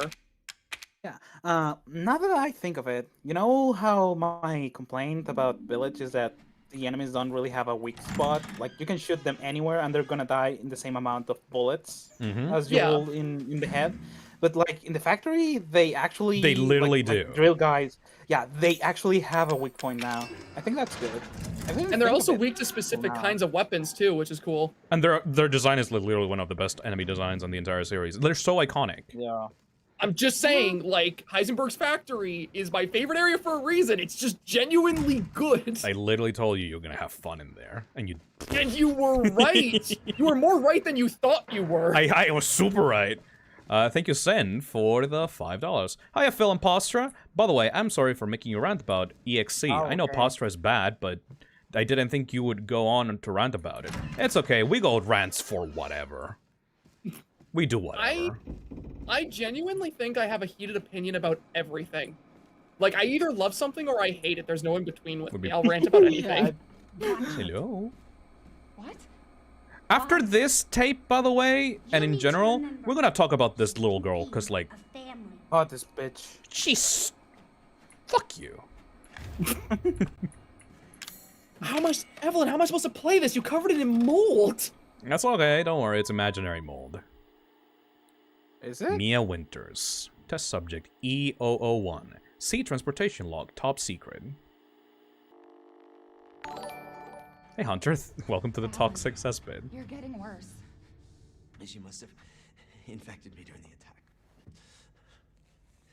And I'm too far gone anyway. This is like the most action-heavy sequence in the entire game. Oh, not really. He's on red!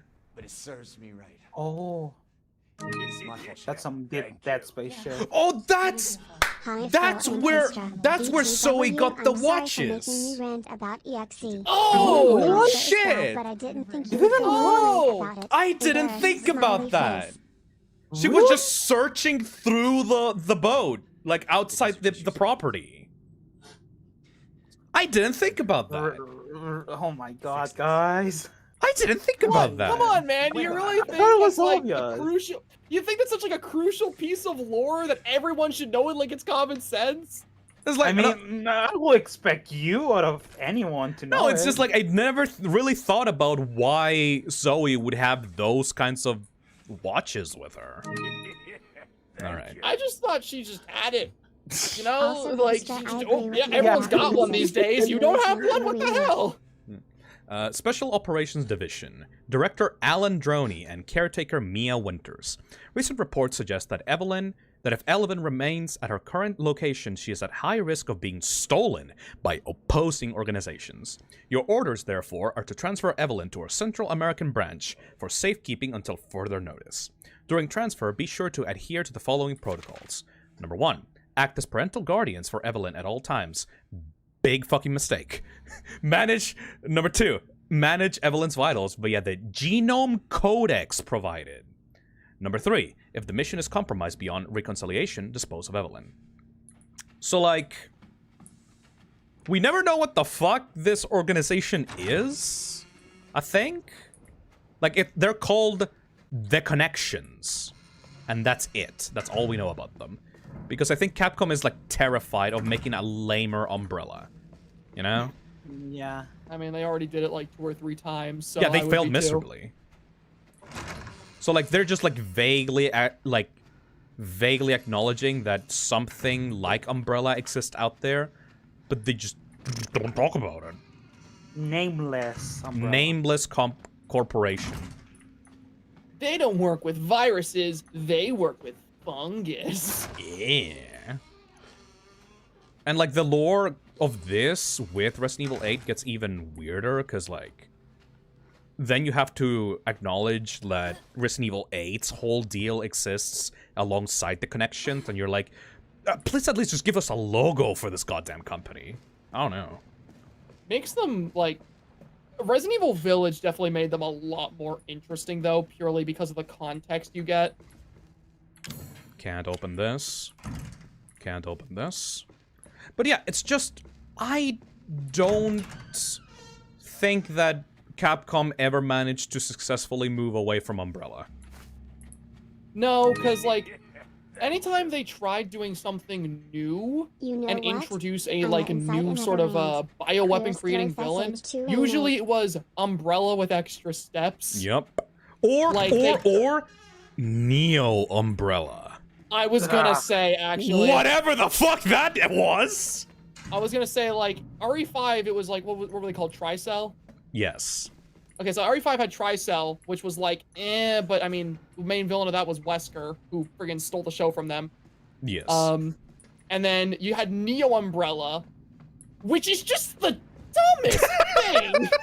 Never brought up ever again after that. You've got Neo Umbrella, and suddenly you've got, like, a clone of Ada Wong who's a part of them, and then you've got, like, friggin' Simmons who turns into a Tyrannosaurus. You got some kind of weird Illuminati conspiracy for some reason. And then they released the bioweapon into the entire city, which, like, wow, where have I heard of that before? A bioweapon being released into a whole city, which then gets blown up. I wonder. I don't know. I don't know where I've ever heard of that. Never seen that. Never I've happened seen before. that before. She's vomiting. Damn. I'll have to reset. Oh yeah, yeah. You know that all that mold crap that you see all over the game? Vomiting. Yeah. That's Evelyn's vomit. Yep. Like this little girl. This little girl cannot handle shit. She just like Which, like, everywhere. Evelyn is such like an evil little shit, but at the same time, like, ugh, I cannot fathom what she goes through, like, being born the way she was. Okay, for those that were in the original stream, for part 1, I guess, remember the song that I played at the beginning? Go Tell Aunt Rhody? That song is literally just about Evelyn. It's about her treatment, it's about, like, all the things that they did to her to make her become the monster that she is. Like, literally, like, hello. What was the lyrics for that? Like, Friggin', can you pull up the lyrics? Like, I got you. Thank you. Bitch! Which, yeah, once you hear the lyrics, it makes so much more sense. Yeah, literally, it's, I was raised in a deep, dark hole, the prisoner with no parole. They locked me up and took my soul, shame though what they made. Yep. And then the way that the game starts, like, call to her and he Call will to come. him and he will come. She'll answer him like he's the one. His arms outstretched, but when she's done, he'll be torn apart. That song is fucking awesome! It is the best theme song that, like, from any Resident Evil game. Like, I really loved, like, Yearning for Shadows from Village, but, like, Go Tell Aunt Rhody is so much better. Yep. We're gonna go back to before the release of Resident Evil 7 to gush about that, by the way. Like, the trailer for Resident Evil 7. Oh my god. You initially didn't even know what this was. Like, for all the people that were... Oh yeah, the kitchen. Oh, the kitchen demo? The kitchen demo. For all the people here that were into Resident Evil before the release of 7, which apparently is very little of you, Resident Evil after 6 was kind of like in this dormant state where, like, Capcom was almost like embarrassed of it or what it became, and it was very, very uncertain what the kind of game that Resident Evil 7 was going to be. Like, they knew, like, Resident Evil is like one of Capcom's, like, best-selling series. We knew that they were going to try again, but we didn't know what 7 was going to be, especially considering how much of a shit show 6 ended up being.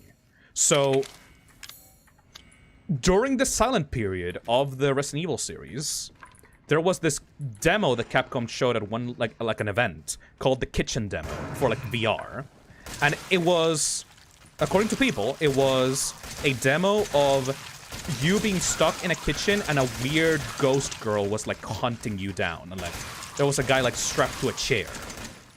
And some people started rumoring that that was going to be the new Resident Evil. And it was, like, oh my god, like, is Capcom losing their mind? Like, are they going to go for the Outlast bag? Are they gonna, like, turn Resident Evil into, like, a cliche super bad horror series? And, like, then they said that they had, like, a special announcement in one of, like, another conference, and the entire trailer of Resident Evil 7, the first one, where they have all the visuals of, like, the Baker estate and, like, all the creepy, rotting bugs, all of that pre-rendered trailer, you didn't know what that IP was until at the very fucking end of it, it just says Resident Evil. And you're like, what? It was so fucking cool. It's like, you thought it was a completely different IP because there was nothing related to Resident Evil in that entire trailer, and then it just comes out with Resident Evil. And it, like, you don't initially notice it because the logo of this game hides the 7 from you. So you just think, wait, is this a reboot? What the fuck are they doing? That looks awesome! And, like, they're gonna go back into a mansion. Like, it looked like a mansion. So you're like, wait, is this the Spencer estate? What is going on? Like, the release of that trailer just, like, reinvigorated the fan base of Resident Evil. It was so fucking cool. It was my favorite fucking reveal in the world, dude. I was watching that fucking conference live. I loved it. I wish I could have been a fan before 7 came out so I could have experienced that hype. But, like, there was also something so special about this being my first Resident Evil game, because going into this knowing nothing is even scarier than, like, having some kind of expectation.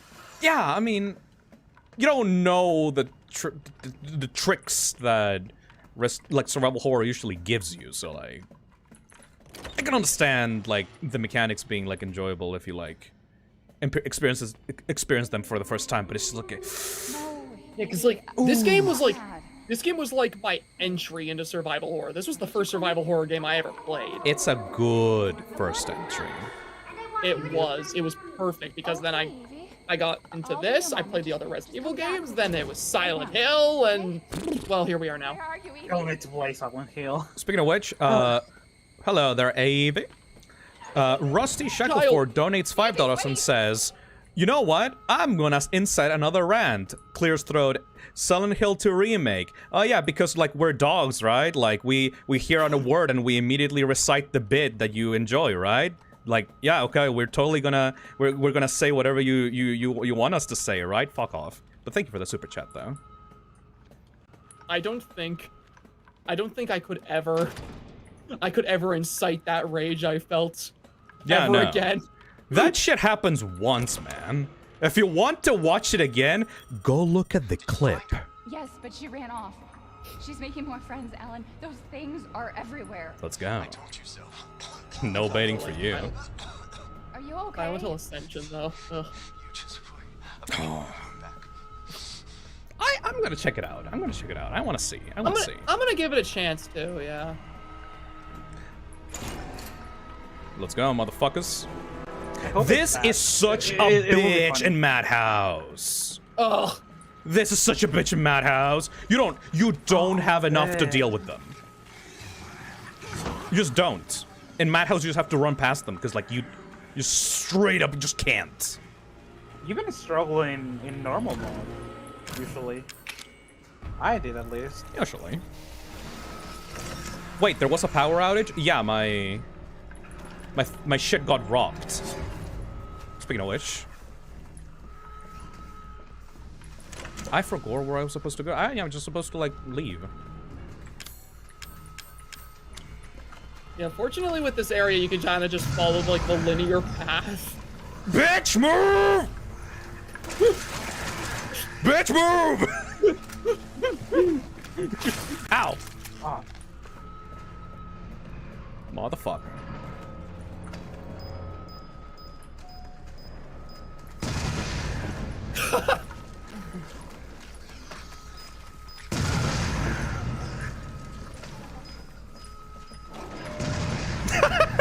That was so overkill. What if you need that later? Yeah, I mean, where? This is a flashback. Yep. Later in the flashback. No, we're pretty much done. guess. Emergency safety lockdown By the way, system has been engaged. An event. I just want to say, isn't it weird that Evelyn is teleporting around everywhere, but here she's actually like affecting, like, she's going up elevators and stuff? Like, shouldn't she be teleporting? You know, like, for those that do not know, like, like, isn't she supposed to like be like the super powerful ghost entity? You'd think so, but no, like. Evie upstairs. I love the twist. All I'm saying. The twist is like the coolest part of this like game story. Where the hell are you? I wish that either Evie or Lucas got more play in the other entries. I wish so too, like especially Lucas, because like I feel like Lucas has like a lot of involvement in like the stuff that's been going on with specifically. Like, yeah. Thank you for the great stream, Phil. Thank you, Joseph, for the $5. Thank you for the great stream, Phil. No problem. God.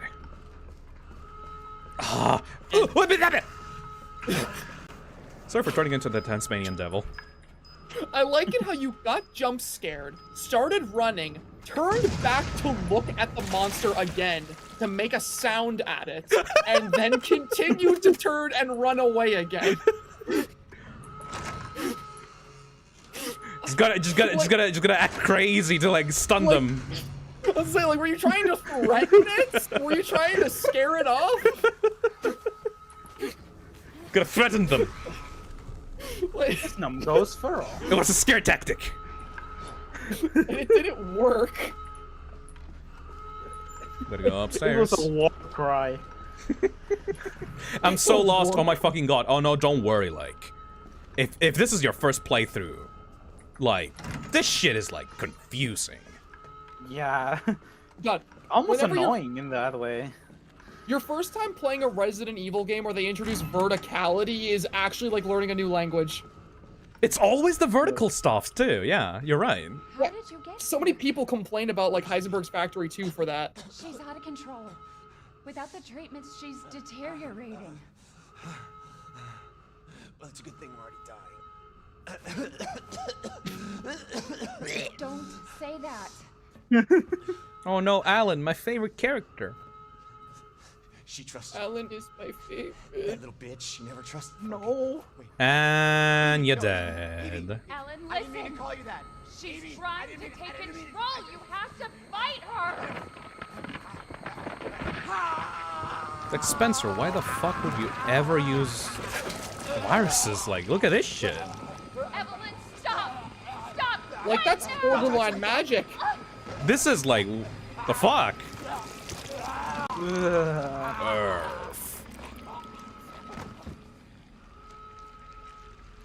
Cause I look. Oh, hello there. Look at those booties. Child. You're dead.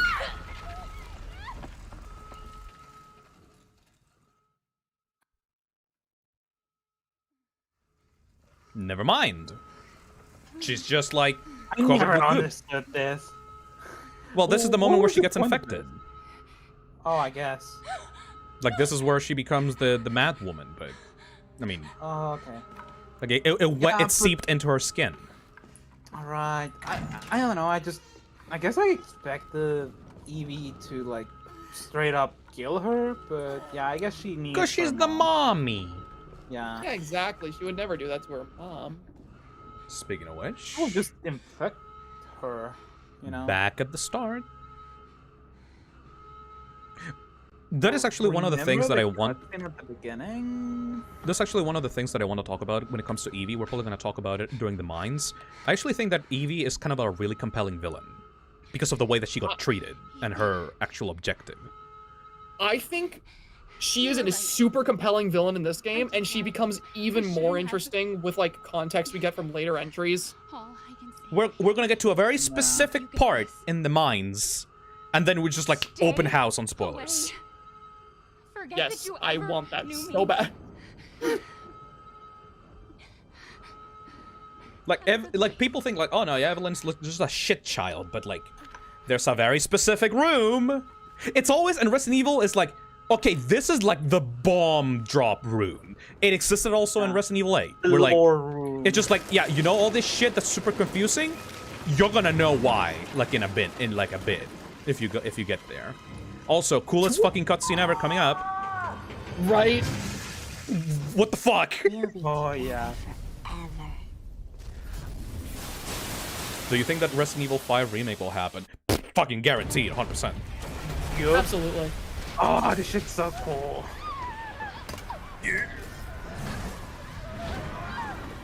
think they could have pulled it off that in engine? No. Nah. No fucking way. Nah, definitely not. No. How is she seeing herself? Man, those waterproof VHS cameras. She pressed the 5. Yo, bitch. Yes. How did I record all that, Evie? Can we be a family like before? No, Evie. We can't be a family. We were never a family. We will never be a family. Oh, I like the shot that's incoming. You fucking shithead. Is it just me, or does like Evelyn's facial, like, does Evelyn have like less expression in her face than the other models in the game? Yes. Like, it looks like Evelyn has a more simplistic facial rig. Like, her mouth barely moves. Especially compared to, like, Mia's in the very first cutscene of the game. Hey, can we watch that again? No, you can't. It's my favorite movie. No. No. Yeah, she's holding all that mold in her cheeks, so she can move them pretty well. Okay. Vertical time. I don't know why, but I find seeing some people in chat after that cutscene going, "Not scary," really funny. Unscary. It's like those fucking like YouTube like for kids like, oh, watch this. If you watch this and don't get scared, then you're a real man. Try not to get scared. I just love the idea of like watching like a horror movie or playing a horror game with someone, and anytime something spooky happens, they just feel the need to turn to you and go, "Not scary." Guys, I didn't get scared. Look at me. Not scary. I am and so I'm brave, 11. guys. Yeah, on the YouTube comments. The YouTube comments that are like that. I get so many of those on stuff like my Mandela video. They're like, this is the scariest sentence you've ever read? I'm not even scared of it, and I'm 8 years old. Oh, Postra, why you think these things are scary, man? What? I'm 10 years old and I didn't get scared. I am braver than you.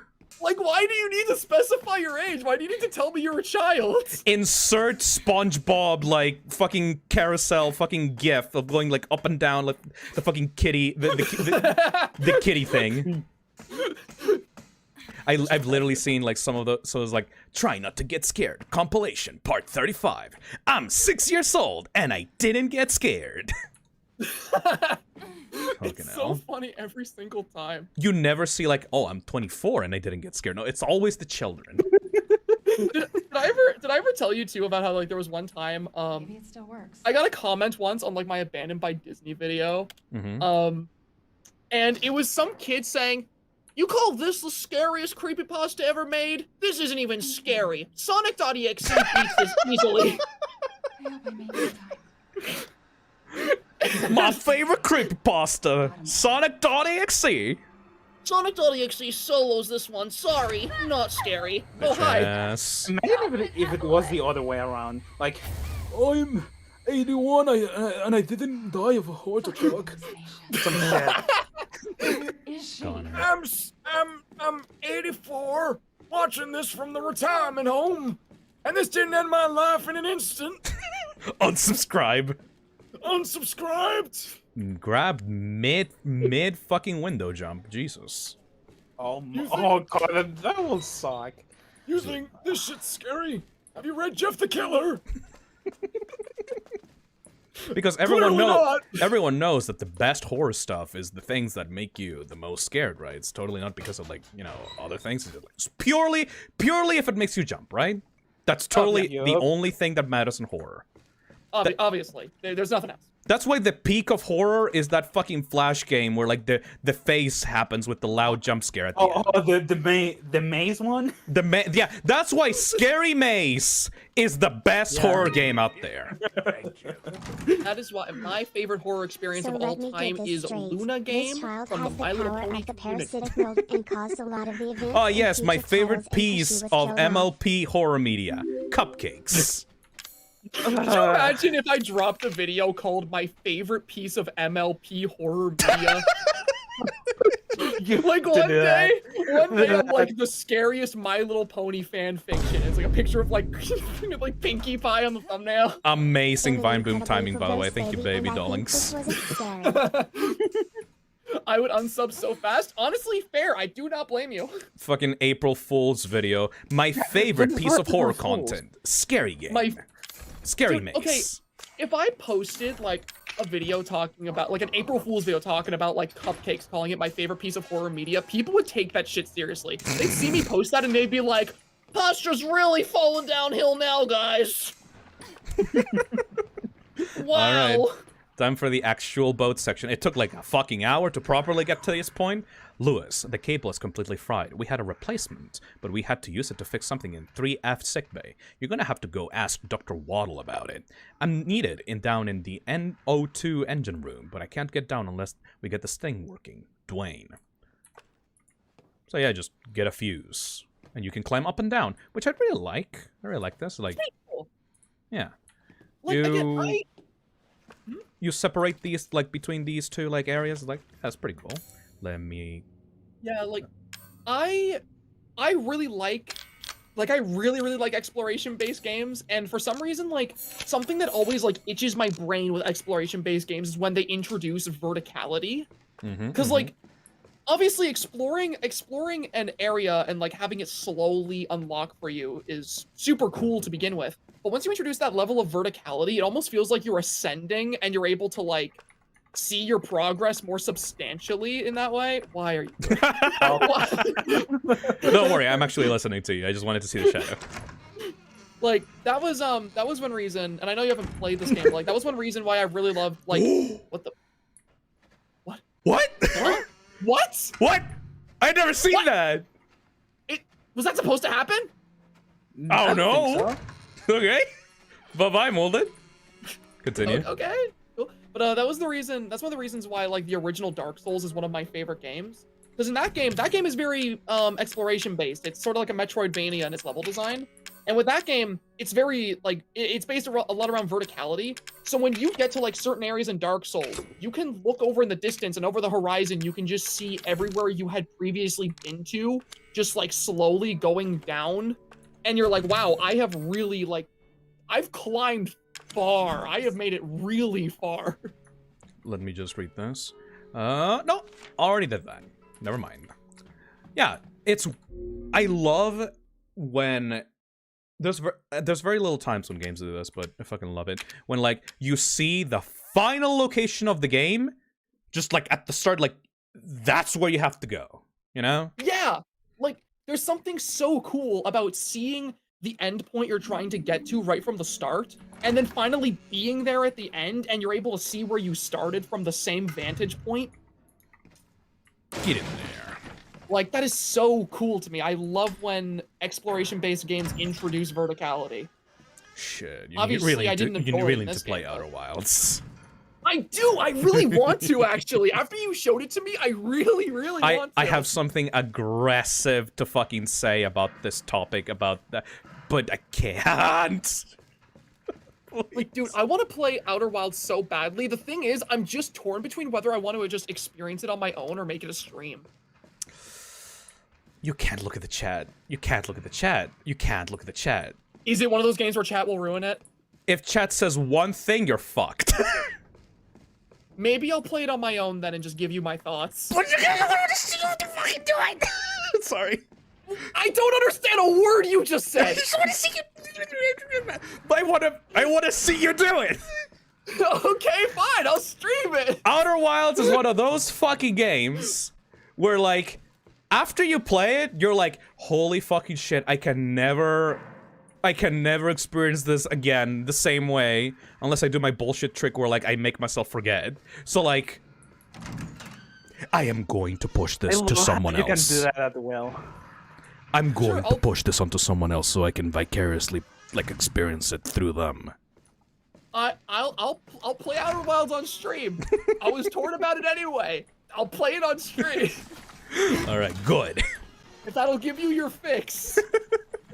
I still need to play the DLC for that too. Like, I still got some Outer Wilds content. What the fuck? Yeah, what the hell's up with the molded in this part? Oh, there we go. Oh, hi. So I guess just ignore them because, like, they're just teleporting everywhere. I guess they just are set to despawn after a certain point. Hello? Yeah, like he's gonna spawn in once you walk in here again. Just watch.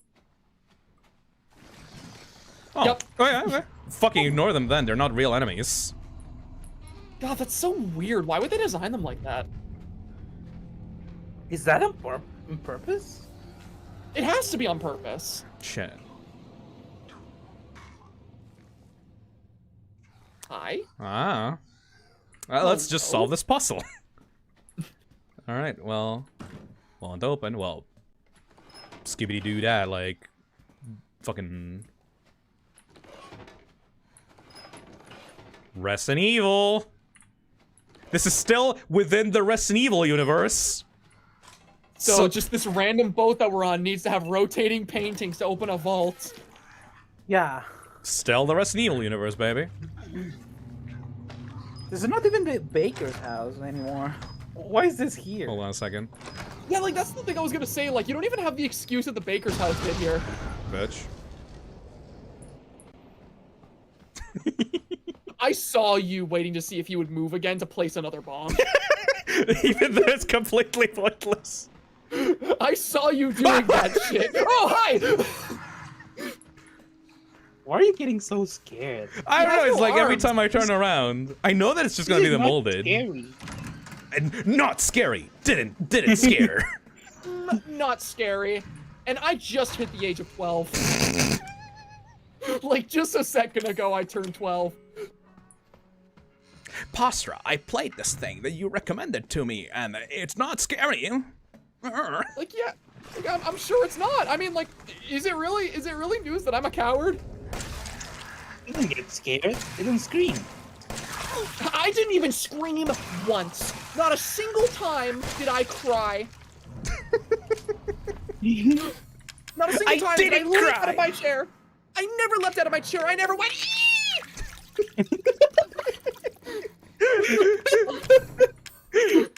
Alright, put that in there. Put that stupid shit in there. You never saw me biting my nails like a cartoon character. I mean, if anything, I'm kind of jealous of you, Sack, because, like, I'm a fucking veteran of this shit. So, like, I barely get scared, and I say that when I just fucking react like that to a molded, but, like... Yeah, I was gonna say. But, like, no, like, those are, like, bursts, you know? But, like, getting, like, legitimately fucking, like, horrified or terrified to the point that your fucking heart jumps out of your chest is like... Yeah, no, that's been a long time. That happened in Cry of Fear, for sure. Yep. But yeah, see, like, it takes a bit. Good. That's the thing, like, it's kind of funny because, like, a lot of my friends who are very, like, into horror stuff like I am, they often tell me that where they're like, how do you just get scared? And I'm like, isn't that the reason why horror is appealing? Because you get scared? I'm easily scared, and that's why I like it. Well, you know that that's a simple answer. Like, there's also, like, the whole component of, like, the dark stuff and, like, that kind of, like, just general atmosphere being appealing in general. I mean, like I get a lot of questions where it's like, why do you like horror so much if you're so easily scared? And it's like, that's the point.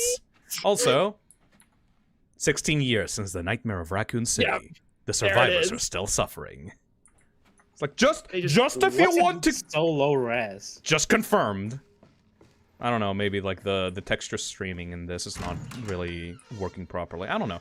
This game is like the first game in the RE engine, so like I can excuse some. And it's one of the best looking.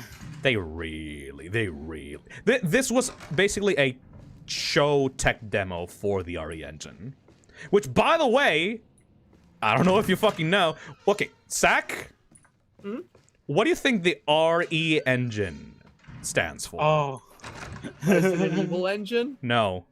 No. It's actually, in the full title is called the Reach for the Moon ending. I mean, the Reach for the Moon engine. What? That's why the logo, whenever you open up an RE engine game, has like someone reaching for the moon. Yeah. But they made RE games on it. Yes, but it's called the Reach for the Moon engine. And it's not an acronym. They just took the first two letters of Reach for the Moon. Those assholes thought they were clever. Oh, hey guys, we're gonna make big Resident Evil games on our Reach for the Moon engine. I mean, they did make like Devil May Cry and like Monster Hunter in it, I think. And Street Fighter. Yeah, but I mean, like, when you think RE engine, nobody's gonna think of those games immediately, even if like they like those games. Yep. It's just goofy. Capcom is goofy like that. I respect that. I can't stand comedy. Never laughed a day in my life. Not funny. Didn't laugh. Didn't laugh. I should actually remember that I opened up this cabinet. Nice. Oh, neat. I need to grab the fuse from the fucking hell! Thank you, Joseph, for the $30. That's a new sound that I put in there, and I forgot that I put in there. Thank you, I Joseph. thought you were scared by something, like when you open the door, I'm like, Phil, there's nothing. No. It's a notification sound. What was it? The metal pipe sound effect. Oh, you kind of set yourself up with that one. I thought it was a sound in the game. Everyone is calling it the fight. Yeah, because I commissioned someone to draw a metal pipe in the shape of Phi for $100. What? Cause fuck it. That's what your donation dollars are going into. Do any of you like carbonara? I hope you're proud, chat. Chat crowdfunded the fipe. Thank you for why that. are all the locks in this boat designed to be corroded with acid? Oh, I mean, it's like safety locks or something if they're like closed or something. I don't know. Okay, It's good Resident explanation. Evil, Thank man. you. I understand now. Resident Evil, man. Yeah, it's Resident Evil. Anytime I ask these questions about Resident Evil, I'm never like expecting an answer. I just ask them because I like to point out how weird this world is. Dude, we just got the captain's cabin locker key by solving a painting puzzle in a boat. Also, thank you, MD Switchy, for the $5. Do any of you like carbonara? The fuck is carbonara? I was gonna say I don't know what that is. Me neither. Is that some type of food? Maybe. Sounds like a food. It's like it's like carbonara. Oh, it's pasta. It's pasta. No, it's not that. It's pasta. I do like pasta. It looks good, actually. I need to put the fuse like right there. There it is. That's carbonara. What is it? I can't see it at the moment. It's like it pasta looks like with spaghetti shit on top. with like. It looks like spaghetti with a lot of salt and pepper. I want to try that out. And pork. Oh, I want to try that out. That actually looks pretty good, yeah. Goods go up. Tony donates $2. I'm a fetus and this crap ain't spooky. Currently typing this from the womb, not scared. It's like kids that try to look big by like making themselves out to be like, oh, I'm braver than my streamer / YouTuber. Oh, I'm so brave. Mommy mommy will love me now. Oh wow! So resentment, Jesus. Welcome to the toxic cesspit. I was just about to say too that like I like making fun of kids that are like that because I was that kind of kid, but now I'm kind of. It's good to know that Phil will hate you if you were. If you're a minor, yes. Full on hate. I don't give a shit, dude. Full hates.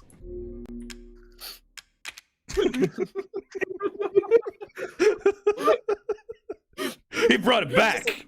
I'm sorry, I'm still just taken back by the fact that you were just like, yeah. If you type something's not scary, that's parentless behavior. Your mom doesn't love you. Look at me, I'm you know what's big. scarier than this horror video? Child neglect. I'm 3 and I do have parents. They're all in the next room, but you know. Nuh-uh, my parents do love me, right? Right? I showed my dad how big and tough I was. I watched Slender Man.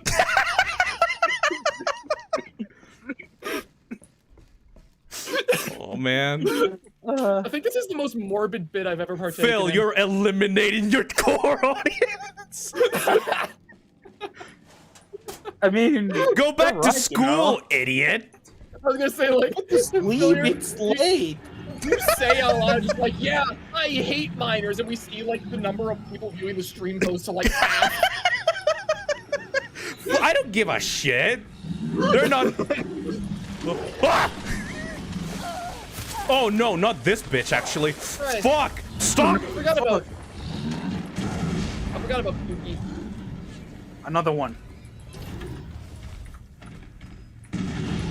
Fuck you, Pink.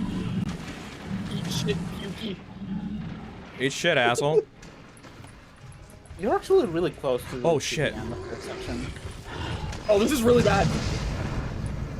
Or not. Move. He's probably thinking, oh, no, never mind. Bad for us. Ah! No. Oh! Oh, right, I forgot the fat ones pop. That's alright, we did it. They're like big balloons of puke.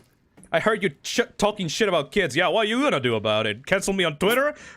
Newsflash, it already happened! Go fuck yourself. I'm invincible now! I was about. What are you gonna do? Tell on your parents? Oh wait, you don't have any. I already got canceled. You can't do it twice, bitch. I was going to say that, but I had to like hold myself back because I'm like, I'm better than that, and then Nick immediately did it for me. I don't give a shit. Fuck you. You can't take anything away from me now.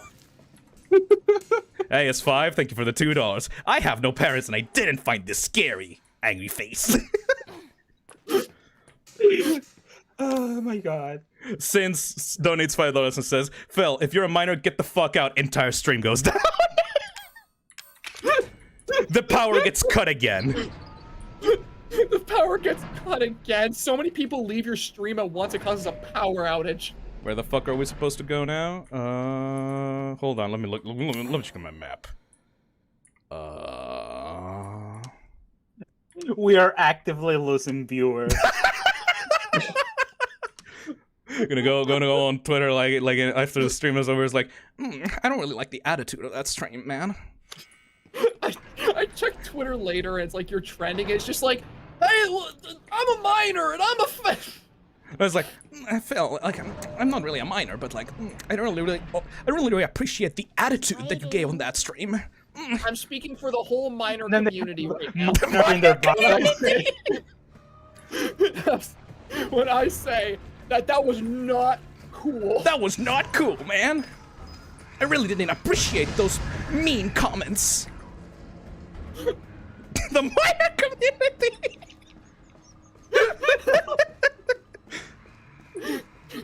I know what to tell you, man. This whole game is about trying to kill a child. I think I'm pretty safe. So, if you're a minor, yeah, it's just this entire stream is just about killing children.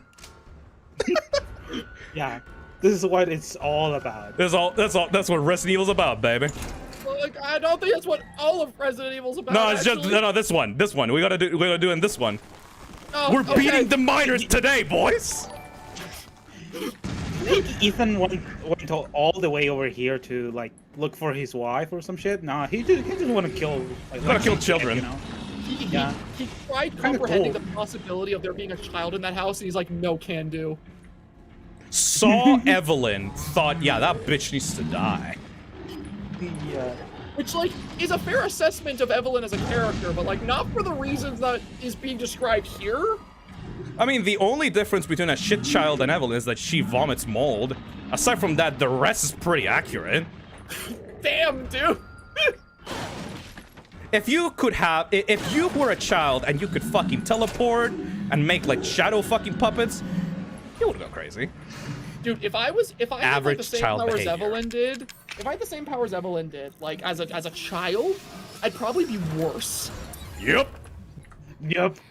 Phil, but you were a child once. Yeah, and I hate child Phil. He's the worst.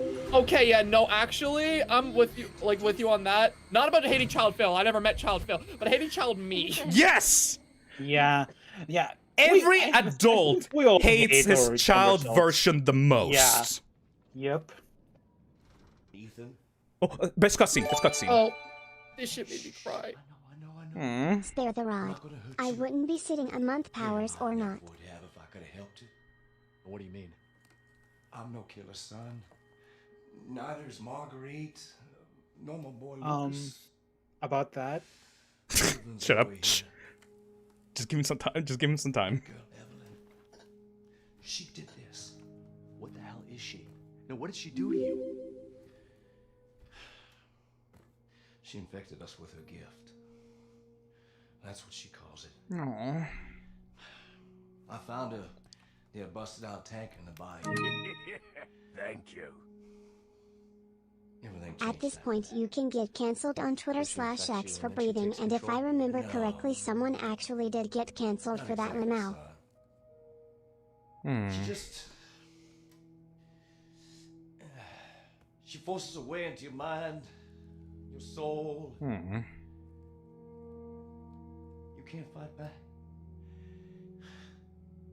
You are connected to her, and you can't resist the urge to... Thank you.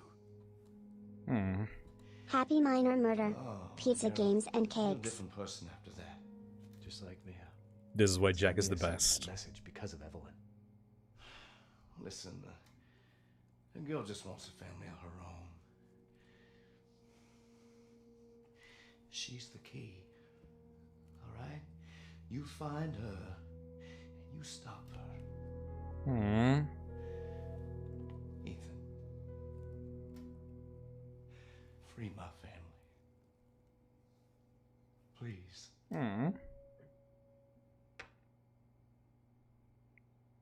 All right. Open spoiler season. I'm not crying, you're crying.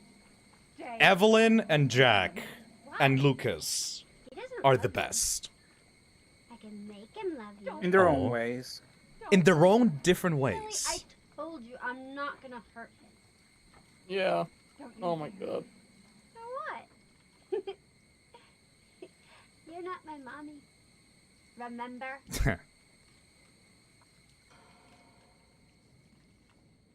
Blech. Blech. Blech. Blech. Blech.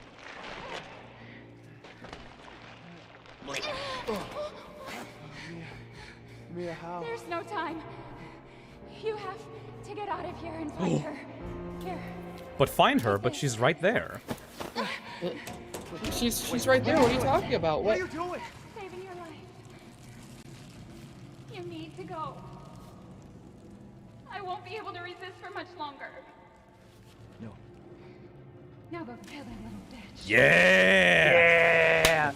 This is what it's all about. Killing children, let's go! Final bit of the game, boys. It's time to go kill Evelyn. Dude, like, can I just say, like, that cutscene with Jack is so, like, heartbreaking for so many reasons, but, like, one thing that gets to me so badly is, like, even after everything that's happened, Jack still talks about Evelyn like he feels bad for her. Yes. He, like, is just a sweet guy. It's all your fault. Like, He doesn't say anything like, oh, you have to kill her, or oh, she's evil. He just says she wants a family of her own. And it's never about, like, killing her. It's about saving his family. Like, you have to stop her. Like, if you can find a way to do it without killing her, it would be ideal. Because she's like, just even a girl. After, like, that's the thing. Like, even after everything, you can see that Jack is just genuinely, like, a super sweet person. And yet the Jack we've seen throughout the game is this friggin' insane monster. Here we go. It's starting. So, one thing about that cutscene.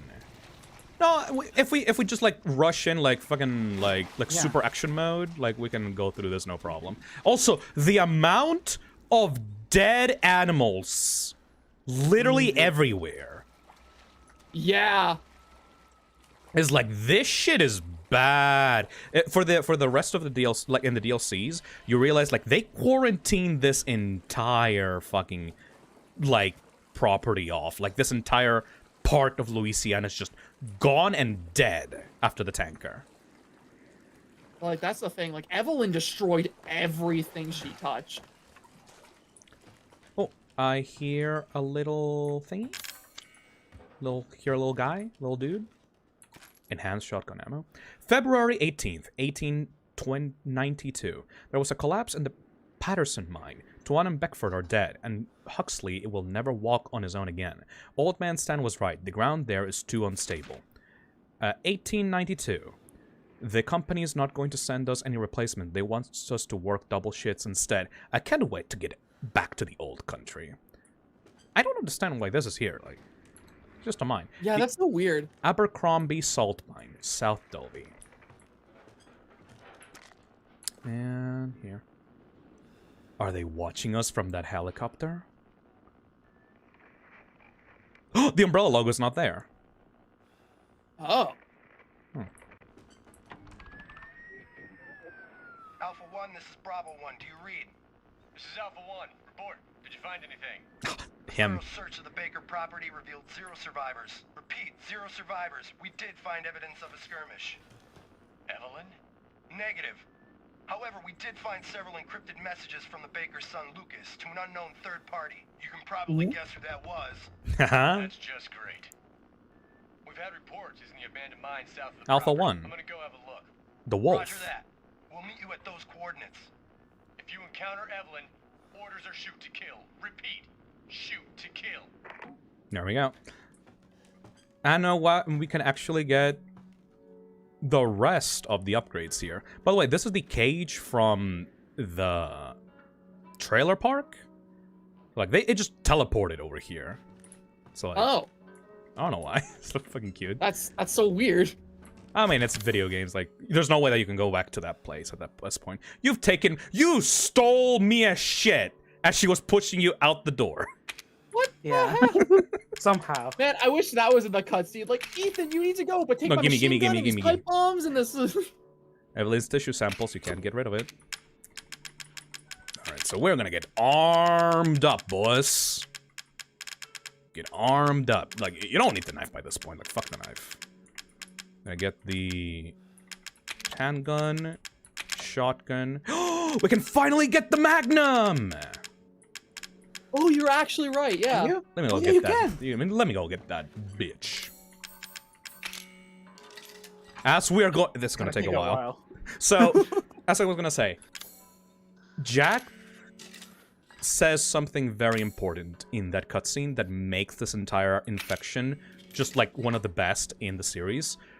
He says she doesn't take over completely. She gets into your like body and soul, and you're different after that. The reactions that Evelyn's infection have on the actual persons vary depending from person to person, depending on their personality and like mental capacity. So like Jack is extremely fucking durable and like has a crazy like temperament, but that is unique to him, you know? And like one thing I find interesting about that too is there actually like are little elements throughout the story that kind of give a weird sort of background as to why they turned out that way.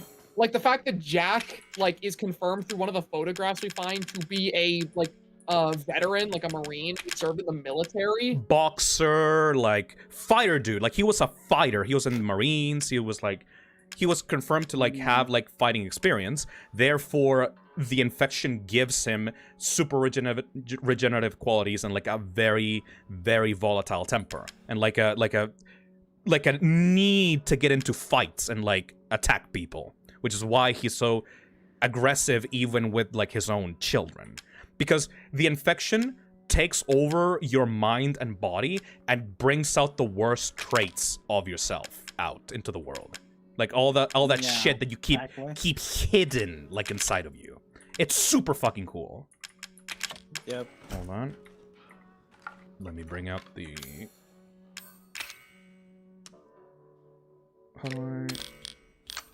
What did Marguerite do to get bugified? Marguerite is like always depicted as taking care of either like the children or like the greenhouse. She's always like depicted as a sort of caretaker character that is always like tending to something. So it makes sense to me that she would become like this obsessive freak who just wants to like protect this like weird hive of insects she was given. Or like Lucas. Lucas's infection, he remained pretty much sentient. Because he was already fucking crazy and super smart. No. That's actually, there's actually a lower reason because of for that. I mean, yeah. We'll find out in the mines for that. But in general, just every single member of the Baker household has their own kind of mental thing going on, or like their own powers based on the way that they were before it. And I just find that so much more cooler than just them turning out to be mindless killers for no reason, you know? It brings out the aggressive side of them out into the limelight. Yeah, that's why like definitely like the mold is my favorite like out of the infections we get in the whole series. I just think there is so much versatility to it and there's so much it can do to create interesting villains and monsters as shown by this game and later entries that use it. Yep. Wouldn't bullets not be very effective since they're only I didn't killing pick up the machine gun in Mia's section. Shit. Oh yeah, you didn't. It doesn't matter. It doesn't matter. It's fine. You're more fine for this. Sen donates $5 and says, wouldn't bullets not be very effective since they're only killing the hosts for the mold and not the mold itself? Yeah, that's why they're super goddamn durable. It's because the mold just regenerates like everything, and they don't have like a core unless like they start transforming into like the bigger versions of themselves, you know? Like Jack is like pretty much invincible until like you completely destroy his body and then he mutates, you know? It's so fucking cool. Yeah, thank God that Umbrella didn't get their hands on this shit. Umbrella getting their hands on that stuff would have actually been like world-ending. Be all end all.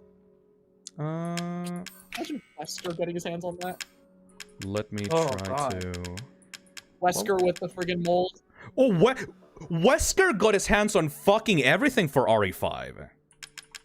He got the T Veronica virus, the progenitor virus, the G virus, like the fucking plagas, and just kind of playground mushed them together into like the Ouroboros. If he had found this shit, it's like fucking game over, man. Yeah, like imagine he was working with that stuff on top of everything else. As you can see in the cutscene with Jack, I think I'm good. Yeah, I think I'm good. I think you're fine. Not that. Just put it on there. Perfect. As you can see in the actual cutscene, like Jack and Zoe and pretty much everyone is like stuck in this like weird mold hive mind. Yeah. And it explains so much of like the weird paranormal shit that the characters are experiencing, because not only do their bodies start to mutate, but also their minds to go along with like Evelyn's whims. And there's so much potential in that for horror shit. Oh boy. But again, my only wish is that this could have been like further explored into like a Resident Evil 4, like 3.5 kind of like hallucination-based Resident Evil game.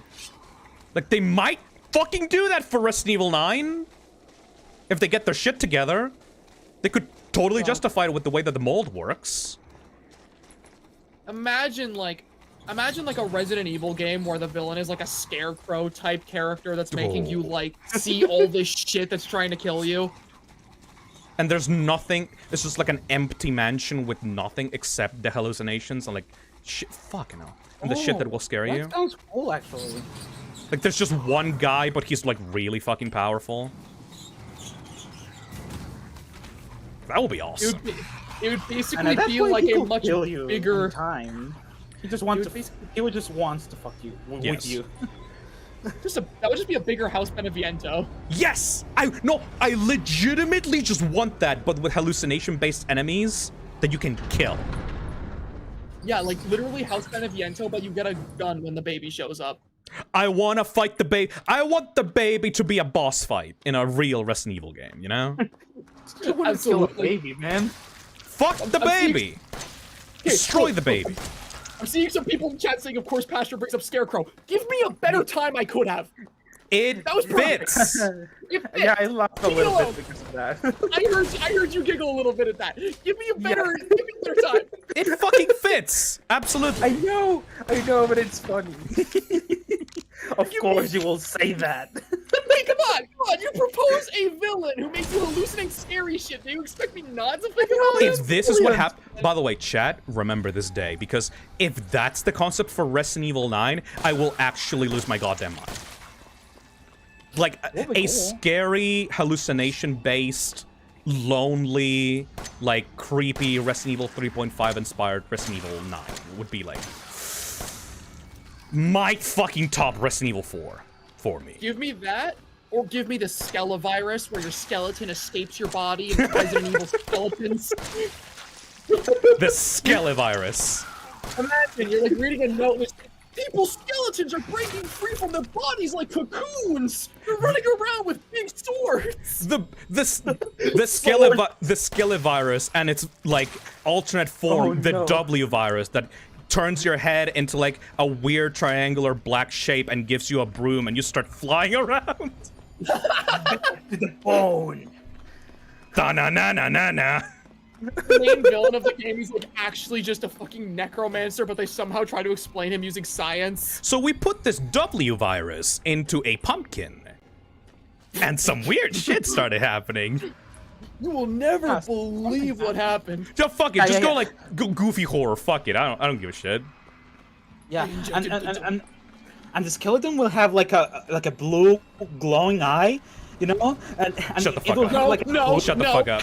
Shut the fuck up. You ruined it. No. Oh, get fucked. They didn't even know that there was molded there. You'll read a note from a scientist that'll be like, we created a living skeleton using the W virus and we put it in a cage. Unfortunately, he was so skinny because he's a skeleton that he slid through the bars and now he's killing everybody. What was that tweet that was like...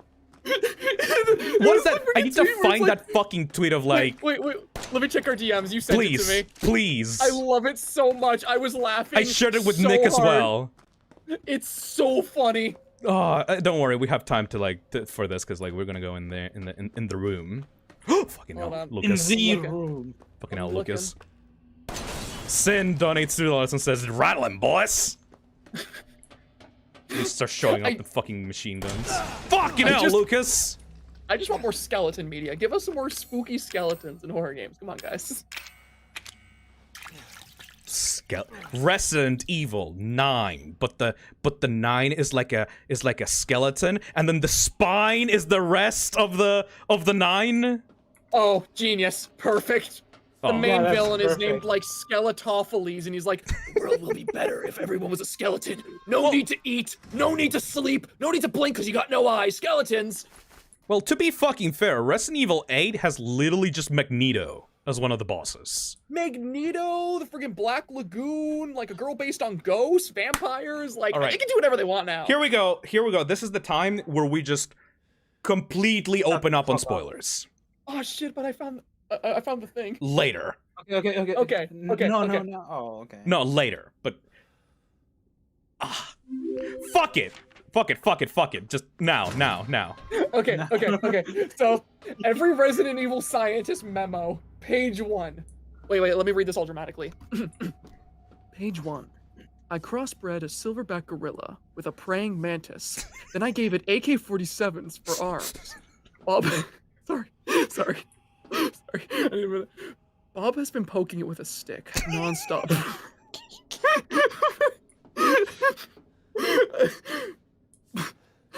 Bob has been poking it nonstop with a stick for 80 hours now. Hopefully it doesn't escape. Page 2. It escapes.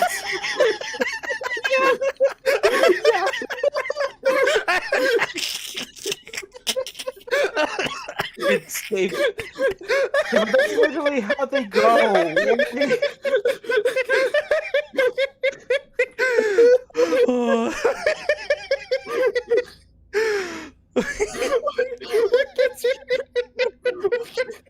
It gets me every time.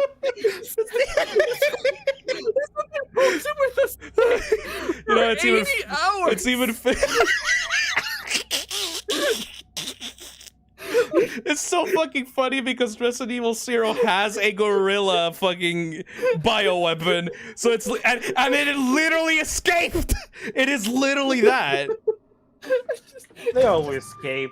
It's just oh no, Sack, Resident Evil 3 remake, the fucking guy with the hunter gammas in like the sewers. The hunter gammas, I love him so much. I love hunter gammas so much. They do have a habit of eating people, but that's what we call character flaws. So long as they don't escape and eat people, we'll be fine. Page 2, they escape and eating people. Like word for word, that's just the hunter gamma note in RE3.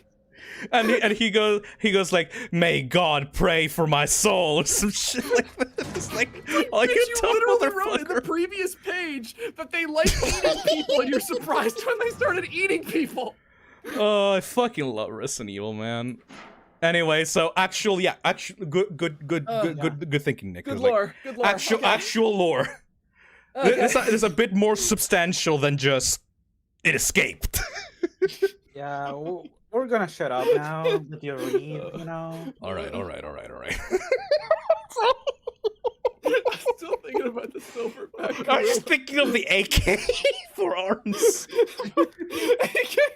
AK-47. Bob has been poking it with a stick.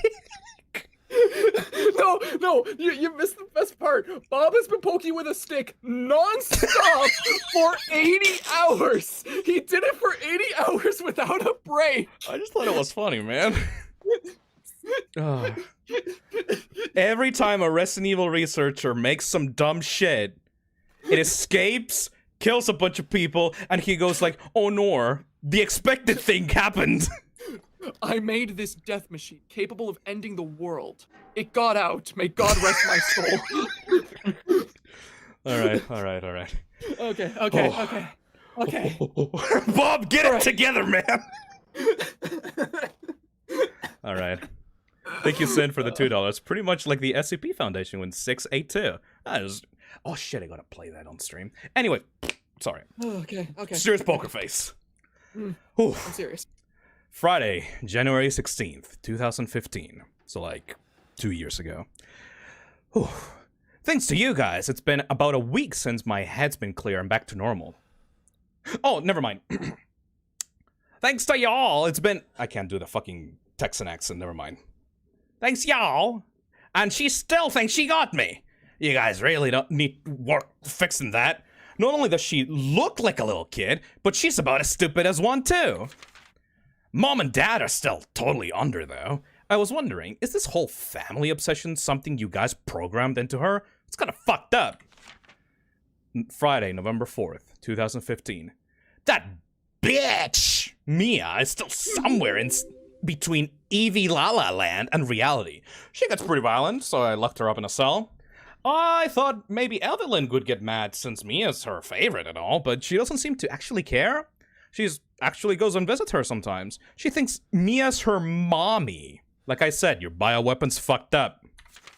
Friday, September 1st, 2016.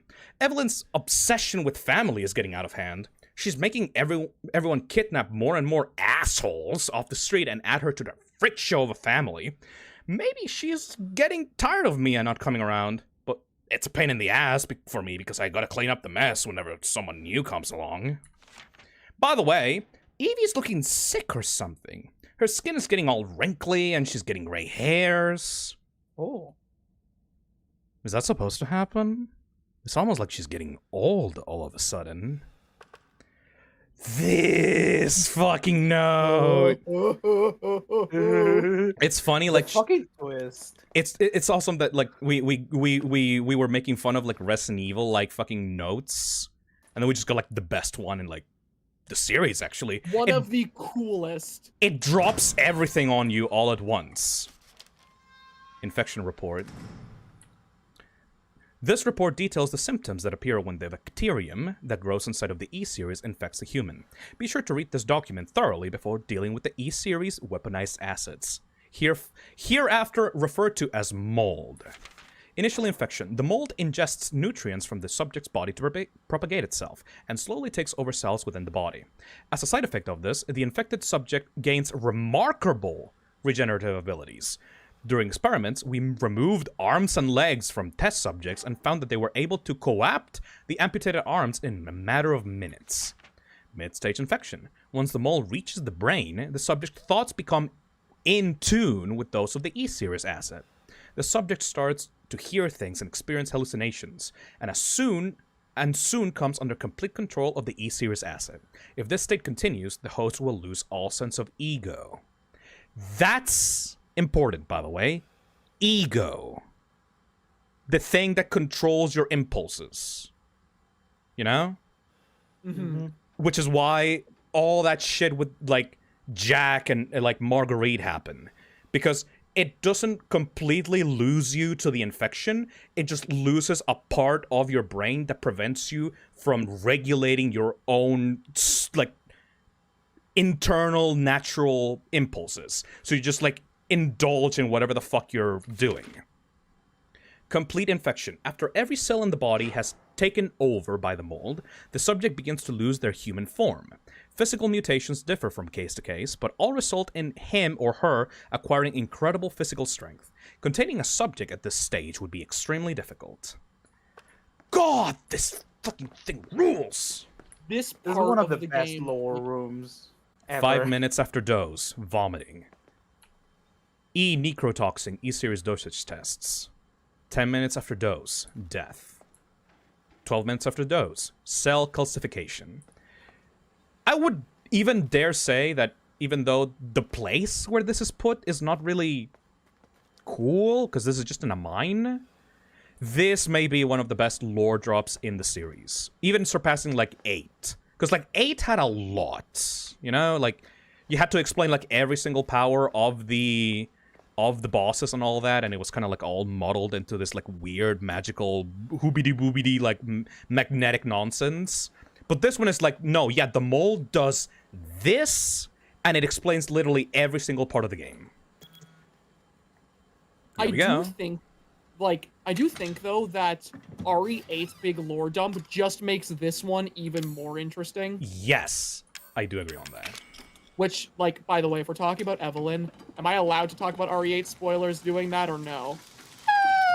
I mean, we're gonna get to that in a month. E-Necrotoxin destroys cells of any subject based on the E-Series bioweapon model, used only for disposal of E-Series assets. The toxin must be first stimulated before use.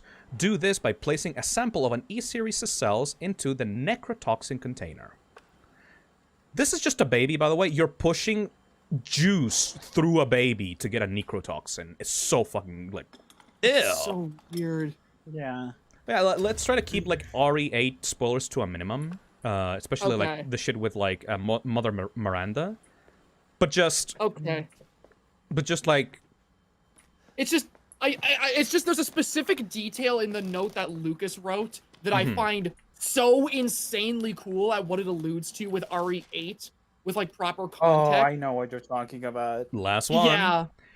Evelyn's functions also include the ability to form organisms from mycelia, the fungal filaments. The term organism is used loosely here. Strictly speaking, they are superorganisms formed of countless mycelia.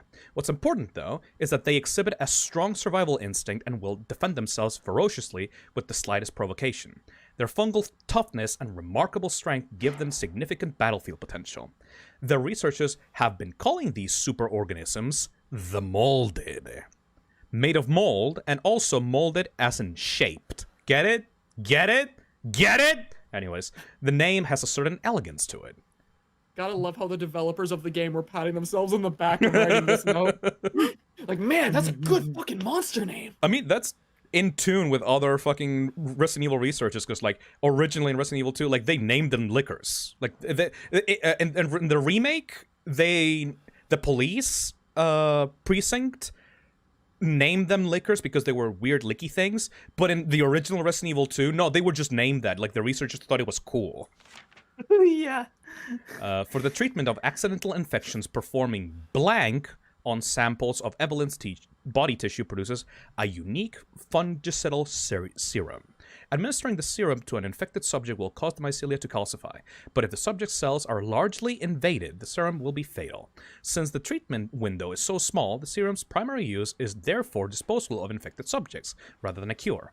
In exploring the serum's potential, we found that subjecting it to blank would enhance its effects to extreme potency, becoming a compound we now call E-necrotoxin, which blanks in even tiny amounts. This is fucked up, because this is the kind of shit that SCPs use. What they're actually saying here in these blank notes is that they are passing body tissue of Evelyn through other Evelyn, like, I don't want to spoil RE8. They're passing her body tissue samples through other Evelyn-like subjects in the most fucked up way possible to create a way to kill Evelyn cells. You know? It's like, you know that SCP thing that is like this weird girl that will bring about the apocalypse unless the Foundation doesn't do blank to her? And then they wipe the memory of everyone involved with that procedure? It's kind of like that. It's like this weird fucked up thing that even the researchers don't want to talk about. What's been interesting to observe in Evelyn's behavior is her obsession with the concept of family. In experiments, we found on multiple occasions that the infected subjects were compelled to act as her mother or father, treating her as if she were really their daughter. Why would she settle upon family as the theme of her mental control? This is just speculation, but it could be that she instinctively understands that a family unit is better suited to blending into social groups than a lone girl. Yes, sure, we'll go with that. Sure. We'll go with that explanation. On the other hand, well, a sentimental sort might suggest that she's making up for a perceived lack of love in her quarantine upbringing. A parent's love. That works too. Sure, that works too. God. It's like, fuck. This is so fucked up and evil. Like, literally all of this. Oh, this project was instigated in the 2000s as one of several concepts for the company's NEXBUS, Next Generation Experimental Battlefield Superiority Initiative, working with technical assistance from HCF, whatever the fuck that means, to develop a bioweapon for neutralizing combatants en masse with minimal direct contact. NEXBUS was later folded, and all of its assets diverted into this project. What makes this project markedly different from conventional weapons is its ability to turn enemy combatants into allies, converting hostile elements into willing servants. Unlike literally every single other fucking bioweapon in the fucking series, which just turns them into zombies or like some weird fucking even scarier enemies. Since this effectively eliminates the costs of not only POWs handling, but also combat itself, it's no wonder that we had the Blank and even the Blanks organization chomping at the bit to get on board. The project would never have existed were it not for the discovery in Blank of Blank. They had it planned! They had it planned! They had it planned so early on. You could so tell just by playing the game. All the foreshadowing is there. In fact, if I fucking count the goddamn blank censored spaces, maybe I could even see the fucking name of the thing. Shit. Anyways, the remarkably progressed vicariant evolution fungus that we commonly term as the Mutamycete. That's the actual term for this fucking thing. The fabrication method for each bioweapon was to introduce the Mutamycete genome to pre-stage 4 human embryo and perform cultivation in a controlled environment over a period of 38 to 40 weeks. The resultant organisms were referred to as candidate specimens, graded based on usability, from the impractical and faulty, Series A through D, to the perfected E series. A common appearance was selected for the bioweapons, that of a roughly 10-year-old girl, to ensure ease of blending in with urban/refugee populations. God. So fucking evil. The first E-series specimen, named Evelyn, because, you know, E, has proven capable of secreting mutamycete blank from her tissue at will. It is also of note that Evelyn's mutamycete imposes a profound control over body and mind when introduced into a host organism. We still have a lot to learn about the mechanism by which Evelyn achieves and maintains this control, but the working theory is that the vector is similar to the auto-inducer pheromones used for quorum sensing in Pseudomonas bacteria. Evelyn's control... I like that they're talking about real shit for this, by the way. Evelyn's control is exerted in a series of discrete stages, the first of which is hallucination. Almost immediately after infection, the subject begins to see images of Evelyn, though she is in fact not there, and even hear her voice, which is inaudible to anyone else.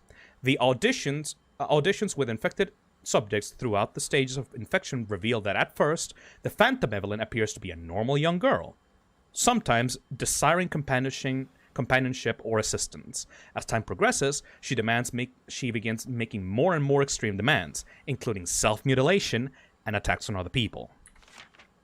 The psychological shock this induces helps to break down the mind's natural barriers to Evelyn's brainwashing effect, and by the time mental control is achieved, the mutamycete infection has progressed throughout the body cells. So the body blanks. God, this fucking room is cool!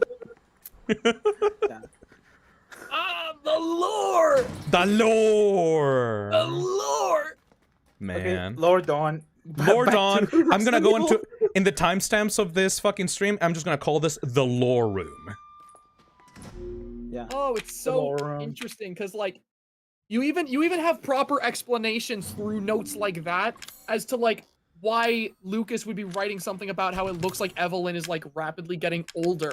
Because, like, it specifies that the process of, like, creating these bioweapons, they would rapidly, age up the subject so that they could experiment on more, like, children. God. Which is so fucked.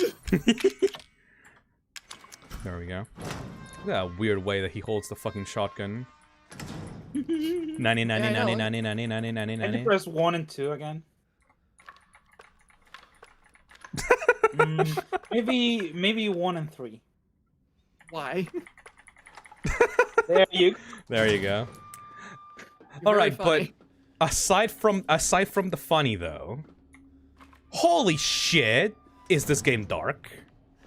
Yeah, it's really dark. It's fucked up. Dude, like, whenever you learn about the process by which these, like, bioweapons are made in Resident Evil games, it's always morbid. But, like, I don't think any of, like, the villains of these games have a more dark story than Evelyn does. Just the way that it all comes back around to children wanting to have, like, a family unit. Like, a real family unit.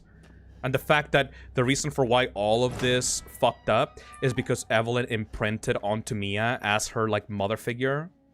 And, like, they weren't supposed to do that because Mia was just gonna...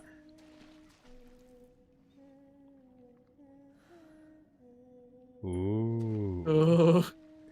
Like, Mia was just gonna, like, abandon her after her job was done. But Evelyn imprinted onto Mia, so she fucking refused to let her go. And then there's the fact too that, like, Mia and oh my god, what's his name? The guy who was, like, her partner. The iconic dad. The iconic Alan. I remember his name. Thank you. Okay. The fact that We Alan going. and Mia were supposed to be like Evelyn's de facto parents, and yet they were so willing to just straight up kill her Well, if 'cause she she's a even like stepped out of line. Like, yeah, like obviously it makes sense from like the standpoint of like them, like the work they're in. But like it's so fucked that she Yes. like associates these people as being her parents, and yet they're so cold towards her to the point where if she even once acts out of line, they're just gonna terminate her. Like, I understand Evelyn's motivations on wanting to have a real family, but like her entire nature is like wrong, you know? Yeah, exactly. But I feel really fucking bad by saying that because she's just a little kid that wants a family. And then there's the fact that like some scientists like talk about her behavior like through some kind of rationale of how she was raised, and yet we have like Lucas talking about the fact that he thinks that that behavior was imprinted on her by design. Yes, and the way that they talk about her is like, oh yeah, the subject is doing this so that she can get more victims, as her programming is like. Come on, no. It's like, no, it's a kid. It's a fucking kid, dude. Are you stupid? Like it's genuinely just like a bunch of like cold, heartless scientists who can't fathom emotions are trying to rationalize a child experiencing childlike emotion. And that's the reason for why I think that Evelyn is like on top of there with like fucking Birkin when it comes to like Resident Evil villains. Because like, she's just doing this because she was raised to be this way, but her humanity actually made her into an even more dangerous threat. If she was like a complete, like a cyborg or like a system or like a coded in like a lab or like as a machine, she would be less dangerous because she would just be doing what she's supposed to be doing. But no, this is just like human nature trying to like come through and trying to like find a family. That's what actually caused all this problem. It's so fucking cool. And then also kind of inadvertently makes like Umbrella's experiments interesting too, because their experiments were for the exact opposite, where they were creating a virus that stripped the subject of all emotion other than being able to take orders with like tyrants. So like, it's interesting how we have one monster created as a bioweapon by one sort of like facility where she had too much emotion and too much power, so she ended up breaking out. But then you have the flip side where you have these monsters that like literally are incapable of regular human thought. It's like two completely different approaches. Oh wow, we just fucking nailed it. I thought that was gonna be way longer. I just used like the shotgun and like the grenade launcher. Nice. We're almost at the end. No, we're literally here, boys. This is literally the end. Alright, well, the best part of the mines is the lore room. Absolutely. You go to the mines for the lore. The wheelchair. Grandma? Huh. Grandma's not in the wheelchair anymore. That's weird. Oh.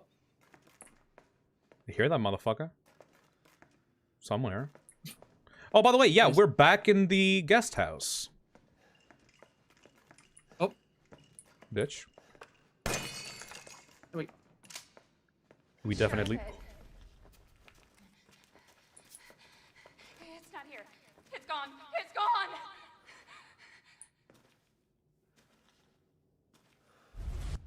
Yeah.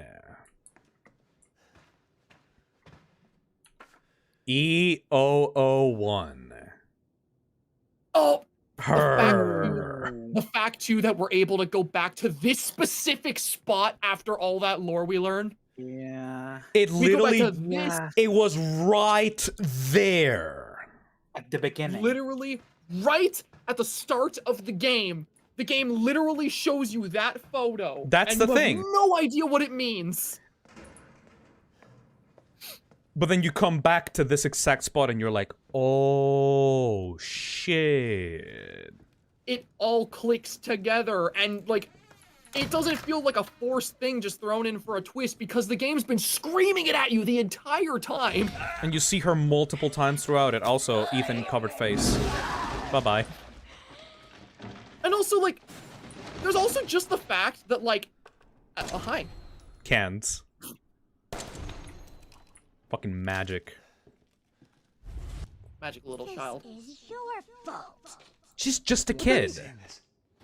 There's also the fact too that like one thing I will forever find like so astounding about this like twist is the fact that you go the entire game never hearing anyone ever refer to her as grandma, and everyone who plays the game just immediately assumes she's the grandmother of the family. Grandma Baker. Like, by the way, she has to be the grandmother, so nobody assumes anything's off. It's okay. It's okay. It's me. and you can see what happened here. Kill him, Mommy. Immediately. Right, yeah. Have done that! It fucking hurts! Doesn't he Oh. want to be my daddy? Then he can die.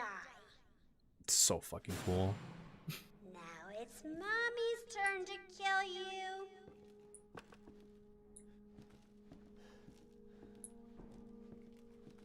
Would have been cool if like you had to fight like a Phantom Mia around here, but That would have been cool.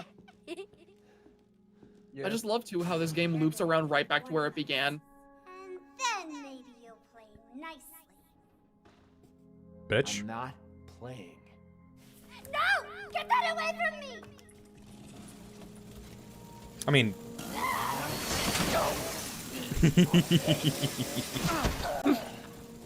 it's kind of there. This is sort of what you wanted, right? No, Not really. but That's a big ass doll. like a big ass baby. Okay, so we're gonna talk about symbolism for this game. Look at this chair. Look at these chairs. There is a main chair with a pot roast, 2 chairs, 1 knocked over, and 1 doll in the table. Dad, mom, brother, sister. Because the first thing that Evelyn did once she took control of the family was to kick out Zoe from the group. Because she wanted to replace her. Yeah. I never realized this. So fucking cool. And like the doll is a strange object in this family table. You know? I never realized this. It's so fucking cool. It's just been right there. Holy shit. It's all about family. It's all about like her being like this selfish, like incapable of like sympathy little child that is using the tools that she was given during the embryo to finally form the family that she's been wanting all along. It's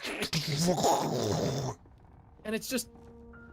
I know I can't talk about it, but it's just so cool how later games build on this even more and make it even cooler.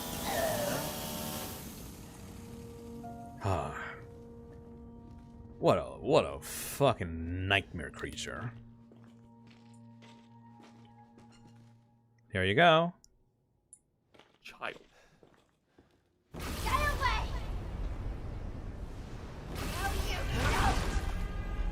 Go in there.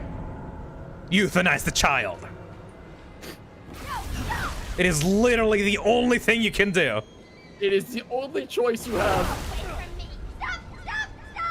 Nah, bitch. I'm coming. Come here. Get your shots. Ah, here it comes.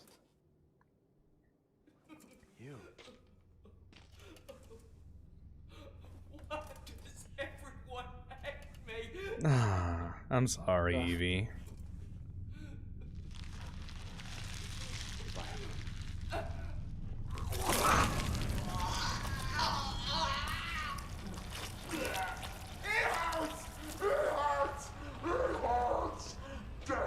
I like it how we've been talking about the lore of this like twist the entire time we've been building up to this. I'm still seeing people in chat surprised right now. What? The grandma? What? Also, it's a Resident Evil game, so here we go. Here comes the giant wall. The giant fucking face in the wall. By the way, in the same room as the first boss fight. Yep. William Birkin and the irreversible things he did to the Resident Evil franchise. For the best, honestly. Yeah, these bosses are cool as shit. Just unload everything you got into. I think I over-prepared myself a little. You really did. Doesn't really take long to take much ammo to kill her. I mean, we're not done. It's barely a boss. It's not over till it's over, though. I know. It's not over till it's over, baby. This is so cool, by the way. I know. It's not over till it's over, baby. I recommend using the hand or that. It's okay. We don't need to care. Fucking hell. You bitch motherfucker.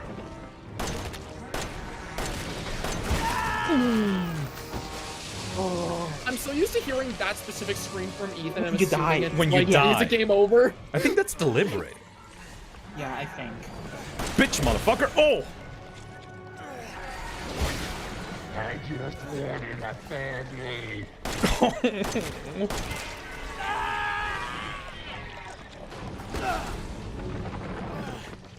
And then...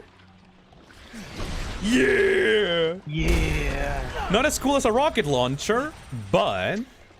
You're literally using the Albert. The Albert. Which I popped off reading that, by the way. In my original playthrough. That's a goofy name. It's cool. I didn't even realize that play the other Ori games. Bitch!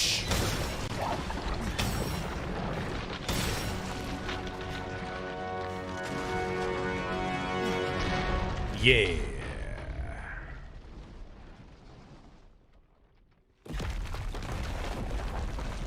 Tony donates $5 and says, Evie was cosplaying as an adult so she could be on a Fisdom stream, but you exposed her. Good job, Phil. Wait, Good she was cosplaying a minor and she was actually an old woman. Oh, also that. Wait. Thank you, Sora, for the $2. I love how Evelyn's boss fight intro is just, I'm not a minor! Evelyn's telekinesis throws everything across the room. Like, this game is not perfect, but it's one of the imperfections. Yeah, this is one of the imperfections. This is so fucking weird. Yeah. Hello. God. Oh, hello. Oh, look. Man? Ew. Man. What? White man? I'm glad Chris we found looks you. so wrong. The fuck took you guys so long? That's not Like Chris. that's not Chris. This Like, was that's Chris to that her. was so not Chris that people thought that was like a weird agent that was like taking over Chris's body or like taking over his Eva was identity or some cosplaying shit. as an elderly woman You know? so she could be a Fisdom And member, then but RE8 they exposed her. friggin' Good job, Phil. reconstructed his face again so he looked like himself again. Yup. Like, Chris has such a specific head shape and features. His and they skull. Just threw all that away. A specific cranial shape. Yeah. And that was not it. Yeah. Man, it looked like his This face guy got looks smushed. long. Yeah. A door closed tonight. The dumb Resident Evil 1 like dumb speech at the end. But not just for me. Me and I weren't the only victims here. With the music too, were the the strings. It was that thing, Evelyn, who made them that way.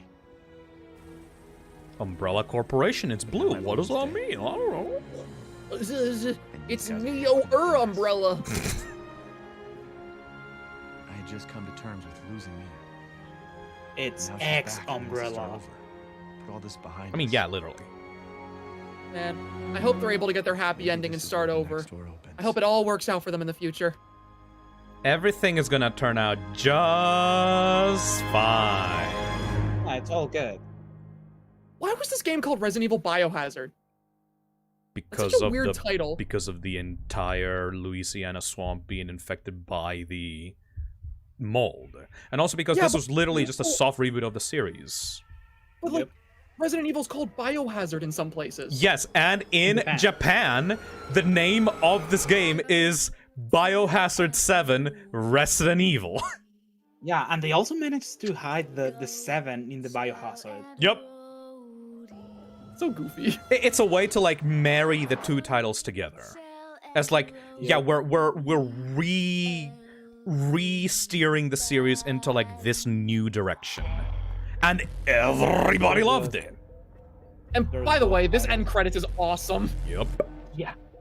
Like, here's the thing. Resident Evil 7 is not the best in the series, but it's exactly what it needed to be at the time to revitalize the entire franchise, you know?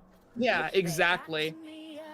It was this, like, smaller story, especially compared to Resident Evil 6, like, more personal, like, scarier, focused, like, adventure with a new cast of characters, but it kept every single little detail that made the original games the way that they were, you know?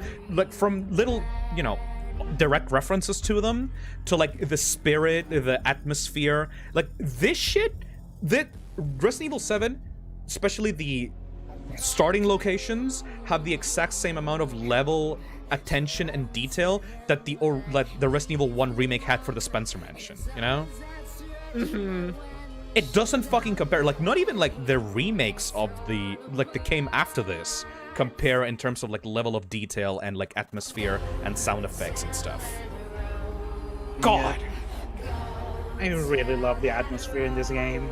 It has such a nostalgic, like, feeling to it. It feels somehow like you're back home, but a distorted home. Fucked up, obviously, by, like, whole biohazard thing. It feels like homey. I don't know how to explain it. Like, I guess because of, like, all the VHS tapes and, like, the old broken up houses, stuff like that. I think it's also the fact that, like, compared to every other Resident Evil setting, this one is much more personal than anywhere else. It's about, like, a family. You know, it's about a family, and you're in this, like, you're in this old family home where, like, you know, they just live their day-to-day lives. You're not in some giant mansion. You're not in some police department. You're not in some, like, giant village with this gothic castle. You're in just an everyday household where pretty much everyone has, like, lived their lives. Yes. But now it's twisted and distorted into something it shouldn't be. I think that it hits especially close to home to, like, me and Nick. Because, I don't know what to say, Zach, but, like, Chilean households have this very specific vibe to them.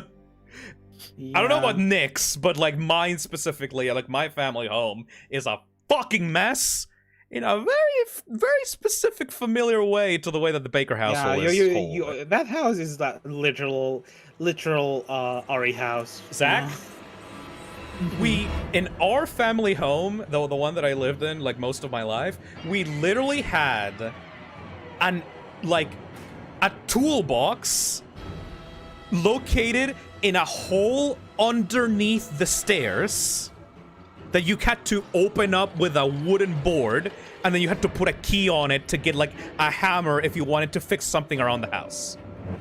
It is literally a Resident Evil fucking, like, cubby hole if you wanted to fix something around the house. Like, there's, and, like, we had a shed at the back of the home that was boarded up because we had so much, like, garbage and filth, like, behind there. And, like, the rats took that over. We had to, like, get fucking cats to, like, deal with the rats that shed produced because we, like, boarded it up. My God, dude. I know, it was fucked up, but this is why this specific game, like, lives has a like special place in my heart, even though I don't think it's like the best Resident Evil, like not by far, especially because it goes downhill after like Lucas's section. But like the feeling of the Baker estate just gives you like that very specific personal feeling. Also, this piano is Resident Evil as fuck. Absolutely.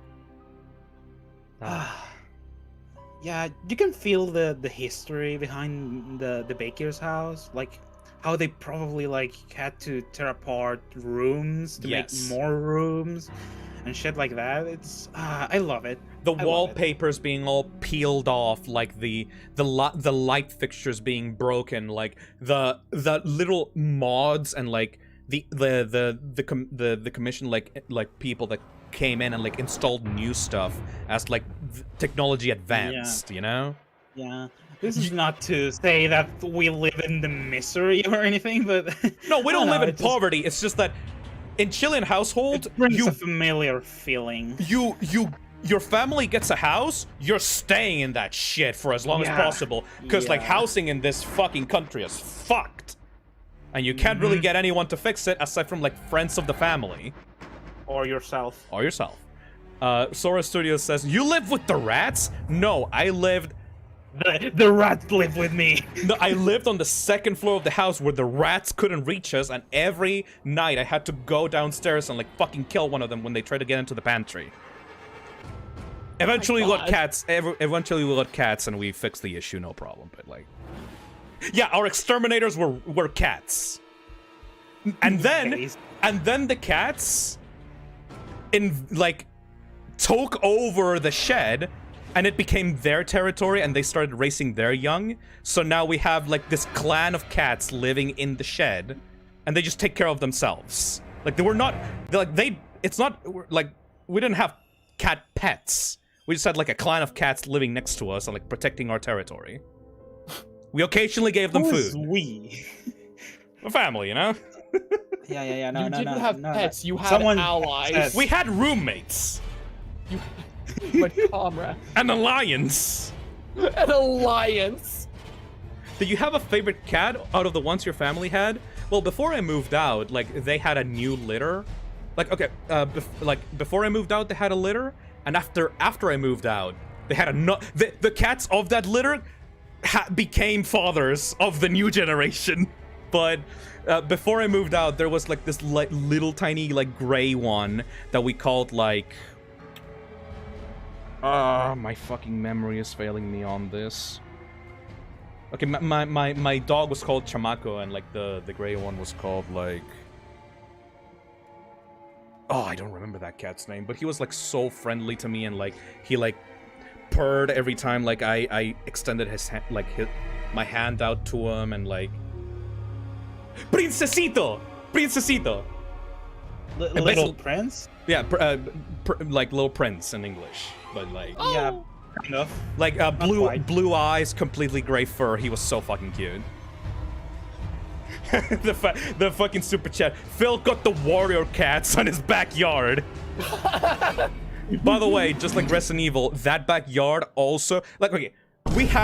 We had a main house, we had a guest house, we had a shed, we had a side house, and the backyard connected to all those locations. So yeah, I basically lived in a mini Resident Evil location when I was a kid. Phil Baker. Shut up. It's nowhere near as cool as I make it out to be, by the way. It was kind of a nightmare living there until I moved out. Anyways. What a good fucking game. It's not perfect, but what a good goddamn game. Games are. Yes. Yeah, I was gonna say, like, games don't need to be perfect. No. Sometimes they serve a very specific purpose. Sometimes they're tailor-made for you. Sometimes they're tailor-made for the specific time that they needed to release. Alright. We're gonna... This credits are taking forever. Well, I was just like fucking like going off on nerding out. Still though. I don't care if this game isn't objectively perfect. It's perfect for me, and I love it. Yeah. That's a good mindset to have. That is the best mindset to have. I mean, just because a game is not like perfect in every single way, it doesn't mean that it can't speak to you personally, you know? I've said it before and I'll say it again. Flaws only matter if they detract from why you enjoy it. Which is why people say like, oh, Phil and Poster hate each other because like Phil hates fucking Ben the Ink Machine. It's like, no, I don't give a shit, dude. You can enjoy whatever you want. It's fine. Yeah, exactly. I've never like shat on someone because they enjoy something I don't. People like to think I do though because they get really mad when I say I don't enjoy their thing. But that's for whatever. example, Phil really hates Kingdom Hearts, and I kind of love the first 2 games, you know? So, like, yeah, I don't that's even, kind of proof of that. I don't even hate Kingdom Hearts. I just never played it, and I find it cringe. But whatever you say, buddy. Wow. Damn. Yeah. All right. Still, though. Yay! Yay. That was the video game. Evil 7. What the fuck? What happened there? What? Okay, never mind.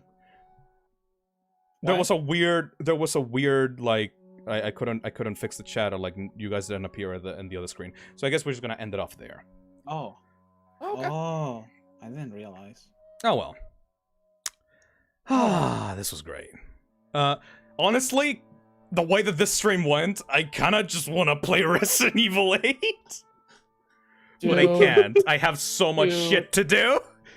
And I'm pretty sure that like one of you two will murder me if I don't play it with you. Literally, dude, I am like, normally I hate to request to be on streams and whatnot because I hate to feel like I'm inviting myself. But if I'm not there for Resident Evil Village, I will be very upset. Like, if you're not both in that stream, we're gonna beat you up. Yeah, no.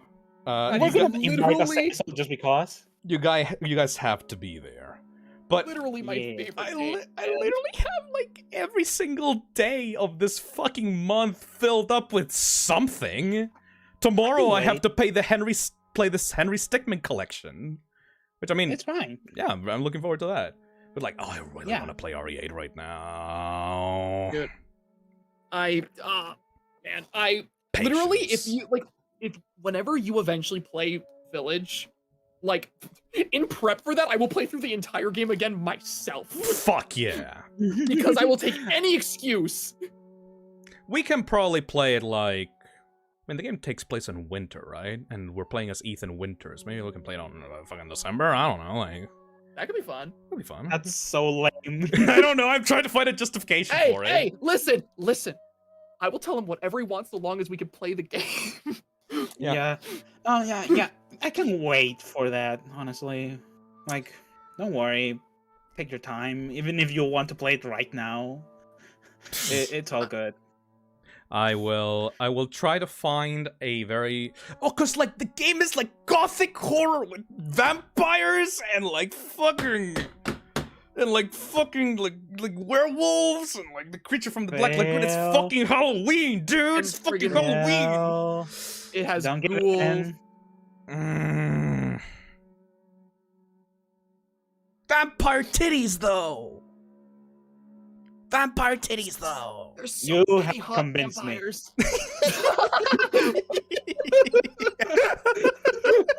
Nick, you don't understand.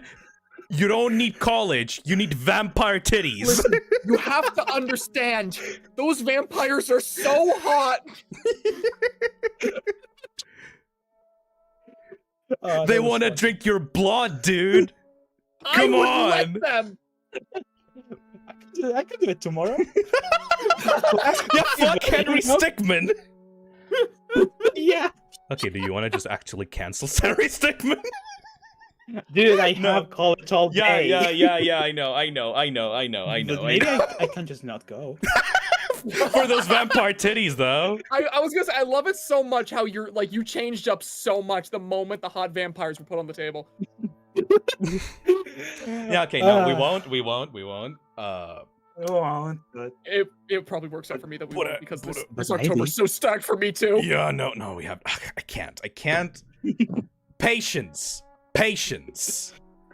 I can't drag you. Like, this was a nice distraction, but yeah, you need to get back to your shit. And Nick needs to get back to his shit. And I need to get back to my shit, because, like, holy fuck, this month is gonna be stacked as well. It's 12 a.m. Okay, yeah, we need to go. Thank you, everybody, for coming. This was a great stream. Thank you. What a good game. Thank you, Postra. Thank you, Nick, for coming. You guys are awesome. Fucking Resident Evil is awesome. I fucking love this game. Fucking standing Resident Evil. I love Resident Evil. I fucking It's love my Resident Evil. favorite series for a reason. It's one of my favorites as well. My favorite. All right, it's time to go, everybody. And I'll see you tomorrow for Henry Stickmin. Bye-bye. Bye-bye. Bye-bye. Bye-bye. Boy. Boy.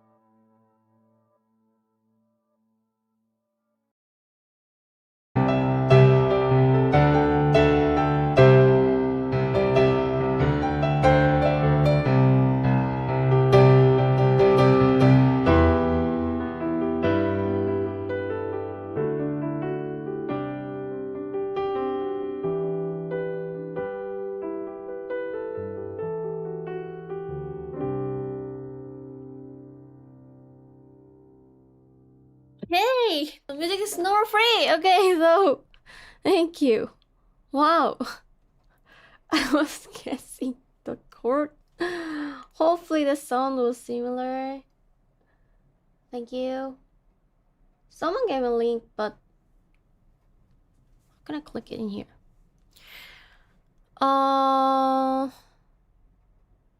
Is there a Discord app?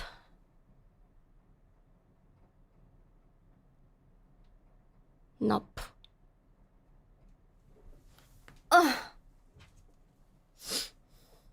Search, what's the name? Oh.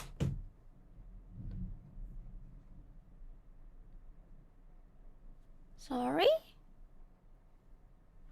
Planet Earth. Oh man, bro, it's a classic seat. I'm not good at read that shit, bro. I'm not classic pianist.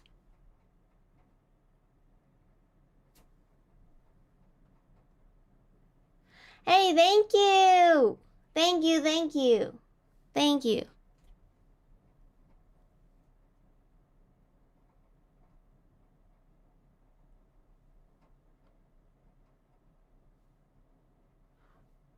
Hans Zimmer. 어? 안 뜨는데?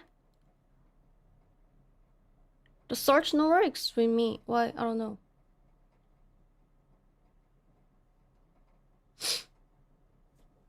Why I can't find that?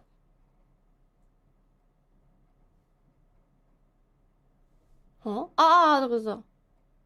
Planet Earth 2. Sweet.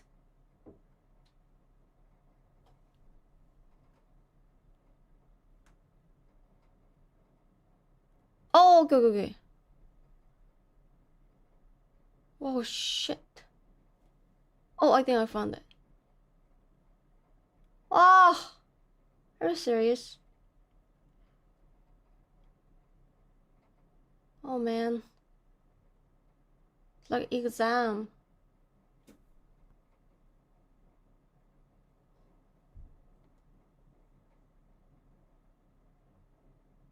Oh, shit.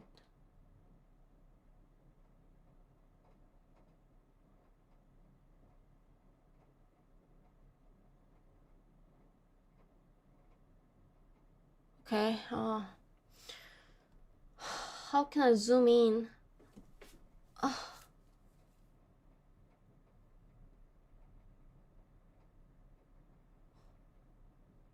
don't don't know how to zoom in here. Zoom. Oh, okay, maybe. Am I doing shit, okay?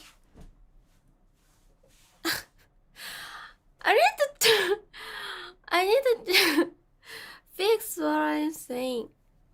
Something. Or I'm talking like this.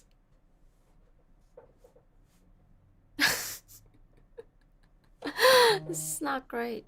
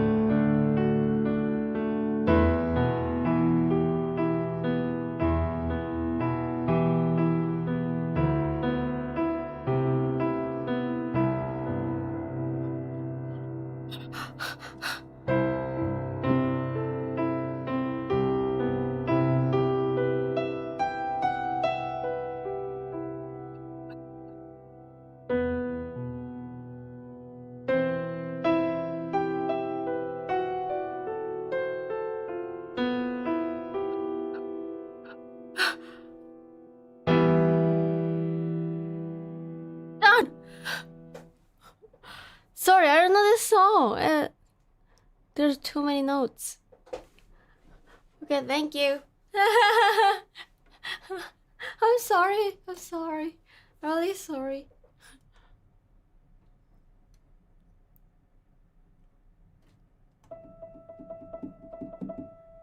Okay.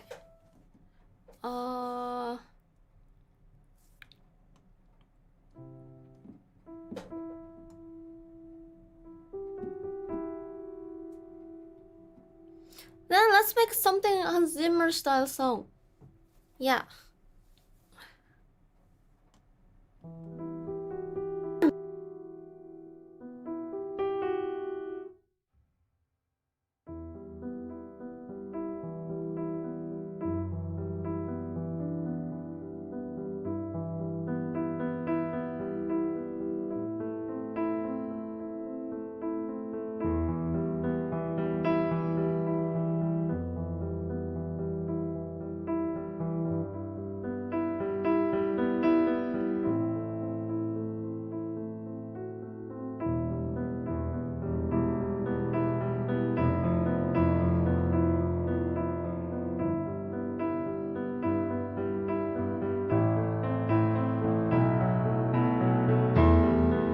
Oh, I don't know, it's too hard. I'm sorry. Others doing hot chubby style. Sorry.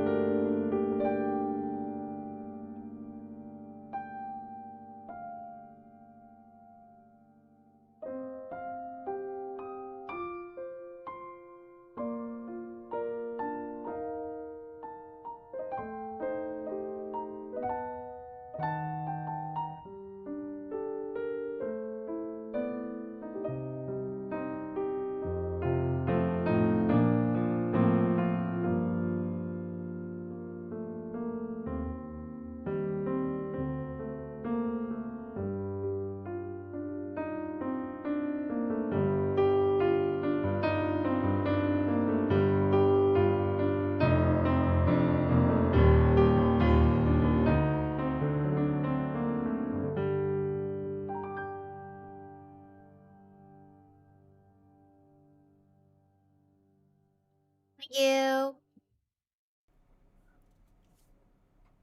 Okay. My condition is really getting worse. Very suddenly. I feel like I'm on high now. Let me play just a few songs and yeah.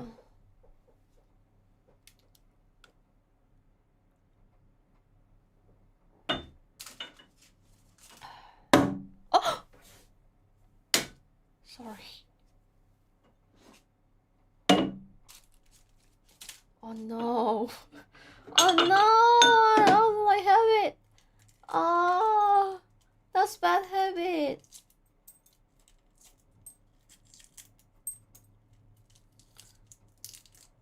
Okay, guys, by the way, no more requests, please.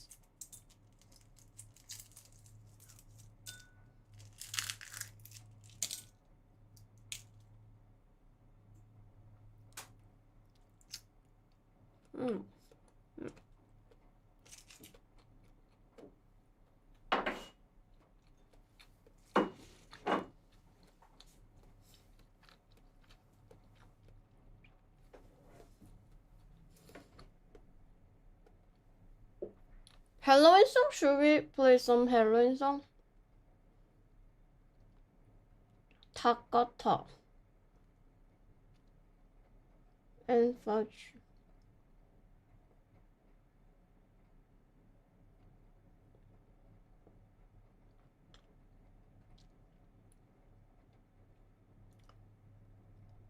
By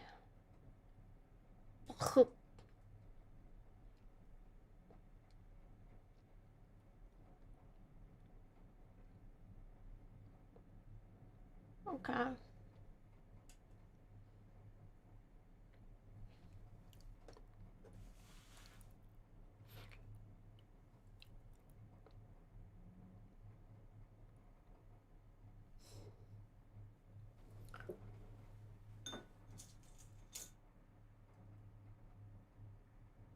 I'm really sorry, guys. Oh.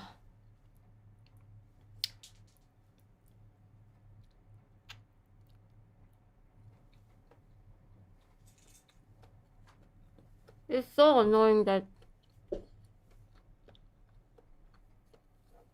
get cold. Actually, many people around me, they get cold because it's a transition season. It's very hot in daytime, but it's getting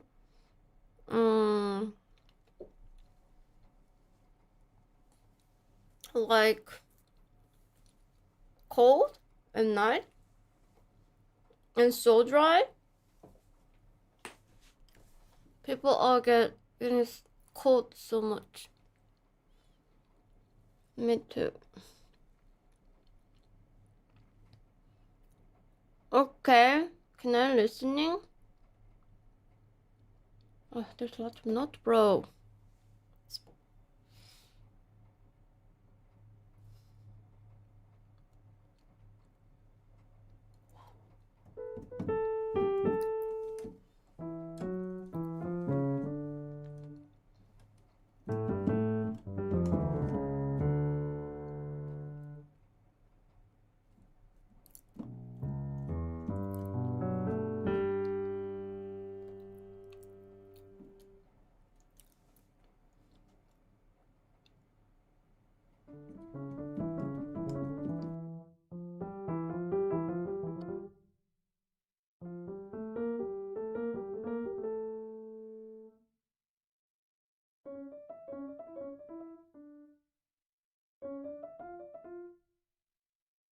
이발. 야!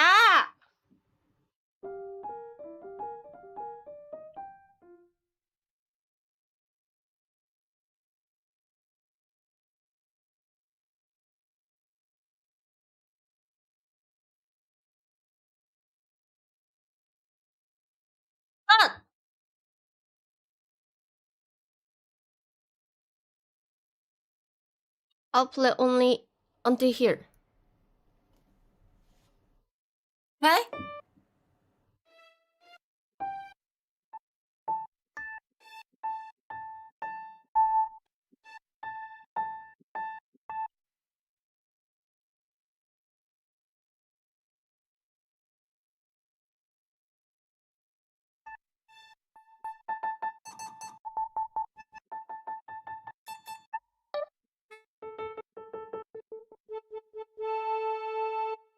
No, no, no, no, no, no, no.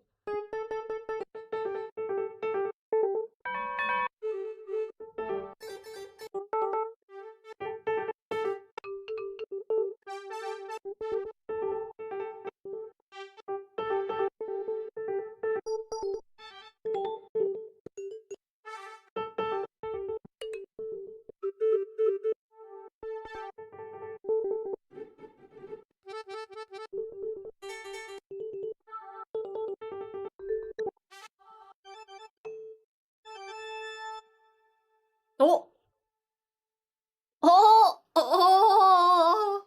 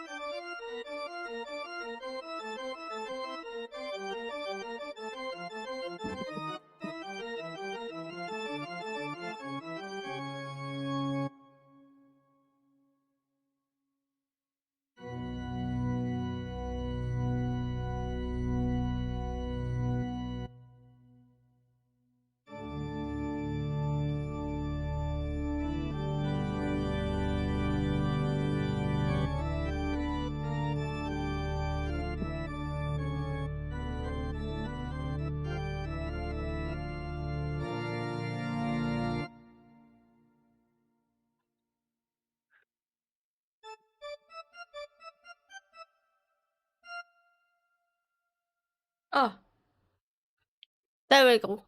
Done. Done. There's too many. I can't.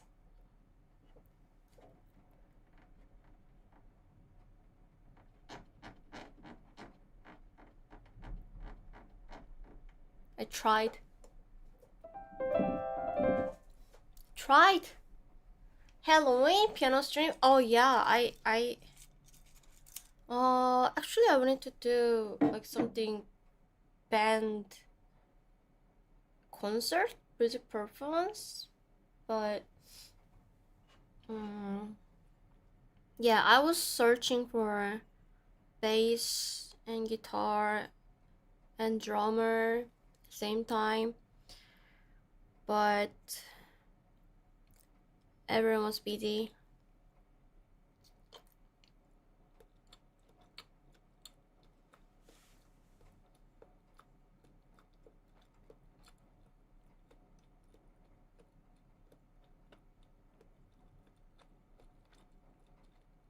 Just piano stream? Only piano?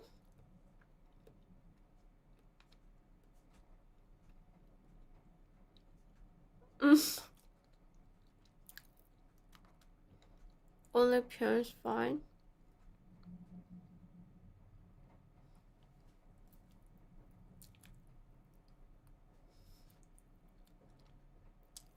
Who needs a drummer for Halloween music?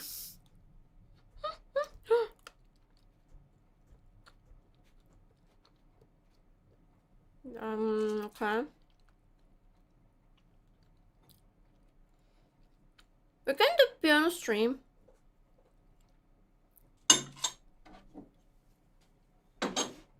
I'll rent something like grand piano room. So actually I got new IRL stream mic, like a professional mic. So hopefully that is enough. Let me memo it, just I don't want to forget it. Grand piano. So I can mix it with IRL stream. So in Halloween day, I go IRL. There's many people cosplay in the street, so I'll do like IRL stream and then go to Grand Piano Studio and playing some like spooky piano sound for 2 hours maybe. That'll be perfect. That's good idea, guys. Thank you. Okay.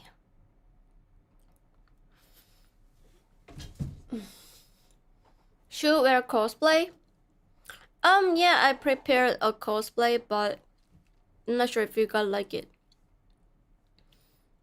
I'm not sure. That in Korea, there's not many cosplay stuff that you can choose. Lots of whip stuff, actually, because we are just close to Japan. So, like, there's so many cosplaying stuff. It's kind of like whip style. I don't know what kind of cosplay you want, like a zombie or something. But actually, yeah, me and Sora will do one collab wire stream in Eve Halloween.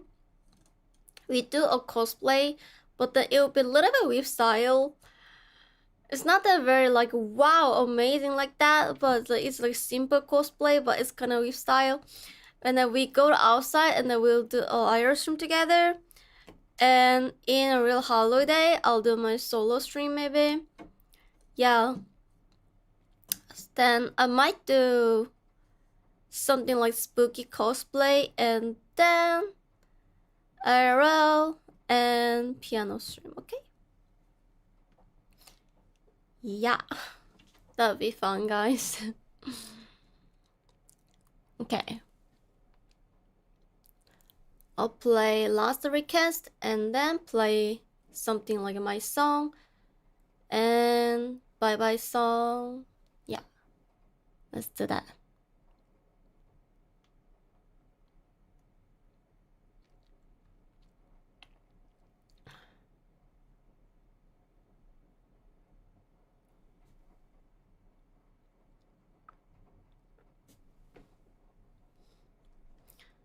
There we go.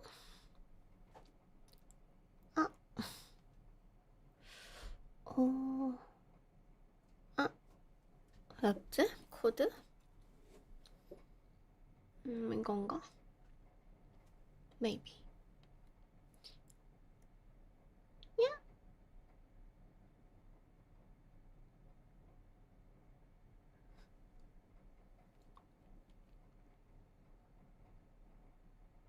Can you play?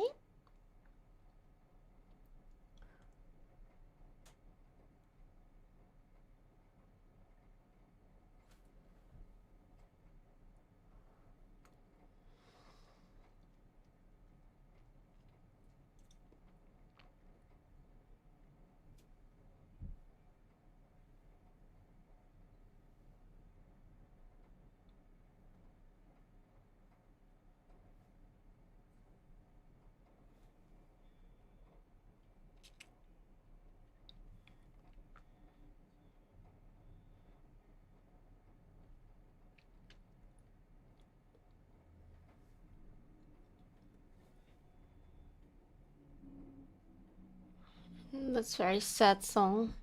Okay.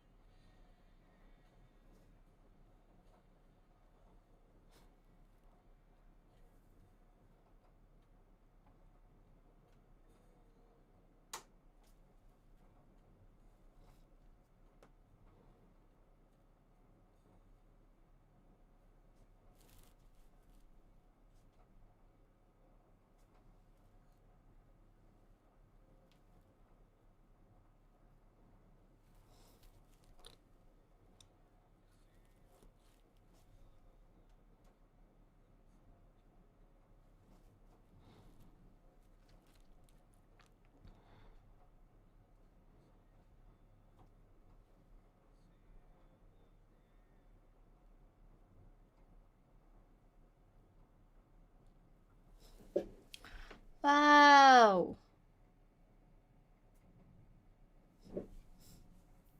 Nice song. Give me a second, there's an error.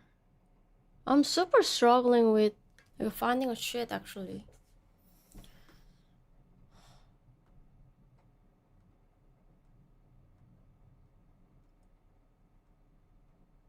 Am I better like next time to make a channel in Discord and the people should post the cold shit and then asking me? Why so? Because I'm so stressed now. I like can't find. I mean, I paid it and it doesn't open it now. I paid it and no open.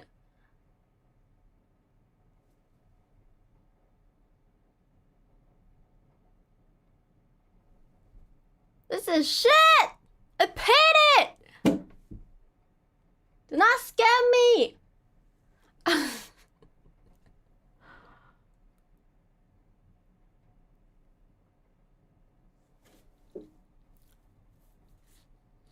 Download, print, click.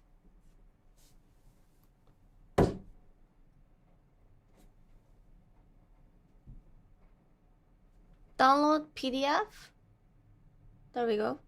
Oh, finally. Finally.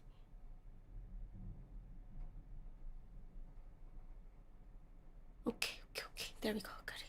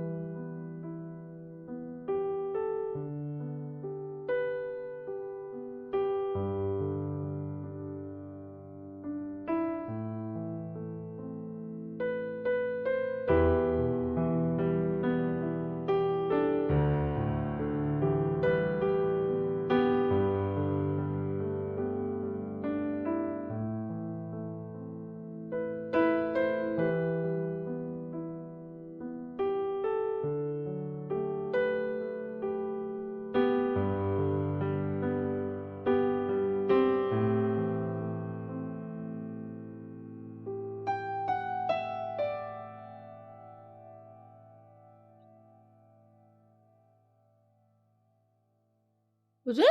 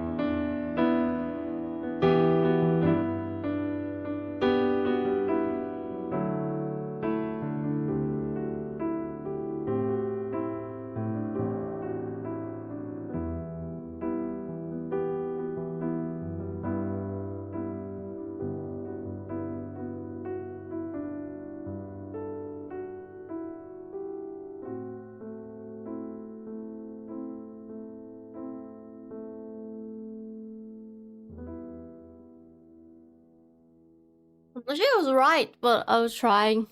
Okay. Alright. Okay then.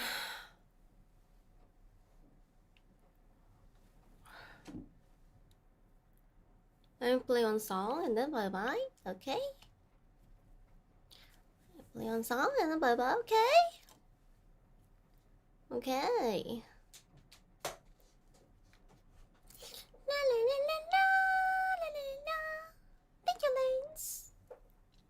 You have successfully maintained your state as a legend today. Miss Hachobi, thank you again for magical brilliance. Thank you, Lance. Well, I'm not a pianist actually. I'm a composer, but glad it was okay. Yeah, I'm not actually good at piano actually. Yeah, I'm not very like good pianist. I'm just actually just like that. Because my friends are actually major of the piano. Many my friends are. They are really good. They're like crazy. Yeah, I was not like focused on practice how to play piano. I'm like more focused on how to make a melody.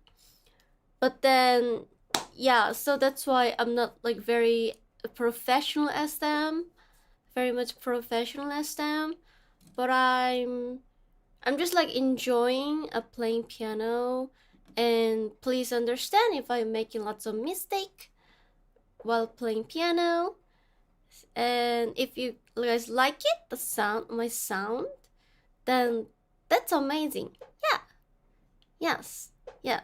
So like there's no point you judge me. Because anyway, I'm not a pianist. So yeah, just please enjoy it. It's more like just like, yeah. No one judge you. Thank you guys. I'm sorry. It's just my lifestyle. In Korea, everyone judging. You know, my lifestyle was like that. I had too many exams with my kind of like music. So I have lots of PTSD about music actually. Then I'm glad it's not my job anymore. It's just like my hobby. So much I feel happy when I'm playing piano now.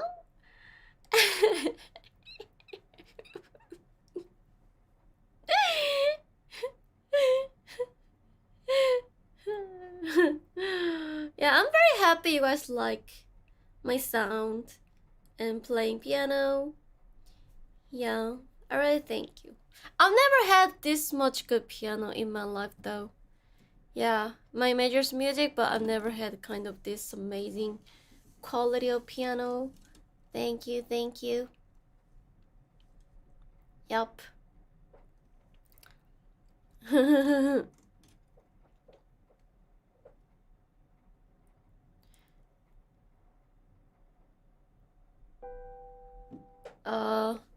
So?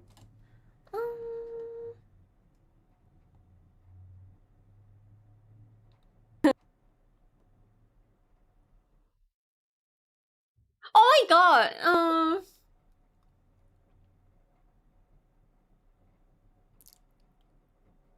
do you wanna listen that? Like my song that I made 15 years ago?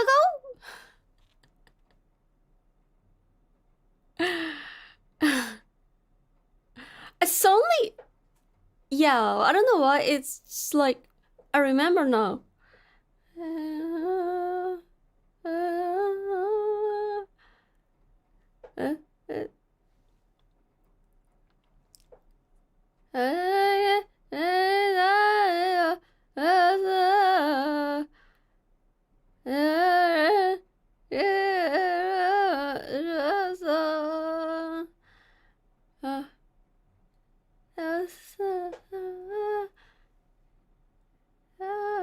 하지 않아 내가 말한 게 나를 잃어야 나는 어떻게 이제 나는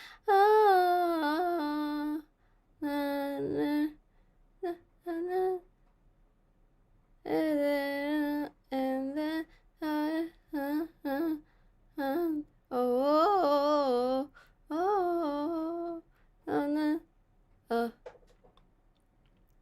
and now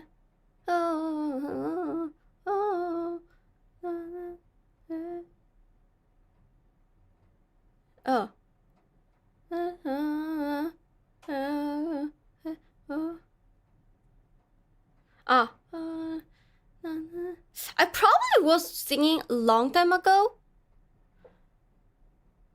Very long time ago on stream, so but like I'm for sure everyone's forgot. Everyone's forgot the song.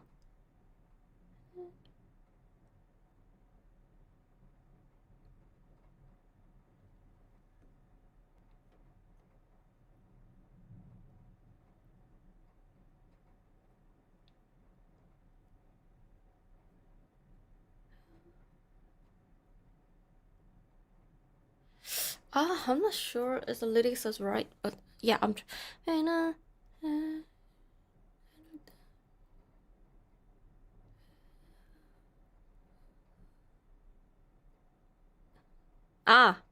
Okay, okay.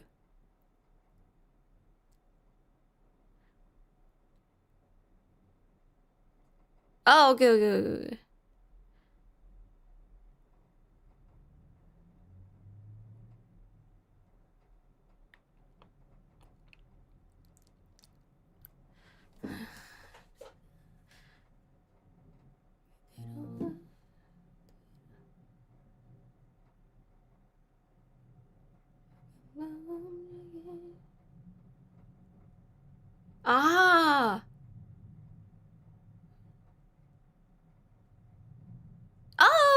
Okay.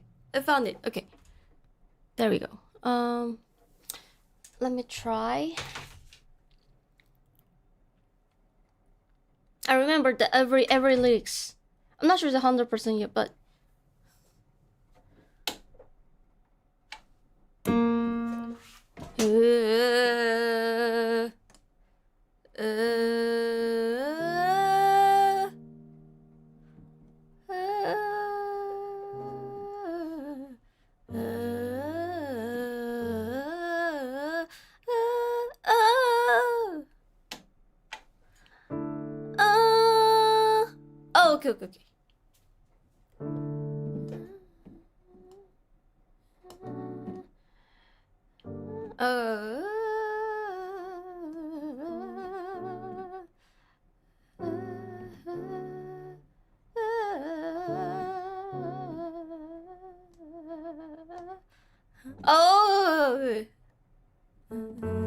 okay. Okay.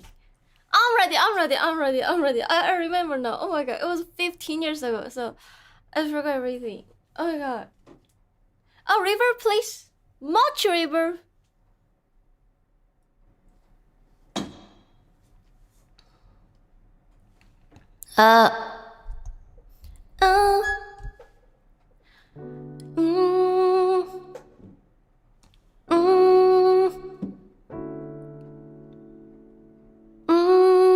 How's it?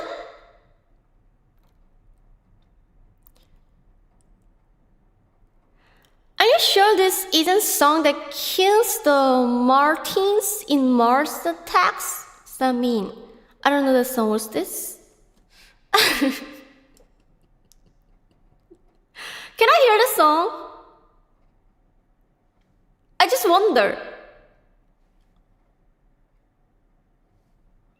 what he's talking about. It's not the song? Okay.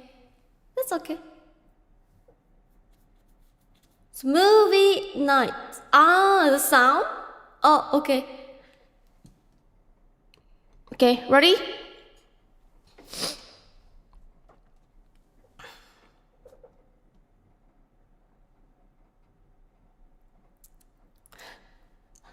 Why am I so nervous. I don't know. It's kind of embarrassed that singing my song is something. Yeah. I'll try.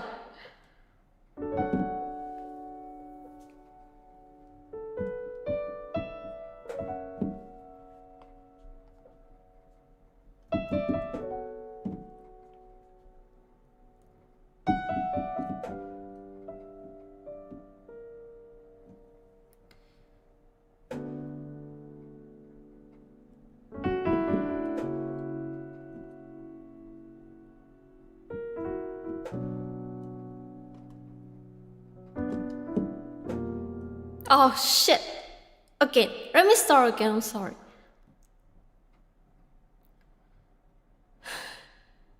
I'm so nervous. I'm sorry.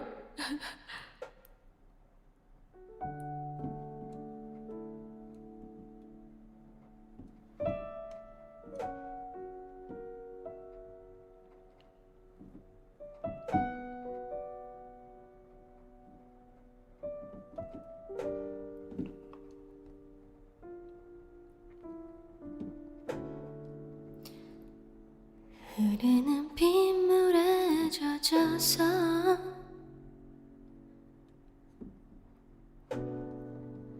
화장이 다 지워졌어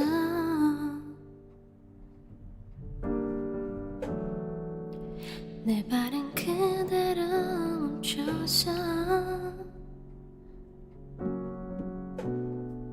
조금 더 움직이지를 않아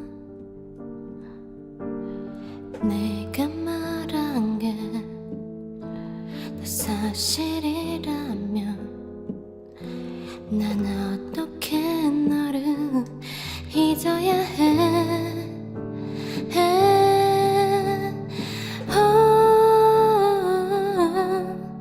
나는 그대로인데 너를 사랑하는데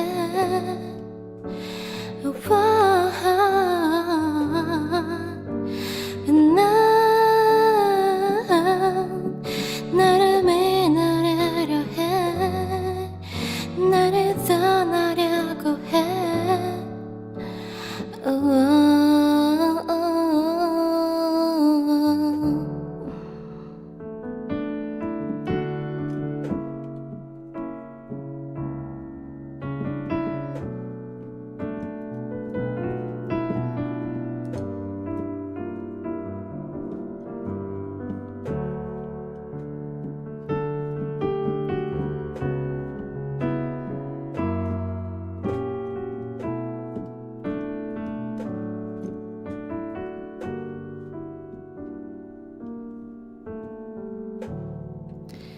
흐르는 빗물에 젖어서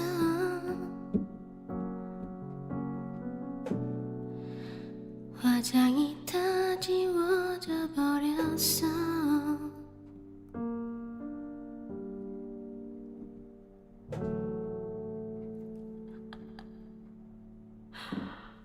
Oh yeah, this song. It's like very K-pop drama, right? Yeah.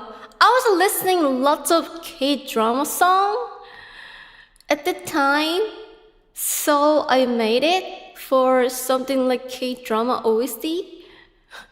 Yeah, sounds like very like TV show drama. I was normie at the time, so what's the lyrics? It's kind of cringe actually. It's kind of cringe. Are you sure you wanna know? Okay.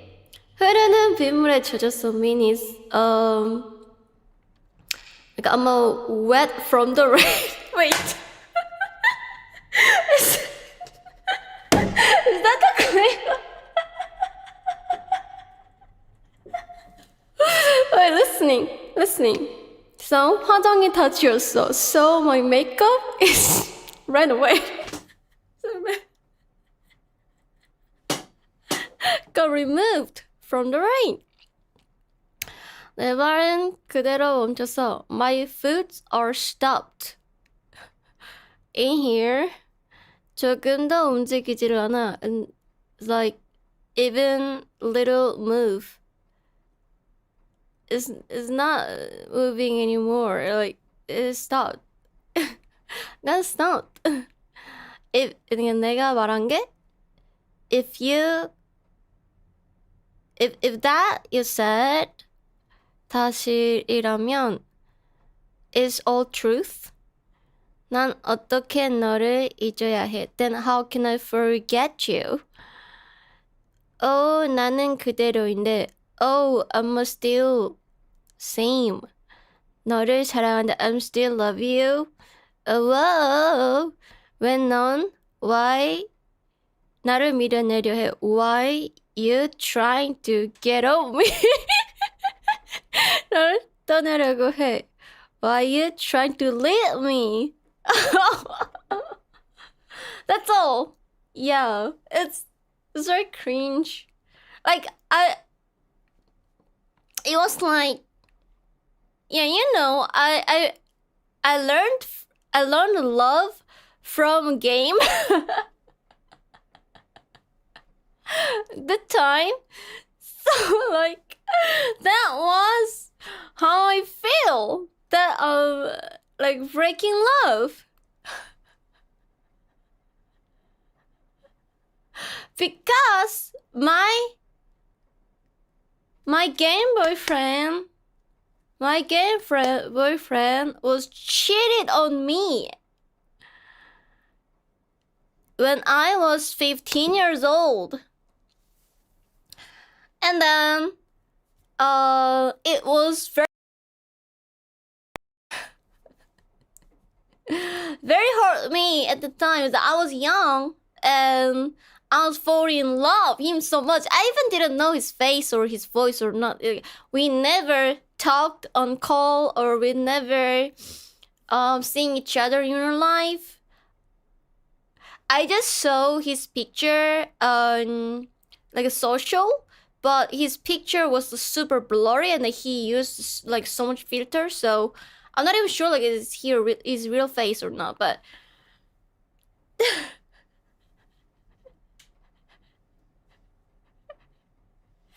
but yeah, anyway.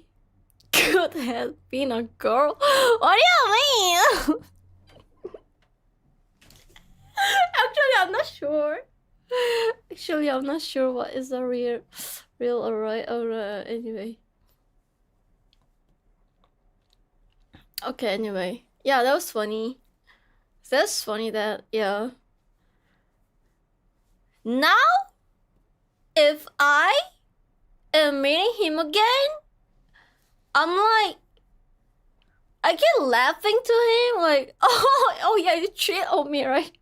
That was funny, bro. That was funny joke.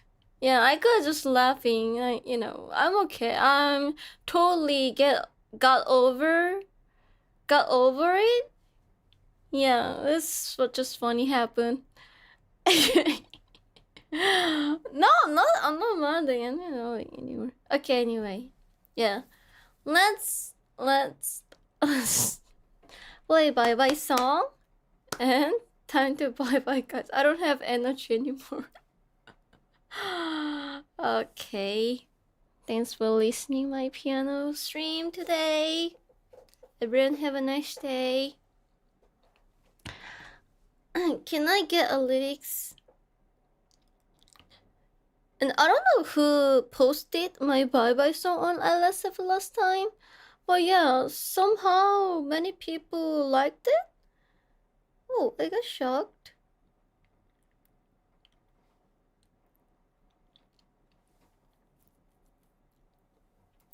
I need to really record this song before I move to Austin. I really need to. Yeah. Okay. There's so many homework. Okay, guys, thank you so much. Thank you, appreciate it. Thank you. Oh, okay, thank you. Perfect. Yeah.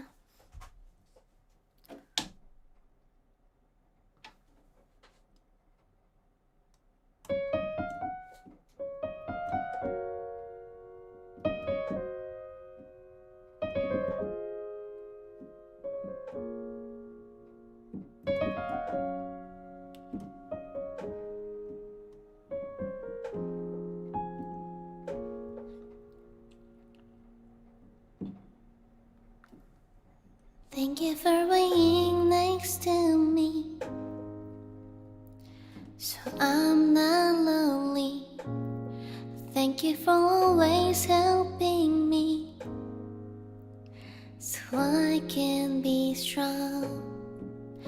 Our wonderful days is over, and tomorrow another day begins. I don't know if tomorrow will be good for us, but I'll just say you can do everything. Goodbye, goodbye, see you tomorrow. Oh, goodbye, goodbye, hope you have a good day. Goodbye, goodbye, see you tomorrow again. Thank you for today, chill.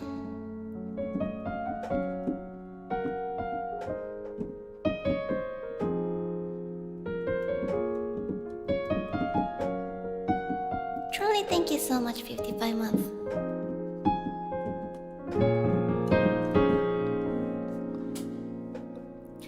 Thank you for watching all my stream, so I could try you.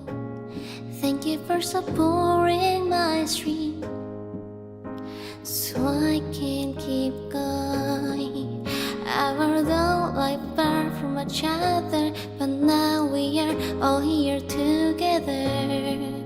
I don't know if tomorrow will be good for us, but I just say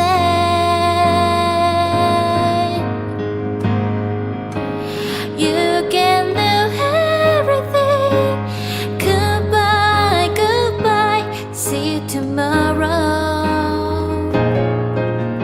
Goodbye, goodbye, hope you have a good day. Goodbye, goodbye, see you tomorrow again.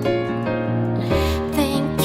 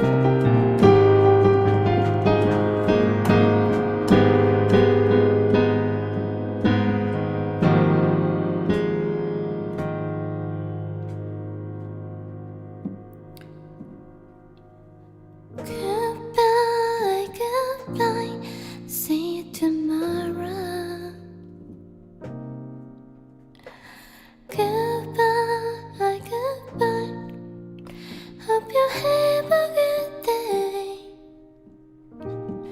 Goodbye, goodbye. See you tomorrow again. Thank you for today, Chan.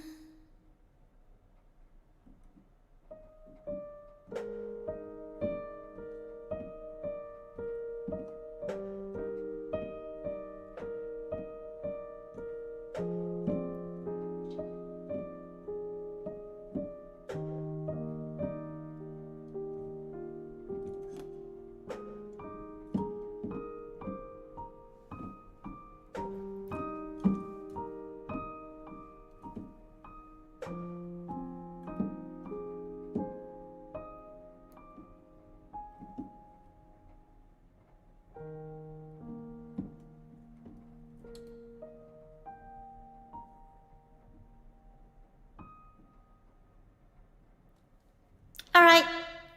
Thank you everyone. Bye bye. Have a nice day, guys. I'll see you guys tomorrow. Bye bye everyone.